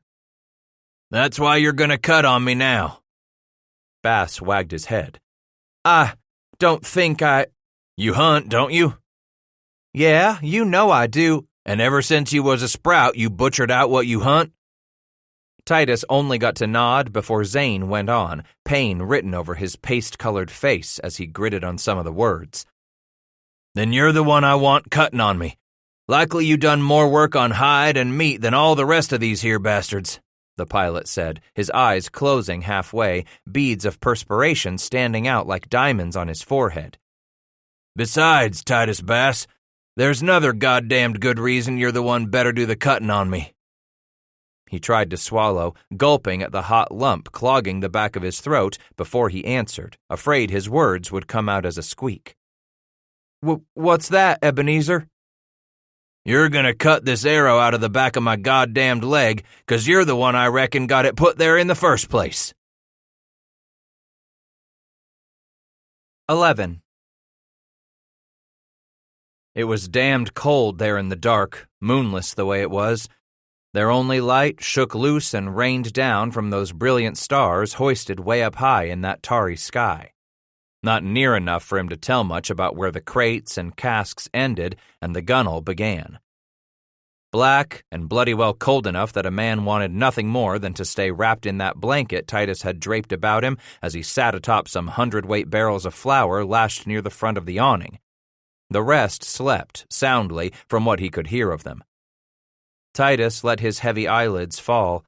What little sleep he had grabbed during the first 2 watches wasn't near enough to let him fight off the mighty pull of slumber. What with the night quiet as cotton on the wind, nothing more than the constant murmur of the river lapping against the yellow poplar sides of the flatboat, along with an occasional call of an owl on the hunt, maybe so the howl of a distant wolf on the prowl somewhere on that western side of the Mississippi. Those night sounds and that muffled scrape at the stern of the boat. Likely a snag, he considered, letting his eyes close securely. That was but one kind of terror that might stove in the bottom of a boat if a watchful crewman stationed at the bow did not push off that sort of hazard. A snag was nothing more than a branch, a piece of a tree trunk, trash wood freely floating downriver. More dangerous still were planters and sawyers, both of them trees freed from the river's eroding banks. The planter had one of its ends firmly planted in the river bottom, but otherwise plainly visible so that the flatboat crew could steer themselves away from the hazard. The sawyer was, like a planter, a fallen tree with its end firmly gripped by the river bottom, but the other end bobbing above and below the waterline, making it the greatest hazard of all. Either one, planter or sawyer, could put a quick end to a flatboat's journey to New Orleans. Already, Zane's crew had passed the wrecks of half a dozen flatboats since leaving behind the mouth of the Ohio. A tree branch of no mean size could nonetheless still gouge a hole in the hull of a broadhorn with no more force behind it than the river's current. And when either hazard did crunch into a flatboat, the rivermen immediately had to begin bailing and using their leather pump while attempting to reach shore before they sank, there to effect repairs, if possible, before their expensive cargo disappeared at the muddy bottom of the Mississippi. Come spring, the boatman told Titus, the river was dang near choked full of planters and sawyers, sometimes so many that it might appear they were floating through a submerged grove of trees. Winter travel wasn't near so bad. Still, they had seen some on this trip down, sure enough, more here on the Mississippi than on the less rambunctious Ohio. From the sounds of it, likely a small snag had just bumped against the upriver end of the boat, scraped, and floated on by. He opened his eyes and looked back at the stern. Nothing. No more sound now. And try as he might in the pitiful starshine, Titus couldn't much make out anything on the surface of the river as the black water flowed on past. Gone on by, he convinced himself, then looked longingly at what few red embers remained in that sandbox where they had heated water he'd used in cutting on Zane's leg. About the time the brass kettle had begun to boil, Kingsbury and Ovat had heaved the flatboat over to the far western bank and tied up in some brush.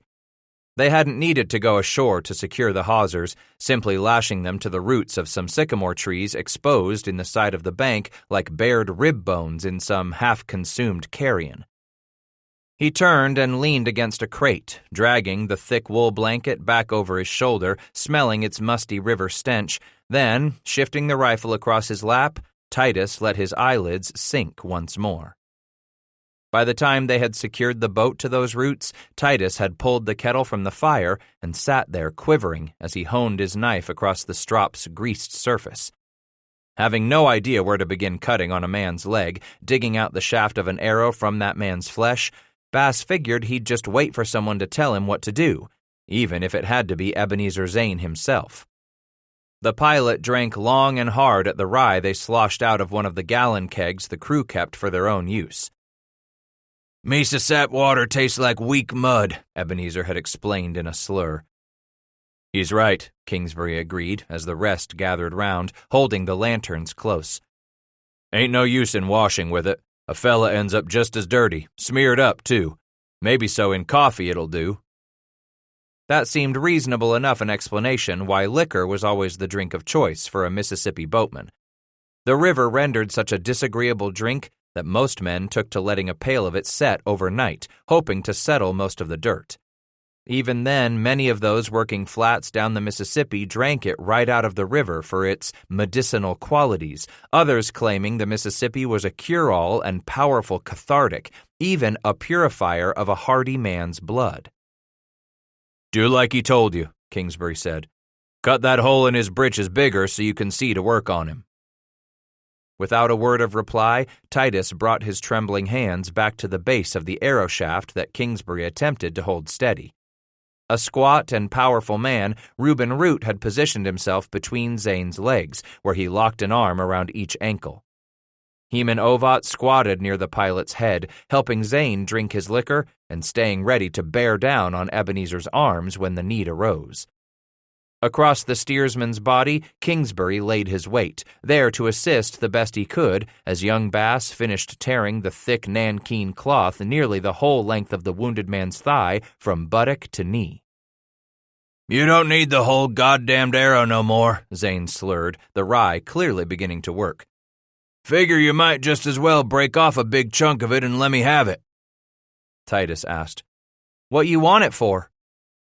Ebenezer twisted his head slightly, still not able to touch Bass with his eyes. "Gonna bite down on it, you stupid young'un. When you finally get around to cutting that son of a bitch out of my leg. Now, do as I said and break it off." Bass's hands were shaking so when he took hold of the shaft that Zane yelped in pain, his leg twisting up, his body contorting in pain. Titus let go as if he had touched a hot fire poker. "Here, let me," Kingsbury suggested softly. "See if I can do it." Steadying one hand against the back of Zane's thigh and around the shaft, the boatman wrapped the other hand just above it, looked up at Titus, and closed his eyes, gritting his teeth as he gave the shaft a snap. It broke smartly, making the sharpest sound in that quiet night tied against the west bank of the Mississippi. Zane huffed, slowly quieting his breathing. "Give me that, Hames, goddammit." Titus watched the pilot take the arrow shaft and jam it between his big teeth. Then he laid his cheek upon the blanket they had folded beneath him once more. He grumbled something Bass could not understand. What did you say?" "Get it done," he ordered, having yanked the shaft from his mouth so his words weren't so garbled. Looking up at Kingsbury, Titus asked, "You figure we should see just how hard it's buried in there?" Kingsbury only nodded. Taking hold of the last 6 inches of shaft, Bass pulled slightly. Zane groaned, but made no great cry of pain. Titus gave another, harder yank, and this time Zane nearly came off the deck of the boat with a stifled shriek. When Bass let go, Ebenezer lay there panting as the pain passed over him in waves. "Gonna have to cut it out," Root advised. "Just like he told you at the start."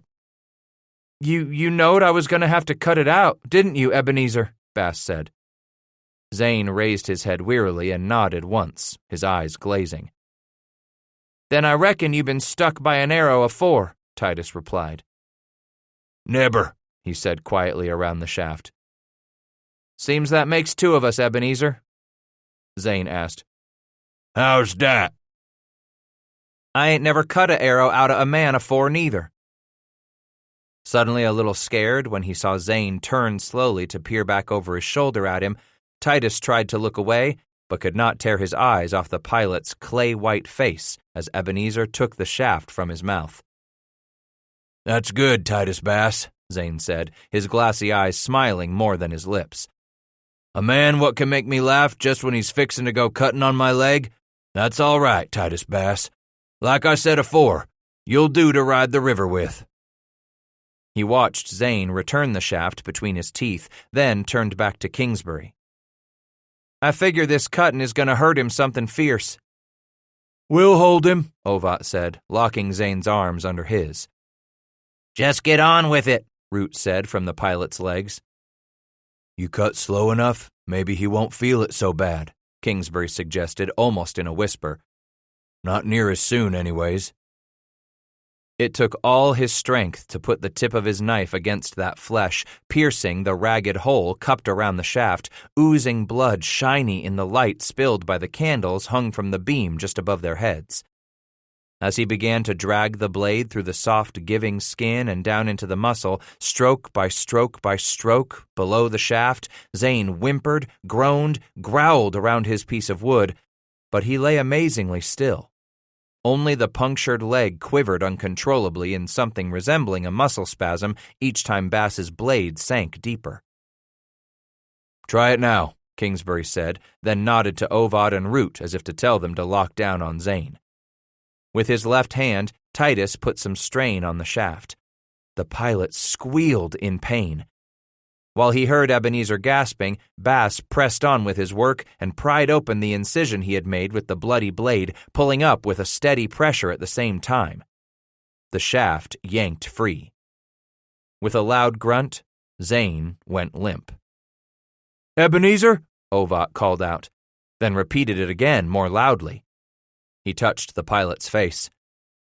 "He's gone, boys." Gone? Titus groaned. "I killed him?" "Jesus God, no," Ovat replied with a chuckle. "Zane's done passed out."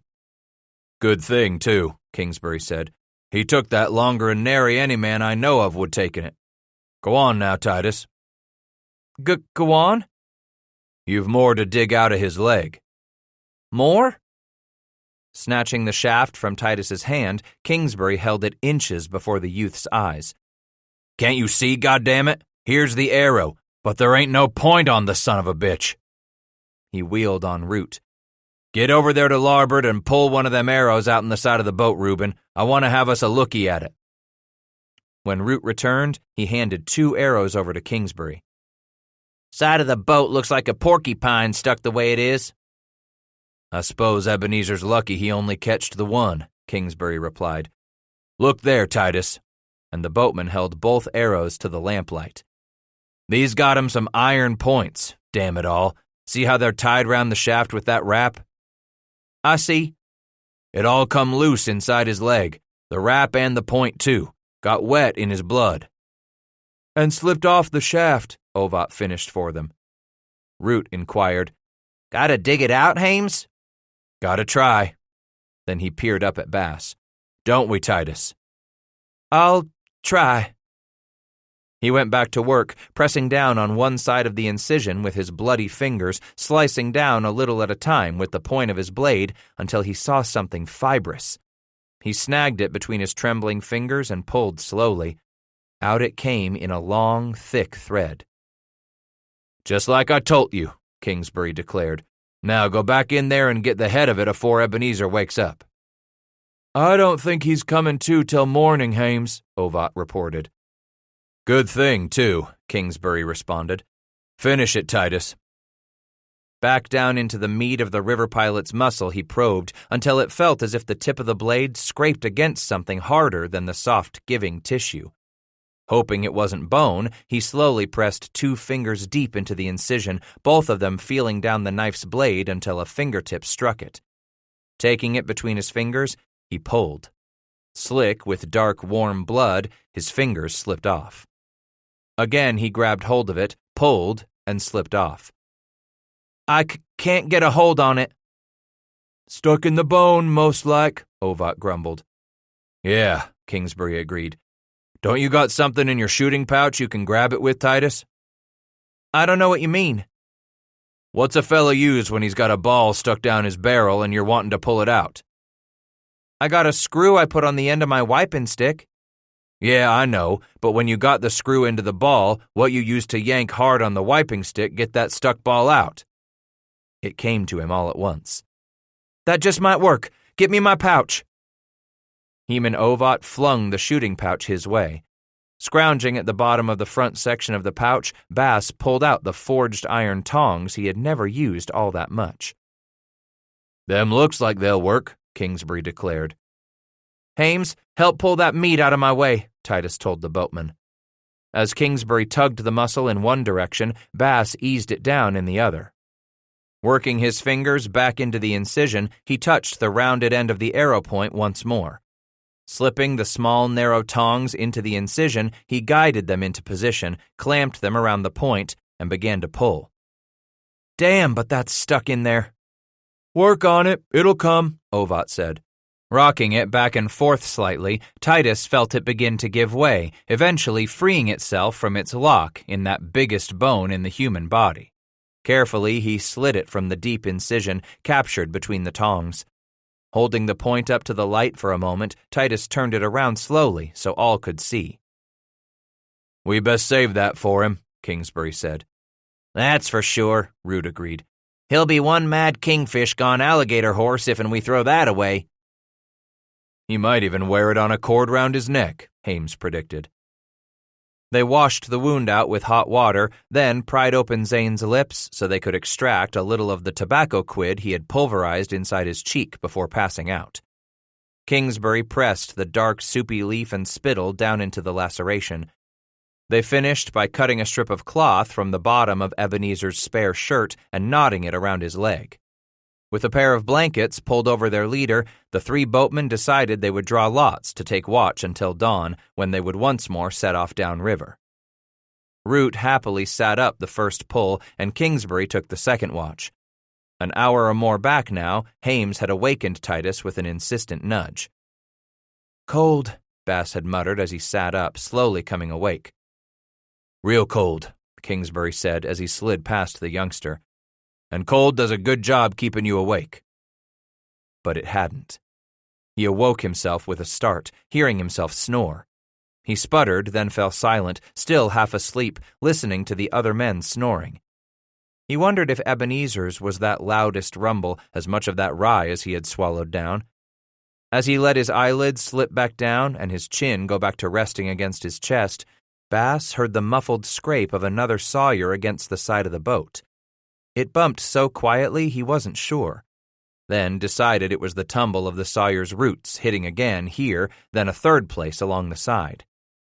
He glanced up at the starry sky to the east across the river where the sun would emerge, if it ever chose to, watching his frosty breath as he pulled the blanket up against his ears, and froze in place. Staring into the blackness of that moonless night, holding his breath, Titus watched the shadow take form at the gunwale, pouring over the top of the poplar plank like a big bubble in a kettle of stew ready to boil over the fire, emerging slowly from the surface of the stew, just as this shadow emerged from the top of the gunwale back there near the stern. As if it were punching an inky black hole out of that cold sky dusted with a sugary coating of stars. He swallowed, feeling his throat constrict in fear. The shadow congealed in the black of that night, becoming a head, then one arm and another, eventually pulling itself atop the gunwale.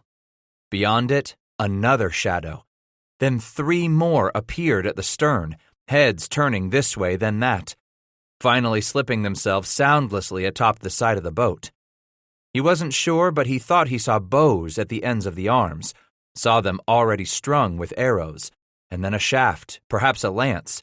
No, not that long. Those had to be the muskets. Letting the blanket fall from his shoulders, he brought the hammer back to full cock in one motion as he lowered the muzzle onto the closest of the shadows and pulled in one motion. In his rush, he forgot to close his eyes for the muzzle flash. That much sudden light hurt them as everything went black. The last he saw was the shadow pitching backward, spilling over the gunwale where it disappeared among all that blackness beyond. Around him erupted cries and yelps as the boatmen came awake and the Chickasaws screeched their war cries. At least a half-dozen were on board before the other 3 boatmen fought their way out of the blankets and began a heroic defense of their boat. Arrows thwacked into wood all around him, a gun roared, then another. He had no idea whose weapon it was, boatman or Indian. Men grunted as bodies slammed together in a match of strength pitted against surprise. Beneath the dull starshine, he watched a tomahawk go into the air at the end of a warrior's arm. A gunshot, the tomahawk stopped its arc, then fell backward. The arm and the warrior spilled over the side of the boat. Titus found his knife in his hand as he watched an Indian hurtling onto Kingsbury's back, something huge held out at the end of his arm. On instinct, Titus lunged forward, felt the blade that had sliced an arrowhead out of a man's leg with so much struggle now dig between another man's ribs almost effortlessly. He didn't know if he pulled the Indian off Kingsbury or if the boatman flung the Indian back to free himself like a dog shaking off water, but Titus fell over backward, his arm locked around the Indian's neck.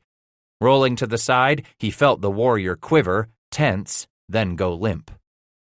Bass was on his feet, wheeling to leap beneath the awning, his eyes searching the red-tinged darkness for sign of Ebenezer Zane.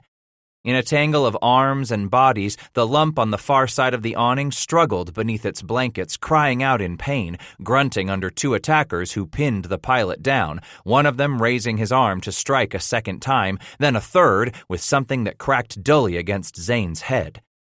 Bass swept forward, tripping on the planks and falling against one attacker while the second whirled and fled. Bass's knife sank into the Indian's back, but seemed to take no immediate effect. Titus spun on that first fleeing warrior. Drawing the knife back, Titus reached out and snagged a handful of hair as the Indian cleared the awning. Yanking the head toward him, Bass slashed at the Indian's neck once, then a second time. He was preparing for a third journey with that skinning blade when he sensed the warm gush spill across the back of his hand and wrist in the cold night. The body went limp beneath him. Spinning to find another attacker, Titus cried, "Ebenezer!" He had time only to yell out the man's name once before he felt the searing pain against his shoulder, delivered with enough stunning force that he was flung against the pilot's body. Spinning, Titus watched his attacker draw back a long, stone-studded war club for a second swing. Without thinking, Bass tried to raise his left arm to ward off the blow, but the arm would not respond to his command without a frantic, burning tongue of fire coursing through his shoulder. Suddenly crouching, Titus hurled himself at the Indian, slashing back and forth with the knife at the end of his one good arm while the attacker stumbled backward beneath the savage ferocity of the white man's attack, swinging his long club side to side in a vain attempt at fending off the white man's knife. At the end of one wide arc with that club, Titus dived, his arm extended. The blade struck, slid to the side a little, then sank into the Indian's chest. He drew it out. Ran it home a second time, drew it out as the Indian stumbled backward. Again he plunged it into the chest, pulled it back, then jammed it into the enemy with all his might. Bass watched the Indian finally sink to his knees, the front of his buckskins glistening in the pewter light of that cold starshine. The warrior keeled to the side, his eyes opened wide, and he lay completely still. At that moment, it seemed the boat grew quiet around him. So quiet he could hear the lap of water against the poplar planks.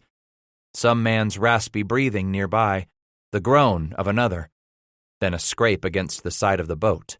The very noise he'd heard just before the Indians had come aboard.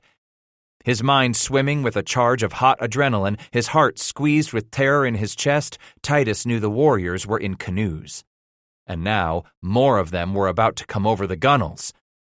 Leaping from the awning, he reached the stern, ready to hack at the next warriors to climb out of their canoes, when the voice startled him.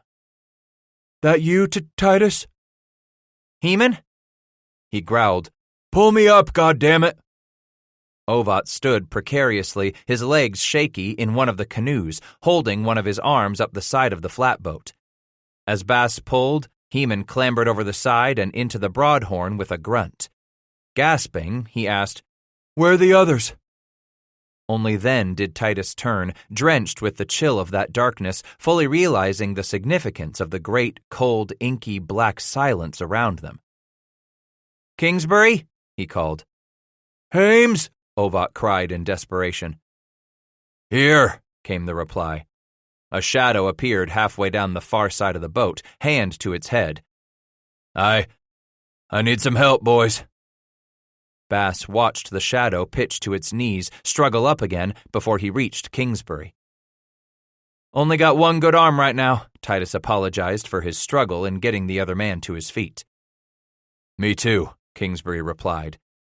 Into the dim starshine he turned, showing his right arm, dark stains tracing its length from shoulder to wrist. "Can't move it too good." "Then don't," Ovat ordered. "Reuben?" They heard a splash from the bow.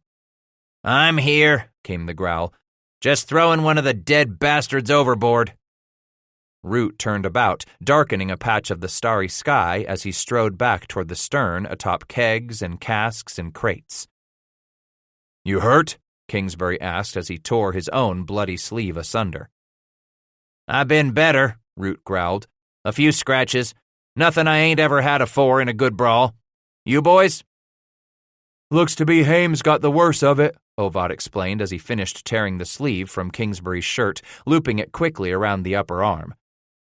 "Gonna have to stop this bleeding for you.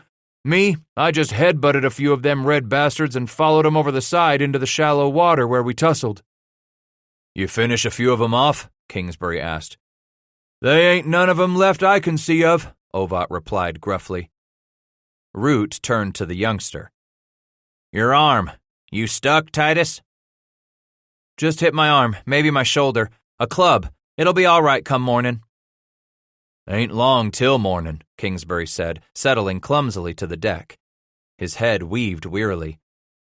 "Well now, Titus, that were your first Injun fight." "How about Ebenezer?" Ovat interrupted suddenly as he rose from Kingsbury's side, turning on his heel. "Eb?" "I pulled one of 'em off him," Titus began to explain.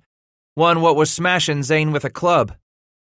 "Hear that, Niz," Ovat declared, dragging the body out of his way to step over it, getting to the tick mattress where they had worked on the river pilot beneath candlelight. "Ebenezer?" Root called out, rushing to Ovat's side. "Maybe so he's still drunk," Kingsbury declared as he pushed up to join them. "Likely so," Ovat said as he rolled the man over, pulling the blankets down gently. He held his ear over Zane's face, listened, then jerked back, his hands feeling around the pilot's head in the dark. Shit. What? Titus asked, inching forward a step. Ovat wiped his hands on the front of his coat. Ebenezer's done for. Dead? Root demanded. Just as dead as that son of a bitch there, Ovat growled as he whirled and kicked the dead Indian with all he could muster. Whimpering like a wounded animal, Heman fell atop the Chickasaw's body, pummeling it with his fists, then seized the Indian's ears and drove the head down onto the deck repeatedly as Root and Titus struggled to pull him off the body. When Ovat finally let the mighty Root yank him away, he sank into Reuben's arms. Then he spat on the body, spat again. Killed the best man on the river, that's what you done! Completely numbed, Bass stood rooted to the spot, unable to move, not believing what the others were saying. It simply couldn't be. Not Ebenezer Zane, not the man who had taken him under his wing, promised to teach him the rivers, the flatboat trade, to introduce him to the right whores in Natchez and on down to New Orleans. The man who these last few weeks had become like a real father to him. Not Ebenezer. I'll throw this bastard over with the rest, Root said, as Ovat crumpled next to Zane's body. We gotta get downriver, Kingsbury commanded as he crawled back in under the awning. Can't stay here now. Burn them canoes afore we go, Root said. Just scuttle 'em, Ovat growled with a shake of his head, anger making the man tremble. They'll sink sure enough. Ebenezer? Titus asked in the midst of all their talk, taking another step forward. There might be more coming, Kingsbury declared. Ebenezer dead? Bass repeated with another step, staring at the body in the dim, starry light. Nah, Root disagreed with Kingsbury. Ain't no more coming. This is the same goddamned bunch the boy here run onto out hunting. They come down river follering us. Ain't no more coming. Still the same, Kingsbury said, his voice edged with pain. We gotta get on down past the Chickasaw Bluffs. Safer water. Hames might be right, Root said. Them jumping us like this might just mean them red devils are out to put the steel on some of the river traffic. All right, we'll go, Ovat finally said as Titus reached his side. He looked up as the youth knelt beside Zane's body. Decent thing to do. We gotta take Ebenezer on down. Figure out what we ought to do then. What we gotta do from here on out, Kingsbury corrected with a wince of pain as he rubbed the shirt bandage around his arm. With the boat and this load. Barely hearing any of the others talk, Titus sank to his knees, reaching out his hand, pulling the blanket back from the pilot's face. Didn't have a chance. What would Ebenezer Zane want us to do? Ovat asked. Bass peered into the crushed and battered face of Ebenezer Zane, feeling the tears of frustration, of loss come over him, ease slowly from his eyes. He'd want us to finish the trip, Root replied. You always finish what you start, Ebenezer Zane always said. A hand came out to rest on Bass's shoulder, then a second. He looked up to find Ovat standing over him now, Root as well. Kingsbury slid up nearby, clutching his upper arm tightly. He liked you, Titus, Hames said. I never knowed Ebenezer Zane to take to young'uns afore. But he liked you, for certain on that, Ovat said, patting Titus on the shoulder. Said you'd do to ride this goddamned river with, Reuben added quietly. He patted the youth on the back of the head as Titus hunched over, beginning to cry. Heman added, Ain't nothing better Ebenezer could say 'bout a man. Hames Kingsbury dragged a bloody hand beneath his nose angrily, then snorted. And by damn, fellas, that's something Ebenezer Zane was right about from the start. You'll do to ride this goddamned river with, Titus Bass. More than a day before Titus's hunt had set a terrible wheel in motion, Ebenezer Zane had piloted them out of the mouth of the Ohio for the last time. They floated on downriver another day after the Chickasaw attack, deciding to take their chances that night by anchoring at the downstream end of a tree-lined sandbar where they figured no redskin on the river would find it easy to discover them tied up among the clutter of living brush and dead sawyers. After scuttling the 3 canoes that cold night of the attack, They had wrapped the body within a section of oiled Russian sheeting Ebenezer kept stowed away for repairs to the awning, binding the dead pilot tightly within his shroud using a wrap of 1-inch hemp before carrying Zane out to lay atop some casks containing cured Kentucky smoking leaf. After that short autumn day of denying what needed doing, the four of them gathered beneath the oiled awning at their sandbox fire and boiled coffee, finally speaking of the unspeakable. "Never thought he'd go this way," Kingsbury admitted softly. "Still can't believe it," Root added, as if it soured his stomach. Ovat looked into the other faces, asking, "What you figure we oughtn't do with him?" The three only shrugged, stared back into the fire, each man deeply possessed of his own thoughts. Eventually, Titus asked, "What you think Ebenezer would want you to do for him?" One by one in turn, the three looked up from their reverie and stared at the youth. "I just figured. You all knowed him much better'n me," Bass explained. "Thinking one of you should have an idea what Ebenezer'd want done. Maybe we oughtn't talk about getting him back to his family for burying." "He ain't got no family," Root explained. "Heman told you about his woman, what happened to his boys." "But he's got to have a mam or pap," Titus declared. "Surely he's got some kin back to home." He watched the heads shake. "Aunt or uncles? Brother or a sister?" Still the boatmen wagged their heads. "Got no kin he ever spoke of," Kingsbury said. Kingsbury nodded as he stared at the tiny flames, rubbing one of his jowls thoughtfully. "He started floating the Ohio and Mississippi years ago when he was just a young feller. Always said he didn't leave behind no family to speak of." Ovat stated, "I reckon that's why he took such a real liking to you, Titus." "How old you figure Ebenezer was?" Bass inquired. With a wag of his head, Root said, "I don't have no likely idea. Man looked older'n he really was, or maybe he was older'n he looked. No tellin' with all that hair and life being so hard on the river." "He had no family, but he had to have a home," Titus protested. "Place where he come from." "Don't think so," Kingsbury answered. "He done 2 floats south to Nolans each year, finish off selling his goods, then sell off the boat timbers, and we'd walk north on the trace. Get back up to the Ohio, Ebenezer'd go straight on to Pittsburgh for to get one of the boat outfits started on a new broadhorn for his next trip downriver." "No family?" Titus repeated as the sad and utter rootlessness of it sank in. "And no home neither." "River was his home," Ovat stated. Rubbing his palms along the tops of his thighs thoughtfully, Bass said, "Then you men was his family." They looked at one another for a few moments. Finally, Kingsbury spoke. "Maybe so you're right. We was as much his family as any man's got family." "Then to my way of thinking," Ovat agreed, "it's up to us to decide what's best to do for Ebenezer." "Gotta bury him," Titus said. "Where?" Root asked. Bass gestured with a thumb over his shoulder. "Where he lived. Out there. On the river." "Bury him in the river?" Kingsbury echoed. "Certain of it," Ovat replied with a slap to his leg, then pushed back a shock of that red hair from his eyes. "Damn right. We ought to bury him in the Mississippi." "Why not the Ohio?" Root asked, hard-eyed. "He was more a Ohio boy than a Mississippi boy." "Can't haul his goddamned body all the way up the Natchez Trace with us," Kingsbury grumbled. "Why can't we?" Root demanded. "Jumpin' Jehoshaphat. He'll be... Ah, God damn it," growled Kingsbury. "Ebenezer gonna start going bad, and the man deserves to be planted afore he starts stinking enough to turn the noses of heaven." "Hames is right, Reuben," Ovat stated firmly.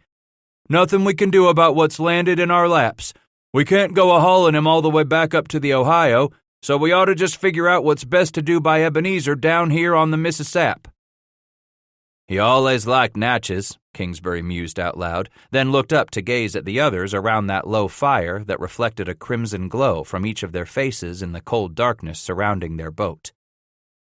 "Thought we decided we was burying him in the river," Root snapped. "We can," Kingsbury replied. "We'll just do it when we get to Natchez." "He liked some of those places under the hill," Ovat agreed. About as much as he took to Matilda's kangaroo. Then we'll wait to bury him till we get to Natchez, Kingsbury said with great finality, and put him to his eternal rest in the river opposite the harbor. The next morning, before full light, they had secured the body of Ebenezer Zane atop their cargo, released the hawsers, and slipped away with the cold brown current of the Mississippi. Only 4 of them now, 3 boatmen and a youngster who kept staring at that shroud, unable to shake off the feeling that it had all been of his own making. You're carrying more'n any one man oughtn't carry, Kingsbury said that night as he relieved Titus at watch after they had tied up in a small brushy cove against the river's west shore. Can't help it, the way things turned out. No man ever can say how things gonna turn out, Titus. Bass wagged his head. He's dead because of something I done or didn't do. Damn it, he grumbled under his breath. I don't know rightly which it is. Listen, and let me tell you the way Ebenezer lived his life, son, Kingsbury said, as he settled beside the youth. Life is only what happens to you after you get borned of your mama. You can't help it, so you go on living if you're lucky enough, if you ain't one of them babes what dies in the birthin'. You do what you must to stay alive for a few years, and then dying is something that happens at the other end of your life, he always believed. Just make sure it's a quickin', Ebenezer said. Better'n going slow. Painful. Stifling a sob, Titus said, I damn sure hope he went quick. Hames continued, I figure Ebenezer Zane got his wish, Titus. He went the way he wanted to go. And by damn, that's a lot more'n most of us'll ever get when our name's called on the roll up yonder. I don't know much of what to think about heaven. Ain't much to think about, really. We'll find out all about it when we get there. Bass looked up at the boatman, then asked in that icy stillness, You figure Ebenezer Zane has gone on to heaven already? Ovat chuckled softly, patted Titus on the back reassuringly. Hell, he's there already. Kingsbury nodded. I'd wager he's got a bunch of them angels already learning to tie hawsers and work a gouger, how to dip their oars and turn their heavenly flatboats right around in mid-river. Even the sour-faced Root grinned when he said, No doubt Ebenezer's even got him singing some of his bad songs, too. Bad songs? Hames smiled, staring up at the dark canopy. Songs what God wouldn't want none of his angels learning. Them's the kind Ebenezer Zane will go and teach him. Probably got some chewing tobacco, too. The hurt overwhelmed Titus when he sobbed, I miss him. Kingsbury looked at the youngster's sad, hang-down face. We all miss him, but God's got him now, so we're bound away to get Ebenezer Zane's last flatboat down to Nolans, just the way he'd planned. Then we're heading back north? Buy us another boat and hire us on another load. Float on down again come spring, Kingsbury replied. And Ovat added, Like Ebenezer allays done. Just like he'd want us to keep doing. Even thout him here, Hames said. It had been another cold day of floating, watching the land flatten even more, while the river itself began to meander before they sailed past the settlement of New Madrid, squatting on the far west bank of the Mississippi. Founded in 1790 by Colonel George Morgan, a New Jersey land speculator, who was in turn sponsored by the Crown of Spain as a means of establishing a foreign outpost reaching far up the river, by 1810, the village was inhabited mostly by Americans who had been struggling against the fickle river for 20 years. Less than 24 ragged houses sheltered a rough, indolent population that included a handful of Spaniards, some French Creoles down from the Illinois, and a few hardy German immigrants. A pair of poorly stocked stores charged outrageous prices for what little they had to offer, especially if a traveler did not carry the right nation's currency then in vogue and was thereby forced to pay a rate of exchange bordering on river piracy. South from there, the terrain flattened even more, the extensive floodplain preventing any real settlement through what appeared to be a boggy, impenetrable wilderness.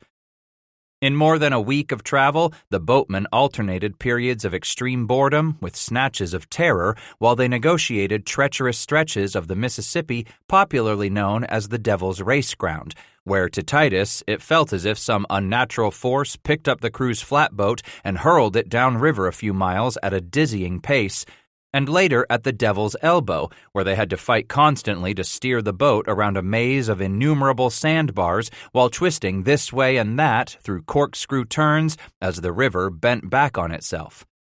Here, Kingsbury had to battle the stern rudder with Heman Ovad on the gouger, both of them struggling to keep their broadhorn close to the east bank, lest the strong current pull their boat right into what the rivermen called the woods, that broad floodplain west of the Mississippi, a tangled, confusing maze of bogs where a crew would have little hope of ever returning to the river's main channel. "See that high point yonder?" asked Ovad of an early morning 2 days later. Titus looked into the distance where Heman pointed south. "What is it up there?" "That's the 4th Chickasaw Bluff."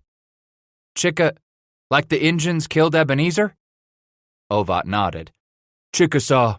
Up top there sits the Army's post, called Fort Pickering." "Suppose them soldiers can see a long way up there," Bass replied as his eyes came back to watching the river for sawyers and planters. He sat at the bow, clutching one of the long, sturdy poles, ready to push off any dangerous object that posed a threat to their boat by bobbing too close in the muddy, sometimes swirling current. "Keep your eyes open," Ovad reminded as he got up to clamber away over the casks and kegs. "I'm getting me a little drink now that the river settles down for a while." Bass returned his attention to the water, sweeping his gaze back and forth as he had been doing for days on end as they rolled on down the great, wide river. Most of the sawyers were easily spotted. Some were not, the others had warned him, hiding their danger just below the surface of the river. Some might poke only a solitary root or limb barely above waterline. A man had to be watchful and not become mesmerized by the monotonous roll of the murky water beneath a gray, overcast sky. Spotting one, Titus rose to his knees, leaned back, and grabbed the long pole, ready to brace himself against some 100-weight kegs to push off the sawyer he saw coming up, still downriver more than a quarter of a mile. With a single limb raised, it bobbed in the current. For a moment the hazard appeared to roll, for the limb disappeared, then another arose to take its place out of the brown water. Funny thing, he thought, rubbing his eyes, then squinting into the distance again. For a moment there, that damned thing looked like it took a ghastly human shape. "Heman!" he shouted, heart leaping out of his chest. Ovad stuck his head out from beneath the awning as Root stirred fitfully from his nap atop some tobacco crates. "Just knock the goddamned thing off to the side, Titus." "It's a person." Kingsbury craned his neck from the stern rudder, asking, "In the river?" "Looky there," Titus said, pointing as Ovad emerged from the shade of the awning and clambered over the cargo to the bow. "I can see. By damn, it is a human person, Hames." Root had rolled up on his elbow, rubbing his eyes and grumbling to himself as Kingsbury began shouting his orders. "Heman, get some of that rope tied around the boy's waist. We'll put him over the side and he can swim out. Pluck that fella out of the river." I can't swim," Titus squealed. "You can too, swim," Ovad cried. Wagging his head emphatically, he admitted, "Not good enough to pull nobody else out of no river." "Damn it," Kingsbury snarled. "Ovad, you tie yourself off. And Titus, you work that gouger with me so we can slow this here Kentucky boat down. Heman can grab that fella, and we'll let Reuben pull the two of them in." With Kingsbury barking orders to young Bass while Ovad knotted a 1-inch line around his middle and Reuben Root secured the other end around his own waist, Hames and Titus began to work the flatboat over into the middle of the current, cutting a course directly for the man waving all the more frantically as the river craft bore down on him. "Looks like he's hanging on to something, maybe so a snag or a piece of timber," Ovad announced as he squatted at the gunwale near the bow, ready to leap into the cold water. "Right when I go in, Titus, you cut that gouger hard to the left so the bow goes right, away from me, understand?" Bass nodded, more than a little nervous at having so important a part in this rescue. Then it was time for the red-haired boatman to take his bath. Into the river Ovat dived just as they were about to approach the man in the river. Immediately leaning hard against the bow rudder, Titus helped Kingsbury wheel the flatboat about, almost cross-current, suddenly slowing the craft with a sharp lurch as Ovat splashed up behind the man and snagged him. Pull! Root was already heeding Ovat's command, dragging in the narrow rope hand over hand as the man from the river flopped and struggled to secure a grip on the one who had come to rescue him. The pair of them went under again, and then again, bobbing up, both men sputtering and spitting, Ovat bellowing at his charge to settle down, but still the man fought against his rescuer, flinging arms this way and that, attempting to lock on to Ovat. There at the side of the flatboat, he finally did so as Kingsbury shoved the rudder hard to the starboard, kicking the bow back into the head of the current. Bring me up! Up, goddammit! Ovat gurgled, spitting water. Gonna help this fella first, you no-good half-drowned mud rat, Root snarled in reply as he leaned over the gunwale and seized hold of the man they had just plucked from what appeared to be a wide plank of white oak, a hewn flatboat timber. Gasping, the sodden-soaked creature collapsed from Root's grip right atop some casks, his chest heaving, spewing up river water, heaving volcanically. You done up there? Get me up now, Reuben! Root leaned over the gunwale, grinning. You ain't asked me purty now, have you? With the flat of one hand, Ovat smacked the side of the flatboat, growling. Get me up there or I'll pin your ears back so far you'll be wiping them when you wipe your ass! Root and Kingsbury both roared as Reuben pulled Ovat over the gunwale, where he landed in a heap, sputtering and gasping, gazing with the other three at the soppy-haired creature they had just pulled out of the muddy waters. How you come to be in the river, mister? Root demanded as he pounded heartily on the survivor's back. Then, Oh my God! he exclaimed, backing up a step clumsily, then a second, and nearly falling as the creature raised its head and gazed up at them. She's a woman. True enough. What the hell have you just plucked from the river, Heman? Kingsbury asked, his neck craning as he roared with a great laugh. Don't none of you go blaming me for bringing no goddamned woman on this boat, Ovat cried. Shivering with cold, trembling with fear, she looked at each one in turn as the three men stared back at her, stunned into silence. None of them moved. Titus was gaping open-mouthed at the stringy-haired, soot-smudged woman with the rest of them until Kingsbury jogged them all awake. Get her a blanket, goddammit.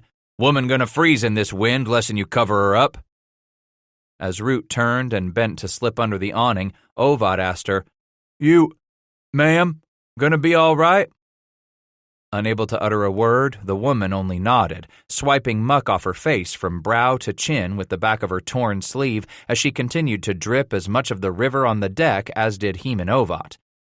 When Root laid an old wool blanket around her shoulders, she gazed up at the man with the sort of gratitude in her eyes that Titus always saw in the eyes of the family's hounds whenever he threw them the bones butchered from what game he brought in from the hills. It damned near pulled at his heart now, the way she looked round at all of them, red-eyed and frightened. Wiping her hand one more time across her face, where her hair continued to drip, the woman said quietly, I know what you're all thinking. It's bad luck to have you a woman on your boat. She yanked the blanket tightly around her shoulders, her eyes falling to the deck. 'Cause my husband, me and him had a boat like this'n. Root leaned forward to ask, Where at's your husband, ma'am? With a wag of her head, she replied, River claimed him. You mean he's dead? Kingsbury inquired. Titus watched her choke off a sob with a quiver of her chin, then brave herself up enough to answer. River claimed him, after the Injuns jumped us 2 days ago. 12. The sooner we get her off our boat, the better things is gonna be for all of us, Heman Ovat growled in a loud whisper that rumbled off the nearby water. We can't just set her off, Titus protested, his eyes imploring the other two boatmen who huddled with him near the bow, arguing out the fate of the woman they had plucked from the river. At that moment, the dark-haired woman sat alone beneath the awning where she huddled out of the cold drizzle that leaked from a pewter sky, drier now and warmer too by the sandbox fire they tended for her. Nonetheless, she trembled, staring upriver into the distance as if she truly could not overhear their heated discussion. When Bass glanced at the woman again, something tugged in his chest. The way she gazed upstream, transfixed, as if she were going to spot her husband's boat, as if she hoped to materialize her husband right out of the cold air. There had been occasions he saw his mother wear that same look on her face, worried for his pap not yet home from clearing a far field. At such times, he already had come to know that both she and his pap were children of families who farmed and hunted their ground at great risk to their lives. In those early years on that bloody ground of the canebrakes south of the Ohio River, a man might be late for any number of things. So his mother bravely watched from the front door and always lit a candle at the window as dusk settled like a fine talc among the hills surrounding their cabin. She, continuing to watch into the distance for her man the same way this woman gazed upriver for some sign of her own. "The youngin's right," Hames Kingsbury stated flatly. "He ain't got no say in this," Reuben Root grumbled, his face grown hard, chert-like eyes barely visible between the slits he made of them. "Only us three got a vote on her staying, or us putting her off right now." Bass was about to open his mouth in hopes of cajoling in some way to convince them into allowing him his voice in this, if not his outright vote, when the skinny Kingsbury wheeled on the explosive and powerful Reuben Root. "Time you listen to me. I've been first in charge of this boat for Ebenezer ever since him and me started down the Ohio years ago," Hames said evenly, setting full measure by every one of the words he chose.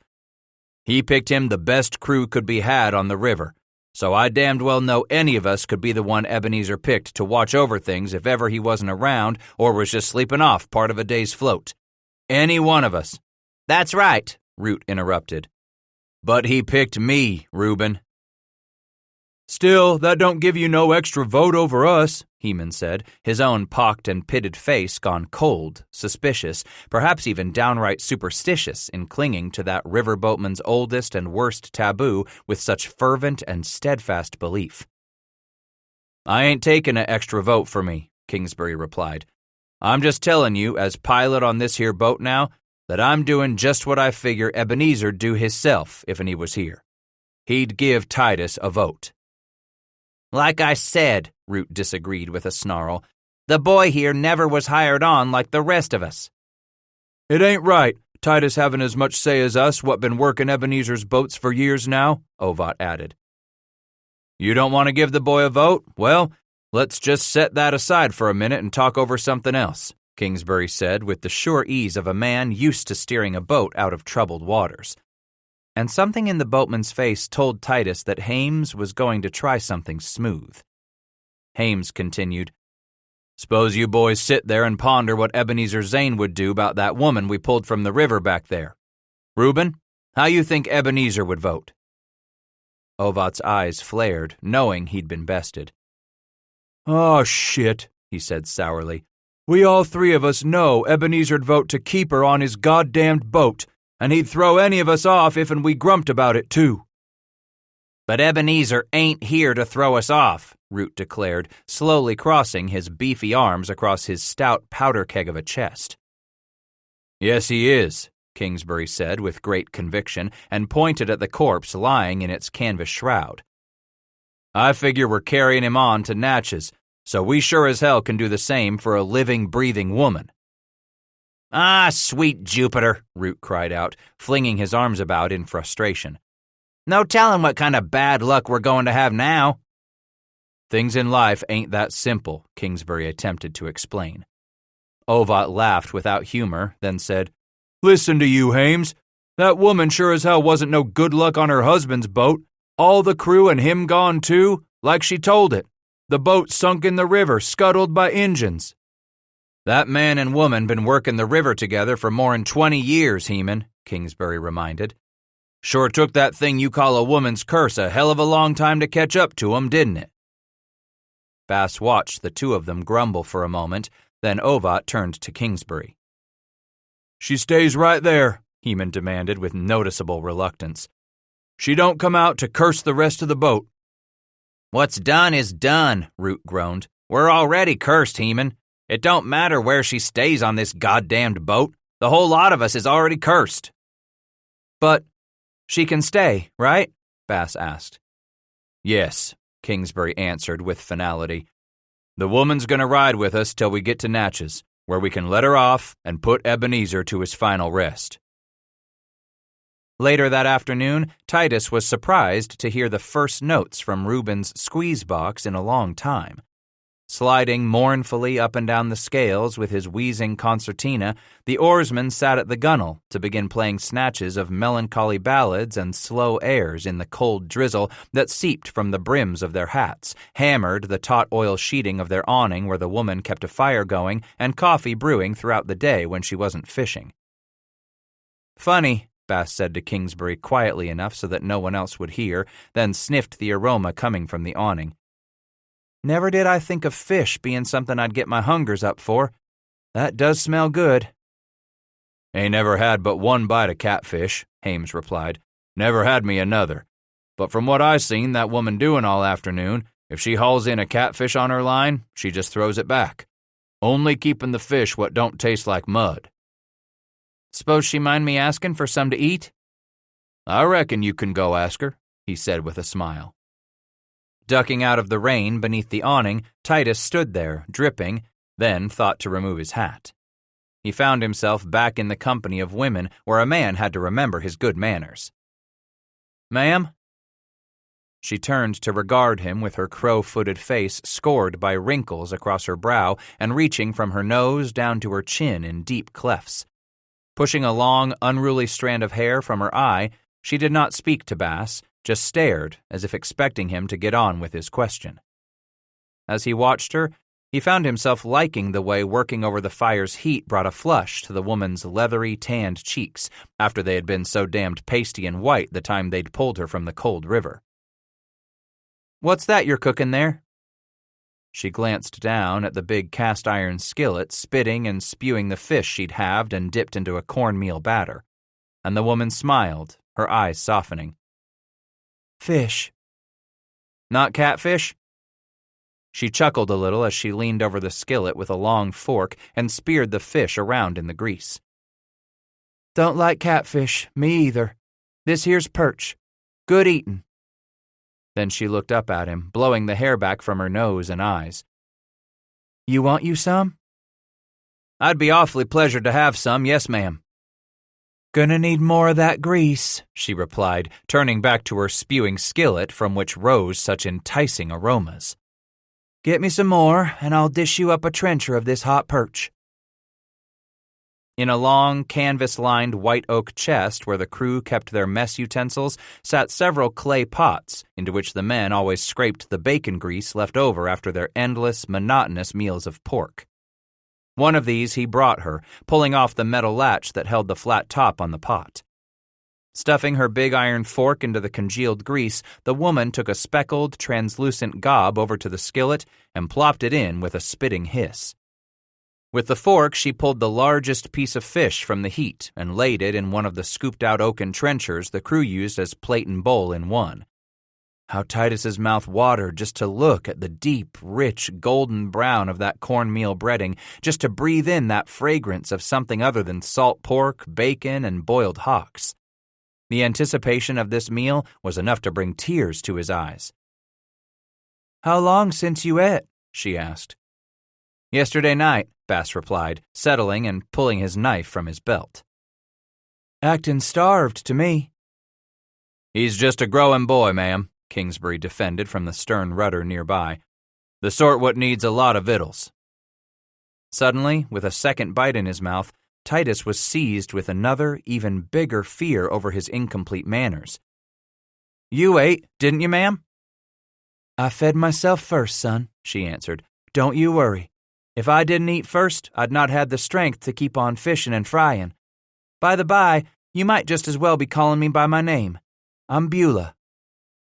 Beulah. Yes, ma'am. So how long do you go without food? Kingsbury asked from the stern rudder. Better'n 3 days.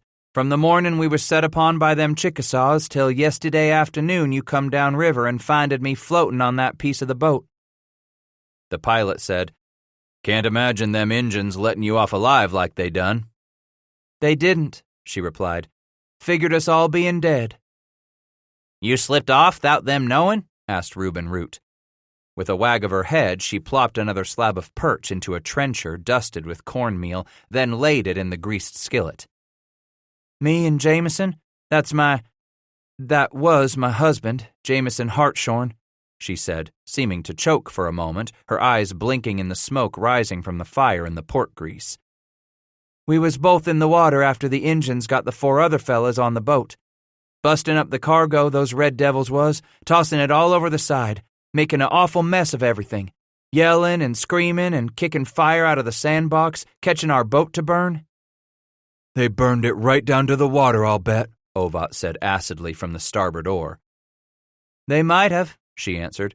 "I wasn't there to see it. Jameson and me, we was hanging on to some oak cast staves, trying to slip off without any of them killers spying us. We was just lucky to slip over the side, them not seeing us way I figure it. We was paddling and kicking out from the boat. I looked around once and saw 'em dancing and screaming, couple of them Injuns throwing one of our men into the fire they had burning the boat. That's when one of 'em spotted Jameson and me. They come to the gunwale shouting and pointing, shooting arrows, and finally one of 'em got his gun and shot Jameson in the back of the head." A few uneasy moments passed while she pushed at the portions of fish in the spitting skillet. Then Kingsbury asked quietly, "That when you lost him?" "No. He started to slip off the stave, but I held him up for some time while his eyes was still open. Jameson, he said a couple things to me afore he went under. Last thing he told me was it was all right to let him go. Said he was done for, and I oughtn't save myself." "You waited to let him go till he died," Root said, some new begrudging respect showing on his broad face. "You're a strong woman, ma'am." "I let the river take him," she continued, pulling some of the fried fish out and heaping it into a big wooden trencher. "I'll fetch up some of this for each of you and bring it over. You just wait a minute more." "It's a wonder they didn't shoot you too," Titus exclaimed. "They tried," she said matter-of-factly. "After the 3rd shot, I quit paddling, just hung myself over that chunk of wood I was floating on, barely kept my nose and mouth out of the water." "Playing possum, was you?" Ovat asked. "Playing dead is what I done," the woman replied. "Drifted off into some brush by the far bank, and they never come to look after me then on out. Next morning I pushed away of that brush to try to make it to the east shore, but the tow caught me, and I ended up getting pulled on out into the river. Hung there for more'n another day afore you come along, the first boat I seen come down after them Injuns jumped us all." "You was near froze by the time we come along," Kingsbury said. "I'm mighty grateful to you fellas," she said, straightening, looking at each of them in turn when she continued. "I know how most folks look at a woman on a Kentucky boat, but you still took me on for the trip down to Natchez. I promise you I won't be in your way none. You just get me to where I can start my walk back up the trace to home. I'll help out all you want me to till then." "I think you're doing us just fine, ma'am," Kingsbury said. "Hames is right," Ovat agreed reluctantly as he took the oak trencher from her. "This fish and all." "I can make us up a mess of beans. You got any beans for supper tonight? I best get to soaking 'em." "Titus, you're in there. Fetch off the top of that barrel got our beans in it for her." After she had scooped out what she wanted into a brass kettle, the woman ladled some of their drinking water over it and set the beans aside to soak. "Ma'am, you got any family, any friends in Natchez?" Titus asked as she went back to breading more of the perch she'd dragged from the river that morning. With a doleful wag of her head, she answered, "We neither one had any family there." Kingsbury asked, "You fixin' on setting off up the Natchez trace all by yourself?" She began to wag her head, saying, "No, I don't." Then she shrugged and stared at the fire. "I reckon there'll be some wagons to ride in eventual. Maybe they'll let me ride along like you done, what with me working for my keep by cooking and cleaning all the way north." "Ought to be a way for it to work out for you," Ovat commented. Hope it's so.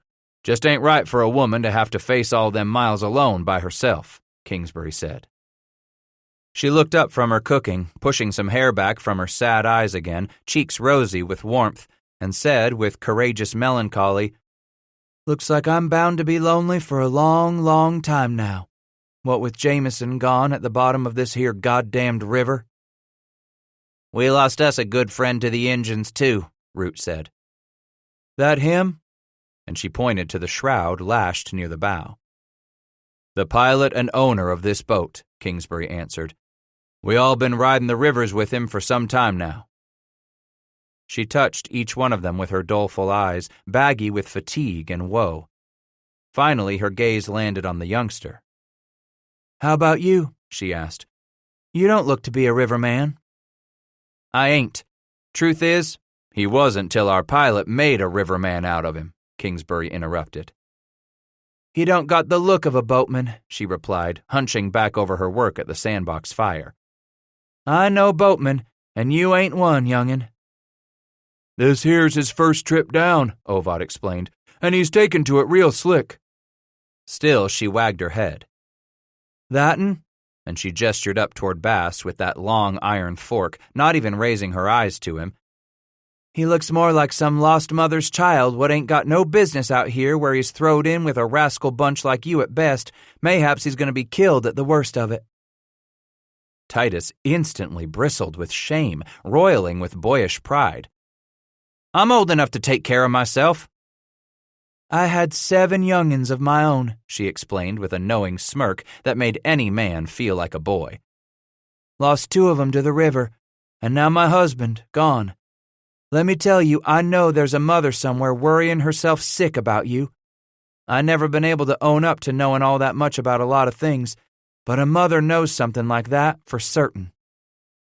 Prickling with anger, Bass felt the eyes of the others clawing at him as he stared down at the woman while she aimlessly poked at the burning limbs beneath her spitting skillet.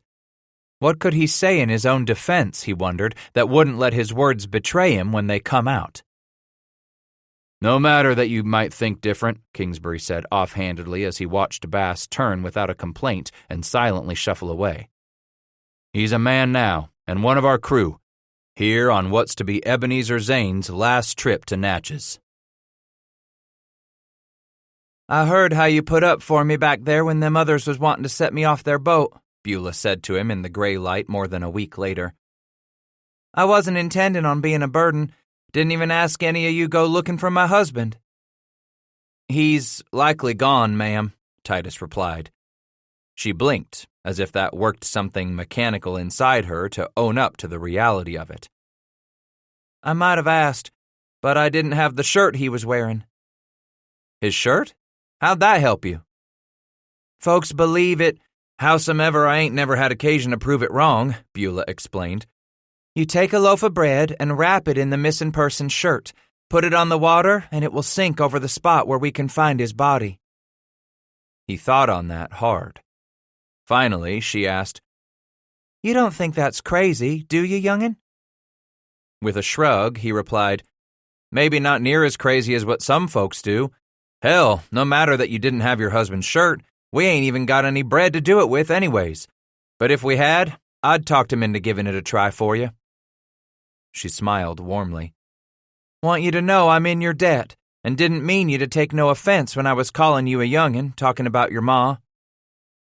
"Wish you'd just left my ma'am out in this," Titus said as he watched the river ahead for obstacles, scratching at the incessant itch under his arms, at his waistband.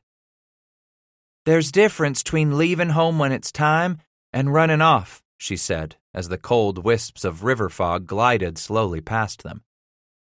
"It was my time." "Just looking at you, I can tell that ain't near enough the truth." Bristling like a short-haired hog at butcher time, Titus replied, "Ain't none of your concern nohow." "How long you been itching the way you are?" "I dunno," he said, suddenly conscious of the fact that he had been scratching himself almost raw in places. "Likely you got the Scotch-Irish itch." "The what?" "You got lice, young'un," she explained. "Never had 'em afore?" He shook his head. "Bet you got 'em now. just looking at this boat's crew?" she chided, wagging her head. "What can I do for 'em? Stop this scratching." "Burn your clothes, pour coal tar on your hair," she replied. "You're pulling my leg, ain't you?" "No, onlyest way I know to get rid of them little seam rats, nits and graybacks, damn 'em all," the woman answered. He swallowed, regarding her carefully, deciding she was serious.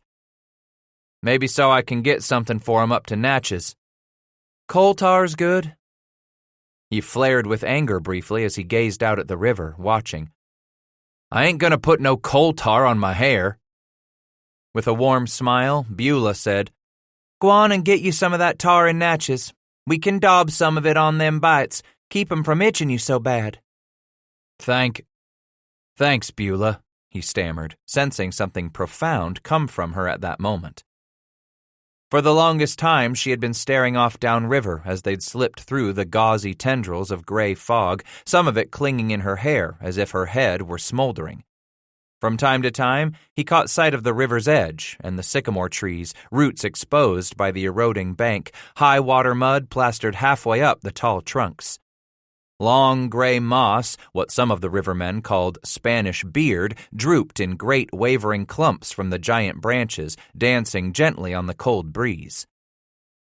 "We'll be making Natchez soon," Beulah finally said. "Get close to Natchez, the mother's gonna bury the pilot in this river." "We've been planning on it ever since he was killed." "He was a good man to you, wasn't he?" Beulah asked.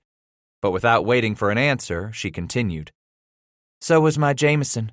How he stuck up for our 3 boys what run off from home, stuck up for 'em the same time he was doing all he could to ease my sorrow at their going." "They run off, like I done?" "Ain't ever seed 'em since," Beulah admitted with a sigh.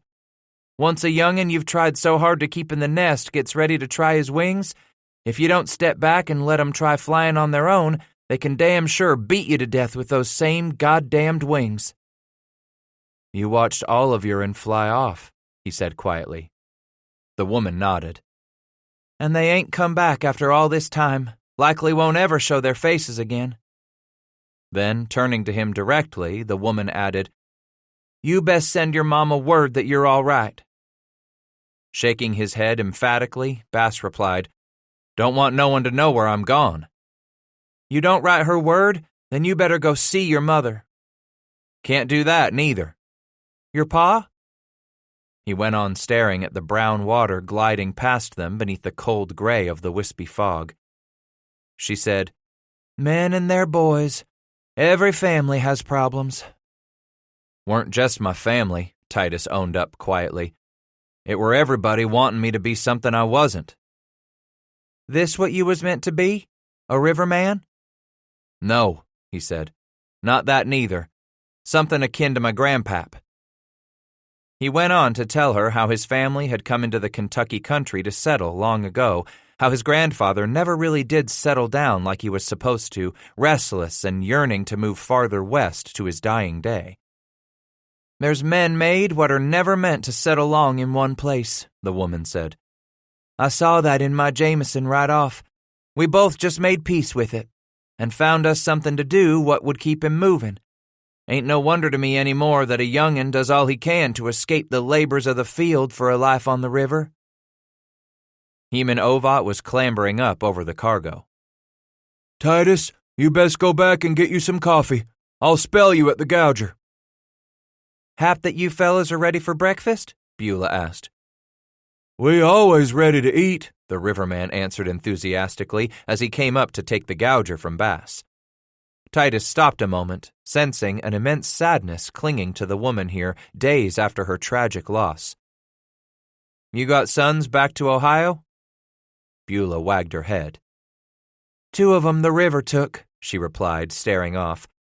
"Them 3 I spoke of took off, and I don't have idea one where they've gone. But 2 of my boys, yes, they always been up to Ohio when Jameson and me come home from every one of our journeys."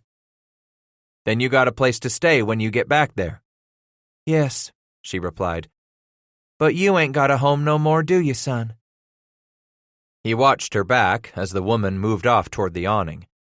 Perhaps no more acutely since he'd fled Rabbit Hash had he felt without a home than since Ebenezer Zane was killed.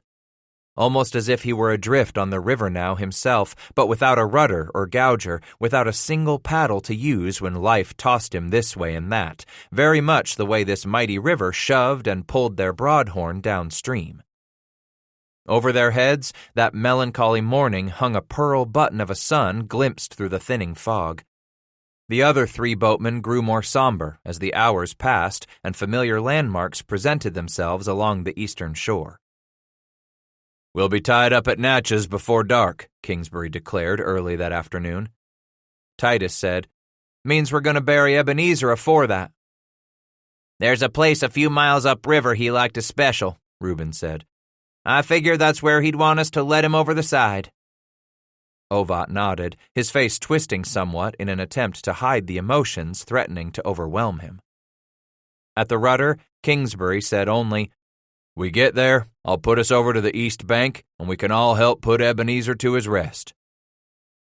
Since passing the Chickasaw Bluffs where they'd first brought the woman aboard, they had made reasonable time coming on down that great river road. Several days after Beulah was rescued, they had pushed past the wide mouth of a river joining the Mississippi from the west. "There's some what says that water comes in from the far mountains," Kingsbury stated. "That river?" "Call't the Arkansas, Titus. Some 30 mile on up, there stands a old French village. Leastwise, there used to be when Ebenezer and me went there once of a time," Kingsbury said as he leaned against the long rudder pole. "Nearby, the Spaniards got 'em a fort. Some folks call the place Ozark Village, other uns call it Arkansas Post." "Spaniards still there?" With a wag of his head, Hames replied, "Nah, nothing but backwoodsmen now. Few hundred of 'em. Speak American, though most of 'em got French blood and French names, so it seems." Titus gazed off to the west, squinting, attempting to conjure up the lure of that settlement. "What them Frenchies do livin' off over there?" "Near as we ever made out, they hunt when they want, trade when need be, and ain't a one of 'em acts no better'n the Injuns in that country." For the longest time, Bass watched the wide mouth of that river disappear behind them, trying his best to replace the endless cane and cattail swamp with images of mountains as he knew them from the Ohio River country, those distant high places supplying waters that rushed all the way down to feed the Mississippi. Just south of the Arkansas, they glided past the treacherous Stack Island, and the next day Kingsbury pointed out the Crow's Nest, both at one time havens for Mississippi River pirates. That night they camped north a ways from the mouth of the Yazoo River at a well-known landing spot at Gum Springs in Choctaw country. The following morning they passed below the American Fort McHenry, standing high upon the walnut hills that rose along the eastern shore. Now surrounded by some well-cultivated fields and a sparse dotting of cabins and girdled trees, these heights in an earlier time had been held by the dominant Spanish with a post they called Fort Nogales. That bold, rising ground proved to be a welcome sight after the last 700 miles and many days of monotonous bayou and swampy cypress and sycamore forest. Still, the river was far from finished cutting a wide swath for itself in that meandering journey to the Gulf of Mexico. South from the Yazoo, the Mississippi once again spread its waters through a wide and inhospitable wilderness stretching all the way from Grand Gulf down through Bayou Pierre and on to the endless swamp at Petite Gulf. Through it all, Zane's rivermen plied those brown waters, passing the sinister places named Devil's Playground down to the Devil's Bake Oven, then on to the Devil's Punch Bowl, where whirlpools snarled across the surface of the river, forcing even the finest of river pilots to put all their skills and muscle to a test. But by that last day's float above Natchez, the river once more moved along with a placid pace, if not became downright mournful, as they drew closer and closer to Ebenezer Zane's resting place beneath the Mississippi. "That spot way yonder neath the far bluff, ain't that the one, Reuben?" Kingsbury hollered. Root nodded, pointing. "That's just the place I was thinking." "Yeah," Kingsbury replied. "It'll do just fine. Ebenezer always thought this was a real purty place every time we come past. It could well have been one of the most beautiful spots along the river at the height of summer when the wisteria bloomed in all its purple glory and the dogwood set the hills afire. Even now, after so many freezes had shriveled every leaf and turned the trees from monuments of glory into winter's contorted skeletal refugees overlooking this wide bend in the Mississippi, Titus could nonetheless see for himself what beauty Ebenezer Zane might have always found in this place, as Hames Kingsbury and Heman Ovat eased their long Kentucky boat toward that eastern shore. Root jumped over the side and hauled the first of the thick hawsers into the shallows, where he stood shivering in waist-deep water to tie them off before clambering back over the gunwale. Beulah awaited him, holding out an old blanket as Reuben got to his feet. As if struck dumb, Root stood there a moment, dripping and trembling, then took the offering, nodding shyly as he wrapped it around his middle, and quietly said, "Thank ye, ma'am." Clearly the woman saved him any more embarrassment when she turned aside, ducking beneath the awning as Kingsbury moved up among the casks and crates. "Heman, why don't you and Titus bring Ebenezer over here?" Hames said. "I figure we ought to put him into the water off the starboard." Root nodded in agreement as the two brought the canvas shroud to midship, hefting it atop 4 large kegs. Reuben said, "Ebenezer never was much of a man for port, was he now? Always liked to be on the river, never quite as happy when we was making for to tie up."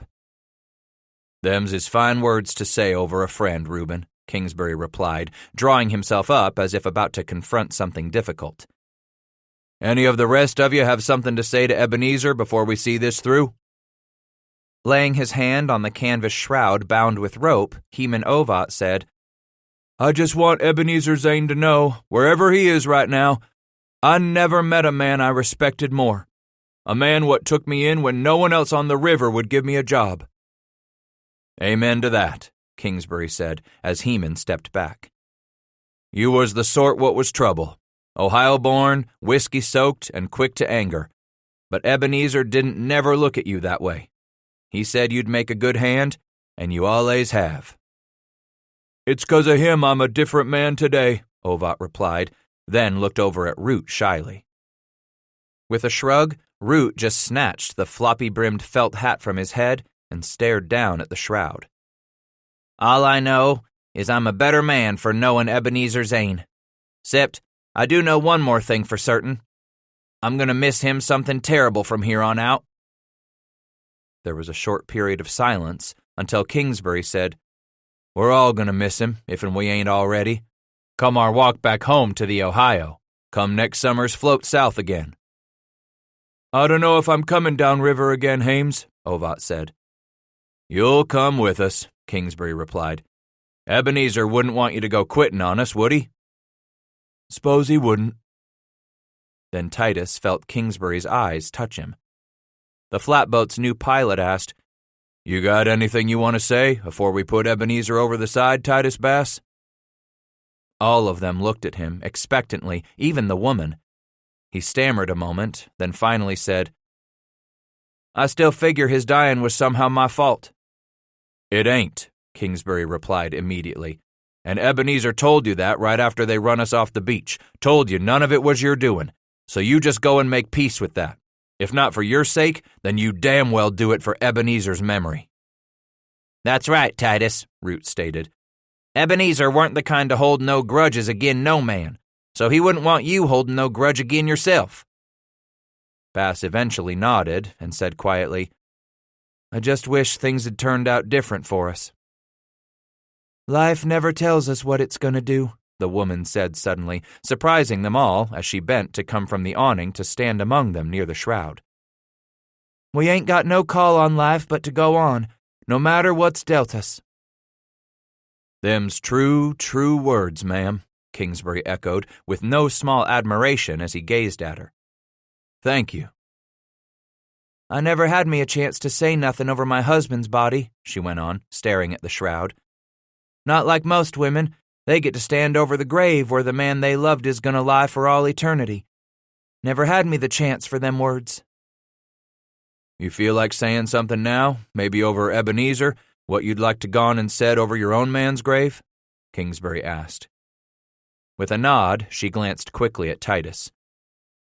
Jameson and me, we buried one stillbirth, another 2 that didn't make their first year, then we finally raised up 7 boys, only to see the Rivers claim 2 of them, maybe another 3. I seen my share of troubles and woe, I have. My life been far from a pretty thing. But a man what sticks by his friends and cheats no other is a real treasure in this life. Seems to me that my Jameson and your Ebenezer Zane was 2 of that kind. He was at that. Amen, Kingsbury said, swiping a hand across a damp, jowly cheek. Beneath her eyes, Beulah dragged the rough wool of that blanket she clutched around her shoulders. I suppose all we can really say about good men like this'n, what God don't already know his own self, is that there's going to be a big hole to fill in our lives now that this man's gone. But God and good men like this'n expect us just to go right on. As her voice dropped off and it got quiet, Titus looked up, finding her gazing at him with those intense, sad, red-rimmed eyes. Men like Ebenezer Zane expect you to go right on with what you were bound to do in this life, Beulah continued. As her voice died away, the wind gusted, cold and toothy, whipping their coats and flapping the edges of their blankets at them like flags. In the sudden leaving of that wind, the soft slap of water against hard yellow poplar filled the silent void around them. If you fellas are ready to send this man to his rest, she said, I'll say a few words what I remember is always said over folks getting buried. Without a sound, Ovat and Root hoisted the upper part of Ebenezer Zane's body while Kingsbury took hold of the legs. When Titus began to move forward to help, Beulah put out her arm, held him in place beside her, then curled an arm in his as she began to repeat the litany as she remembered it. Dust to dust, ashes to ashes, she said, as the 3 boatmen hoisted the shroud toward the gunwale. The good Lord in heaven awaits thee, noble soul. Fly, fly now, and be quick to sit at God's feet. Know that your toil is done, and your troubles are behind you now. We who are left behind will remember. We vow to remember. Bass watched them roll the shroud off the 6-inch-wide plank that formed the top of the gunwale, heard the body splash into the river. By the time Titus got to the side of the flatboat, the gray shroud had darkened, taking on water as it slowly sank with the weights Root and Ovat had tied to it. We vow to remember. He echoed the words in his head, peering down with the rest of them as Ebenezer Zane sank slowly beneath the murky brown surface of the river, became a dark, oblong shape, then disappeared completely. Once more the wind came up, and he had to swipe the hair from his eyes as he pushed back from the gunwale, stood, and moved away to the awning. In a moment more, the rest of them joined him there, all kneeling to warm their hands over the sandbox fire, eyes red-rimmed and the skin over their noses and cheeks flushed with the cold's cruel bite. "We'll be putting up at Natchez in less than an hour," Kingsbury said to the woman. "But you're welcome to stay over the night with us, seeing how you ain't got no family there to put yourself up with." Didn't I hear talk of you fellas planning on making a hoot of it this evening under the hill? She asked, without raising her eyes to any of them. "We always do," Ovat answered, as he began to hold his right thumbnail over the flame of a candle in one of the lanterns. "What the devil are you doing?" she asked him. "Hardening my fingernails is all." "Whatever for?" This time Kingsbury explained with a grin. "Why, the better to feel for a feller's eye strings, woman. Heman goes to gouging with them nails. He can make any bad son of a bitch tell the news. Natchez can be a damn hard town for a man what can't take care of hisself in a scrap. But just 'cause we go off and have ourselves a hoot don't mean you won't have you a place to sleep tonight." With a visible shudder, she turned away from watching Ovat harden his thumbnails. "I'm 'bliged," she replied. "My boys, and them others what hired on to work our boat, they never said much about what they done when we reached Natchez, nary what they done at the swamp when we got on down to Orleans, too. Early on, I come to figure it all just had to do with a man whoring and drinking, having himself a spree when his boat comes to port." Titus peered at those three roughened men, surprised to find them suddenly shy and sheepish in the presence of this woman looking every bit as worn enough to be their maiden aunt, a woman who had just spoken moving words as she watched them bury their pilot. Then, minutes afterward, forced them to own up to just what it was rivermen tied up at Natchez to do. Poking at the embers with a twig, she stirred some more life into the fire, then shrugged a shoulder as she pulled the big coffee kettle from the heat. "I suppose it's what men are about, and there's never going to be no changing it. So don't pay me no mind. I'm much obliged for your giving me a place to lay my head on your boat tonight." She picked up a tinned mug and asked, "Any of you care for more of my coffee?" As for anything remotely resembling civilization in this river wilderness, there were but 3 sizable outposts of settlement that joined those tiny villages, far-flung trading posts, and the occasional military fort. At the far northern end of the lower Mississippi Valley sat the old French colony St. Louis. All the way south at the other end of the river sprawled the even larger New Orleans, and between them squatted Natchez, a town more of dubious reputation than of any real note. Not only could a boatman look forward to some ribald female companionship along with some head-thumping whiskey in the brothels and watering holes that sat at the river's edge, but there was still even more cause to celebrate. Reaching Natchez meant the most treacherous sections of the Mississippi were now behind them. Sitting where it did on the eastern shore, the town had quickly proved itself an ideal way station where the flatboat crews put in to resupply, rest, and recreate before making the last short run on down to New Orleans. Long before, the place had been nothing more than a semi-permanent encampment of the Natchez Indians.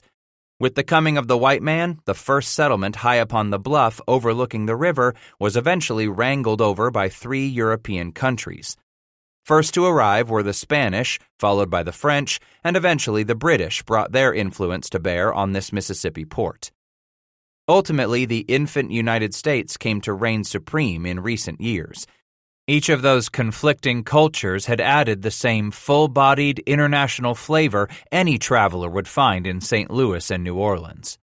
All told, the entire Natchez district numbered some 7,500 souls, due in large part to the cultivation of the unusually rich soil found on numerous farms and expansive plantations.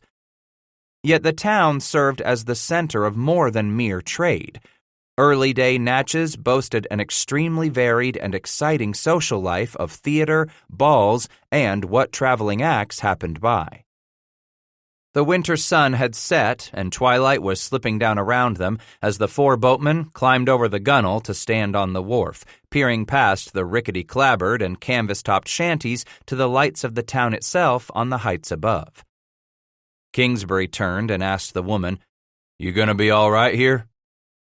"Got me all I need," she replied, then gestured them to be off.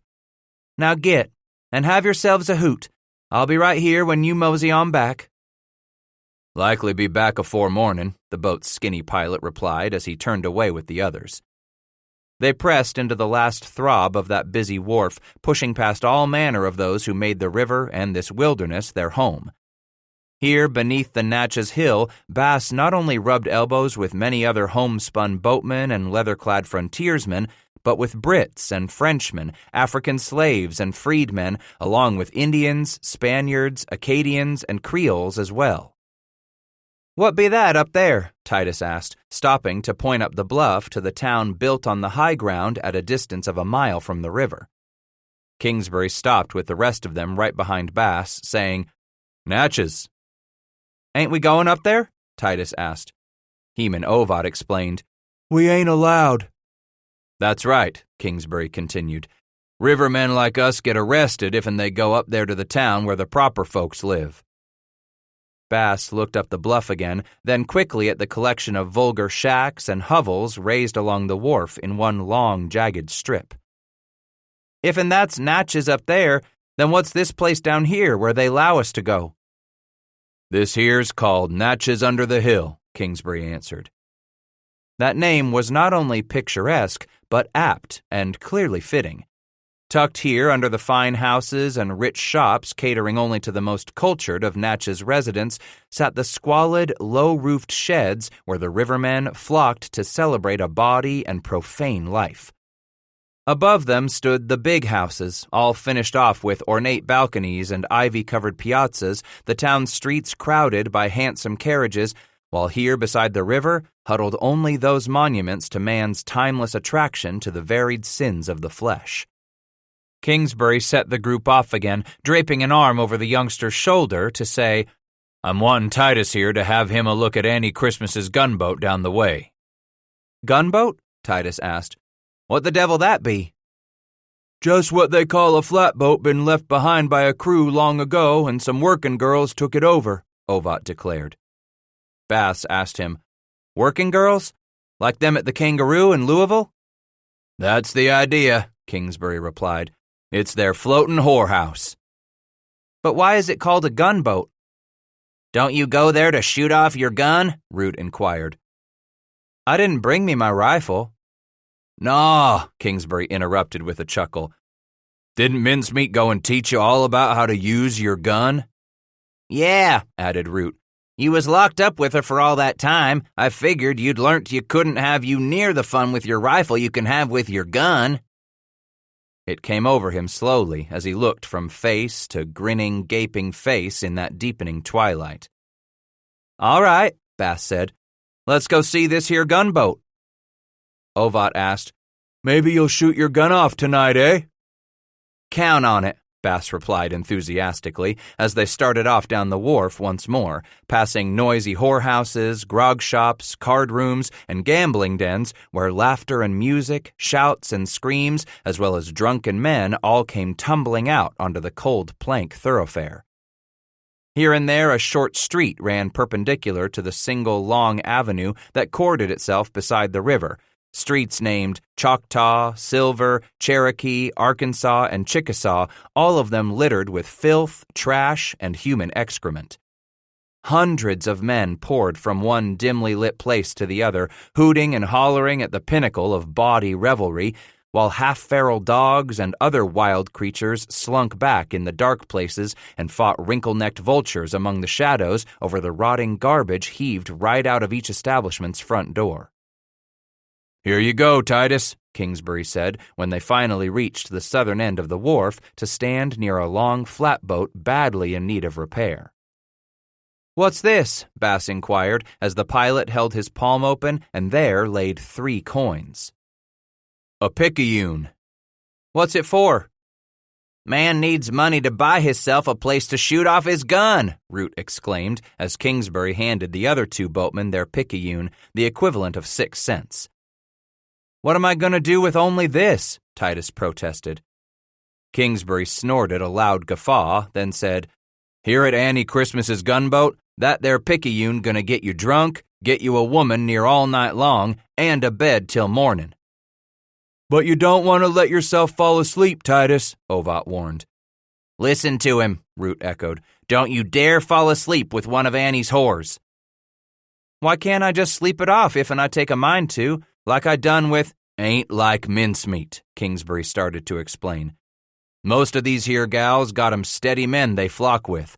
The women work on their backs, and those fellas go gamble off what the women make getting poked by boatmen." "So, what's that mean to me?" "It means a lot of them gals don't give a good goddamn about you after they let you poke 'em," Ovat said. "You fall asleep, and you're likely as not to never wake up, at the bottom of the river." He glanced down at the 3 coins in his palm, then clenched them tightly as he asked, Never wake up? How?" Kingsbury slapped a hand on Bass's shoulder in the way of a big brother explaining sharp realities. "You go to sleepin', that gal you're with might let in her feller to do the blood work." Blood work? He was suspicious they were yanking on his leg. Root dragged an index finger from one ear across his throat to the other ear, making a distasteful sound as he did so. "Or that gal might just be the sort of whore cut your throat her own self," Ovat said. "Like a hog hung up at the slaughter," Kingsbury added. Wide-eyed, Titus regarded them all in turn, then blinked and asked, "Why, Why all you fellas, and Ebenezer too, let me go off by my own self with that one named Mincemeat? Shit, Kingsbury replied, rubbing a hand across the top of Bass's head. None of us, especially Ebenezer, gonna let you go off with some whore what'd open you up a new breathing hole in your neck. Ebenezer Zane was taking good care of you, sending you off with Mincemeat. She's a good whore, Root exclaimed. Not like none of these here bitches in Natchez, Ovat said. Go on and dip your stinger in their honey pot, then get on out of there to do some more drinking, or get your bones back to the boat. That's the only way, Titus, Kingsbury warned. Don't trust none of them spread-legged bitches here in Natchez. They all likely murdered a man or two their own selves.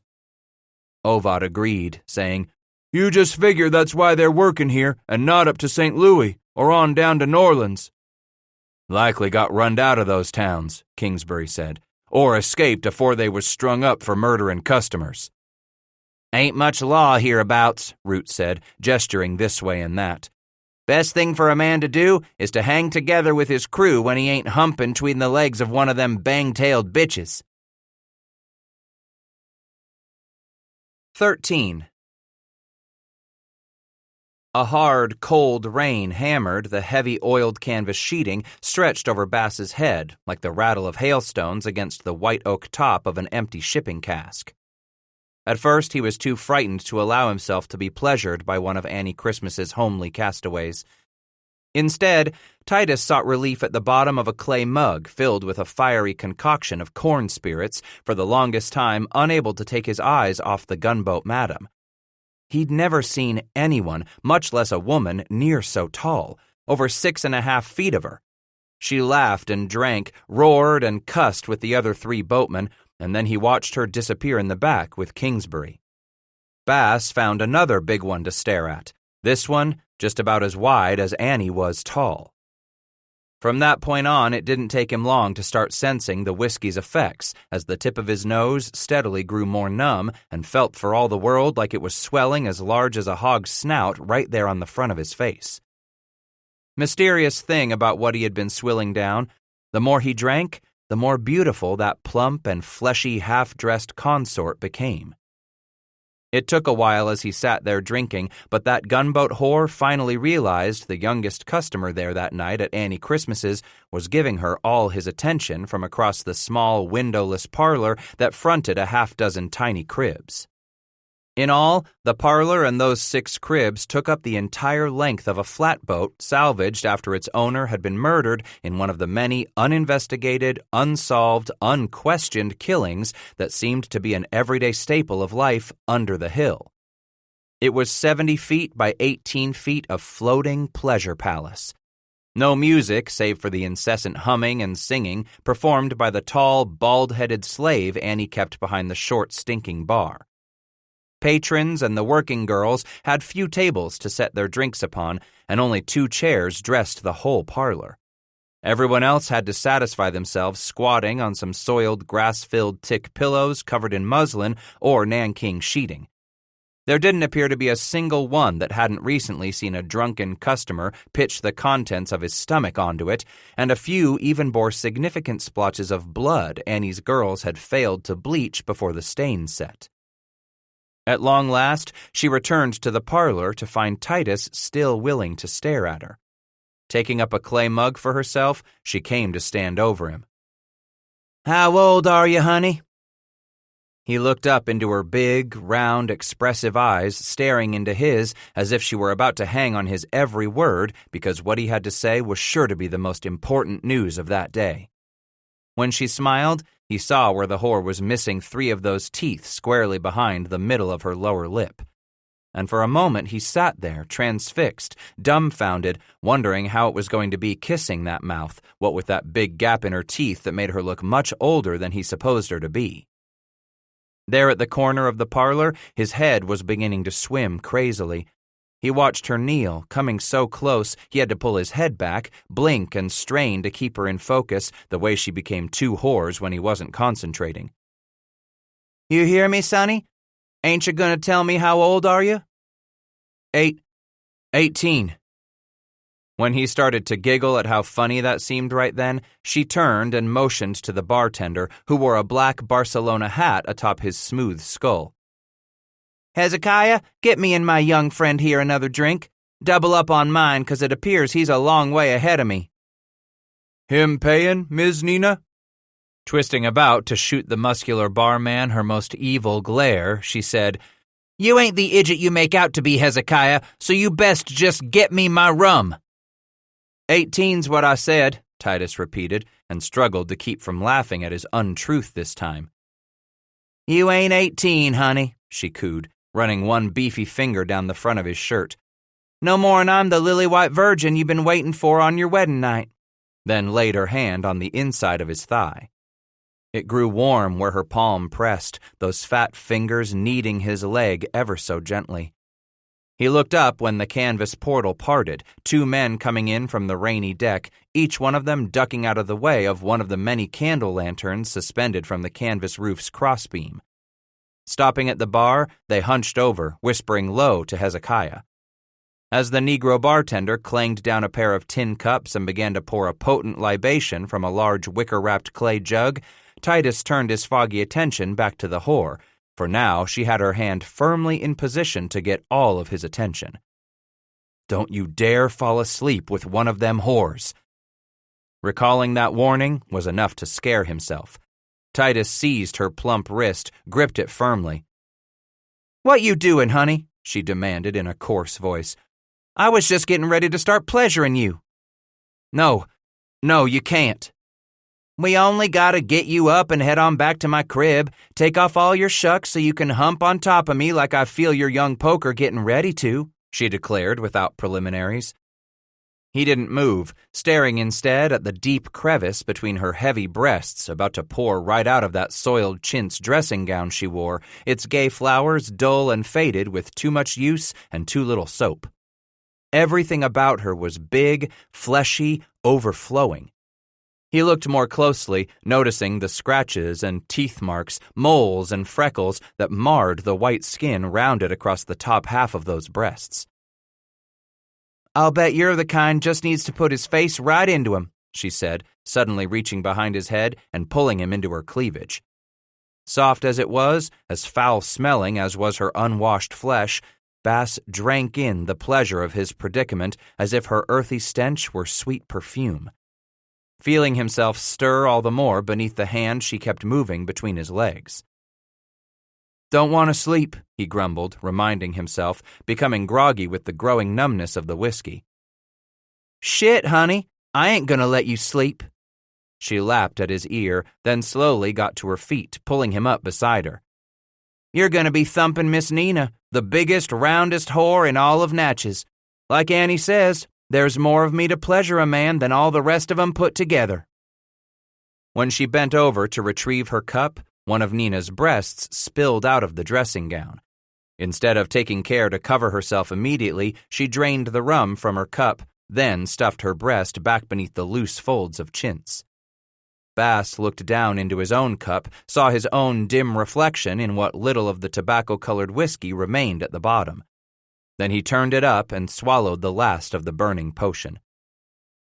"You 17, boy?" she asked, nudging him away through the smoke, noise, raucous laughter, and the tangle of legs of those sprawled across the floor pillows. "For sure you ain't 18. "Almost 17, he admitted, glad to have her big arm to hold on to. Nina stopped and whirled on him. "Almost 17? You 16 years old, you little river tramp?" He held a finger to his lips and hushed. "Shh, don't tell nobody how old I be." "Shit, no," Nina replied with sarcasm. "We don't want no one thinking bad of you for lying about your age now, what with all your other bad habits. So tell me, child, you got money for a poke with Nina?" "I got me a pigayune," he replied, slurring the word. The whore held out her hand. "If you gimme your picayune, I'll make sure this'll be a night you don't ever forget." "Just can't sleep it off with you," he repeated, stuffing a hand inside his oiled jerkin to produce the 3 coins. In the blink of his bleary eye, she snatched them away, stuffed them into that deep cleavage straining against the folds of her dressing gown. Say, Nina! She turned, with Bass clinging to her arm so he wouldn't fall. He came tottering to a stop, his head wobbling, trying to focus on the two newcomers at the bar. One of the pair asked, "When you gonna be done with tender britches there?" "Soon enough. You just be patient, Will. Won't have to wait long." "Make quick work of him so you and me can have us a poke." Nina didn't say another word as she wheeled Bass about, leading him down a narrow hallway formed by sheets of canvas hanging from the oak crossbeams overhead.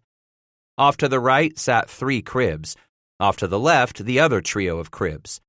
He thought he could hear an impassioned grunt from behind one of the canvas walls rising in crescendo as the two of them shuffled toward the end of the flatboat. By the time they pushed past the canvas door flap into her crib, the hard rain was slacking off.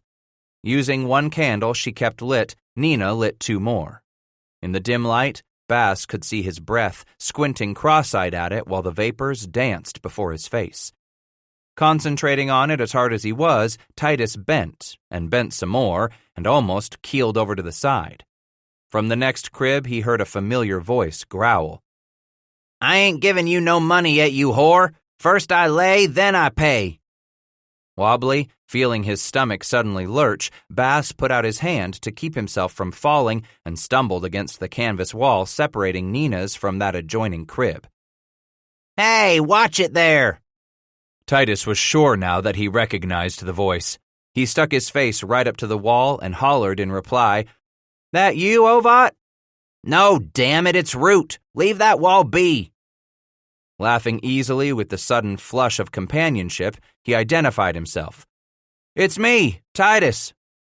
"Good for you, Titus," Root bellowed. "Now just get on with what you're about and leave me to my honey daubin'." "Just don't you go falling asleep with that whore, Reuben," Titus replied every bit as sternly as he had been told, then giggled as Nina came over to him to begin pulling off his jerkin. She guided him over to her pallet on the floor all of the 3 steps it took to get Titus there, then nudged him backward. On his back, head dizzied, he sensed her pulling at his wet moccasins, then the bottoms of his canvas breeches. His head felt lighter and lighter, as if it might just screw itself off his shoulders and go floating right up through the low roof he fixed with a stare as he fought down the rising intimidation of his troubled stomach. Just about the time he felt her cold, fleshy hands wrap around his penis, Bass tried rolling onto an elbow, growling, "I'm gonna be sick." She flew off him so fast he was amazed, struck at the way she moved for being so large. Nina reached over, snatching up the chamber pot that sat nearby, and stuffed its fragrant opening right under his face. It was there she held his head as he screwed up his face at the horrendous stench that filled his face and mouth. Titus emptied his stomach in one explosive lurch. "That's a good boy," she cooed to him, running her fat, oily fingers over his forehead. "You just go ahead and fill that up if and you need to." His belly knotted up another 6 tries at wrenching itself free from its moorings in his gut, and then he was done. As he rocked uncertainly atop that single elbow, Nina took the chamber pot to set it in the corner, turned, and got back down on her knees over him, her hands wrapping around his softening flesh once more. He looked up at her and smiled, gradually collapsing backward, while the world slowly went warm and black. Unable to part the blackness that enveloped him like a suffocating hood, Titus instead let his head hang as he shuffled blindly beside the one who was dragging him along, lunging forward beside him a step at a time. As much as he wanted to wake up, he couldn't. For all he knew, the big whore was dragging him off. Maybe it was even one of those who had hollered at her from the bar a while back. They'd get him to the other side of the flatboat, away from the wharf, stab him, then throw his body into the harbor. He wouldn't be able to swim, wasn't all that good at it anyway. Hell, he wasn't even walking for himself right now, getting pulled along as he was. And if they pushed him into the Mississippi, he was bound to die. Sober, he might well fight his way through most any water if he had to, but not like this. Titus knew he'd sink like a boundary stone, struggling only a little before he sank all the way to the bottom of the river, unable to stroke and paddle. Hell, he couldn't even open his eyes. It was still black, as black as it would be on the bottom of the river where these killers hid the bodies of the men they robbed. They stumbled over something. A man grunted. Then Bass was wheeled suddenly, his shirt ripping. If he was lucky, Titus thought, they'd slit his throat first, maybe shoot him in the head. No, they wouldn't do that. Too much noise. Just slit his throat, and then he'd never reach St. Louis to see if Levi Gamble had made it there last summer. What the hell business is it of yours? He felt the rumble of angry speech in the chest of the man who held him against his side. That's my friend you got there. Titus wondered about that. Who was this friend of the one who slung him around again and took a few steps back toward the far voice? Sounded just like Roots. I seen you afore, ain't I? The one holding him growled. Maybe so, the far voice said. Suppose you put that boy down and come on over here in the light. Then you can take a good look at me. The one carrying him lurched forward another step, then stopped. Say now, looky there. Just what you got in mind to do with that big sticker, you ugly son of a bitch? Told you, put that boy down. He a friend of yours? Why didn't you say so in the first place? His senses all firmly dulled, Bass nonetheless felt his body flung toward the far voice, tumbling, colliding with a man who tried to step out of his way as Titus hurtled past, limp arms and legs akimbo. When he struck the hard-planked floor, it was with enough force that his eyes blinked open in shock at the sudden blow. Above him for a long moment he watched a candle lantern sway precariously, its dirty yellow corona swishing this way and that above the two shadows grappling between the two dark walls at his feet. Then he remembered. This was the narrow canvas hallway strung between the half-dozen cribs.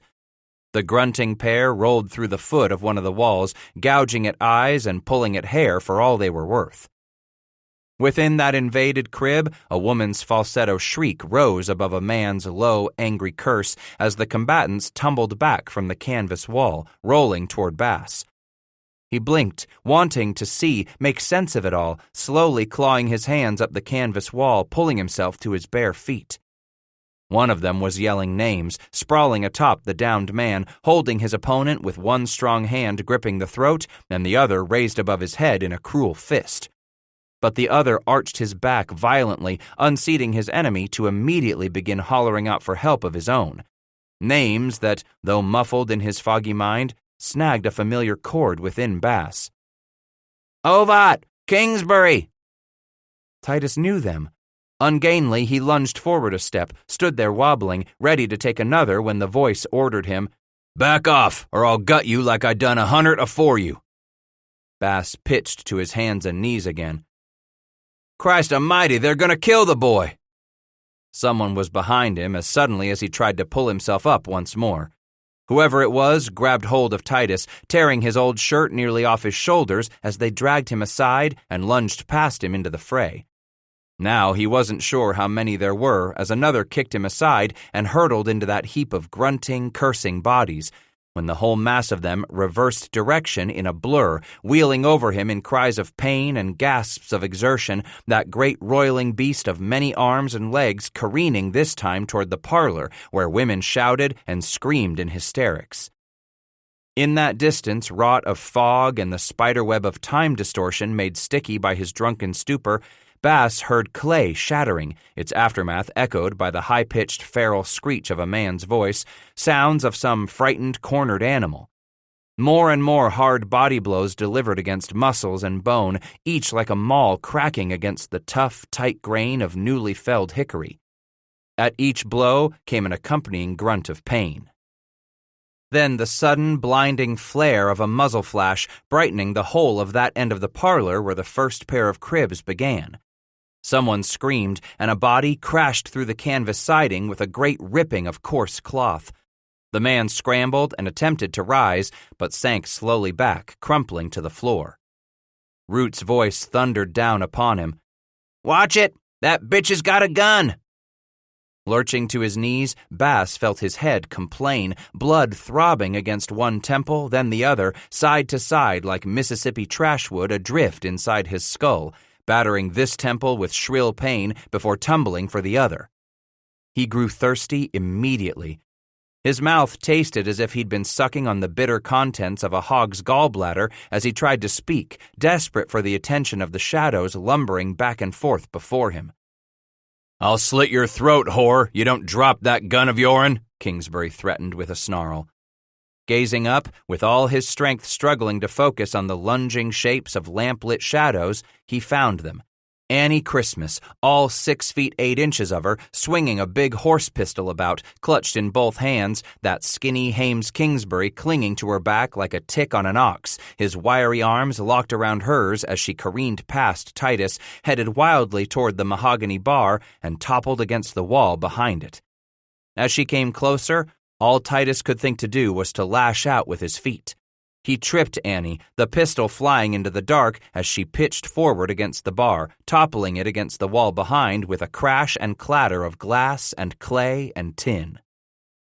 Kingsbury stuck to her like a cockleburr as they landed in a tangle. With a grunt, she lay still beneath the boatman, groaning. As those two had landed, Titus's wide, fleshy whore burst from the shadows to straddle Kingsbury, starting to pummel the sides of his head with her big, soft fists.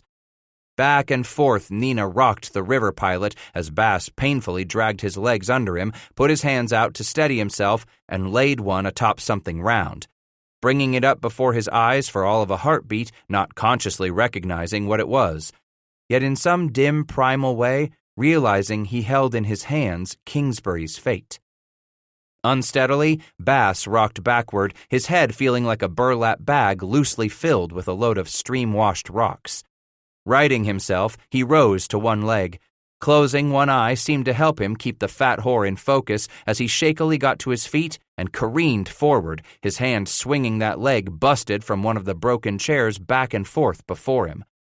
Over his head he raised it, then brought the leg down across the woman's shoulders. Time and again he struck her on the back, with no effect but that she turned and cursed him, trying unsuccessfully to grab him with her left hand. "You little pissant!" she screamed, fending off the chair leg with one fleshy arm while she choked Kingsbury beneath the other. "I'll cut your no-good pisser off when I'm done here!" In that instant, he hated the mocking cruelty in her eyes, the angry curl to the folds of skin around her mouth, and struck out at them blindly, sneaking in beneath her arm to lay the hardwood leg against the whore's cheekbone with a smart crack.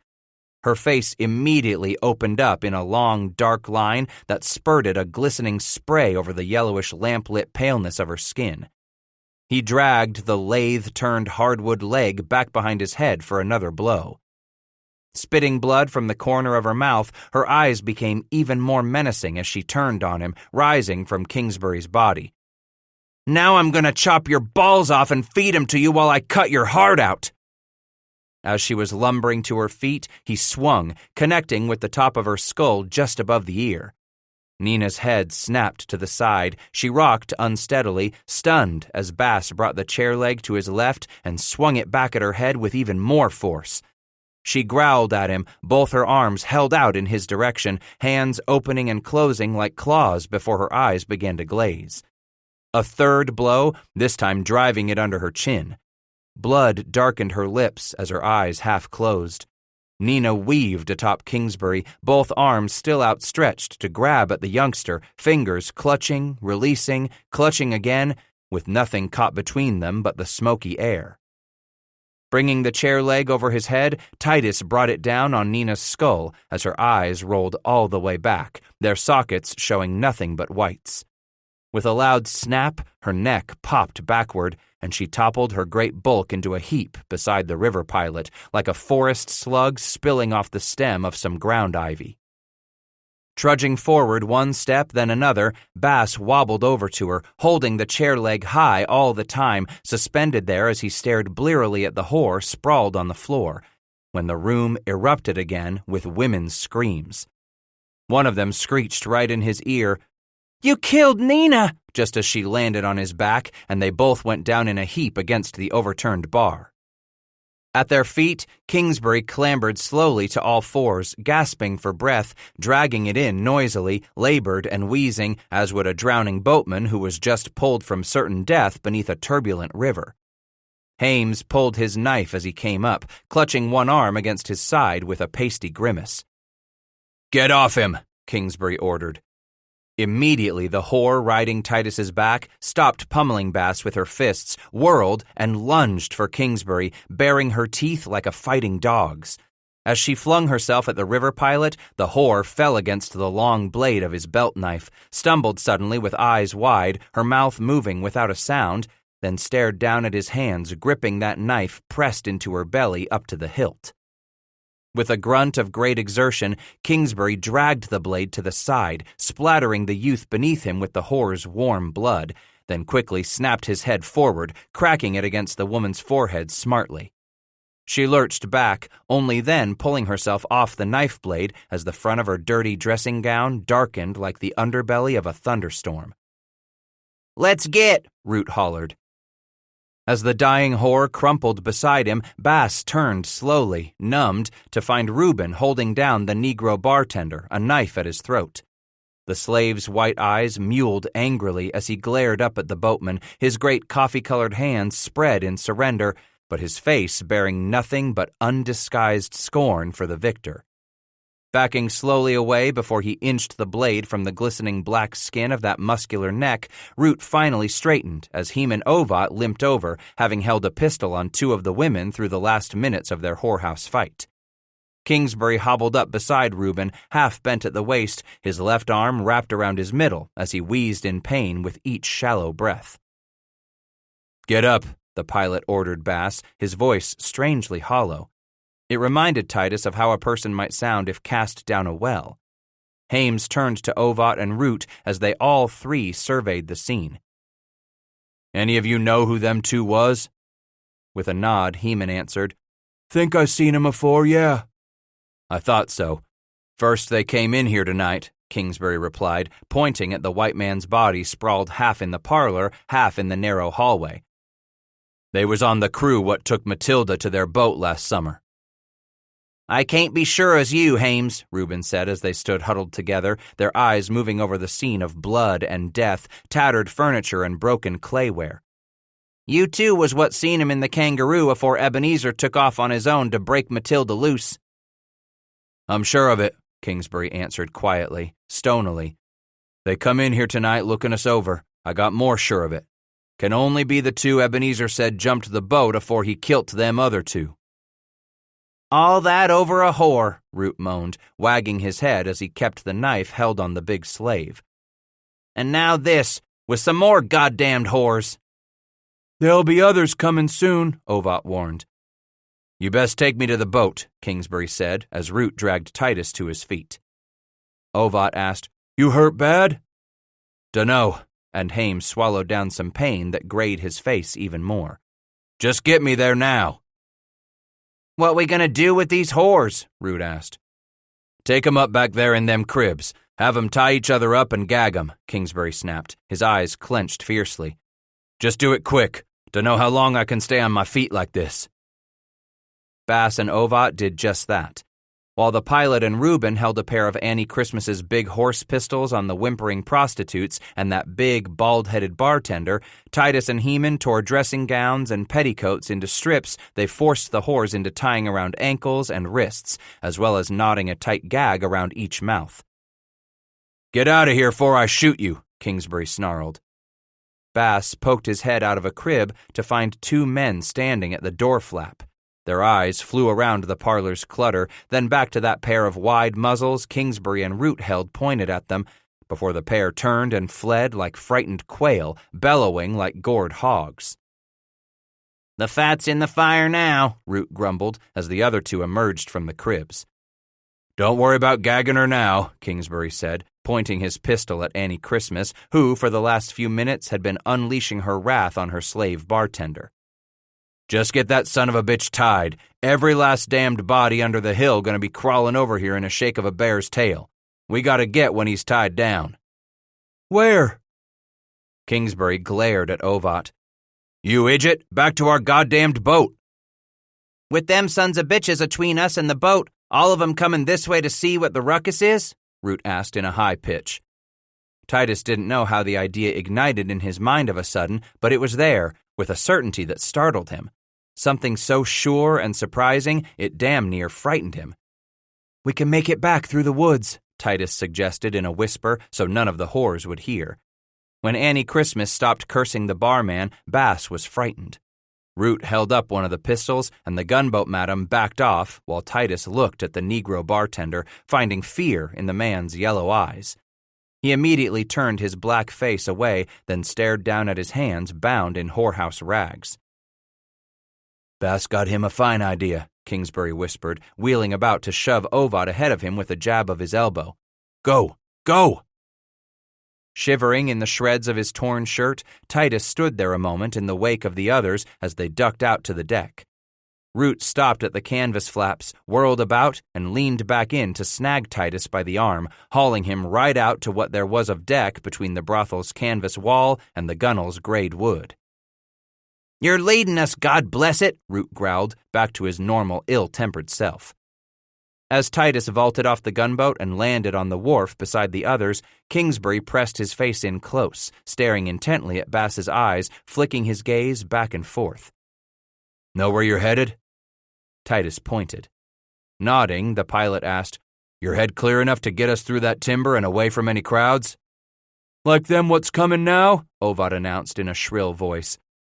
They turned, gazing north along the crude wharf where the low rows of clapboard card houses and grog shops lay clustered. 200 yards off danced the flare of at least a dozen torches held high above a considerable knot of boisterous men. From the crowd came loud voices, noise without the words. Little matter. Only a deaf and blind man would fail to understand the intent of that murderous crowd moving their way. "Take us to the timber, Titus Bass," Kingsbury hissed in agony, shoving the youngster ahead of him into that narrow patch of shadow between a pair of weathered buildings, each of those shanties about to lean its shoulder against the other as they slowly sank into disrepair with each new year. Bass drew up at the back of the shacks, peered into the dark. Immediately behind the short streets that branched off the main thoroughfare stretched along the wharf, thick timber rose against the pale bluff. Without signaling the men behind him, Titus darted from the shadows of that alley, making for the shadows of the trees. Once he was beneath their cover, he waited for them all to catch up. Kingsbury was the last, hobbling up, gasping, clutching his side, his pasty face beaded in sweat. "You gonna make it, Hames?" Root asked, wrapping an arm around the pilot's shoulder. Kingsbury looked up, his eyes narrowing. "We always have us some scrap or another coming down river, don't we, Reuben?" "I suppose we do." "Good you remember that," Hames replied. "I don't want neither of you go blaming Titus Bass for the trouble been dogging us this trip." Ovat and Root glanced at the youth a moment, then both of them shook their heads. "Only thing I want to do is get you back to the boat," Heman declared. "And get us the hell out of Natchez," Root added. "Maybe things cool down by the time we get back here again come next summer," Kingsbury told them. Then, with a thin-lipped nod, he instructed Titus to lead on. Bass swore his heart was going to leap out of his chest or pop right out of his mouth the way it made his head pound when they hadn't gone all that far and he had to shush them. They all knelt back in the timbered shadows when the frantic jig of torchlight drew close, splashes of light dancing just on the far side of the low-roofed shanties. More frightening still was the sound of that mob, snarling, snapping, its quest for blood like a living thing that snaked along the wharf, headed for Annie Christmas's gunboat. It reminded Titus of how he'd once watched a cottonmouth eat a field gopher, the dying prey slowly drawn along the length of the snake's scaly body. As the mob thundered into the distance, they moved on into the welcome darkness. For now, the four of them had a little time. Not much, but it might just be enough. As he reached the side of the flatboat, Bass watched the woman sit up like a shadow suddenly taking shape out of the night. Her dark form stood, pulling that ratty old blanket about her shoulders. She stepped to the side when he stopped at the gunwale, able to make out the red glow of embers and low flames she had shielded behind her. "You fellas home earlier and I figured you—" "Help us get Hames aboard, ma'am," Reuben demanded. Immediately crawling over the crates, she held down both her hands, the blanket falling from her shoulders. Rearing back, she pulled with all her might as Ovad and Root hoisted the wounded pilot from the wharf, his body dragged against the side of the flatboat and onto the gunwale where Kingsbury lay gasping, groaning. "You shot?" she asked. He clamped down on his lower lip and shook his head, eyes moistening. "They cut you?" "No," he huffed, perhaps the pain easing. "Your side?" When he nodded, she carefully lifted his left arm braced against his belly. "I do believe they broke your ribs," the woman declared. "How many, we'll just have to find out." "Ain't got time for none of that now," Ovat snarled at her as he pushed past. "I'll take the rudder, fellas. Reuben, get them hawsers freed so we can push off." She watched the two move off in different directions, then turned to look at Kingsbury once more before she snagged hold of Titus's jerkin. "What happened out there tonight?" "I don't know," he answered sheepishly, hungover already, as if his very own mother had caught him at something wicked and now he was about to pay the high price for having his fun. "I was drunk. I dunno." "We're leaving for Nolans," Kingsbury announced, sprawled beneath them. "You ain't got folks to stay with here, ma'am." "No, I don't." "Then you got one choice or another," and the pilot visibly sagged with the effort the talk took out of him. So she spoke up while he gathered his breath. "I can jump off this here boat and take my chances till I can get away north on the trace," Beulah declared. "Or I can throw in with you fellas all the way to Orleans." The pilot swiped the back of a hand across his bloodied mouth and replied, "That's only choices you got." "We're free," Root cried, flinging the last hawser across the gunwale, then slinging himself aboard. "Push us off, you two," Ovat bellowed.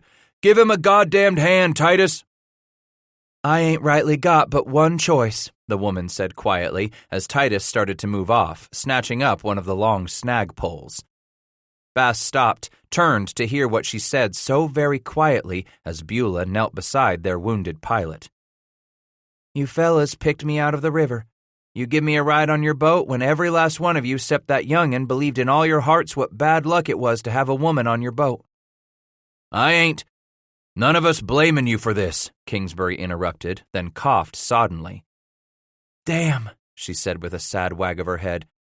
"Sounds of it, bet you gone and poked one of them ribs right through your lights." Kingsbury turned his head to glance at the wharf Root was pushing his pole against with a loud growl.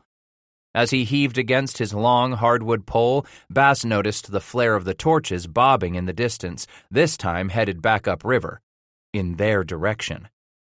The pilot rolled toward Beulah slightly, warning, "This be your last chance to jump off, woman." With a shake of her head, she nearly whispered, "And if I do jump off, just who the hell gonna take care of you men?" "He ain't getting any better, is he?" Titus asked. The woman looked up from the feverish, unconscious Kingsbury, then wagged her head. "Nothing more I can do. It ain't in my hands no more." If it wasn't in her skilled, sure hands, Titus wondered, then in whose hands did the life of Hames Kingsbury lie? It troubled him that the woman expected him to understand her, when he had no earthly idea who might hold the power to save the man. First off, he lost Ebenezer Zane. Now another man clung tenuously to life. No matter that he had people around him at this moment, Titus had rarely felt so alone. He raised his eyes from the pilot's pale, clammy face, looking at Root manning the gouger, turning to gaze again at Ovat stationed at the stern rudder. "It's good water from here on down," Heman had told him earlier that morning as the sun came up milk pale in a cold sky. "I could get this broadhorn down to Nolans, steering it on my lonesome if'n I had to. Easy enough, though there's cypress swamp what can fool a man if he don't keep his nose locked in the main channel. But don't you fret none, Titus. I'll holler when I need you on one oar or t'other." Many, many night fires this crew of 4 had told him how they'd worked the rivers together for more than a decade without much bloodletting at all. A few fights, a few knife cuts sewn up with the same thread they used to repair their clothing, mostly a lot of good-natured head-thumping in the midst of one hell of a lot of work. As much as there had been Indian scares in years past, they had never caused much more than an anxious moment or two for Ebenezer Zane's boatmen, nothing more than threats from a far bank now and again. But what with that old pilot resting among the mud and catfish and sawyers at the bottom of the Mississippi, Heman Ovat was beginning to think things had changed for the worse. And what was usually nothing more than some bruises and perhaps a broken bone now and then whenever they tied up for a frolic at Louisville's Red Candle District, Natchez under the Hill, or even the swamp in New Orleans, now their raucous brawling had turned deadly. For no reason they could figure out. Except that it just might have to do with settling an old score with Ebenezer Zane. Kingsbury coughed in his sleep. Bass sensed the pilot slipping away from him, too. Hames had passed out about the time they were pushing free of the wharf, with that mob drawing ever closer below those bouncing torches, their discordant voices looming louder out of the dark. One of that drunken lot had spotted them making for the main channel of the river, shrieked his warning to the others, and a great cry of frustration and disappointment had gone up. More than a handful of that rabble had yanked pistols from their belts and fired at the southbound flatboat. Only one bullet had smacked against their craft, crashing noisily into a cask holding ironmongery. The clatter had made Bass jump there at the gunwale, while the woman bent over Kingsbury protectively, and the other two men hurried them away from Natchez. For some time, Ovat and Root were convinced others would put up a chase, board some canoes or a pirogue and come slipping up after them. Overhead, the stars in the Big Bear slowly slipped away from the middle of the sky and fell into the west, as Titus fought a great weariness. He drank cup after cup of the woman's coffee sweetened with thumb-sized clumps of homemade cake sugar there beside the sandbox fire, and watched Root stoically wince with pain each time he had to lean against the long rudder handle to keep them in the running channel. By now, Heman had a dirty bandage wrapped round his head. One eye was nearly puffed shut, yet he gladly took his place at the gouger when he and Reuben spelled one another, rotating pilot's chores at the stern rudder through that long night. Once more, Natchez under the Hill had lived up to its rough-and-tumble, life-is-by-damn-cheap reputation. Long after sundown the night following the fight at Annie Christmas's gunboat brothel, Reuben Root admitted they had to put over and tie up just past Fort Adams, which stood on Loftus's Heights at the 31st parallel, the southernmost military post erected on American soil in those days prior to Jefferson's purchase of Louisiana Territory. "The river shrinks down here some," Reuben explained, after he and Ovat secured to the exposed roots of some cypress trees. "Don't run no wider'n 250, maybe 300 yards at the most. On downriver tomorrow we'll pass Wilkinsonville, named after the Army general what wanted to be king his own self over all that out there." Heman swept an arm across the darkening western horizon. Not so bad a dream, Bass figured as he slipped off the jerkin and removed what tatters were left of his old shirt. Bending over the tiny bundle of his belongings, he unwrapped the shirt his mam had finished for Thaddeus the night before Titus had slipped away.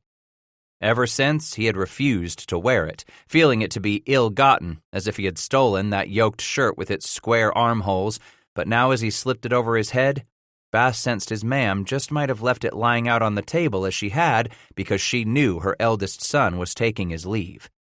Them biscuits and this new warm shirt. It was the best way she knew how to tell him goodbye without embarrassing him with a mother's tears. Slowly, he brushed his hand down the front of it after he got the shirt tucked into his breeches, and felt the sudden stirring of homesickness that did not leave him for the better part of a day. By the time they approached Point Coupee the following morning, Root could hardly move his left shoulder. Close inspection by Beulah discovered the boatman's shirt crusted to his back, right over the shoulder blade. Once she coaxed and coddled Reuben into sitting near the fire and sent Titus up to man the gouger, the woman clucked her disapproval as she slowly dripped warm water on the coagulate to free the shirt from a nasty knife wound. "You're a brave man, Reuben Root," she told him, loud enough for all to hear. "Plenty brave and mighty stupid." When he started to rise in anger, she snagged hold of the back of his shirt and held tight, making him wince in pain as he settled back atop a low crate in a huff. "Ain't nothin'," he grumbled. "Had worse." "Have you now?" she replied in that tone guaranteed to make any man feel like a scolded child. "Ever you need someone to sew on you?" Wheeling on her, his face blanched. "No, always kept my cuts bound up with, 'You're gonna need me so on this'n.' That much is for sure, Reuben." "Well, we don't got us needle and thread," Root said, smiling lamely. "S'pose you can't do no sewing." "Ebenezer always keeps him some stout linen thread and some glover's needles down in a chest there," Ovat reported from the rudder with a much wider and more genuine smile. "Never know when you'll get your canvas tore." Wagging his head in utter disgust while glaring at Heman, Reuben spat, "You mean-assed, mule-headed son of a bitch! Why, one day I'll make sure—" "Beulah says you need some sewing," Ovat interrupted calmly, "so we'll see you get sewed up. Time for you be having your fill-ee." "Fill-ee, hell," he roared impudently. "This woman gonna sew on me, I'll damn well drink my fill." Reuben promptly set about drinking much more than his boatman's ration of Monongahela rye, a fill-ee, and then some. Putting the backwoods liquor down on a stomach gone more than a day without food and sedating a constitution having gone close to 48 hours without sleep, it wasn't long before Root slid in and out of consciousness enough for Beulah to announce that she might as well get to sewing. Just south of Point Coupee, Heman put over, and Titus struggled before he got them tied off to the roots of a single great cypress. As the boat rubbed and chafed, timber against timber, Bass and Ovat ducked beneath the awning where the sandbox fire always kept the air at least 10 degrees warmer, there to join the woman, who took the knife from Root's belt and cut herself a length of fine linen cord. One end of this she placed between her teeth, soaking it with the moisture in her mouth before she began to peel back the tiny strands that formed the twisted cord. When she had one strand the thickness she desired for the job at hand, she peeled it from the rest of the cord and threaded her sharp three-sided glover's needle. Raising her eyes momentarily to Bass, she ordered, "Pour some more of that Monongahela into his cup." Sitting at Root's head, Ovat said, "Don't figure you need to, Beulah. Looks to be Reuben ain't gonna be awake to want no more. He's snoring through the rough water already." "I didn't mean I wanted any for him to drink," she replied curtly. "I want you to pour some on that there nasty cut afore I start." Holding the threaded needle in her mouth, she once more took the boatman's knife in hand, raised her long skirt, and this time sliced through the long hem of a dirty petticoat. "Tug his shirt out in his britches for me, fellas. Pull it way up on his shoulders." Heman and Titus did as they were instructed, both of them silent as sandbars and wide-eyed as deaf mules in a high wind, watching her every move as she dribbled a little of the rye along the crusty open wound. Taking an end to the strip of petticoat, she kneaded away a little of the coagulate. Time and again she dipped the cloth into the liquor and scrubbed at the neglected wound until the entire length of the angry gash lay raw and shiny with fresh ooze. "Wish to God I had my medicines," she grumbled to herself as she knotted the linen thread, then looked at Titus. "A body can't rightly do without some medicines when folks need tending." Wincing involuntarily, Bass watched her poke the needle through the right side of the laceration, continuing over to the left side before she pulled the thread through the flaps of flesh. Reuben grunted, and his eyes fluttered a few times, but he never stirred. "Take hold of his arms there," she said to Ovat, then turned her head to tell Titus, "And you, son, sit on his legs. There, like that, just in case he decides to wake up and get in a fiddle over this sewing I've got to do on him." Tugging against the knot as if to assure herself that it would hold, the woman clucked once and drove the needle through the skin a second time. Rap by rap, she worked herself down the 8 long inches of severely torn muscle. Each time Beulah pulled her thread tight, she would dab more of the fiery alcohol on the laceration as it continued to ooze and seep bright red blood. "That's good," she told them as she neared the last of her labors. "Better that it bleed. Gets all the evil out, seeing how we ain't got no roots to put in it. My medicines," and Beulah bit her lip to stifle a sob, "all that I had in this world went down with that goddamned flatboat." Her curse struck Titus as something foreign, never having heard a woman of her age hint at profanity, much less take God's name in vain. After all that she had said about Kingsbury's life resting in the Almighty's hand, He thought it strange indeed that she would pray to God one day and soundly curse him the very next. "Don't look at me so odd, boy," she commanded. "Close your mouth, or you're likely to have something crawl right in it with more legs than a Chickasaw war party." Knotting the linen thread, she cut off the excess and returned the bloody-handled knife to Root's belt scabbard. Then she slowly poured the last of the rye from the cup up and down the wound, washing away some of the dark ooze one last time. Handing the empty cup to Titus, she said, "Now, wipe that cup out and get me some more liquor." When Bass turned to the side to use Root's shirt tail to wipe at the crimson-coated inside of the cup, Ovat asked, "You gonna put more of that Monongahela on your sewing job?" "Hell no," she said. "I aim to drink my share, now that he's done and Kingsbury over there seems like'n he's turned the last bad bend in the river." As she took the cup from him, a frightened Titus asked, "You mean he ain't not likely to make it much longer?" Swallowing long and slow, with her eyes closed, the woman finally took the cup away and licked her lips, then swiped a sleeve across her mouth. "Didn't mean nothing of the kind. Damn, but it's been a long time since I felt that particular burn down in my gut." "Just what the hell you mean, then?" Ovat demanded. She looked offended, then peered down at her cup a moment more before answering. "Near as I can tell, fellas, looks like your pilot there is going to be up and around soon." He's going to pull through?" Bass demanded, feeling the tingle of hope coursing through all the bleakness of what had been his despair these last few days. "His color's a lot better the last little while, and he ain't breathing near like he was.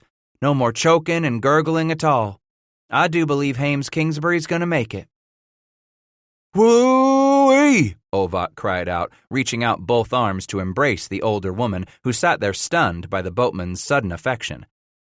When Heman took his arms from her, Titus leaned forward and clumsily hugged her, whispering in her ear, "Thank you, ma'am, for all you done, for the both of 'em." And just before he released her, Bass kissed her lightly on the cheek. As he pulled away from her, an astonished Beulah brushed her fingertips across her cheek, gazing at the youth wistfully. "'Tweren't nothing I wouldn't done for nary boatman." "We had you with us, likely Ebenezer Zane be alive today," Titus said. Taking his hand in hers, she patted it maternally and wagged her head. "Ain't nothing in this world gonna save a man what got his head caved in with a Chickasaw Rock war club." "She's right, Titus," Ovat agreed, as he pulled his collar up and rose from the bench to move past Root toward the bow. "I see it's time we got on down to Nollins. Get on up there and get them hawsers heaved to on that capstan. We got us a boatload of cargo and these two ailin' boatmen to get on downriver." The thick hemp ropes nearly filled his hands in their own right as he struggled with his knots against the nudge of the current, but they were soon moving south once more, through the last of that myriad of false channels and swamps just below Point Coupee, where lower Louisiana began. Here, long ago, the French had begun construction of a great levee, that work later taken up by the Spanish in their own attempt to prevent seasonal flooding of the rich agricultural lands of the lower Mississippi Valley. "You see that?" Ovat called out, pointing at the levees on the eastern shore. "A riverman knows it ain't far now till he's with more and more folks. All this here stretch is called the German coast." In his own crude way, Heman had just expressed the riverboatman's term for the civilization that began to dot the banks once he'd passed the northern end of the levee. Behind its protection sat plantations, many small and quaint villages inhabited by the friendliest of French-speaking Louisianans. Here in the flooded fields, they grew sugarcane and rice, along with cotton and one huge orange grove after another, many trees still heavy with fruit. A wondrous sight for young Titus to behold. Many of the inhabitants along the German coast came to the riverbank to wave at the passing flatboat. Ovat, Root, and Bass waved back in salute to the friendly river folk working their fields and orchards, and at the sight of every likely young maiden, the three all stood tall, boasting of their manhood while lustily crying out their claims of true love to her. In 3 more days, Kingsbury was able to sit up and take more sustenance than grease soup. They floated past Baton Rouge, the site of an abandoned Spanish fort, and a small village still peopled by Acadians. From there south, they were never out of sight of one small settlement, cluster of fishing boats, trading post, or fine palatial plantation after another. "I'm going to get myself a drink of some real liquor," Beulah said one afternoon as she came up and settled on a cask near Titus at the Gouger. Root and Ovat both sat near the stern rudder, singing one of their riverman songs to the tune of Yankee Doodle.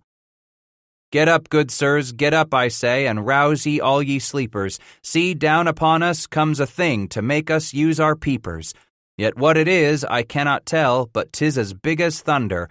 Ah, if it hits our loving ark, we'll soon be split asunder."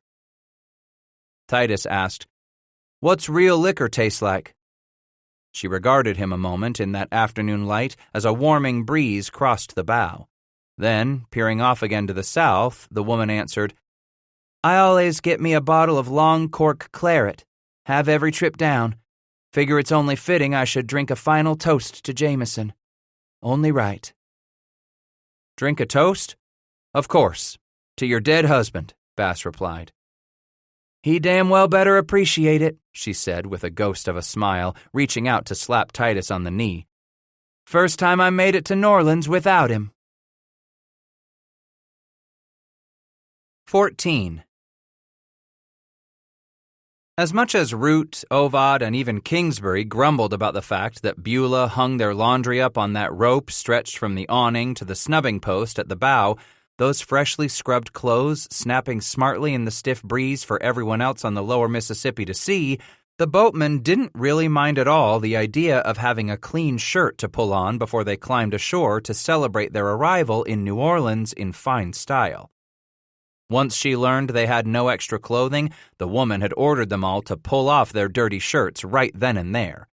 When the pilot hesitated, then turned in retreat, the woman balled her fists on her hips and glared at him with motherly sternness. "Hames, you, more'n the rest, need some soap put to that shirt of your'n." With a sheepish look, he glanced at the others. "I think it's fine, just the way—" "Give it here." He could see the grins and smirks on the rest of that bawdy crew and likely realized he was never going to win against the woman. Ever so slowly did he drag the shirt's long tail out of his breeches and waist belt, then yanked it over his head. As Kingsbury held it out at arm's length to Beulah, Titus looked at how skinny the man was, all ribs and backbone and shoulder blades, the skin stretched over them like a piece of fine white linen draped over the sharp newels at the top of a ladder-back chair. She snatched the shirt from him with a look of smug self-satisfaction. "Now that greasy cravat of your'n." With a look of fright crossing his face, Hames touched the red handkerchief. "Not my neck wrap." "Give it to me." "Aw, shit, woman," he grumped, his bare skin beginning to show goosebumps. "Won't take me long," Beulah explained. "Sooner you let me start on it, sooner I can get it done and dry." Reluctantly, he untied the square knot and handed the cravat to her by one corner. Beulah took it in her hands, spread it out at arm's length, and inspected it. "Just as I thought," she grumbled. "Come here, Hames." Circling behind the pilot, Beulah raised up the hair that brushed Kingsbury's shoulders. "You see, boys? I'll bet you're all the same as this in here." Titus leaned in close enough to see how the skin at the pilot's neck was nothing more than oozy scab and raw, angry flesh. "What's all that from? He's sick with something?" Beulah clucked disapprovingly.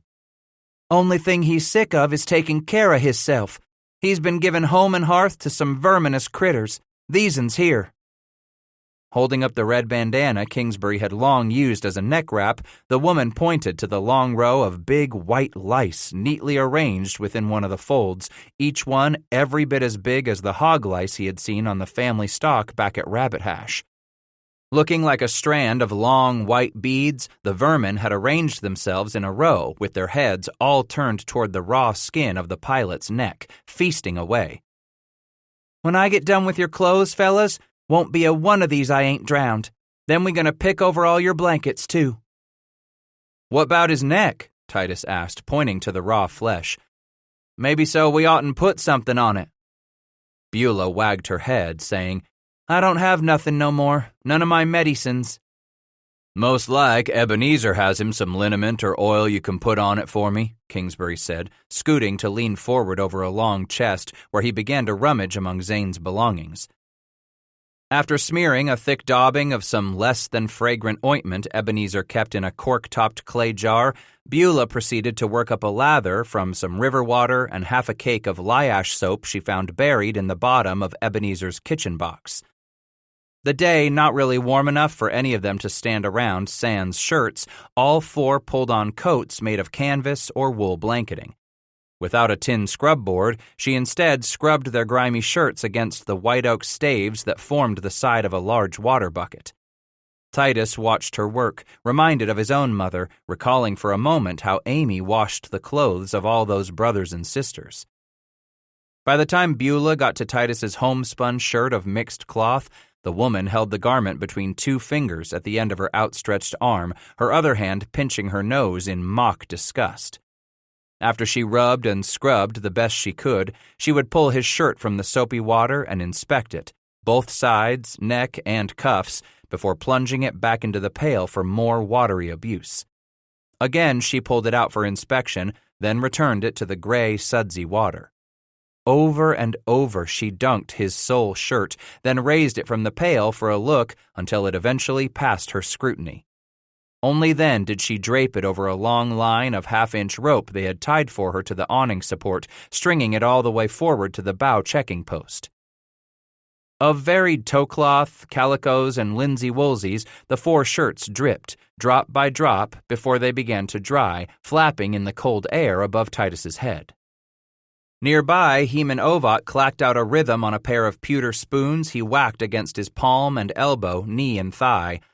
Back at the rudder, Reuben Root whistled one of his squeezebox songs as he steered them through the last few miles of shoals, while the closer they drew to New Orleans, the flatboat traffic grew thick as the strop hair on the back of a hog. Even Hames Kingsbury clanged an iron ladle against the back of a cast-iron skillet while trying his best not to let that big grin of his split his face half open. "Damn, but it's good to get back down here," the pilot exclaimed with a gush of excitement. "Put all that river behind me." "Till May comes round again," Ovat reminded them all. "We go and load up a brand-new flatboat with another season's cargo." "We still got us that damn walk back to Kentucky afore we do," Root said, his dour expression quite a contrast to the healing Kingsbury's. "Just 1,000 miles, every one of 'em making you hunger for seeing the Ohio again," Ovat said. Hames called out, "Titus, you figure on walking north with us, don't you?" Nodding emphatically, Bass replied, "I ain't staying down here in this country, no siree." "Good to hear. We can likely use your rifle on the Natchez Road," Kingsbury declared. "Feed this bunch on our way home." Ovat turned to the youth and asked, "You changed your mind and decided on heading back to your family's place, Titus?" He watched the passing of those lacy whitecaps stirred up by the wind like the bobbing of so many white-headed doves before he answered. "Nothing much left for me back there." "Maybe so you'd like to join on with us," the pilot said. "With Ebenezer gone, well, we're a man short. And besides, you've already made yourself one of the crew. Come down river twice a year with us. It's a damned fine life for a young'un like yourself." As a matter of fact, Titus had already been working that over in his mind these last few days, ever since the night they escaped that mob on the Natchez Wharf. "There's girls, Titus," Ovat said. "You seen 'em too. They come down to the bank to watch you pass, wave to you, and you can call back to them, vow them of your love." "Figure I know what you got on your mind, Heman Ovat," the woman declared sourly. "Just what any youngster like Titus here got on his mind too," Heman replied. "We'd like to have you join us," Kingsbury repeated, getting serious once more. "Ain't that right, Reuben?" "It be a life just made for you, Titus Bass," Root added. With a slow, undecided wag of his head, he finally raised his eyes to look at the crewmen seated here and there about the boat. Then he gazed at the woman one last time. "No, I've been figuring on it some, and this don't rightly seem the life for me. Not that it ain't a good life and all, but last few weeks, ever since Ebenezer, them Injuns and all." Kingsbury said, I know just how you might feel, son. After Eb was kilt, we got you tangled up in that business back at Annie Christmas's gunboat. But can't you see? That was for Ebenezer, too, settling a score for the man. We done it for Matilda, too, Ovat said. The pilot seemed to study Bass's face for a few moments, then shrugged with resignation as he added, Maybe so there's too damned much of the wrong kind of excitement on the river for our young friend here. Maybe too damn much, Titus began, then sighed and finished, I ain't never killed a man. Them red bastards gonna kill you if'n you didn't kill them, Ovat argued. Worse'n that, Titus continued. I never afore seed a man die like Ebenezer Zane done. You pay me heed. That's one thing there's plenty of in a boatman's life, Kingsbury explained. Lot of dying. Ovat nodded. But I always supposed all that dying went right along with all the living. So what you figure to do, Titus? Root asked. With a shrug, Bass answered, Figured to get back to the Ohio, make my way yonder to Louisville, where I was bound away for when I run onto you and Ebenezer. Still got your sights set on finding work there? Ovat inquired. If I can't find none, maybe so I'll get on up to St. Louis eventually. Finally see what that place got to offer a man. The whole damned world, that's what, the woman said, stunning them all. That St. Lou there's one of the 4 doors what opens onto the rest of the world, Titus. Don't you see? 4 doors? Root asked at the rudder. Up yonder's Orleans, Beulah explained. That's the southern door out to the world. A man can mosey on all the way up the Mississippi to find the northern door to them English lands, the lakes and rivers and all that country beyond where it grows mighty cold. Then, from Pittsburgh and Cincinnati country, you head east over the mountains, where a body can go to the edge of the ocean, sailing off to just about anywhere. Bass listened to her words with not just his ears, but even more so with his heart, pounding as it was. Finally, he asked, St. Louis the western door? That's what I hear tell.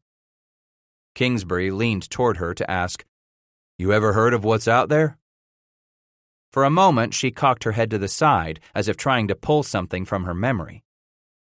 Only what I heard when Jefferson's bunch, them explorers, come back years ago. You see, them other 3 doors, north, south, and east, they all open onto water. Water's the way you get to the rest of the world. But not from St. Louis? Ovat asked. Shit, Root growled. Everybody knows St. Louis on the river. Sure as hell a man can get west on the water. I suppose that's true, the woman agreed matter-of-factly. But I heard there's tall mountains atween St. Louis and the far ocean. Ain't no river through them mountains what takes you to t'other side. Mumbling his unintelligible complaints while he scratched at the side of his hairy face, Root finally responded, I don't figure a man got any business going to no place where there ain't a river to take him. I'm a waterman, borned beside the river, raised up on it. Figure I'll live and die riding the rivers. If there ain't a river going there, Reuben don't figure it's worth the journey, Kingsbury explained to Titus. Got to admit, Reuben's got him something there, Ovat stated. I always found me everything I needed on the river or right beside it. Turning from the boatman, Titus peered intently at the woman. You ever hear anything more about that country out there? Only what I heard listening to menfolk talk up and down the river after Jefferson's men come back from that far ocean. Bass leaned forward, excitement coursing through him. They say anything about them mountains? Only that they was so tall they touched the sky, the woman replied, a look crossing her face that told him she understood. Mountains higher'n anything we can't even imagine out there. And goddamned red-bellied Injuns, too, Kingsbury snarled. Thought no big, fine rivers out there, Root began. Sounds to me like that be country fit only for Injuns, and not at all fit for the likes of civil folk. There gotta always be a place for Injuns and wild critters, Ovat said. Place where we can put 'em, so just plain white folks like us can go on about our business of living. Listen to you, the woman cried. Like you fellas was the cocks of the walk, wherever you choose to set down your boots. Damn right, we are that, Kingsbury shouted exuberantly. Every last one of us is half horse, half alligator.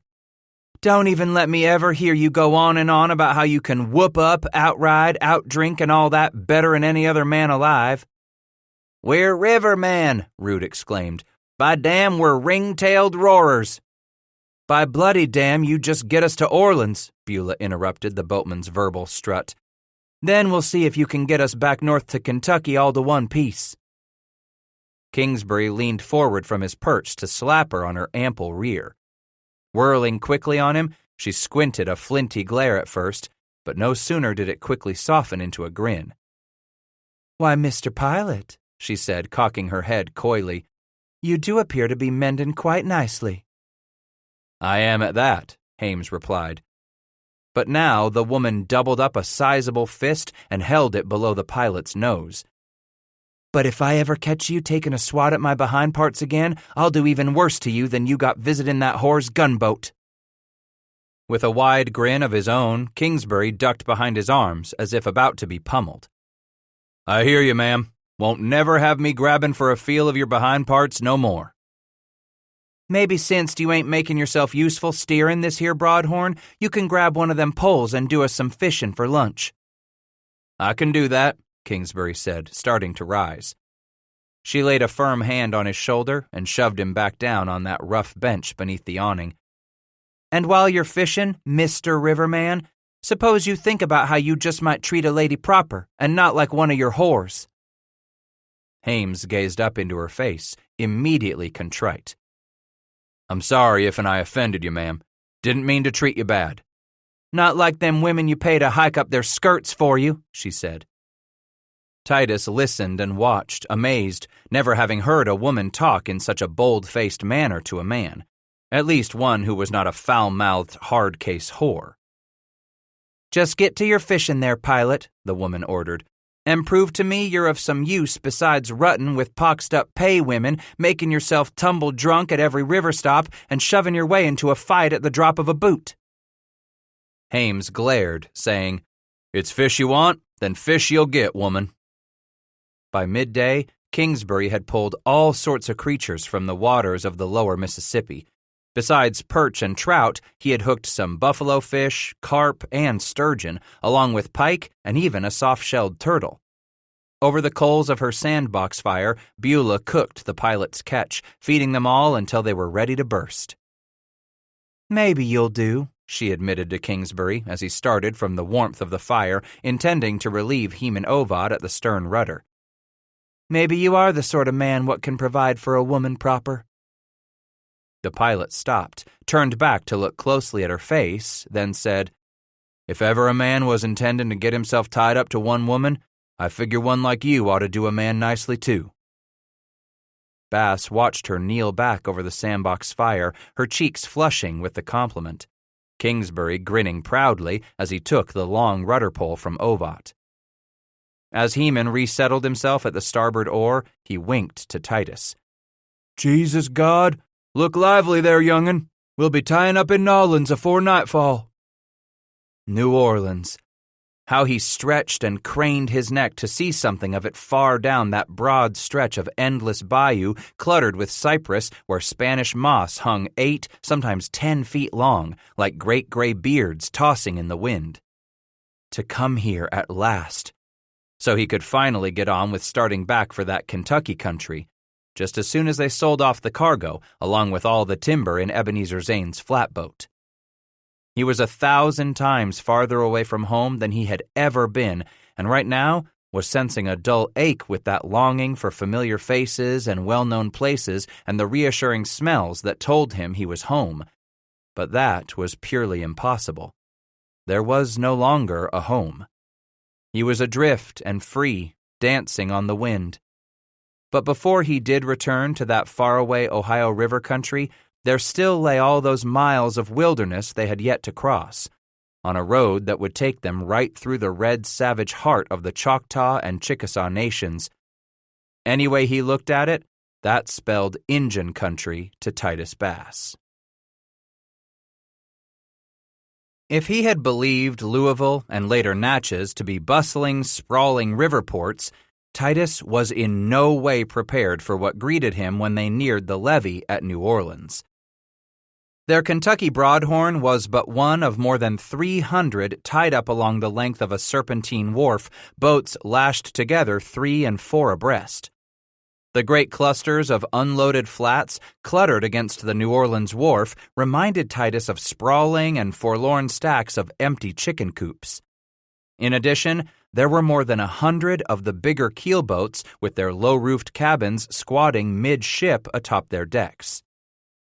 But beyond them in the deep harbor lay anchored the astonishing wonder that made his young eyes widen and his mouth gape. Those tall-masted schooners and other ocean-going vessels, ribbed in their dull white canvas, now tucked away high above their decks and crews, massive sailing creatures that rose out of the water at least as tall as 3 of his pap's cabins would be if stacked one on top of the other. Kingsbury's crew tied up at the far north end of the levee for a $7 fee paid to that dog-faced wharf-master who plied the waters of the New Orleans harbor in a rowboat propelled by 6 oarsmen, each one with skin blacker than any Negro Titus had ever seen, and all wearing the same smart waist-length jacket with gold braid and brass buttons that glimmered brightly in the Mississippi sun. The 6 sat quietly, none the less watchful, as the man ordered them to tie him alongside the flatboat just come from upriver. Kingsbury and the rest listened from the gunwale as the wharf-master accounted for the docking fee and held out the possibility of severe penalty for non-payment. "We'll pay," Kingsbury growled, stuffing his hand into Ebenezer Zane's satchel of coins. "Ebenezer Zane allays paid what toll was due you." "I thought I recognized you," the wharf-master replied, his eyes searching the boat quickly, craning his neck this way and that as Kingsbury counted the coins into the man's beefy palm. "Where's Ebenezer Zane himself?" The question was barely out of his mouth when the woman appeared from the awning, his jaw dropping agog in surprise. "Dead," Kingsbury declared. "Buried him upriver, t'other side of Natchez." Tugging down on the points at the front of his waistcoat, the man stated solemnly, "I'm sorry to hear that. He was a good man, the best. Well, you understand you'll have to have Zane's bills of lading for all this cargo if you intend to sell it here to New Orleans." "We got him," Kingsbury replied confidently and stuffed his hand down into a flat rawhide pouch, pulling out a handful of papers. Without another word, the man clambered over the side into his boat and made a small, almost insignificant gesture with one hand. The 6 ebony oarsmen dipped their wood to water and stroked away along the levee as the wharf-master settled mid-ship on about his business. "Pleasure doing business with you, too," Beulah said as she came to the gunwale and peered after them. $7 a day just to tie up. That's near robbery," Kingsbury wagged his head. "We just be sure to get this cargo sold and off the boat in a couple of days," Ovat reminded them optimistically. "Stop all your fretting now," the woman snapped at them.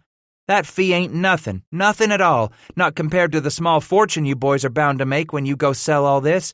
Hemp, flour, tobacco, iron workings and all."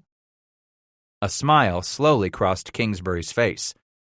"I suppose you're right. A small fortune, yes. Well, maybe so." "You're all going to be rich men," the woman buoyed them. "Drink the finest wine, smoke the finest cigars, not have to chew that poor stuff you boys been sucking on since you pulled me out in the river. Time's going to change for you now." "Rich men?" Root asked, looking at the faces of the other 3 crew. "Even Titus Bass," the pilot said. "You got your pay coming." "Pay?" Beulah demanded. "You 3 figure on giving Titus nothing more'n regular pay?" She whirled on Bass. "That's only some $50 for a crewman to come all the way downriver with a Kentucky boat." "It don't rightly seem fair he gets a full goddamned share," Root snorted. "Not since he wasn't with us when we put this here boat into the Ohio way up—" "I don't expect it to be a full share now," Titus interrupted with an apologetic wag of his head. "Wait a minute," Beulah demanded. "What did Ebenezer Zane pay you fellas ever trip down? He pay only boatman's wages, like every other patroon on the river?" Kingsbury's face went more sheepish than the others as they dropped their eyes. "Nah," the pilot answered. "After we sold everything, Eb took his half off the top and split the other half between all 4 of us, him included." She nodded in wide-eyed admiration, saying, "That's a damn fine proposition for a boatman, I'll say. No wonder you boys stayed on with him so many years. Likely you all was making 5, maybe 6 times or more what you'd make working any other man's boat down the river." "We all had us a little piece of the cargo that way," Ebenezer always said, Hames explained. "And all of this is yours to sell off now," Beulah replied. "So to my way of thinking, I say you boys do like Ebenezer done for you. Give Titus here what would be one man's fair split of the boat's profits, and with all that's left, you can split up between yourselves. How's that strike you?" Root and Ovat looked at one another quizzically, then both turned in unison to Kingsbury for help. After cogitating on it a few moments, working it over in his mind a handful at a time, he nodded and replied, "Sounds fair. Fair to everyone. Fair to Titus, 'cause he'll get better in a boatman's wages for the trip, and better for all the rest of us, 'cause we ain't not a one ever had so much to split atween us before. It sound good to you, Titus?" "I ain't never. Didn't even count on no money comin'." "Don't matter. You earned your money," Kingsbury interrupted, slapping Bass on the shoulder. "That settles it. What's fair is fair, right, boys?" When they went ashore that afternoon for the first time, Titus sensed his excitement swell with every step they took down the meandering levee, moving closer and closer to the city's central business district. Never before in all those weeks and all the miles Bass had put behind him in coming down river had he seen such a mix of colors and tongues, dialects and costumes as there were here on the streets of New Orleans. Besides gaily dressed Indians from the region's various tribes, Bass jostled against pale-skinned foreigners from faraway European principalities, coffee-colored visitors from a host of Caribbean islands, as well as stopping dead in his tracks to watch long lines of half-dressed Africans, some dull-eyed with privation, others wide-eyed with fear at certain death, each one as dark and shiny as charred hardwood glistening after a rain, all of them chained together with massive iron shackles, their feet bound 2 by 2, led along with the accompanying beat of a drummer, perhaps even a fife or two adding a lively air above the sad procession of human cargo making for the middle of the marketplace where the Africans would be offered up, man, woman, and child alike, to the well-heeled bidders who journeyed here to this slave market from throughout the Gulf Coast. Even now, near the end of a busy day, slave traders cried out in voices shrill and falsetto, bass or soprano, announcing what they were buying. Each barker screeched or sang louder and louder to outdo his competition as the hawkers moved along through the throbbing mass of upriver boatmen, local stevedores, and sailors come from ports across great oceans. Here in the market below the trees, where the grass moss hung like tatters of dirty linen, the autumn air did not move near so well within such a crushing mass of bodies. It was then that Titus began to smell people. As he thought on it, he could not remember the last time he had been confined in a crowd, forced to smell the sweat and stink of other folks. But surely it must have been only last summer, back in Boone County, perhaps at the Long Hunters Fair where so many gathered. Yet nothing at all like this. Back upriver at the ports on the Ohio, the commerce of a few prosperous communities, perhaps a few states at best, was all that was conducted. Yet here lay the crossroads of many cultures, many countries, all bringing their wares to this southwesternmost port of an infant nation. The smells of these people from different lands mingled now with the fragrances of exotic spices, the hearty tang of generous quarters of beef, veal, and pork, along with headless poultry and monstrous glassy-eyed ocean-going fish, all hung in the public market that crowded most of the levee's length, every morsel baking beneath the autumn sun, crusted with clusters of flying insects. In addition, from the backs of their carts, some vendors hawked wild ducks and game from upriver in the Indian lands, while others sold what they held captive in their nearby cages, live turkeys, ducks, and geese, as well as varieties of barnyard fowl. As well, those men from upriver could purchase such exotic wares as packed vermilion from the Orient, French girdles of fine silk, embroidered shirts of Spanish linen, tiny round-looking glasses, and dainty slippers for the tiniest of women's feet. Here at New Orleans, the world came knocking at America's door. On the docks lay a dizzying maze of goods just offloaded from the downriver flats. Most Kentucky boatmen ran what they termed a straight load, consisting of one product easier to load, maintain, and unload en route. Things like pork, flour, coal, hay, and even cordwood. Fewer preferred a mixed load, hauling what they could buy cheap and sell for a considerable profit upon reaching New Orleans. Here on the wharf sat crates and kegs and casks of potatoes, dried apples, rolled cigars, lime, and tallow, very important to a lardless community. As well, the boatmen dodged around stacks of millstones and sprawling bundles of pig iron and corn brooms. Tobacco was a favorite of the Kentucky shippers. Cured leaf purchased in Cincinnati or Louisville for $2 American for a hundredweight would increase in value to $9.50 by the time it reached the end of the line.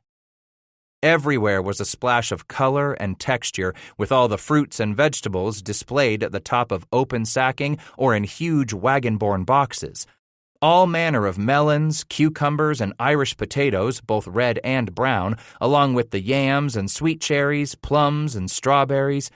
Initially nervous at stealing, no matter how trifling, Titus nonetheless followed the example of the other boatmen as they threaded their way through the maze of vendors and displays, snatching up a treat here and there when they passed a veranda where no one was watching. Quickly stuffing their stolen treasure between their lips, sucking noisily, and commenting on the relative merits of the various purloined wares, finishing some while tossing the rest beyond the levee, where the refuse landed among that garbage floating on the chocolate-colored surface of the grand old Mississippi. Originally founded by the French in 1718, New Orleans likely boasted a population of some 10,000 souls late in 1810. While the Great Fire of 1788 had destroyed nearly all of the original buildings, those tile-roofed wood and brick houses that arose from the ashes couldn't help but impress even the most cosmopolitan or international of travelers. A constantly expanding dike protected this low-lying city, that dike ever in need of repair. Within the confines of the old colonial port, New Orleans had long ago divided itself into three sections: Spanish, American, and the dominant French community. In a city French by birth and French at its marrow, the French inhabitants rarely dealt with other residents save for matters of business. At the center of town stood the Grand Cathedral, the town hall nearby, as well as a convent, hospital, and public market house, in addition to a large complement of army barracks and a notorious prison, which was used by the local constables for the many, many troublemakers who haunted the city's disreputable and world-infamous swamp. Here, all manner of music screamed for attention from every open door as the four boatmen muscled their way along the crowded, rutted, garbage-strewn streets to reach that most dangerous yet ultimately alluring section of New Orleans where few street lamps glimmered. As the sun sank from the sky, life in the swamp grew more animated. Bustling billiard rooms and brothels, overflowing gaming houses and watering holes, the doorway of every public place teeming with those moving in and those coming out, along with those who shouted, barking to entice passers-by with the prospect of whiskey or women of all hues and colors, proposing that sailors come within for the sheer fun of unbridled debauchery now that they had reached this famous port. "You never want to go in there," Heman Ovat warned. Titus stared, mule-eyed, at the oversized barker, waving, dancing, shimmying all his rolls of fat while chattering to all at once in the doorway to a card room. On each side of the door was painted a brightly colored hand of cards. Bass asked, "Why not?" "Swindlers," Ovat said, as if it hurt his tongue to have the word cross it. "Steal a man's money and throw him in the street with their cheating games. And the girls in some of these places ain't there to pleasure a man, neither." "Then what for?" "They just help get a man drunk, help him drink up his liquor so others can see to it he loses his money at their swindling tables. And that poor turtle won't even have a chance to get his pants down and climb between their legs at all. Not in that sort of place. Stay close to us, young'un, and don't dare let yourself get hauled into one of them dark dens." Dogs snarled at one another, fighting over the mounds of filth tossed from the many kitchens that lined these muddy, wheel-rutted, hoof-pocked streets. Men dead drunk lay propped here and there against the buildings, sleeping off their excesses, most with their pockets already turned inside out by casual thieves who leisurely worked over their unconscious victims.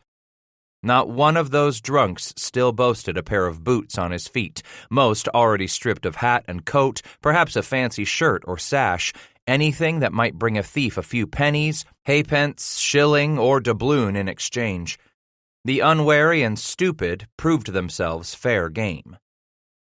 In front of one busy saloon, a large ring of people danced and cavorted in the lamplight, flowing this way and that in a great circle in time to the music of a fiddle and a concertina, along with a third man clanging out a steady rhythm on the bottom of a brass kettle.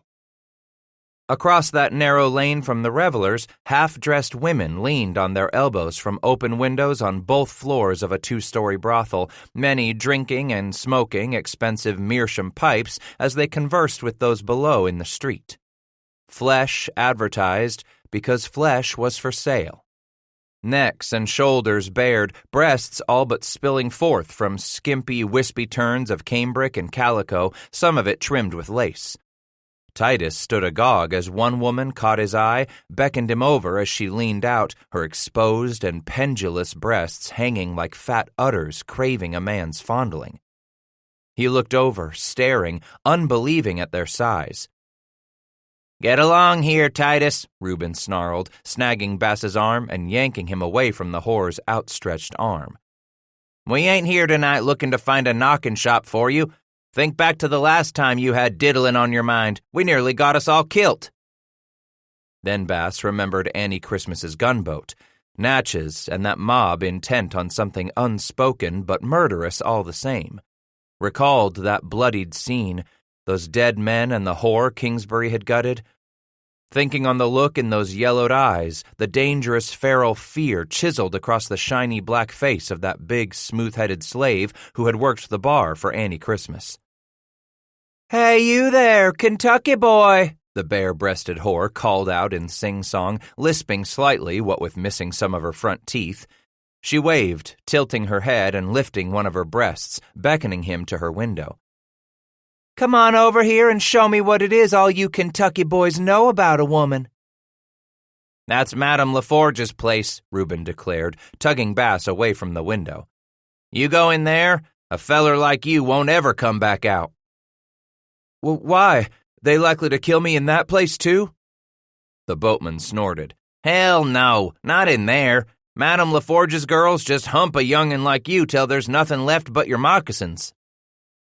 With a shudder, he let Root turn him away, hurrying past the gay dancers to duck within the saloon behind Kingsbury and Ovat. This mingling of dialects and tongues, a cacophony of odors and aromas that assaulted his nostrils as they pierced the lamp-lit gloom of that teeming grog shop, were enough to make Titus believe he had entered a whole new world. This could not be part of the United States. "Looky there," Heman Ovat cried out, indicating the bar where stood a long line of customers, most of whom were copper-skinned Indians and indigo-eyed freedmen, "drinking just like they was white men." "You of a sudden got something against a Negra having hisself a drink?" Kingsbury asked, slamming an open palm into Heman's chest. Ovat shook his head. "No, I suppose not. Just as long as they don't drink my share." "You ever see a Injun drinkin'?" Root asked Titus. "Nary a slave, neither," Bass replied. "Them ain't slaves," Kingsbury explained. "Them's the Negras bought themselves their freedom, or had it bought for 'em by their owner." "Still ain't never gonna be like a goddamned white man," Ovat grumbled.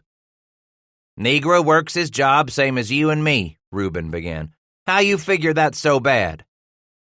Shrugging, Ovat declared, "Don't know what to think about it. I guess I just figured there'd allays be slaves, and there'd allays be those what owned slaves. It were the way of things when I was growing up. Simple as that."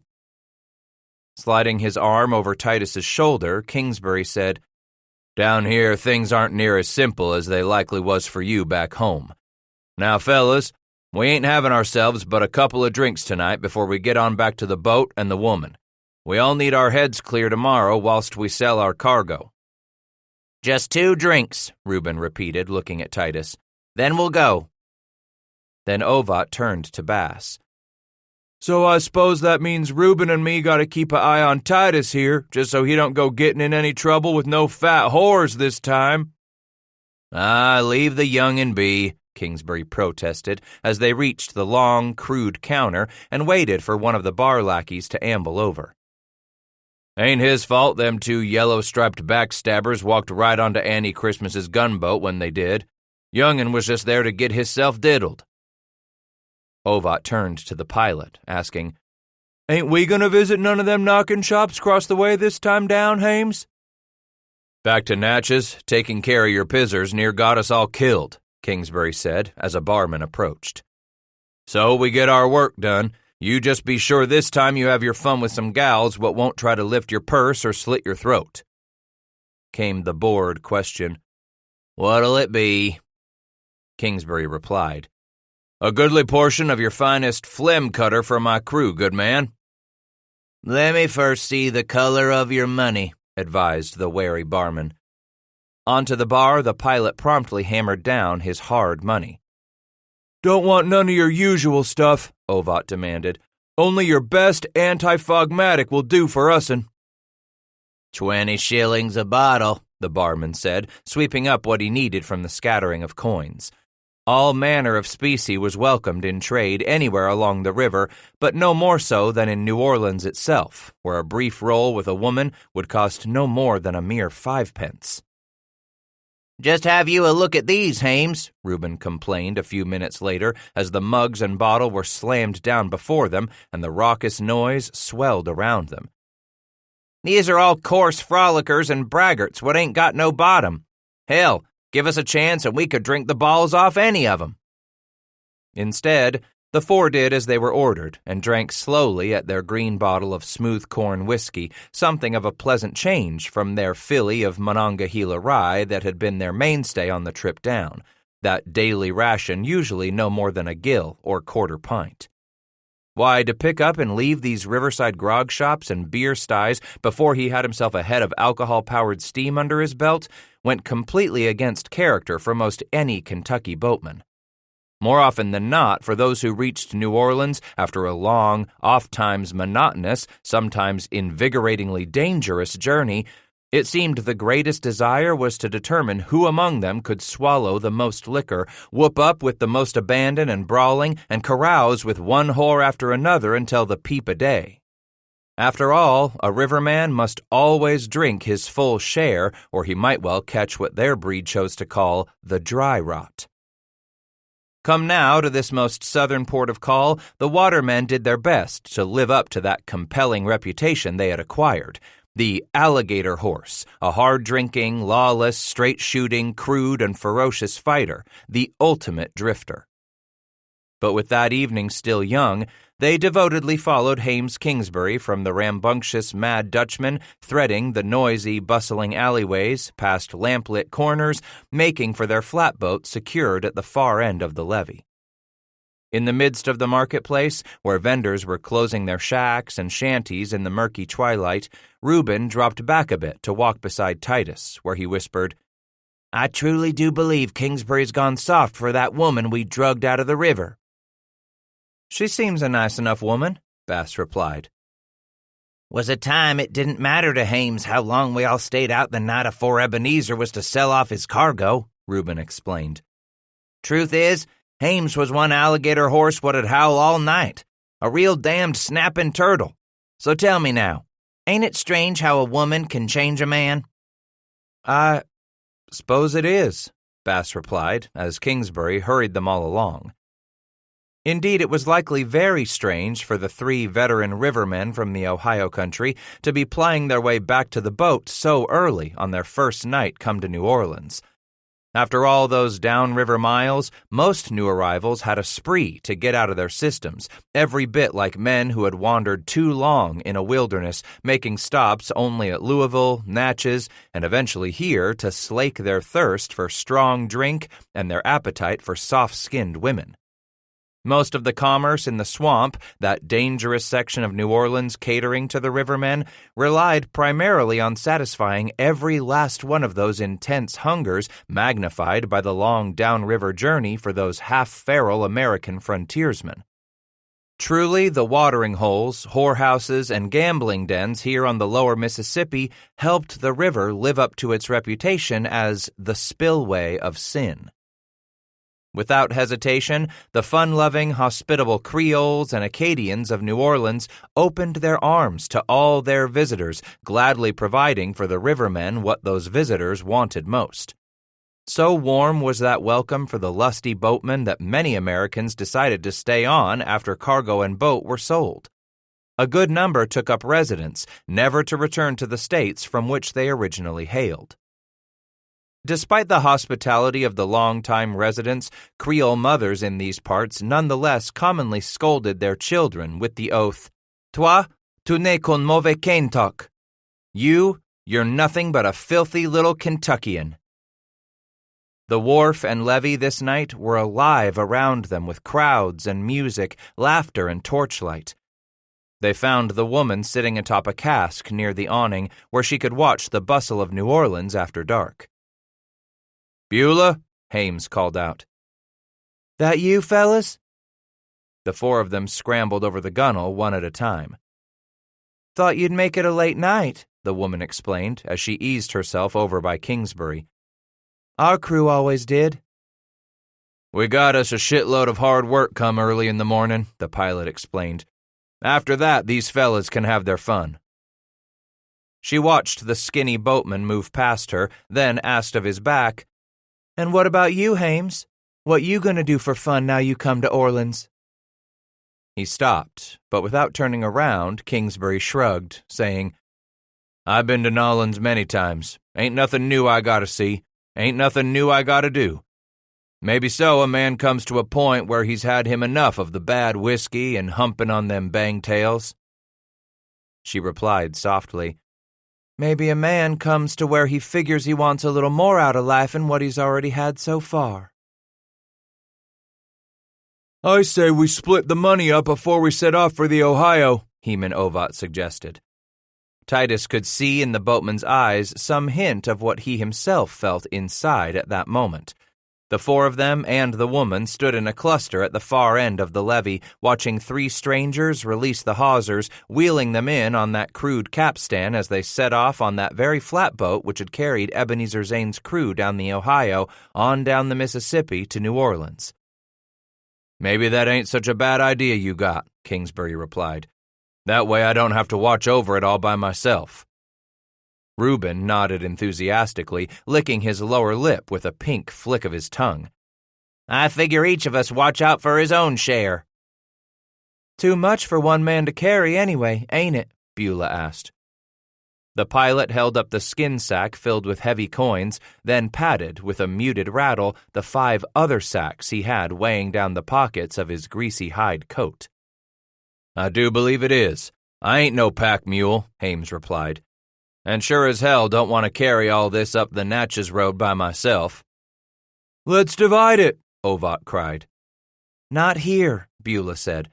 "I gotta tell you that's more money than I ever seen, and I've been on the river longer than any of you fellas." Ebenezer made sure he loaded his boat this time down with cargo what'd bring top dollar here in Nolans for the season. Shame he ain't here to see just how much it brung him. "He allays carried the money north hisself, in belts he wore under his shirt," Ovat stated. "Don't know how he stood up under it all, though." Titus turned aside a moment, watching their flatboat slip away down the wharf under the control of its new owners. Men who bought flatboats reaching New Orleans, taking the vessels to their woodyard on the levee, where in the shallow water the boats were knocked and sawed apart. The hard-grained yellow poplar from those northern forests sold plank by plank, foot by expensive foot, to those who could afford to build their homes and shops of the very best money would buy. Selling off that long flatboat Ebenezer Zane had built for him at the mouth of the Ohio in Pittsburgh was the last thing holding them there. The long trek north could now begin. Over the last week, their cargo had gone for more than any of the veteran rivermen could have imagined. The massive coils of thick, oil-soaked hemp rope taken on in Louisville went first. Then the northern flour, first sifted and checked for weevil larvae and other pests before stevedores rolled off those casks for the buyers. After that, the crates of Kentucky tobacco leaf were inspected and sold among 4 competing middlemen, each of whom had an overseas buyer in the markets in Europe. And finally came the middlemen interested in looking over the kegs and casks of Kentucky and Pennsylvania ironmongery, candle holders and chest hinges, door latches, hasps, and all manner of window hardware, every last fire-hardened piece of it hammered out somewhere along the northern frontier of the Ohio River country. 7 days it took them to arrange for the sale of everything. This strange, new, convoluted process began by their searching out Ebenezer's longtime buyers for certain goods, scouring the levee for still others, bringing those savvy negotiators to the boat one by one to let them pour over the goods brought down from the Ohio country and offer their best price for what they wanted most. There followed considerable discussion and ciphering among the 3 boatmen, arguing over how they might wrestle the best deal for every cask, keg, and crate of Ebenezer's cargo. After the second buyer made his offer on the entire lot of their flour that first day of dickering, the boatman even turned to Titus for help, sorting through the maze of numbers for them. "Why me?" he asked anxiously. Kingsbury's brow furrowed. "We ain't none of us been to school in many a year. I just figured you'd know more about such things and wouldn't mind working out things on paper for us." And he swallowed hard with no little fear, forcing out the admission, "I don't remember much about how numbers work and such." It was the truth, plain and simple. He could recall practically nothing of the mystical world of ciphering. In bewildered frustration, Kingsbury turned to the woman. "If you're sure you'll trust me," Beulah replied, without hesitation.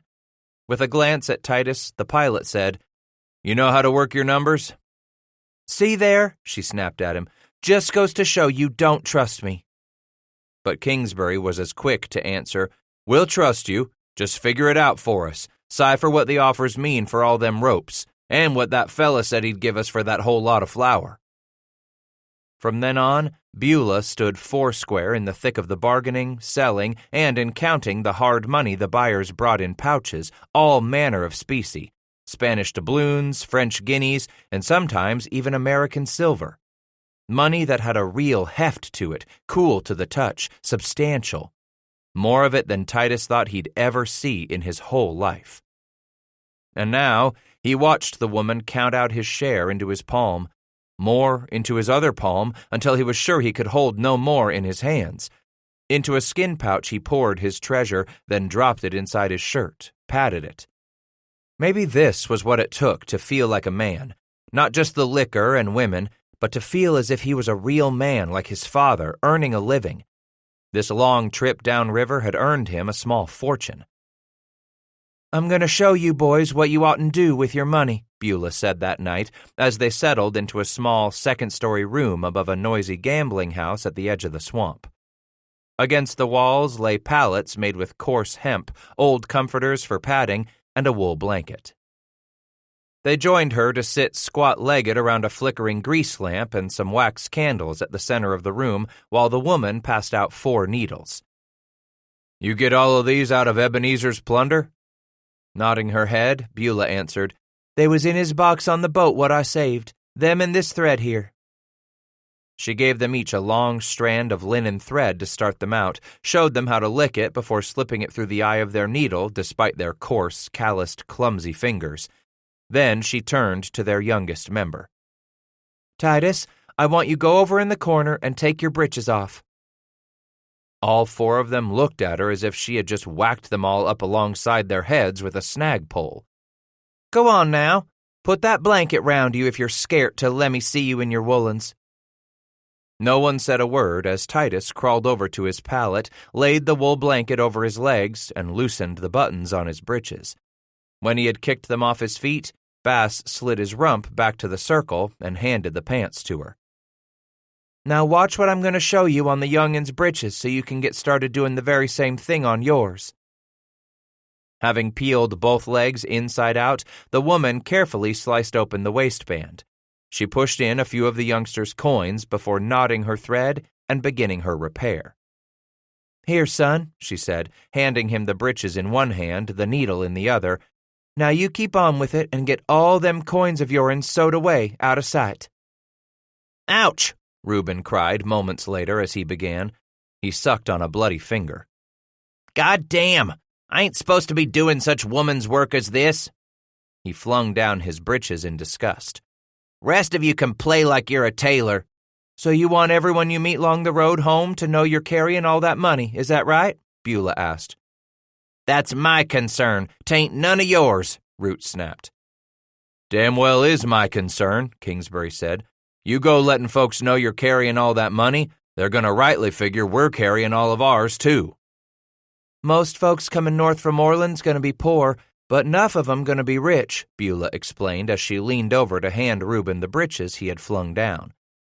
"Folks know if you're on the trace, you either going to be rich from selling cargo down river, or you're poor as a church mouse, with nothing but the clothes on your back and a hankering to get back home fast as you can." "So that's just how we got to look to folks, ain't it?" Ovat asked. "Like we're poorest of the lot, and ain't worth the time of no robbers to shake us down for the lice in the seams of our old ward clothes," Kingsbury added. "You fellas all got your pistols, don't you?" she asked, her eyes touching each one of the four. "Only thing you let us spend our money on today," Root grumbled. "Go on and throw your money away like you fixed on doing at Natchez, whores and whiskey, just to get your throats cut." "Aw, shit," Root said sourly. "This damned woman's right again." "I want to make the Ohio country with my fortune," Kingsbury declared. "To do that, we got to be smart and use our money only for food, some new blankets, and these pistol guns we bought us for our journey. We go off buying too much fancy things, folks can tell we got money just by looking at us on the way home." Ever since that morning when they had moved from gun shop to gun shop looking to buy enough weapons so that each of them would have a pair of pistols, including the woman, Titus had kept his tucked in the old sash tied at his waist. As he stuffed coins into the waistband he was sewing, he touched those pistols where they lay beside him. It reassured him now to have such power, the long-barreled, big-caliber pistols in addition to his grandpap's rifle. He let his chest swell again as it had many times this day, just to think how he would turn away any would-be highwaymen by simply pulling out his weapons. And once more, Titus practiced that determined look he was certain would turn any thief's knees to water when they laid their eyes on him. He was still dreaming on how he would convert robbers to cowards on the Natchez trace when Heman Ovat nudged him awake the next morning in that cold room they all shared.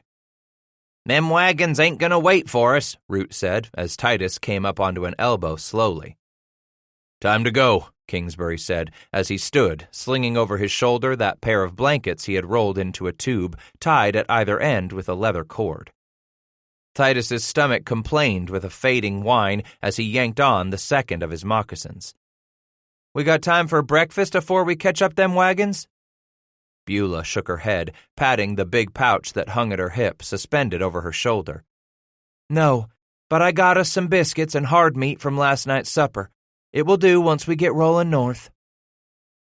Leaving their tiny room, the five hurried into the cold mist and down the outside steps that were braced into the back wall of the gambling house. A few yards behind the brothel next door, they stopped among the trees where 3 outbuildings were stationed. Titus was the last to have the chance to duck out of the cold dawn mist and settle himself on the plank with that hole sawed out for him to nest upon. While it was dry in there, he had to admit the air damned near choked a man. In enough of a hurry to breathe some better air, he shuffled outside, pulling his breeches up. In the chilling mist, he got them buttoned, shifting the new and unaccustomed weight of the waistband while he retied the belt sash. Through the litter-clogged streets of New Orleans, they hurried as the mist became a chilling rain. Among the heaps and mounds of garbage, children fought for any edible morsel, every one of them dressed in their tattered frocks, muddy and barefoot, noses running and eyes red and matted in disease. Ragged-eared dogs, soaked and shivering, slunk back in the shadows of the alleyways. Along those dark passages, the boatman and Beulah hurried, watching and listening for windows that would open above them, chamber pots emptied by the oblivious tenants on any unsuspecting pedestrians below. Titus smelled the wagon yard a full 2 blocks before they reached the freight district. Mules and oxen steaming in the downpour, the smell of fresh dung and old hay. Arriving at the proper yard just as a sheet of oiled canvas was being lashed over the walls of the last wagon, they found the head teamster, who looked them over, then held out his open palm. "When you wasn't here right away, I thort you'd had you a change of mind," said the moon-faced, red-nosed man. "We're here and we're going," Kingsbury replied, glancing down at that open hand suspiciously. "We done paid you already." "That was for my boss," he said, an ingratiating smile seeming to cut that bare-shaven, round face right in half. "This morning, you pay me."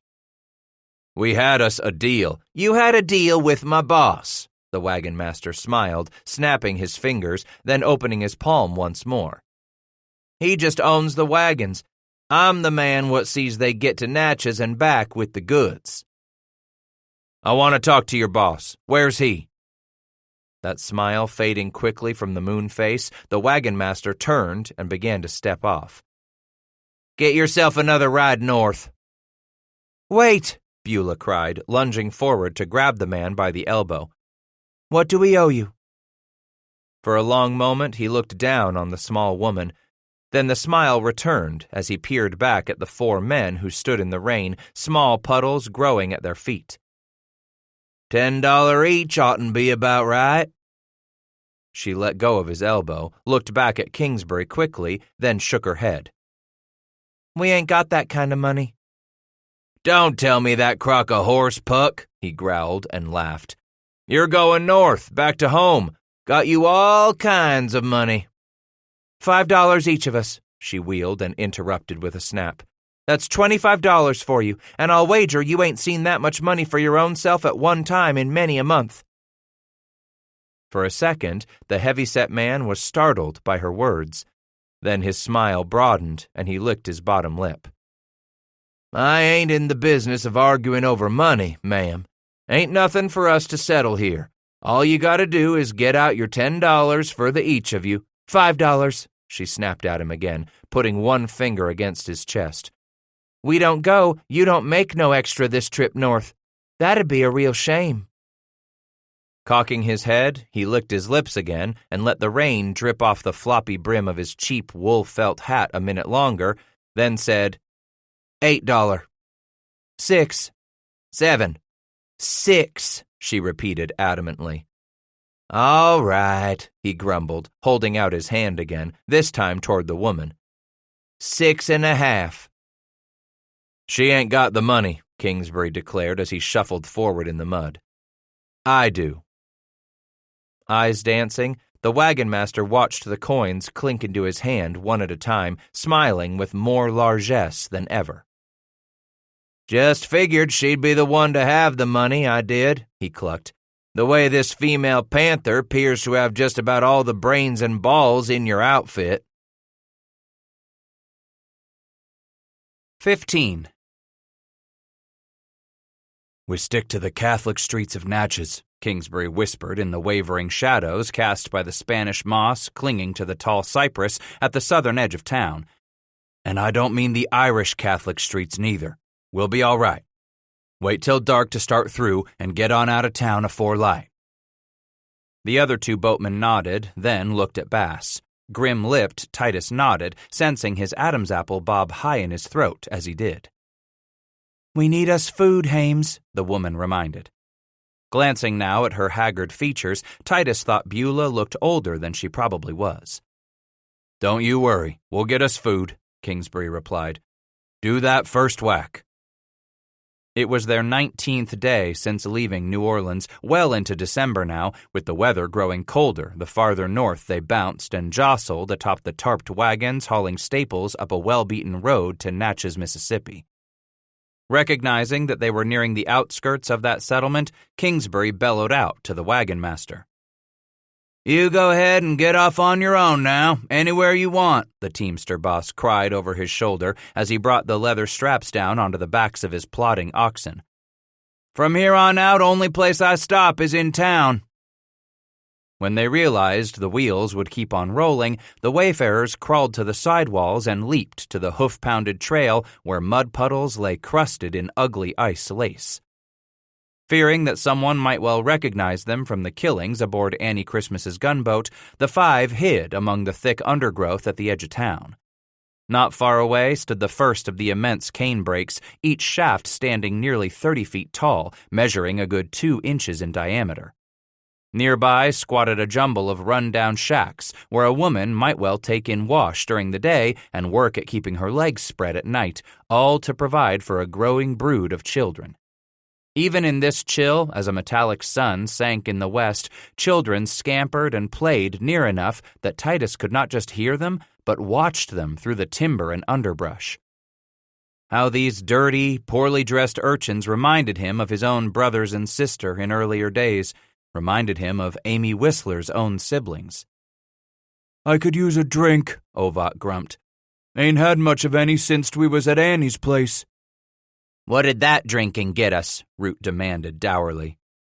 Turning to Kingsbury in disgust, Ovat asked, Can't we just move around these here shanties and get on through town? The pilot shook his head. You two just hush. We'll wait. Maybe so I can find something for you fellas to warm up on, Beulah declared as she started to rise. What you got in mind? Kingsbury demanded, seizing her wrist. A little liquor for the bunch of you, she replied, glancing down at the hand he held around her arm. A little ain't gonna hurt, will it now? He let her go. No hurt it be. A damn fine idea you have. As Beulah stood and straightened out her skirts beneath that second-hand coat purchased in New Orleans, then moved off toward the town as nonchalant as could be, Titus leaned back against the trunk of a chinaberry. Above him in its branches hung gray moss suspended like winter's own tatters, tormented by the chill wind. Only yards away, the streets of Natchez this sunset were beginning to bustle with barkers and pimps and highly rouged women emerging into the coming night, along with an assortment of tame pigs and wild dogs, as well as more of those dirty, unclaimed children. Beyond the last of the poor shanties, Bass watched Beulah reach the first of the low, broken, half-sunken plank sidewalks. She stopped, as if she wanted to wave back at them, then turned without a gesture and kept on until she disappeared into the gloom of those dark streets, into the bowels of the wildest hellhole on the Mississippi River. Whereas the French were the first to build there around 1716, establishing their colony some 300 miles or 90 leagues north of New Orleans, it was the Spanish who first sent their military expedition to that part of the New World. Late in the summer of 1540, De Soto, governor of the island of Cuba, traversed the plains out of the southwest before he crossed the Mississippi near the future Natchez, packing along his own Negro slaves. There, the knight commander of the Order of St. James of Compostela made contact with the peaceful Choctaw Indians, who for generations had performed their own bloody sacrifices at their White Apple village. De Soto marched on with his army to reach the Choctaw, the Chickasaw, then the Cherokee in turn. By and large a peaceful people, these natives did not at first resist the intruders, even when De Soto's priests began attempting to convert them from their heathen ways. For such Christians come to save unclean souls, their mission became a simple matter of converting the savages or killing them. Yet it wasn't until De Soto asked too much of his hosts by demanding Choctaw women to warm the beds of his soldiers that the tribe finally revolted. They drove the Spanish back to the banks of the great river. As the terrified soldiers and priests fled from the forests that seemed alive with an enemy behind every tree, the Spanish left behind their holy vestments, their Eucharisty ornaments, even their sacramental wine. Suspicious, the Choctaw broke the clay jars used in the white man's ceremonies, letting the fragrant crimson fluid soak into the ground.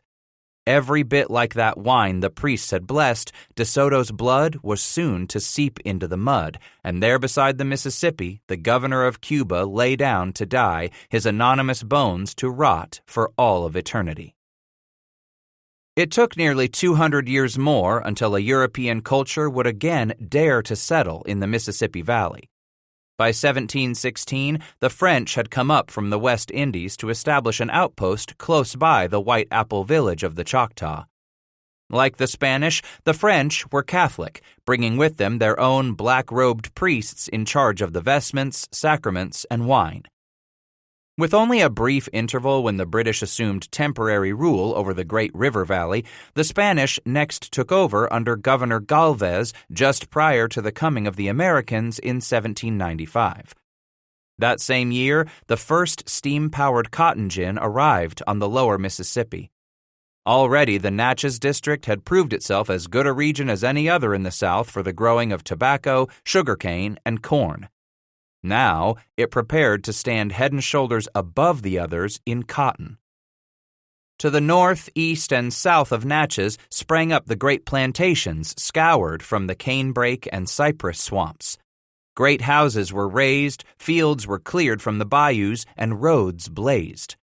All of it accomplished on the backs of the African slaves brought to New Orleans on tall-masted ships, auctioned on that great bloody block of misery in the market square, then hauled north into the wilderness, not quite able to understand they were now the property of one of those wealthy landowners. More than an hour later, Beulah returned, the four corners of a scrap of blanket suspended over her shoulder to form a pouch. Coming awake in the dark and the cold, Titus moved with the other three boatmen into a tight circle as the woman set her bundle at her feet, then sank beside it. Beulah pulled apart the corners, exposing 2 clay jugs, and said, "I got you fellas some tafia." Titus watched Ovat pull the cork from one of the jugs and sniff it before turning the jug up to drink. He asked, "What's tafia?" "Rum." "But it's better'n that Monongahela we drunk all the way down river," Root said, smacking his lips as he handed the second jug to Kingsbury. "Try some," Ovat suggested, giving the first jug to Bass. It truly tasted sweeter than the American backwoods rum, and well it should, as it was made of the finest sugarcane in the French West Indies. "What else you got us?" Kingsbury inquired, fingering a slab of something dark. He brought it to his nose for a sniff. Beulah said, "You'll like that." "I bet I will," the pilot replied, and took a bite. "Salt meat fried in bear's oil," she told them. "Enough for you all to have a goodly portion for supper." For the most part, they drank their tafia in silence, using it to wash down the seasoned meat and what biscuits she could find to purchase.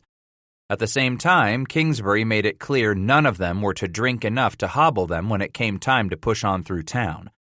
Overhead, more clouds rolled in, shutting out the stars completely as some of them dozed on their full bellies. It was near the middle of the night when Kingsbury tapped on the sole of Bass's moccasin. The others were awake, dusting and shifting their clothing, shivering in the cold. Beulah stood at the edge of the brush, waiting expectantly. "Like I told you, Hames, I figure you can keep to the edge of the woods until you get to the north side of town, where we'll pick up the trace." "There by King's Tavern?" With a nod, she continued, "Place ain't as dangerous as it might be. 'Pears there's a train of slavers pushing through. They gone and chose to make a night of it at King's Tavern." "Slavers?" Ovat asked. "Jesus God!" "Wagons and cages and such?" Kingsbury asked intently, ignoring Heman's grumbling. "Yeah," Beulah replied. "The place is packed with wagons. Men was all over the yard, in and out, though most of 'em gone inside to the fires when it got cold." "We'll keep to the woods," Kingsbury said, turning to the other 3 men. Then he led them out. Snatches of wild, bawdy music joined discordant singing, the shrieks of drunken women and the bellows of drunken men, along with the crashing of clayware and the cracking of furniture, all a river of sound pouring from the low shanties and shacks that bordered the river itself here in Natchez under the hill. Where they could, the 5 pilgrims kept to the shadows and the sodden, quieter ground along the timber. In reaching King's Tavern, they found the low-roofed saloon and brothel nearly hidden behind the many wagons parked haphazardly in the wide, muddy yard, every tongue down and teams staked out to graze nearby. Kingsbury halted them as they all came abreast at the edge of the timber and studied the scene. "The first step home is just on the far side of that tavern, fellas." "I say, let's be putting this hellhole behind us right now," Beulah whispered. Me too, Ovad agreed. "I'd like to reach Concordia Lake afore the sun comes up." Looking at Root, the pilot said, "We'll push right ahead." Then Kingsbury moved out of the solid wall of shadows into the cleared yard, hurrying toward the first wagon. As they did, a half-dozen dark human forms took shape from the floor of that wagon, rising one by one cautiously to peer out at the travelers with wide eyes yellowed bright as a new moon in their black faces. As the other boatman and Beulah joined him, Hames slid down the sidewall, stepped over the long tongue, and darted to the next wagon, coming to a rest closer still to the side of the tavern. When the other four reached him there by a wagon near the back corner of the saloon, the pilot said, "Keep against the back wall. There's a kitchen door there, but I'll lay good money they got it closed tonight." "Cold enough," Root grumbled. Kingsbury inched toward the front of the wagon, peering around it as a solitary, silent figure sat up inside the last of 3 cages that filled the wagon's bed. Hearing the movement, seeing the huge shadow blot out some of the hissing torchlight that filled most of the wagon yard, Titus looked up, finding the slave's hands gripping the bars of his cage, pressing his swollen, bloodied face against them. Bass looked away, then immediately looked again at the slave. A big man from what he could see in this light, bald-headed too. Titus's breath caught in his throat as he stood, hearing the others shuffle off beneath the patter of the incessant icy rain. The slave had on only the tattered remnants of a shirt, clearly cut to ribbons across his shoulders and back by a recent whipping.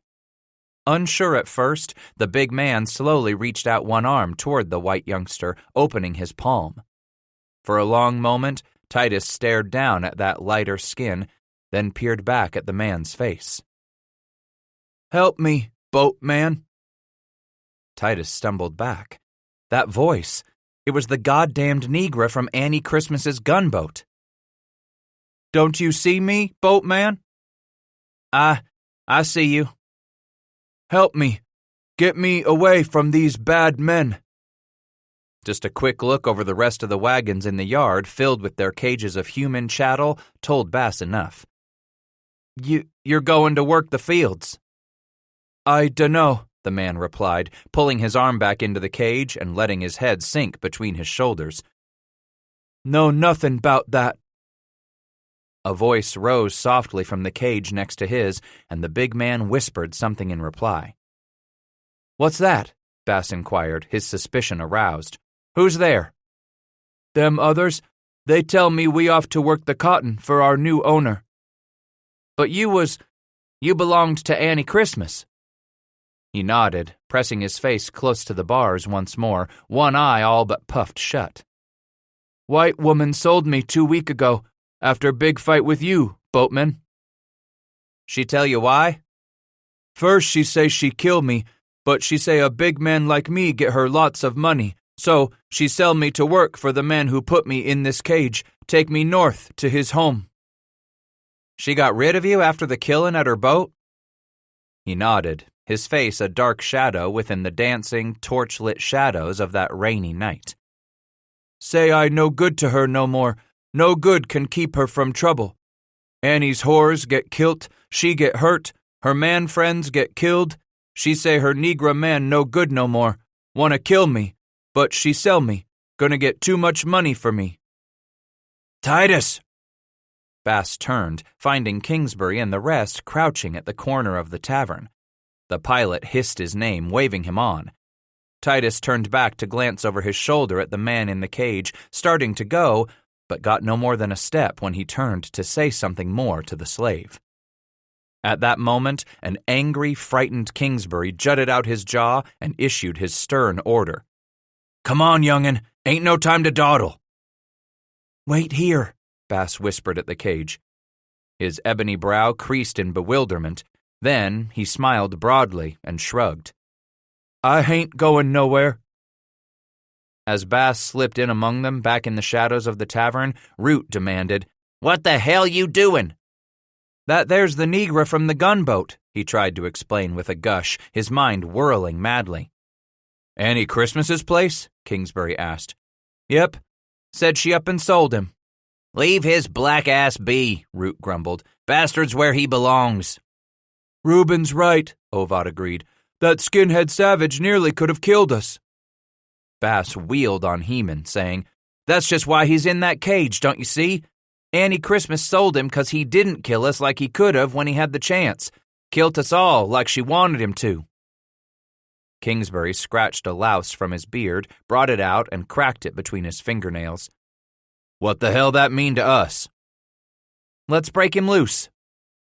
Bass suggested it, suddenly as astonished as the rest that he had even considered it, much less uttered the words. Break that negra loose? Ovat sputtered in amused disbelief. Come on, boy. No more of this nonsense. We gotta be walking home. None of you don't help me, Titus argued. I'll do it myself. You can't do that, Kingsbury said. That negra's some man's property. Titus felt himself growing angry as he asked, "Just like he belonged to Annie Christmas, right?" "Yeah." "But if you'd had the chance that night, you'd gone and killed that property on the gunboat, wouldn't you?" "Damn right we would," Reuben growled. Titus grinned a little. "Ain't a bit of difference to my thinking between you kill a man's property or you let it go. Either way, it ain't his no more." "What you're talking about stealing," Ovat cried, and was immediately shushed by the others. Quieter, he said, "You just don't steal another man's negra, like you don't steal his horse or his cow." "We ain't stealing," Bass protested, wagging his head, desperate for some way to make them understand. He pointed at the cage. "We're just letting him out to go off on his own. That don't make us thieves." Inching up before Bass, Beulah asked, "It true what you said about that big black negra not killing none of you in that gunboat when he had him the chance?" "Ask Kingsbury, any of 'em here," Bass replied. "It's the certain truth." She turned on the pilot.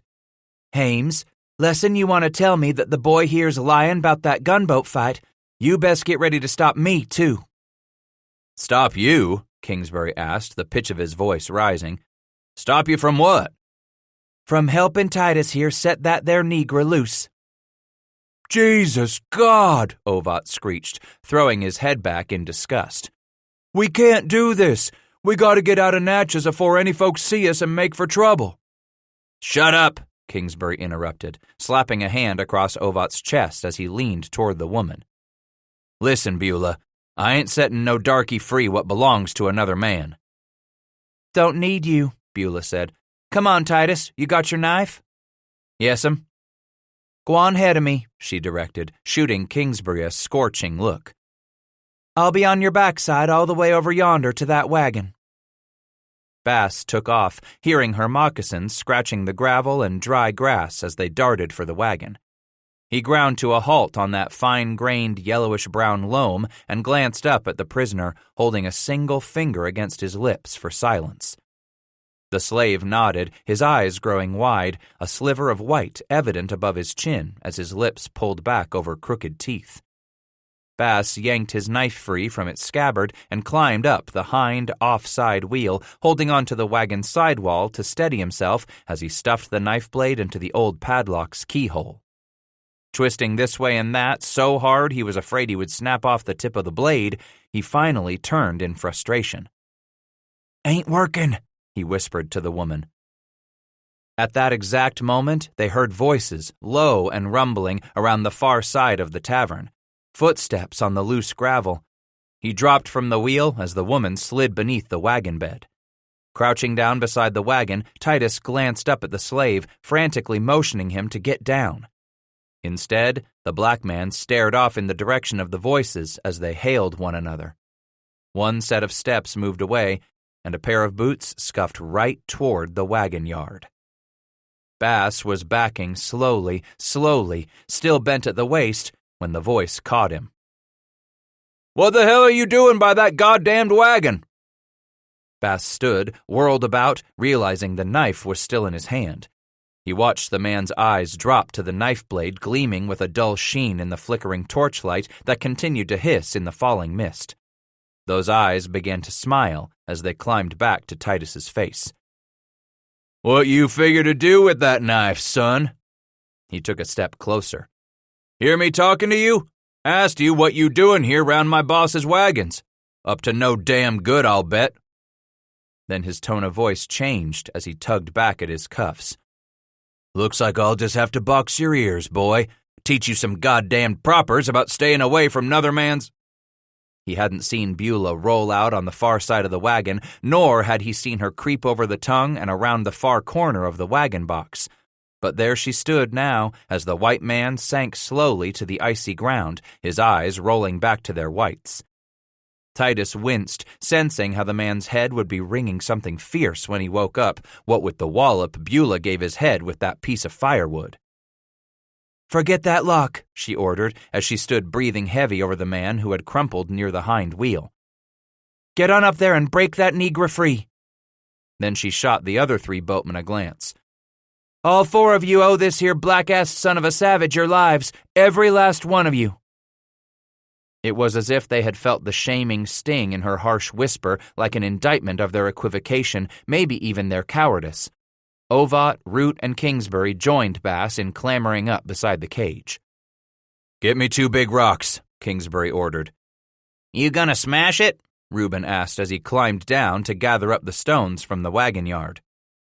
"Break it clean off," the pilot answered. When the other 2 had a large rock held beneath the lock, Kingsbury raised his stone and brought it down with a loud metallic crash. "Jesus God, we're gonna get caught for stealing," Ovat cried. "They'll stretch our necks, Kingsbury," Root gasped. "Just hold that goddamned rock right there," he demanded, bringing his stone up once more and down even more savagely. The padlock fell free of the hasp with a clatter of metal on wood. Titus lunged between them, dragging the bolt from the hasp and yanking back the narrow cage door. Back in the corner, the slave hesitated. "Come on," Titus yelled, reaching in to pull the black man's arm. Quickly, the big man ducked, sweeping up his black Barcelona hat before turning his shoulders to slip sideways out the cage door. As he squeezed past, Titus saw the long bands of welt and bloody crust striping the slave's back, visible only through the tatters and tears of what had once been a shirt. Those swollen wounds stood out in bold relief against the darker satin finish of the skin. And numbers. A whole shitload row of numbers tattooed right on the goddamned back of that negro's shoulder. Kingsbury was pulling on Beulah's arm, urging her away from the wagon. Ovat and Root were already halfway back to the corner as Titus heard a groan from the ground. The black man leaped from the wagon and sprinted past Bass. Titus turned, watching the white man groggily pick his face out of the gravel, swipe the tiny stones and mud from his cheek, then shake his head. Bass brought the stone down on the back of the man's head with a crack loud enough that it seemed to echo from the wall of the tavern. Like an anvil, the slaver dropped onto the gravel and icy mud with a grunt, arms sprawled, and lay still, his chest slowly rising and falling. Bass stared a moment at the man, then looked at the others frantically signaling him on. Dropping the stone beside the slaver, as if it had suddenly grown too hot to hold, Bass darted at a crouch for the shadows. When he reached the group, he felt his right hand yanked up, gripped as if between 2 fine-grained slabs of second-growth hickory and squeezed in a vise as it was pumped. The others stepped back as the slave brought Bass's arm up and down, up and down. "Just like white men do, this shake," he said, beaming. Me thank, so shake with you. You make me not go to Mississippi." Kingsbury came between them, gently prying Bass's hand from the slave's. "That's fine now. Shoo, boy. Just be on your way." "I go your way," he said, turning back to gaze at Bass. "Oh, no you ain't," Root snarled. "Just tell him you gotta be on your way, Titus," Ovat implored. I gotta be going," Bass said. The bald-headed slave remained steadfast, reaching out for Bass again. Me go with you. Kingsbury clamped his hands around the black man's wrists, saying, "We ain't going to Nolans." Good. And he jutted his chin. Never like Nolans no good.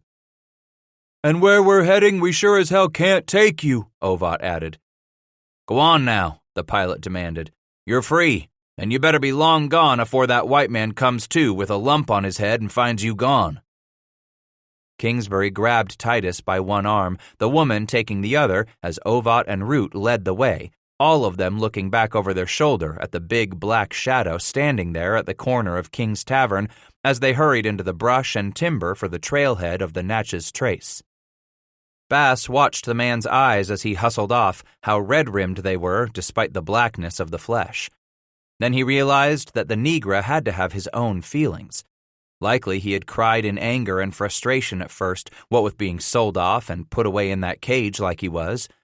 Then those tears eventually changed to slow, sad ones as he felt his world closing in and him shut off from the rest of it, torn away from friends and family, separated from everything he had come to know and understand over his short time in this white man's world. And as he watched that black face disappear in the shadows behind him, along with the cold curl of the slave's breath smoke and the spitting hiss of those torches outside King's Tavern at the far edge of Natchez under the hill, Bass figured he knew just how that felt. By damn, he knew how it felt to have his own world ripped inside out.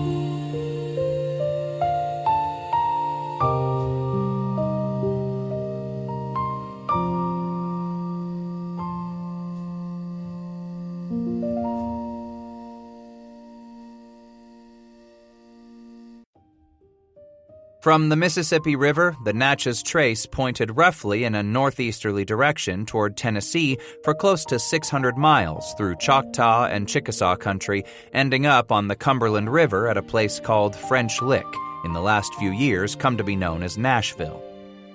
Some early-day historians were already claiming this was the oldest road in the world, originally used by the beasts to cross ridges and rivers and high-flowing streams. Later followed by the Indians who came tracking those flesh-bearing animals long before the Romans ever dreamed of their famous Appian Way. Here in Mississippi country, it was often known as the Chickasaw Trace.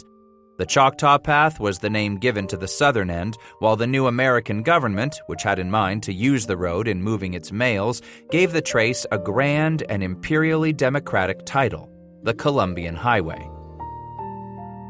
For Titus Bass and the rest who fled north into the wilderness that cold and misty night in December of 1810, there was nothing remotely grand nor glorious about the prospect of making their way on foot through the swamps and bayous, fording streams and ice-clogged rivers, ascending countless ridges and stumbling down countless more valleys, hoping they did not freeze at night, nor fall prey to any of the beasts, savages, nor white predators who murdered and robbed all along that narrow footpath pointing the way north, home. Indeed, more so in the latter part of the 18th century than now, it had acquired the reputation of a robber's road, a thoroughfare of the hunter and the hunted, prey and predator. Thrilling stories and splendid myths had already built up concerning the gruesome exploits of famous highwaymen along the Natchez Trace. The sort of brigands who painted their faces with berry juice and bark stain to appear like rogue Indians, for just often enough had the Chickasaw and Creek in fact swept down to make their raids on the long men and lean women who plied that lonely road. All too often, only a circling buzzard called attention to the fate of other, less fortunate travelers. Because they dared not leave evidence of their bloody crimes, some of the more barbaric of thieves ripped open the bodies of their victims, tore out the entrails, and filled the cavities with rocks to sink all evidence of their black deeds beneath the placid waters of the swamps and bayous. What with an alarming number of murders and short list of celebrated outlaws, by the 1790s, the road was commonly known as the Devil's Backbone. Most everyone on the frontier was a sojourner in those days, pilgrims all, traders and tinkers, medicine peddlers and missionaries, contract mail carriers, and even an occasional settler on the tramp south to find richer soil. And always, there were the Kentucky flatboatmen. Few, if any, were ever compelled to cordel and warp their boats back up the Mississippi and Ohio against the mighty current. Instead, with their cargo auctioned and their transportation sold by the board, the Kentuckians found themselves again afoot, staring at the prospect of a long walk home before they would begin to make plans for another float downriver. Even young Tom Lincoln from Kentucky had made his trip to New Orleans back in 1806, then plied his way back home on foot, vowing never to return to such a wicked wilderness. He kept his promise, found himself a wife, and began to raise a family, the father of Abraham, the hickory-thin rail splitter. By the end of that first decade of the 19th century, the road pirates were all but a part of the past, no longer anything more than scary stories used to frighten young children in their beds on a dark and stormy night. Most boatmen returning home from their long trek downriver did so without giving a thought to any real danger from banditti. While a few took north a fat purse, most came back to the Ohio River country homesick and footsore. The hapless handful might well take north the bitter fruit of their bawdy frolics with the many-hued whores, blindness and idiocy for their offspring. That first day on the trail, after leaving the fertile Loess Bluffs at Natchez, Titus proved his worth to the rest by bagging a fat turkey cock then out in search of his own meal. They took turns plucking the bird then and there that afternoon beside the worn footpath, building a fire to warm their cold, wet selves as night came down and the sounds of the wilderness began to swell around them. "We're in Choctaw land now," Kingsbury explained. "Been past some of their villages a time or two walking north. I knowed 'em to strap small bags of sand onto the heads of their babes to make 'em flat. Beulah placed her hand on her forehead. They think that makes their skulls pretty? Indeed, the Natchez Trace penetrated the heart of what had once been a great wilderness ruled only by tribes warring over disputed territory. For centuries, the route had been no more than a buffalo trail when the Choctaw, Chickasaw, and Cherokee came to blaze their own short woodland paths that took a man from the shellfish shore of the Mississippi to salt licks of steamy woodlands, past river and stream and hunting ground, until the tribes eventually joined each small section to form the Great Road. It wasn't until their third night out of Natchez at their camp on the Bayou Pierre River that the slave finally worked up enough courage to slip up on their camp and show himself at the far edge of the firelight. Figured you was out there, Kingsbury stated in a matter-of-fact tone as the black man emerged from the shadows. When they all wheeled about, Titus nearly jumped out of his skin at the sudden sight of the slave. Staring up at him now, just as he had gazed up at him in that cage on the wagon, Titus thought the Negro seemed all the taller, almost like a huge ebony monolith. "What the hell you doin', Negra?" Root growled, finding his voice after the fright the slave's surprise appearance had given him. The man eyed the butchered carcass of a white-tailed deer, his hand across his belly. "Hungry." "Ain't got nothing for you," Heman Ovat snapped. "Just get on with yourself and be gone." "Here," Titus said, standing on shaking legs. "I'll share what I got with you." The others fell silent as Bass stepped toward the slave, holding out his tin cup. In it steamed hunks of venison and broth. Snapping that two-cornered Barcelona hat from his head, he performed a quick bow, then snatched the cup from Bass and brought it to his face, where he sucked its contents down ravenously. "There's more here," Beulah said, passing over what she had left of her portion. As he ate, the boatman argued over the slave's fate, as if the man weren't even there, or at the very least, completely deaf. "Maybe so we can sell him up to home," Root suggested eagerly. "Big Negro like him, sure to fetch us a lot of money."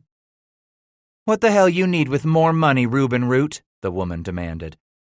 "Leastwise, it'd pay for what he'll eat on the journey," Kingsbury replied. "You all sound like addle-headed fools," Beulah scolded. She laid a hand on Titus's shoulder. "It's the young'un here feeding the lot of you, ain't costing you a damn thing." "Then I say we leave him," Ovat grumbled. "Can't sell him. He ain't gonna be worth nothing to us." "Don't you remember? We already tried leaving him," Kingsbury said. "You see what that got us." "Maybe so we can tie him up till someone else comes along and finds him." "No!" Titus said a little too loudly. The other three and the slave all turned in his direction, freezing in place. "No. You won't want that done to you. A man tied up, he can't protect hisself from the wild critters in these here woods." "Boy's right," Beulah agreed, rising to a crouch to ladle more of the venison soup from the brass kettle into the slave's cup. "You'll just have to figure out something else. You fellas are so damned smart, oughtn't be real easy." With the way the disgruntled Root and Ovat glared at Kingsbury as if to tell him to do something, and quick, about that sassy woman, the pilot could only shrug in helplessness. Bass watched the slave suck at the stew, chewing up the big morsels of meat with his huge teeth. At each gust of cruel wind which sliced through that shirt torn to ribbons, the black man shivered, doing his best to cradle the tin cup in both hands to keep it from sloshing. Not knowing what prompted him to, Titus dragged up one of his blankets and draped it around the slave's shoulders. Those huge white eyes in that shiny black face looked up at him in the middle of chewing a bite. A look of stunned gratitude crossed the man's face as Bass turned back to his place by the fire. "Then there ain't nothing else we can do but we send him back," Ovat said. "That ain't no better'n trying to leave him," Kingsbury argued. "If we ain't gonna send him back or leave him, I got me an idea," Reuben declared. "I say we take him north." "We ain't taking him north," Ovat repeated. "I'm telling you we oughtn't take him north and sell him," Root declared. The woman settled beside the youth. "How you feel about that, Titus?" Why you asking him? Kingsbury demanded. I figure the Negra belongs to Titus. That buck Negra belongs to him? Ovat whined. Reuben snorted. Craziest thing I ever heard of. Beulah paid them no heed and continued, Belongs to Titus because Titus is the one busted the Negra free. Turning back to the youth, she repeated, How's that set with you? Taking him north to Kentucky where you can sell him? For some time he stared at the fire, then looked at the slave, then back to the flames again, rolling it over and over in his mind. At that moment he regretted not paying more attention to his schooling, figuring it might well have given him the capacity to resolve his dilemma. Finally, Bass said, I ain't got no place to take him I get back there. You got a home, Root disagreed. Not no more, Titus said, fearful of the responsibility. I'm going to Louisville. Take him with you, Kingsbury said. Wagging his head, unable to sort it all out, Bass admitted, Don't want to take no Negra slave long with me. Then you just sell him when we get back to the Ohio country and be done with it, Ovat suggested. I don't rightly know how I feel about that. Root asked, Ain't your people got any slaves? No. My family ain't never had any. Worked the land all ourselves. All by themselves. Maybe they can use a slave now, Kingsbury tried to add cheerfully. Said I ain't going back home, Titus told them firmly. I don't want no slave. Can't use him. Sell him. No, Titus snapped at Root, his fist clenching in frustration. He's just a god-bleamed Negra. He's a person, Titus interrupted. All three boatmen erupted in roars of laughter. Kingsbury said, This Negra? A person? Listen, son, that's money sitting right there, like a good milch cow or a breeding stud. Just look at him. He'll bring you top dollar. Every planter from here to Kentucky'll want to get his hands on him to breed with their Negra bitches. Have 'em strong little suckers to do the field work in the years to come. Said I ain't gonna sell him. Then we'll sell him for you, Root said. He ain't yours, Titus snapped. He belongs to me. So what the hell are you gonna do with him? Beulah asked. I suppose I'll turn him loose. He'll just follow us till some law catches him. Titus was worried again. Then what?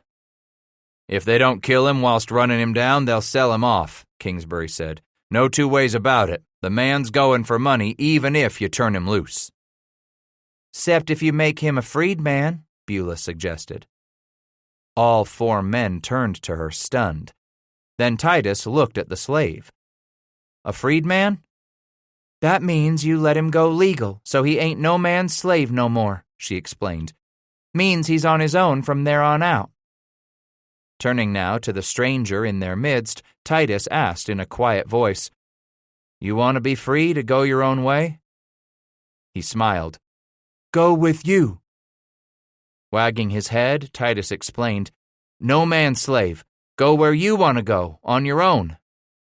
The yellowed eyes slowly widened, as if he were struggling to make sense of it in his mind, translating, forming words like sturdy nets to capture the concepts. Me come across the big water, way down river, he started. Big boat many die. Me so sick come to river. Down in Orleanstown they sell me to Annie. She learn me fix whiskey, rum, brandy too. Help Annie's women. I not help Annie's women, she sell me. You take me now.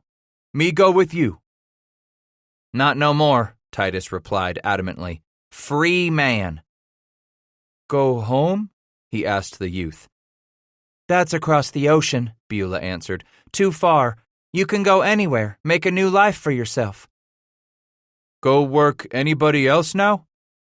No, Titus said, sensing the warmth of something spreading inside his chest. What it was, he could not put a name to. Work for you. What, do you have a name? Hezekiah, she named me.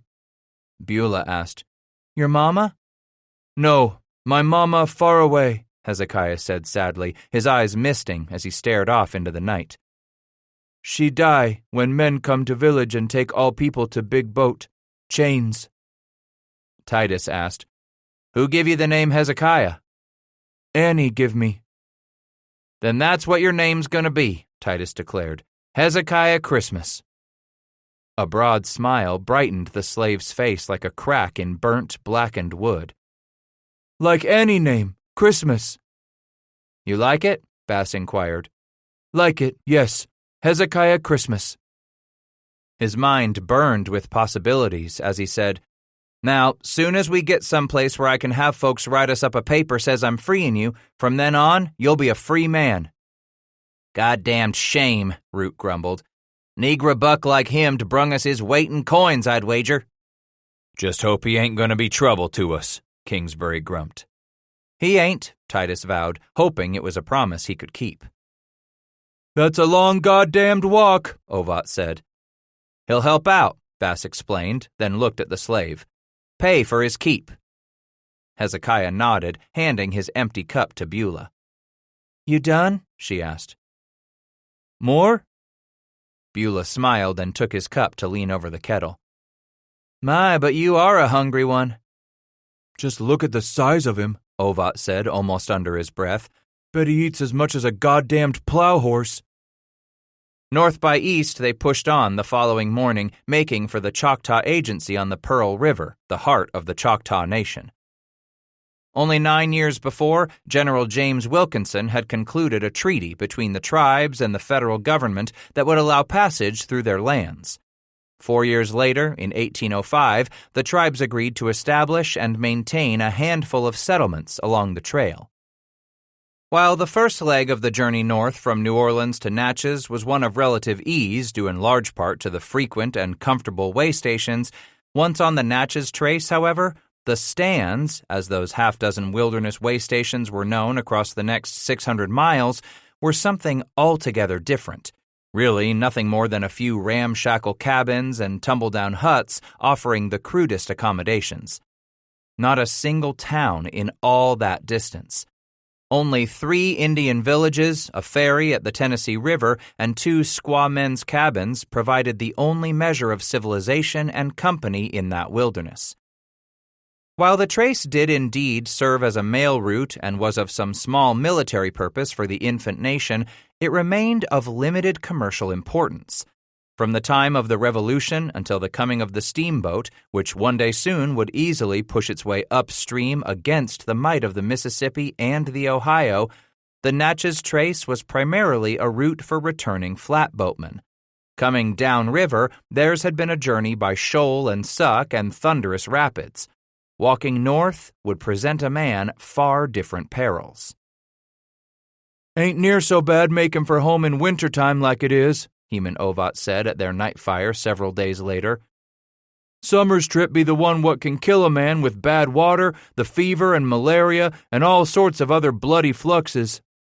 Mosquitoes and gnats, Reuben Root joined in. In that sticky heat they'll suck your blood and make you so sick you wish you was dead. Them's the only things you don't have to worry about come winter like this, Beulah snorted. But going north you're still bound to run into poisonous snakes, the likes of cottonmouths and copperheads. Only on the warm days, Kingsbury advised. I know enough about 'em, Titus replied. Sunny days you just gotta be watchful for the places them snakes is out to lay around and warm themselves. Root trembled as if cold water had been poured on him. What I don't like is them panthers crying in the night out there. Sounds just like a woman wailing for help. Night after night it had been the same for Titus, awakened from a fitful sleep by the cries from all manner of shapeless creatures out there in the dark. He'd lie wide-eyed for the longest time, his back slid up to Hezekiah's, hoping to share their warmth and Bass's 2 blankets as he listened to the night things come into voice out there in the swamp. Day after day it was to be the same for them as well. Up before first light to chew on the cold remains of last night's supper as they rolled their blankets, tied their few belongings over their shoulders, then trudged on across the frosty bayous and skirted the great stagnant pools encircling the base of each cypress tree, intent on covering as much ground as they could, what with the few hours of daylight the winter granted them. Every morning the others let Titus lead off, followed closely by the runaway slave. Kingsbury would follow with the others after a few minutes, wanting to assure that they would not frighten off any of the game Bass might run across throughout the day. Most evenings, Titus provided fresh game for Beulah to cook over their supper fire. But every now and then, they failed to hear a gunshot as twilight came down and the temperature dropped. It was then they would have to content themselves with what they had saved of last night's meal and hope that something would cross the youngsters' path come the morrow. Far beyond the Natchez district, they emerged from the interminable bayou at the edge of which stood the Chickasaw Agency, where the footpath grew worse. Below their feet, the soil had become gravelly, eating away at their boots, chewing up Titus's moccasins, requiring nightly repairs and patching. "They call this part of the road the Barrens," Ovat declared that first night the landscape changed so drastically. "From here on out to Tennessee, the trail gets a mite rough." Bass poked at a blister on his heel with the point of his knife and asked, "Can't imagine how it's going to get any worse." The following day, they reached what most travelers considered the halfway point of the Natchez Trace, Macintoshville, named for an early Scottish trader who had come to the Chickasaw to trade but stayed on to father his own dynasty. More commonly known as Talkshish Stand to the tribe and travelers alike, the village lay some 310 miles from Natchez, the first such village a wayfarer passed in all that distance from the Mississippi. Not another sign of civilization, not one mail carrier, merchant, or party of traders. From Talkshish, the path did grow worse, threading in and out from open woods to sparse sections of inhospitable prairie as the ground rose, becoming more bushy and broken as they ascended the divide that would take them to the Tennessee River, still 80 miles beyond. Up, then down, the trace led Titus through that unforgiving wilderness as he listened through each short day only to the sound of his moccasins on the pounded earth, perhaps the haunting crackle of the dried cane as it shook, troubled by the winter wind. There were times Titus stopped, not so much to rest his feet or to catch his breath, but for no other reason than to turn around and listen, hoping to catch the sound of Hezekiah coming up the trail behind him, or to turn around atop a hill and look back, hoping to spot the boatman and Beulah plodding along beneath the cold, gray, monotonous sky that each day offered them. Already December was growing old. Just how old he had no way of knowing for certain. The way things looked now, he might well be seeing in the new year still caught in this wilderness. A new year, and with it his 17th birthday. That afternoon he knocked a turkey cock out of its roost in the bare branches of a beechnut tree. While it wasn't the finest feast he had provided them, the meal filled their bellies as the gloom of winter's night closed its fist around them. "We should be drawing close to the Tennessee," Ovat declared as he picked his teeth and wriggled his feet close by the fire's warmth that night. "Keep your eye peeled, Tamari," Kingsbury said, turning to Bass. "The trail takes you down to the river crossing." Titus asked, "We gonna have to ford it?" "Time was a riverman had to ford it," Kingsbury replied. "Not no longer. Years back a Scotch feller named Colbert come to trade among the Chickasaws and saw him the chance to make a nice living." "King of the Roost that one is now," Root added. Kingsbury nodded. "Married into the tribe, built him his ferry, and set himself up right nice." Ovat rubbed his hands together, teeth gleaming in the firelight. "Got him a mess of handsome daughters, too." "Half-breeds they are," Root explained with a wink. "Still as handsome a woman as you're likely to meet along the trail," Ovat declared, then suddenly turned to Beulah. "Pardon me, ma'am, not meaning that you ain't a handsome woman, just that, well, considering you and Kingsbury, see?" She grinned and dropped her eyes. "I took me no offense, Heman." Then turned to Bass. "You just watch yourself there at Colbert's Ferry, Titus. Them half-breed girls got Injun blood in 'em, and there's no tellin' what they'll do when they see a likely young man such as you come round." Me? "Yes, you," Beulah said. "Don't you go and run off into the woods with none of 'em." "They'll just as soon slit your throat as wet your honey dauber," Root grumbled, then apologized. "I'm sorry, ma'am. It's me and my awful manners again." "What Reuben says is right," the woman explained. "They're the sort won't think twice about lifting a man's purse or knocking him over the head for his money. They ain't looking for your hand in marriage." "The daughters," Titus repeated, sensing that sudden animal urge cross his loins with a delicious electricity. "Least 7 or 8, Kingsbury declared. "Less'n Papa Colbert's married any of 'em off since last summer when we was through here."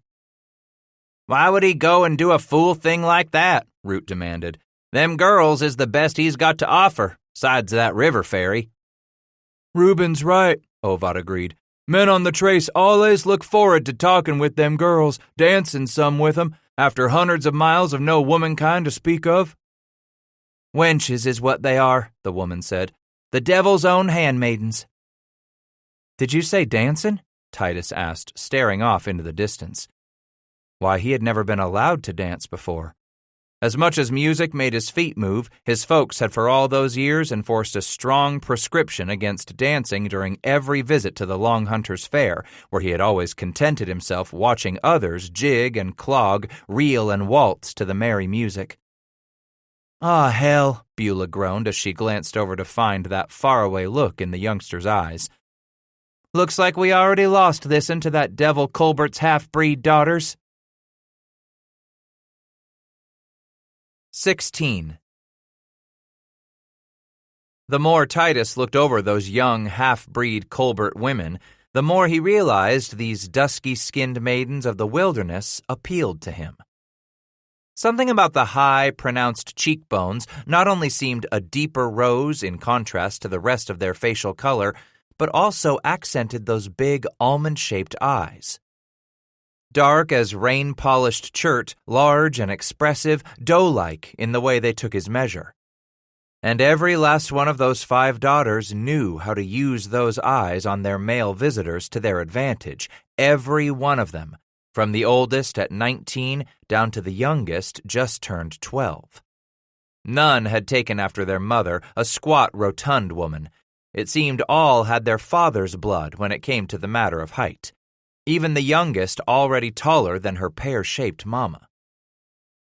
When Titus and the rest reached that point on the trail where the Natchez Trace emerged from the timber on the side of the hill overlooking the river crossing, they could see family patriarch George Colbert working with 2 of the girls beside their big cabin below. "That's Colbert's stand," Heman Ovat announced as the entire party came to a halt and looked down at the clearing which extended to the river's edge, that large cabin joined by a small barn and 4 huts all clustered around an open yard. "Seems he's got 2 of 'em chopping wood for him," Reuben Root declared, his flat hand shading his eyes. The afternoon sun was just then slipping out of the belly of the low clouds, its first appearance in more than 3 days. "The man's got the kind of help I could use," Kingsbury said, then quickly glanced over to find Beulah glaring at him. "I mean to say—" "I know damned well what you meant," she growled in a huff. "Let's go get us some victuals," Reuben suggested, going around Titus and Hezekiah on the worn trail, starting off down the last 50 yards of slope that would take them to the cleared, open ground where stood Colbert's ferry. By the time the boatmen reached the packed earth of that great yard, George Colbert stood waiting to greet them, flanked by his wife and all their daughters, in addition to 3 young men, all in their early 20s. Down there, Titus finally saw the large main cabin was in fact 2 smaller cabins that stood some 15 feet apart. Each had its own door facing the yard, as well as a door that fed into a covered hallway or dog run, which joined the 2. Both roofs sprouted an unusually large chimney, although a trail of gray smoke billowed from only one at this hour. It was plain to see that in places the logs fit tightly together. In others, there was as much as 4 inches in gap where they had been chinked with wood chips held in place with dried clay. Like most cabins on the frontier, Colbert's had planed oak doors, hung without a single piece of hardware in evidence. Instead, they were held together with pegged cross braces and swung on wooden hinges. Even as cold as it was, 3 of the girls stood in the damp breeze that afternoon without benefit of jerkin or coat. One by one, Titus quickly appraised each one from the corner of his eye as Kingsbury and Colbert discussed the terms of their lodging for the night, finding that it excited him to see how those cold, hardened nipples pressed against their blouses. 3 of the 5 wore long skirts gathered at the waist beneath wide, colorful sashes, but the 2 who most captured Titus's admiring attention preferred men's breeches. Never before had he seen a woman wear a man's clothing. "What you want done with your negra for the night?" asked Scottish-born George Colbert, his brogue heavy with the mist of the moors. Kingsbury turned and regarded Hezekiah for a moment, seeming to cogitate on it, until Bass grabbed the bald man's arm and declared, "He stays with us." "That right?" Colbert turned from the youngster to gaze at Kingsbury. "The negra stayin' with ye?" "I suppose," Colbert suggested. "I can have my boys see to him. Lock him in one of the cabins, or we can tie him up outside." Like he was no more'n a dog?" Titus demanded. Appearing taken aback by the brassy youngster, Colbert rocked on his heels, saying, "Why, lad, he's barely more'n an animal himself, and ye don't want him running off while the bunch of you're sleeping now, do ye?" "He'll stay with me," Titus protested, glaring at the Scotsman. Kingsbury nodded with a shrug. "The negra stays with us." "Suit yourself," Colbert replied with a raise of one disapproving eyebrow. He turned to point at the 2 huts directly across the yard from the cabins. "Them 2. Come on, I'll show ye where the woman can stay, and the men can stay in the cabin aside her." "I'll sleep in with them," Beulah said, glancing at Hames. "Now that's up to the bunch of ye. I only be offering the woman a private place of her own." "We'll take the 2 cabins," Kingsbury said firmly, glancing quickly at Beulah.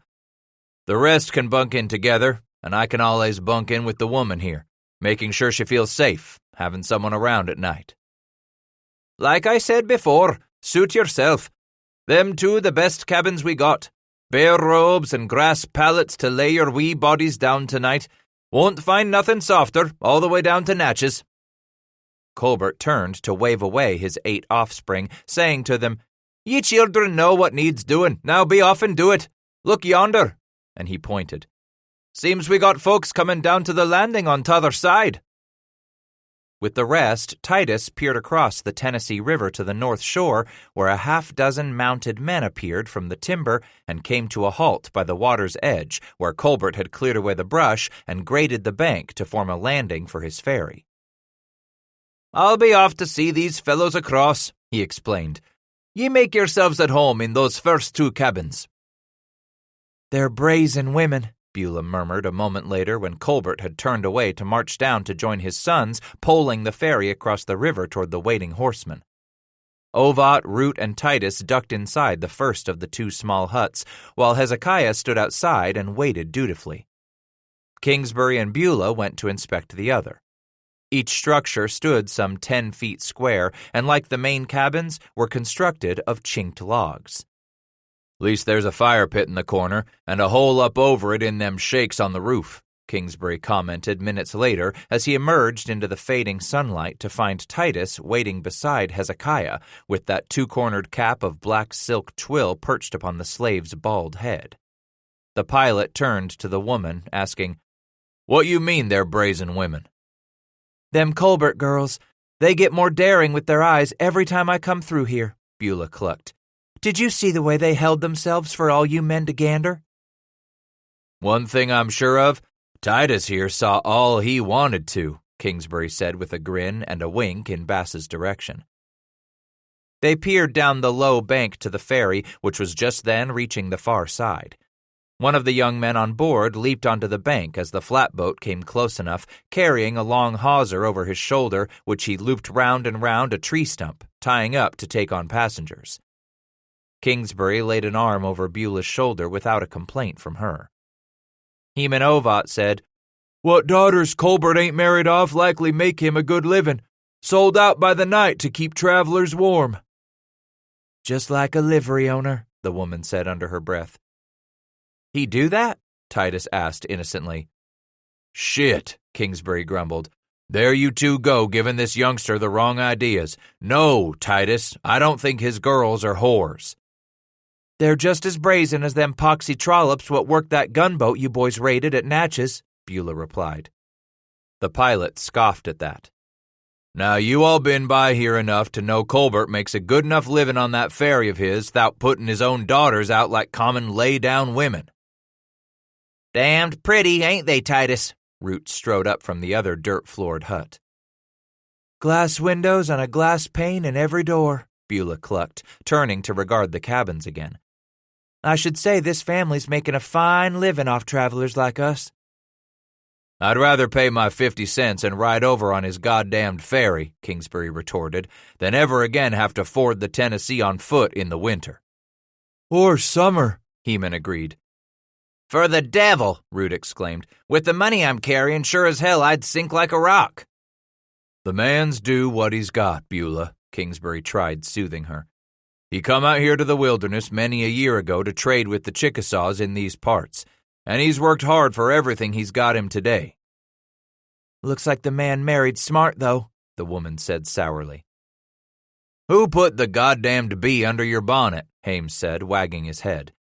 The tribe's got him a treaty says if full-bloods don't run the stands, then only half-breeds and squaw men like Colbert can make their living on Injun land.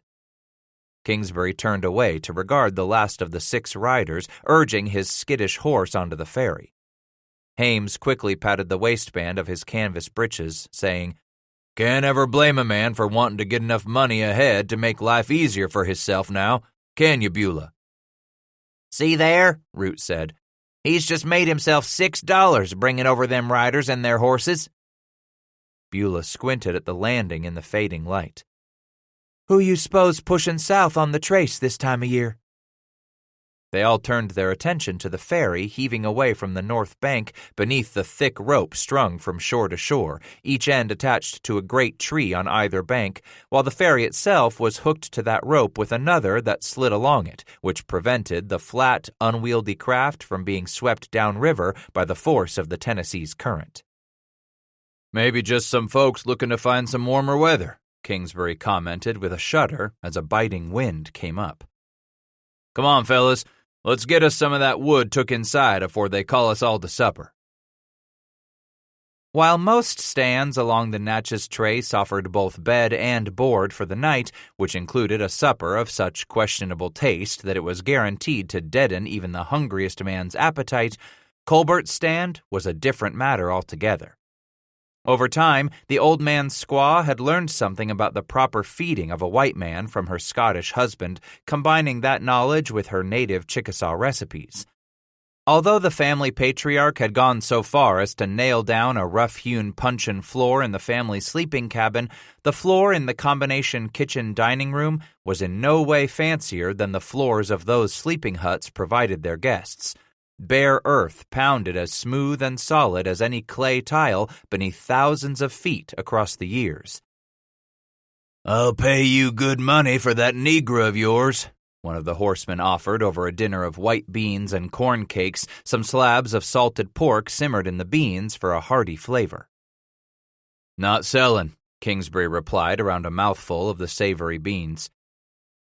Ain't you afraid that Negro's gonna run off on you? Asked another of the horsemen as he swabbed his corn cake across the bottom of the wooden trencher to soak up the last of his bean juice. He ain't the kind tends to run off, Titus answered testily this time, then dragged the back of his hand across his mouth.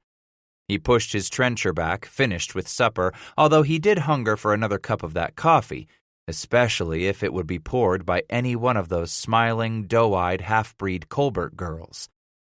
He wasn't the only one giving his eager attention to the old Scotsman's daughters, what with those 6 horsemen hungrily sizing them up. He raised his cup, signaling the pair nearest the huge kitchen fireplace.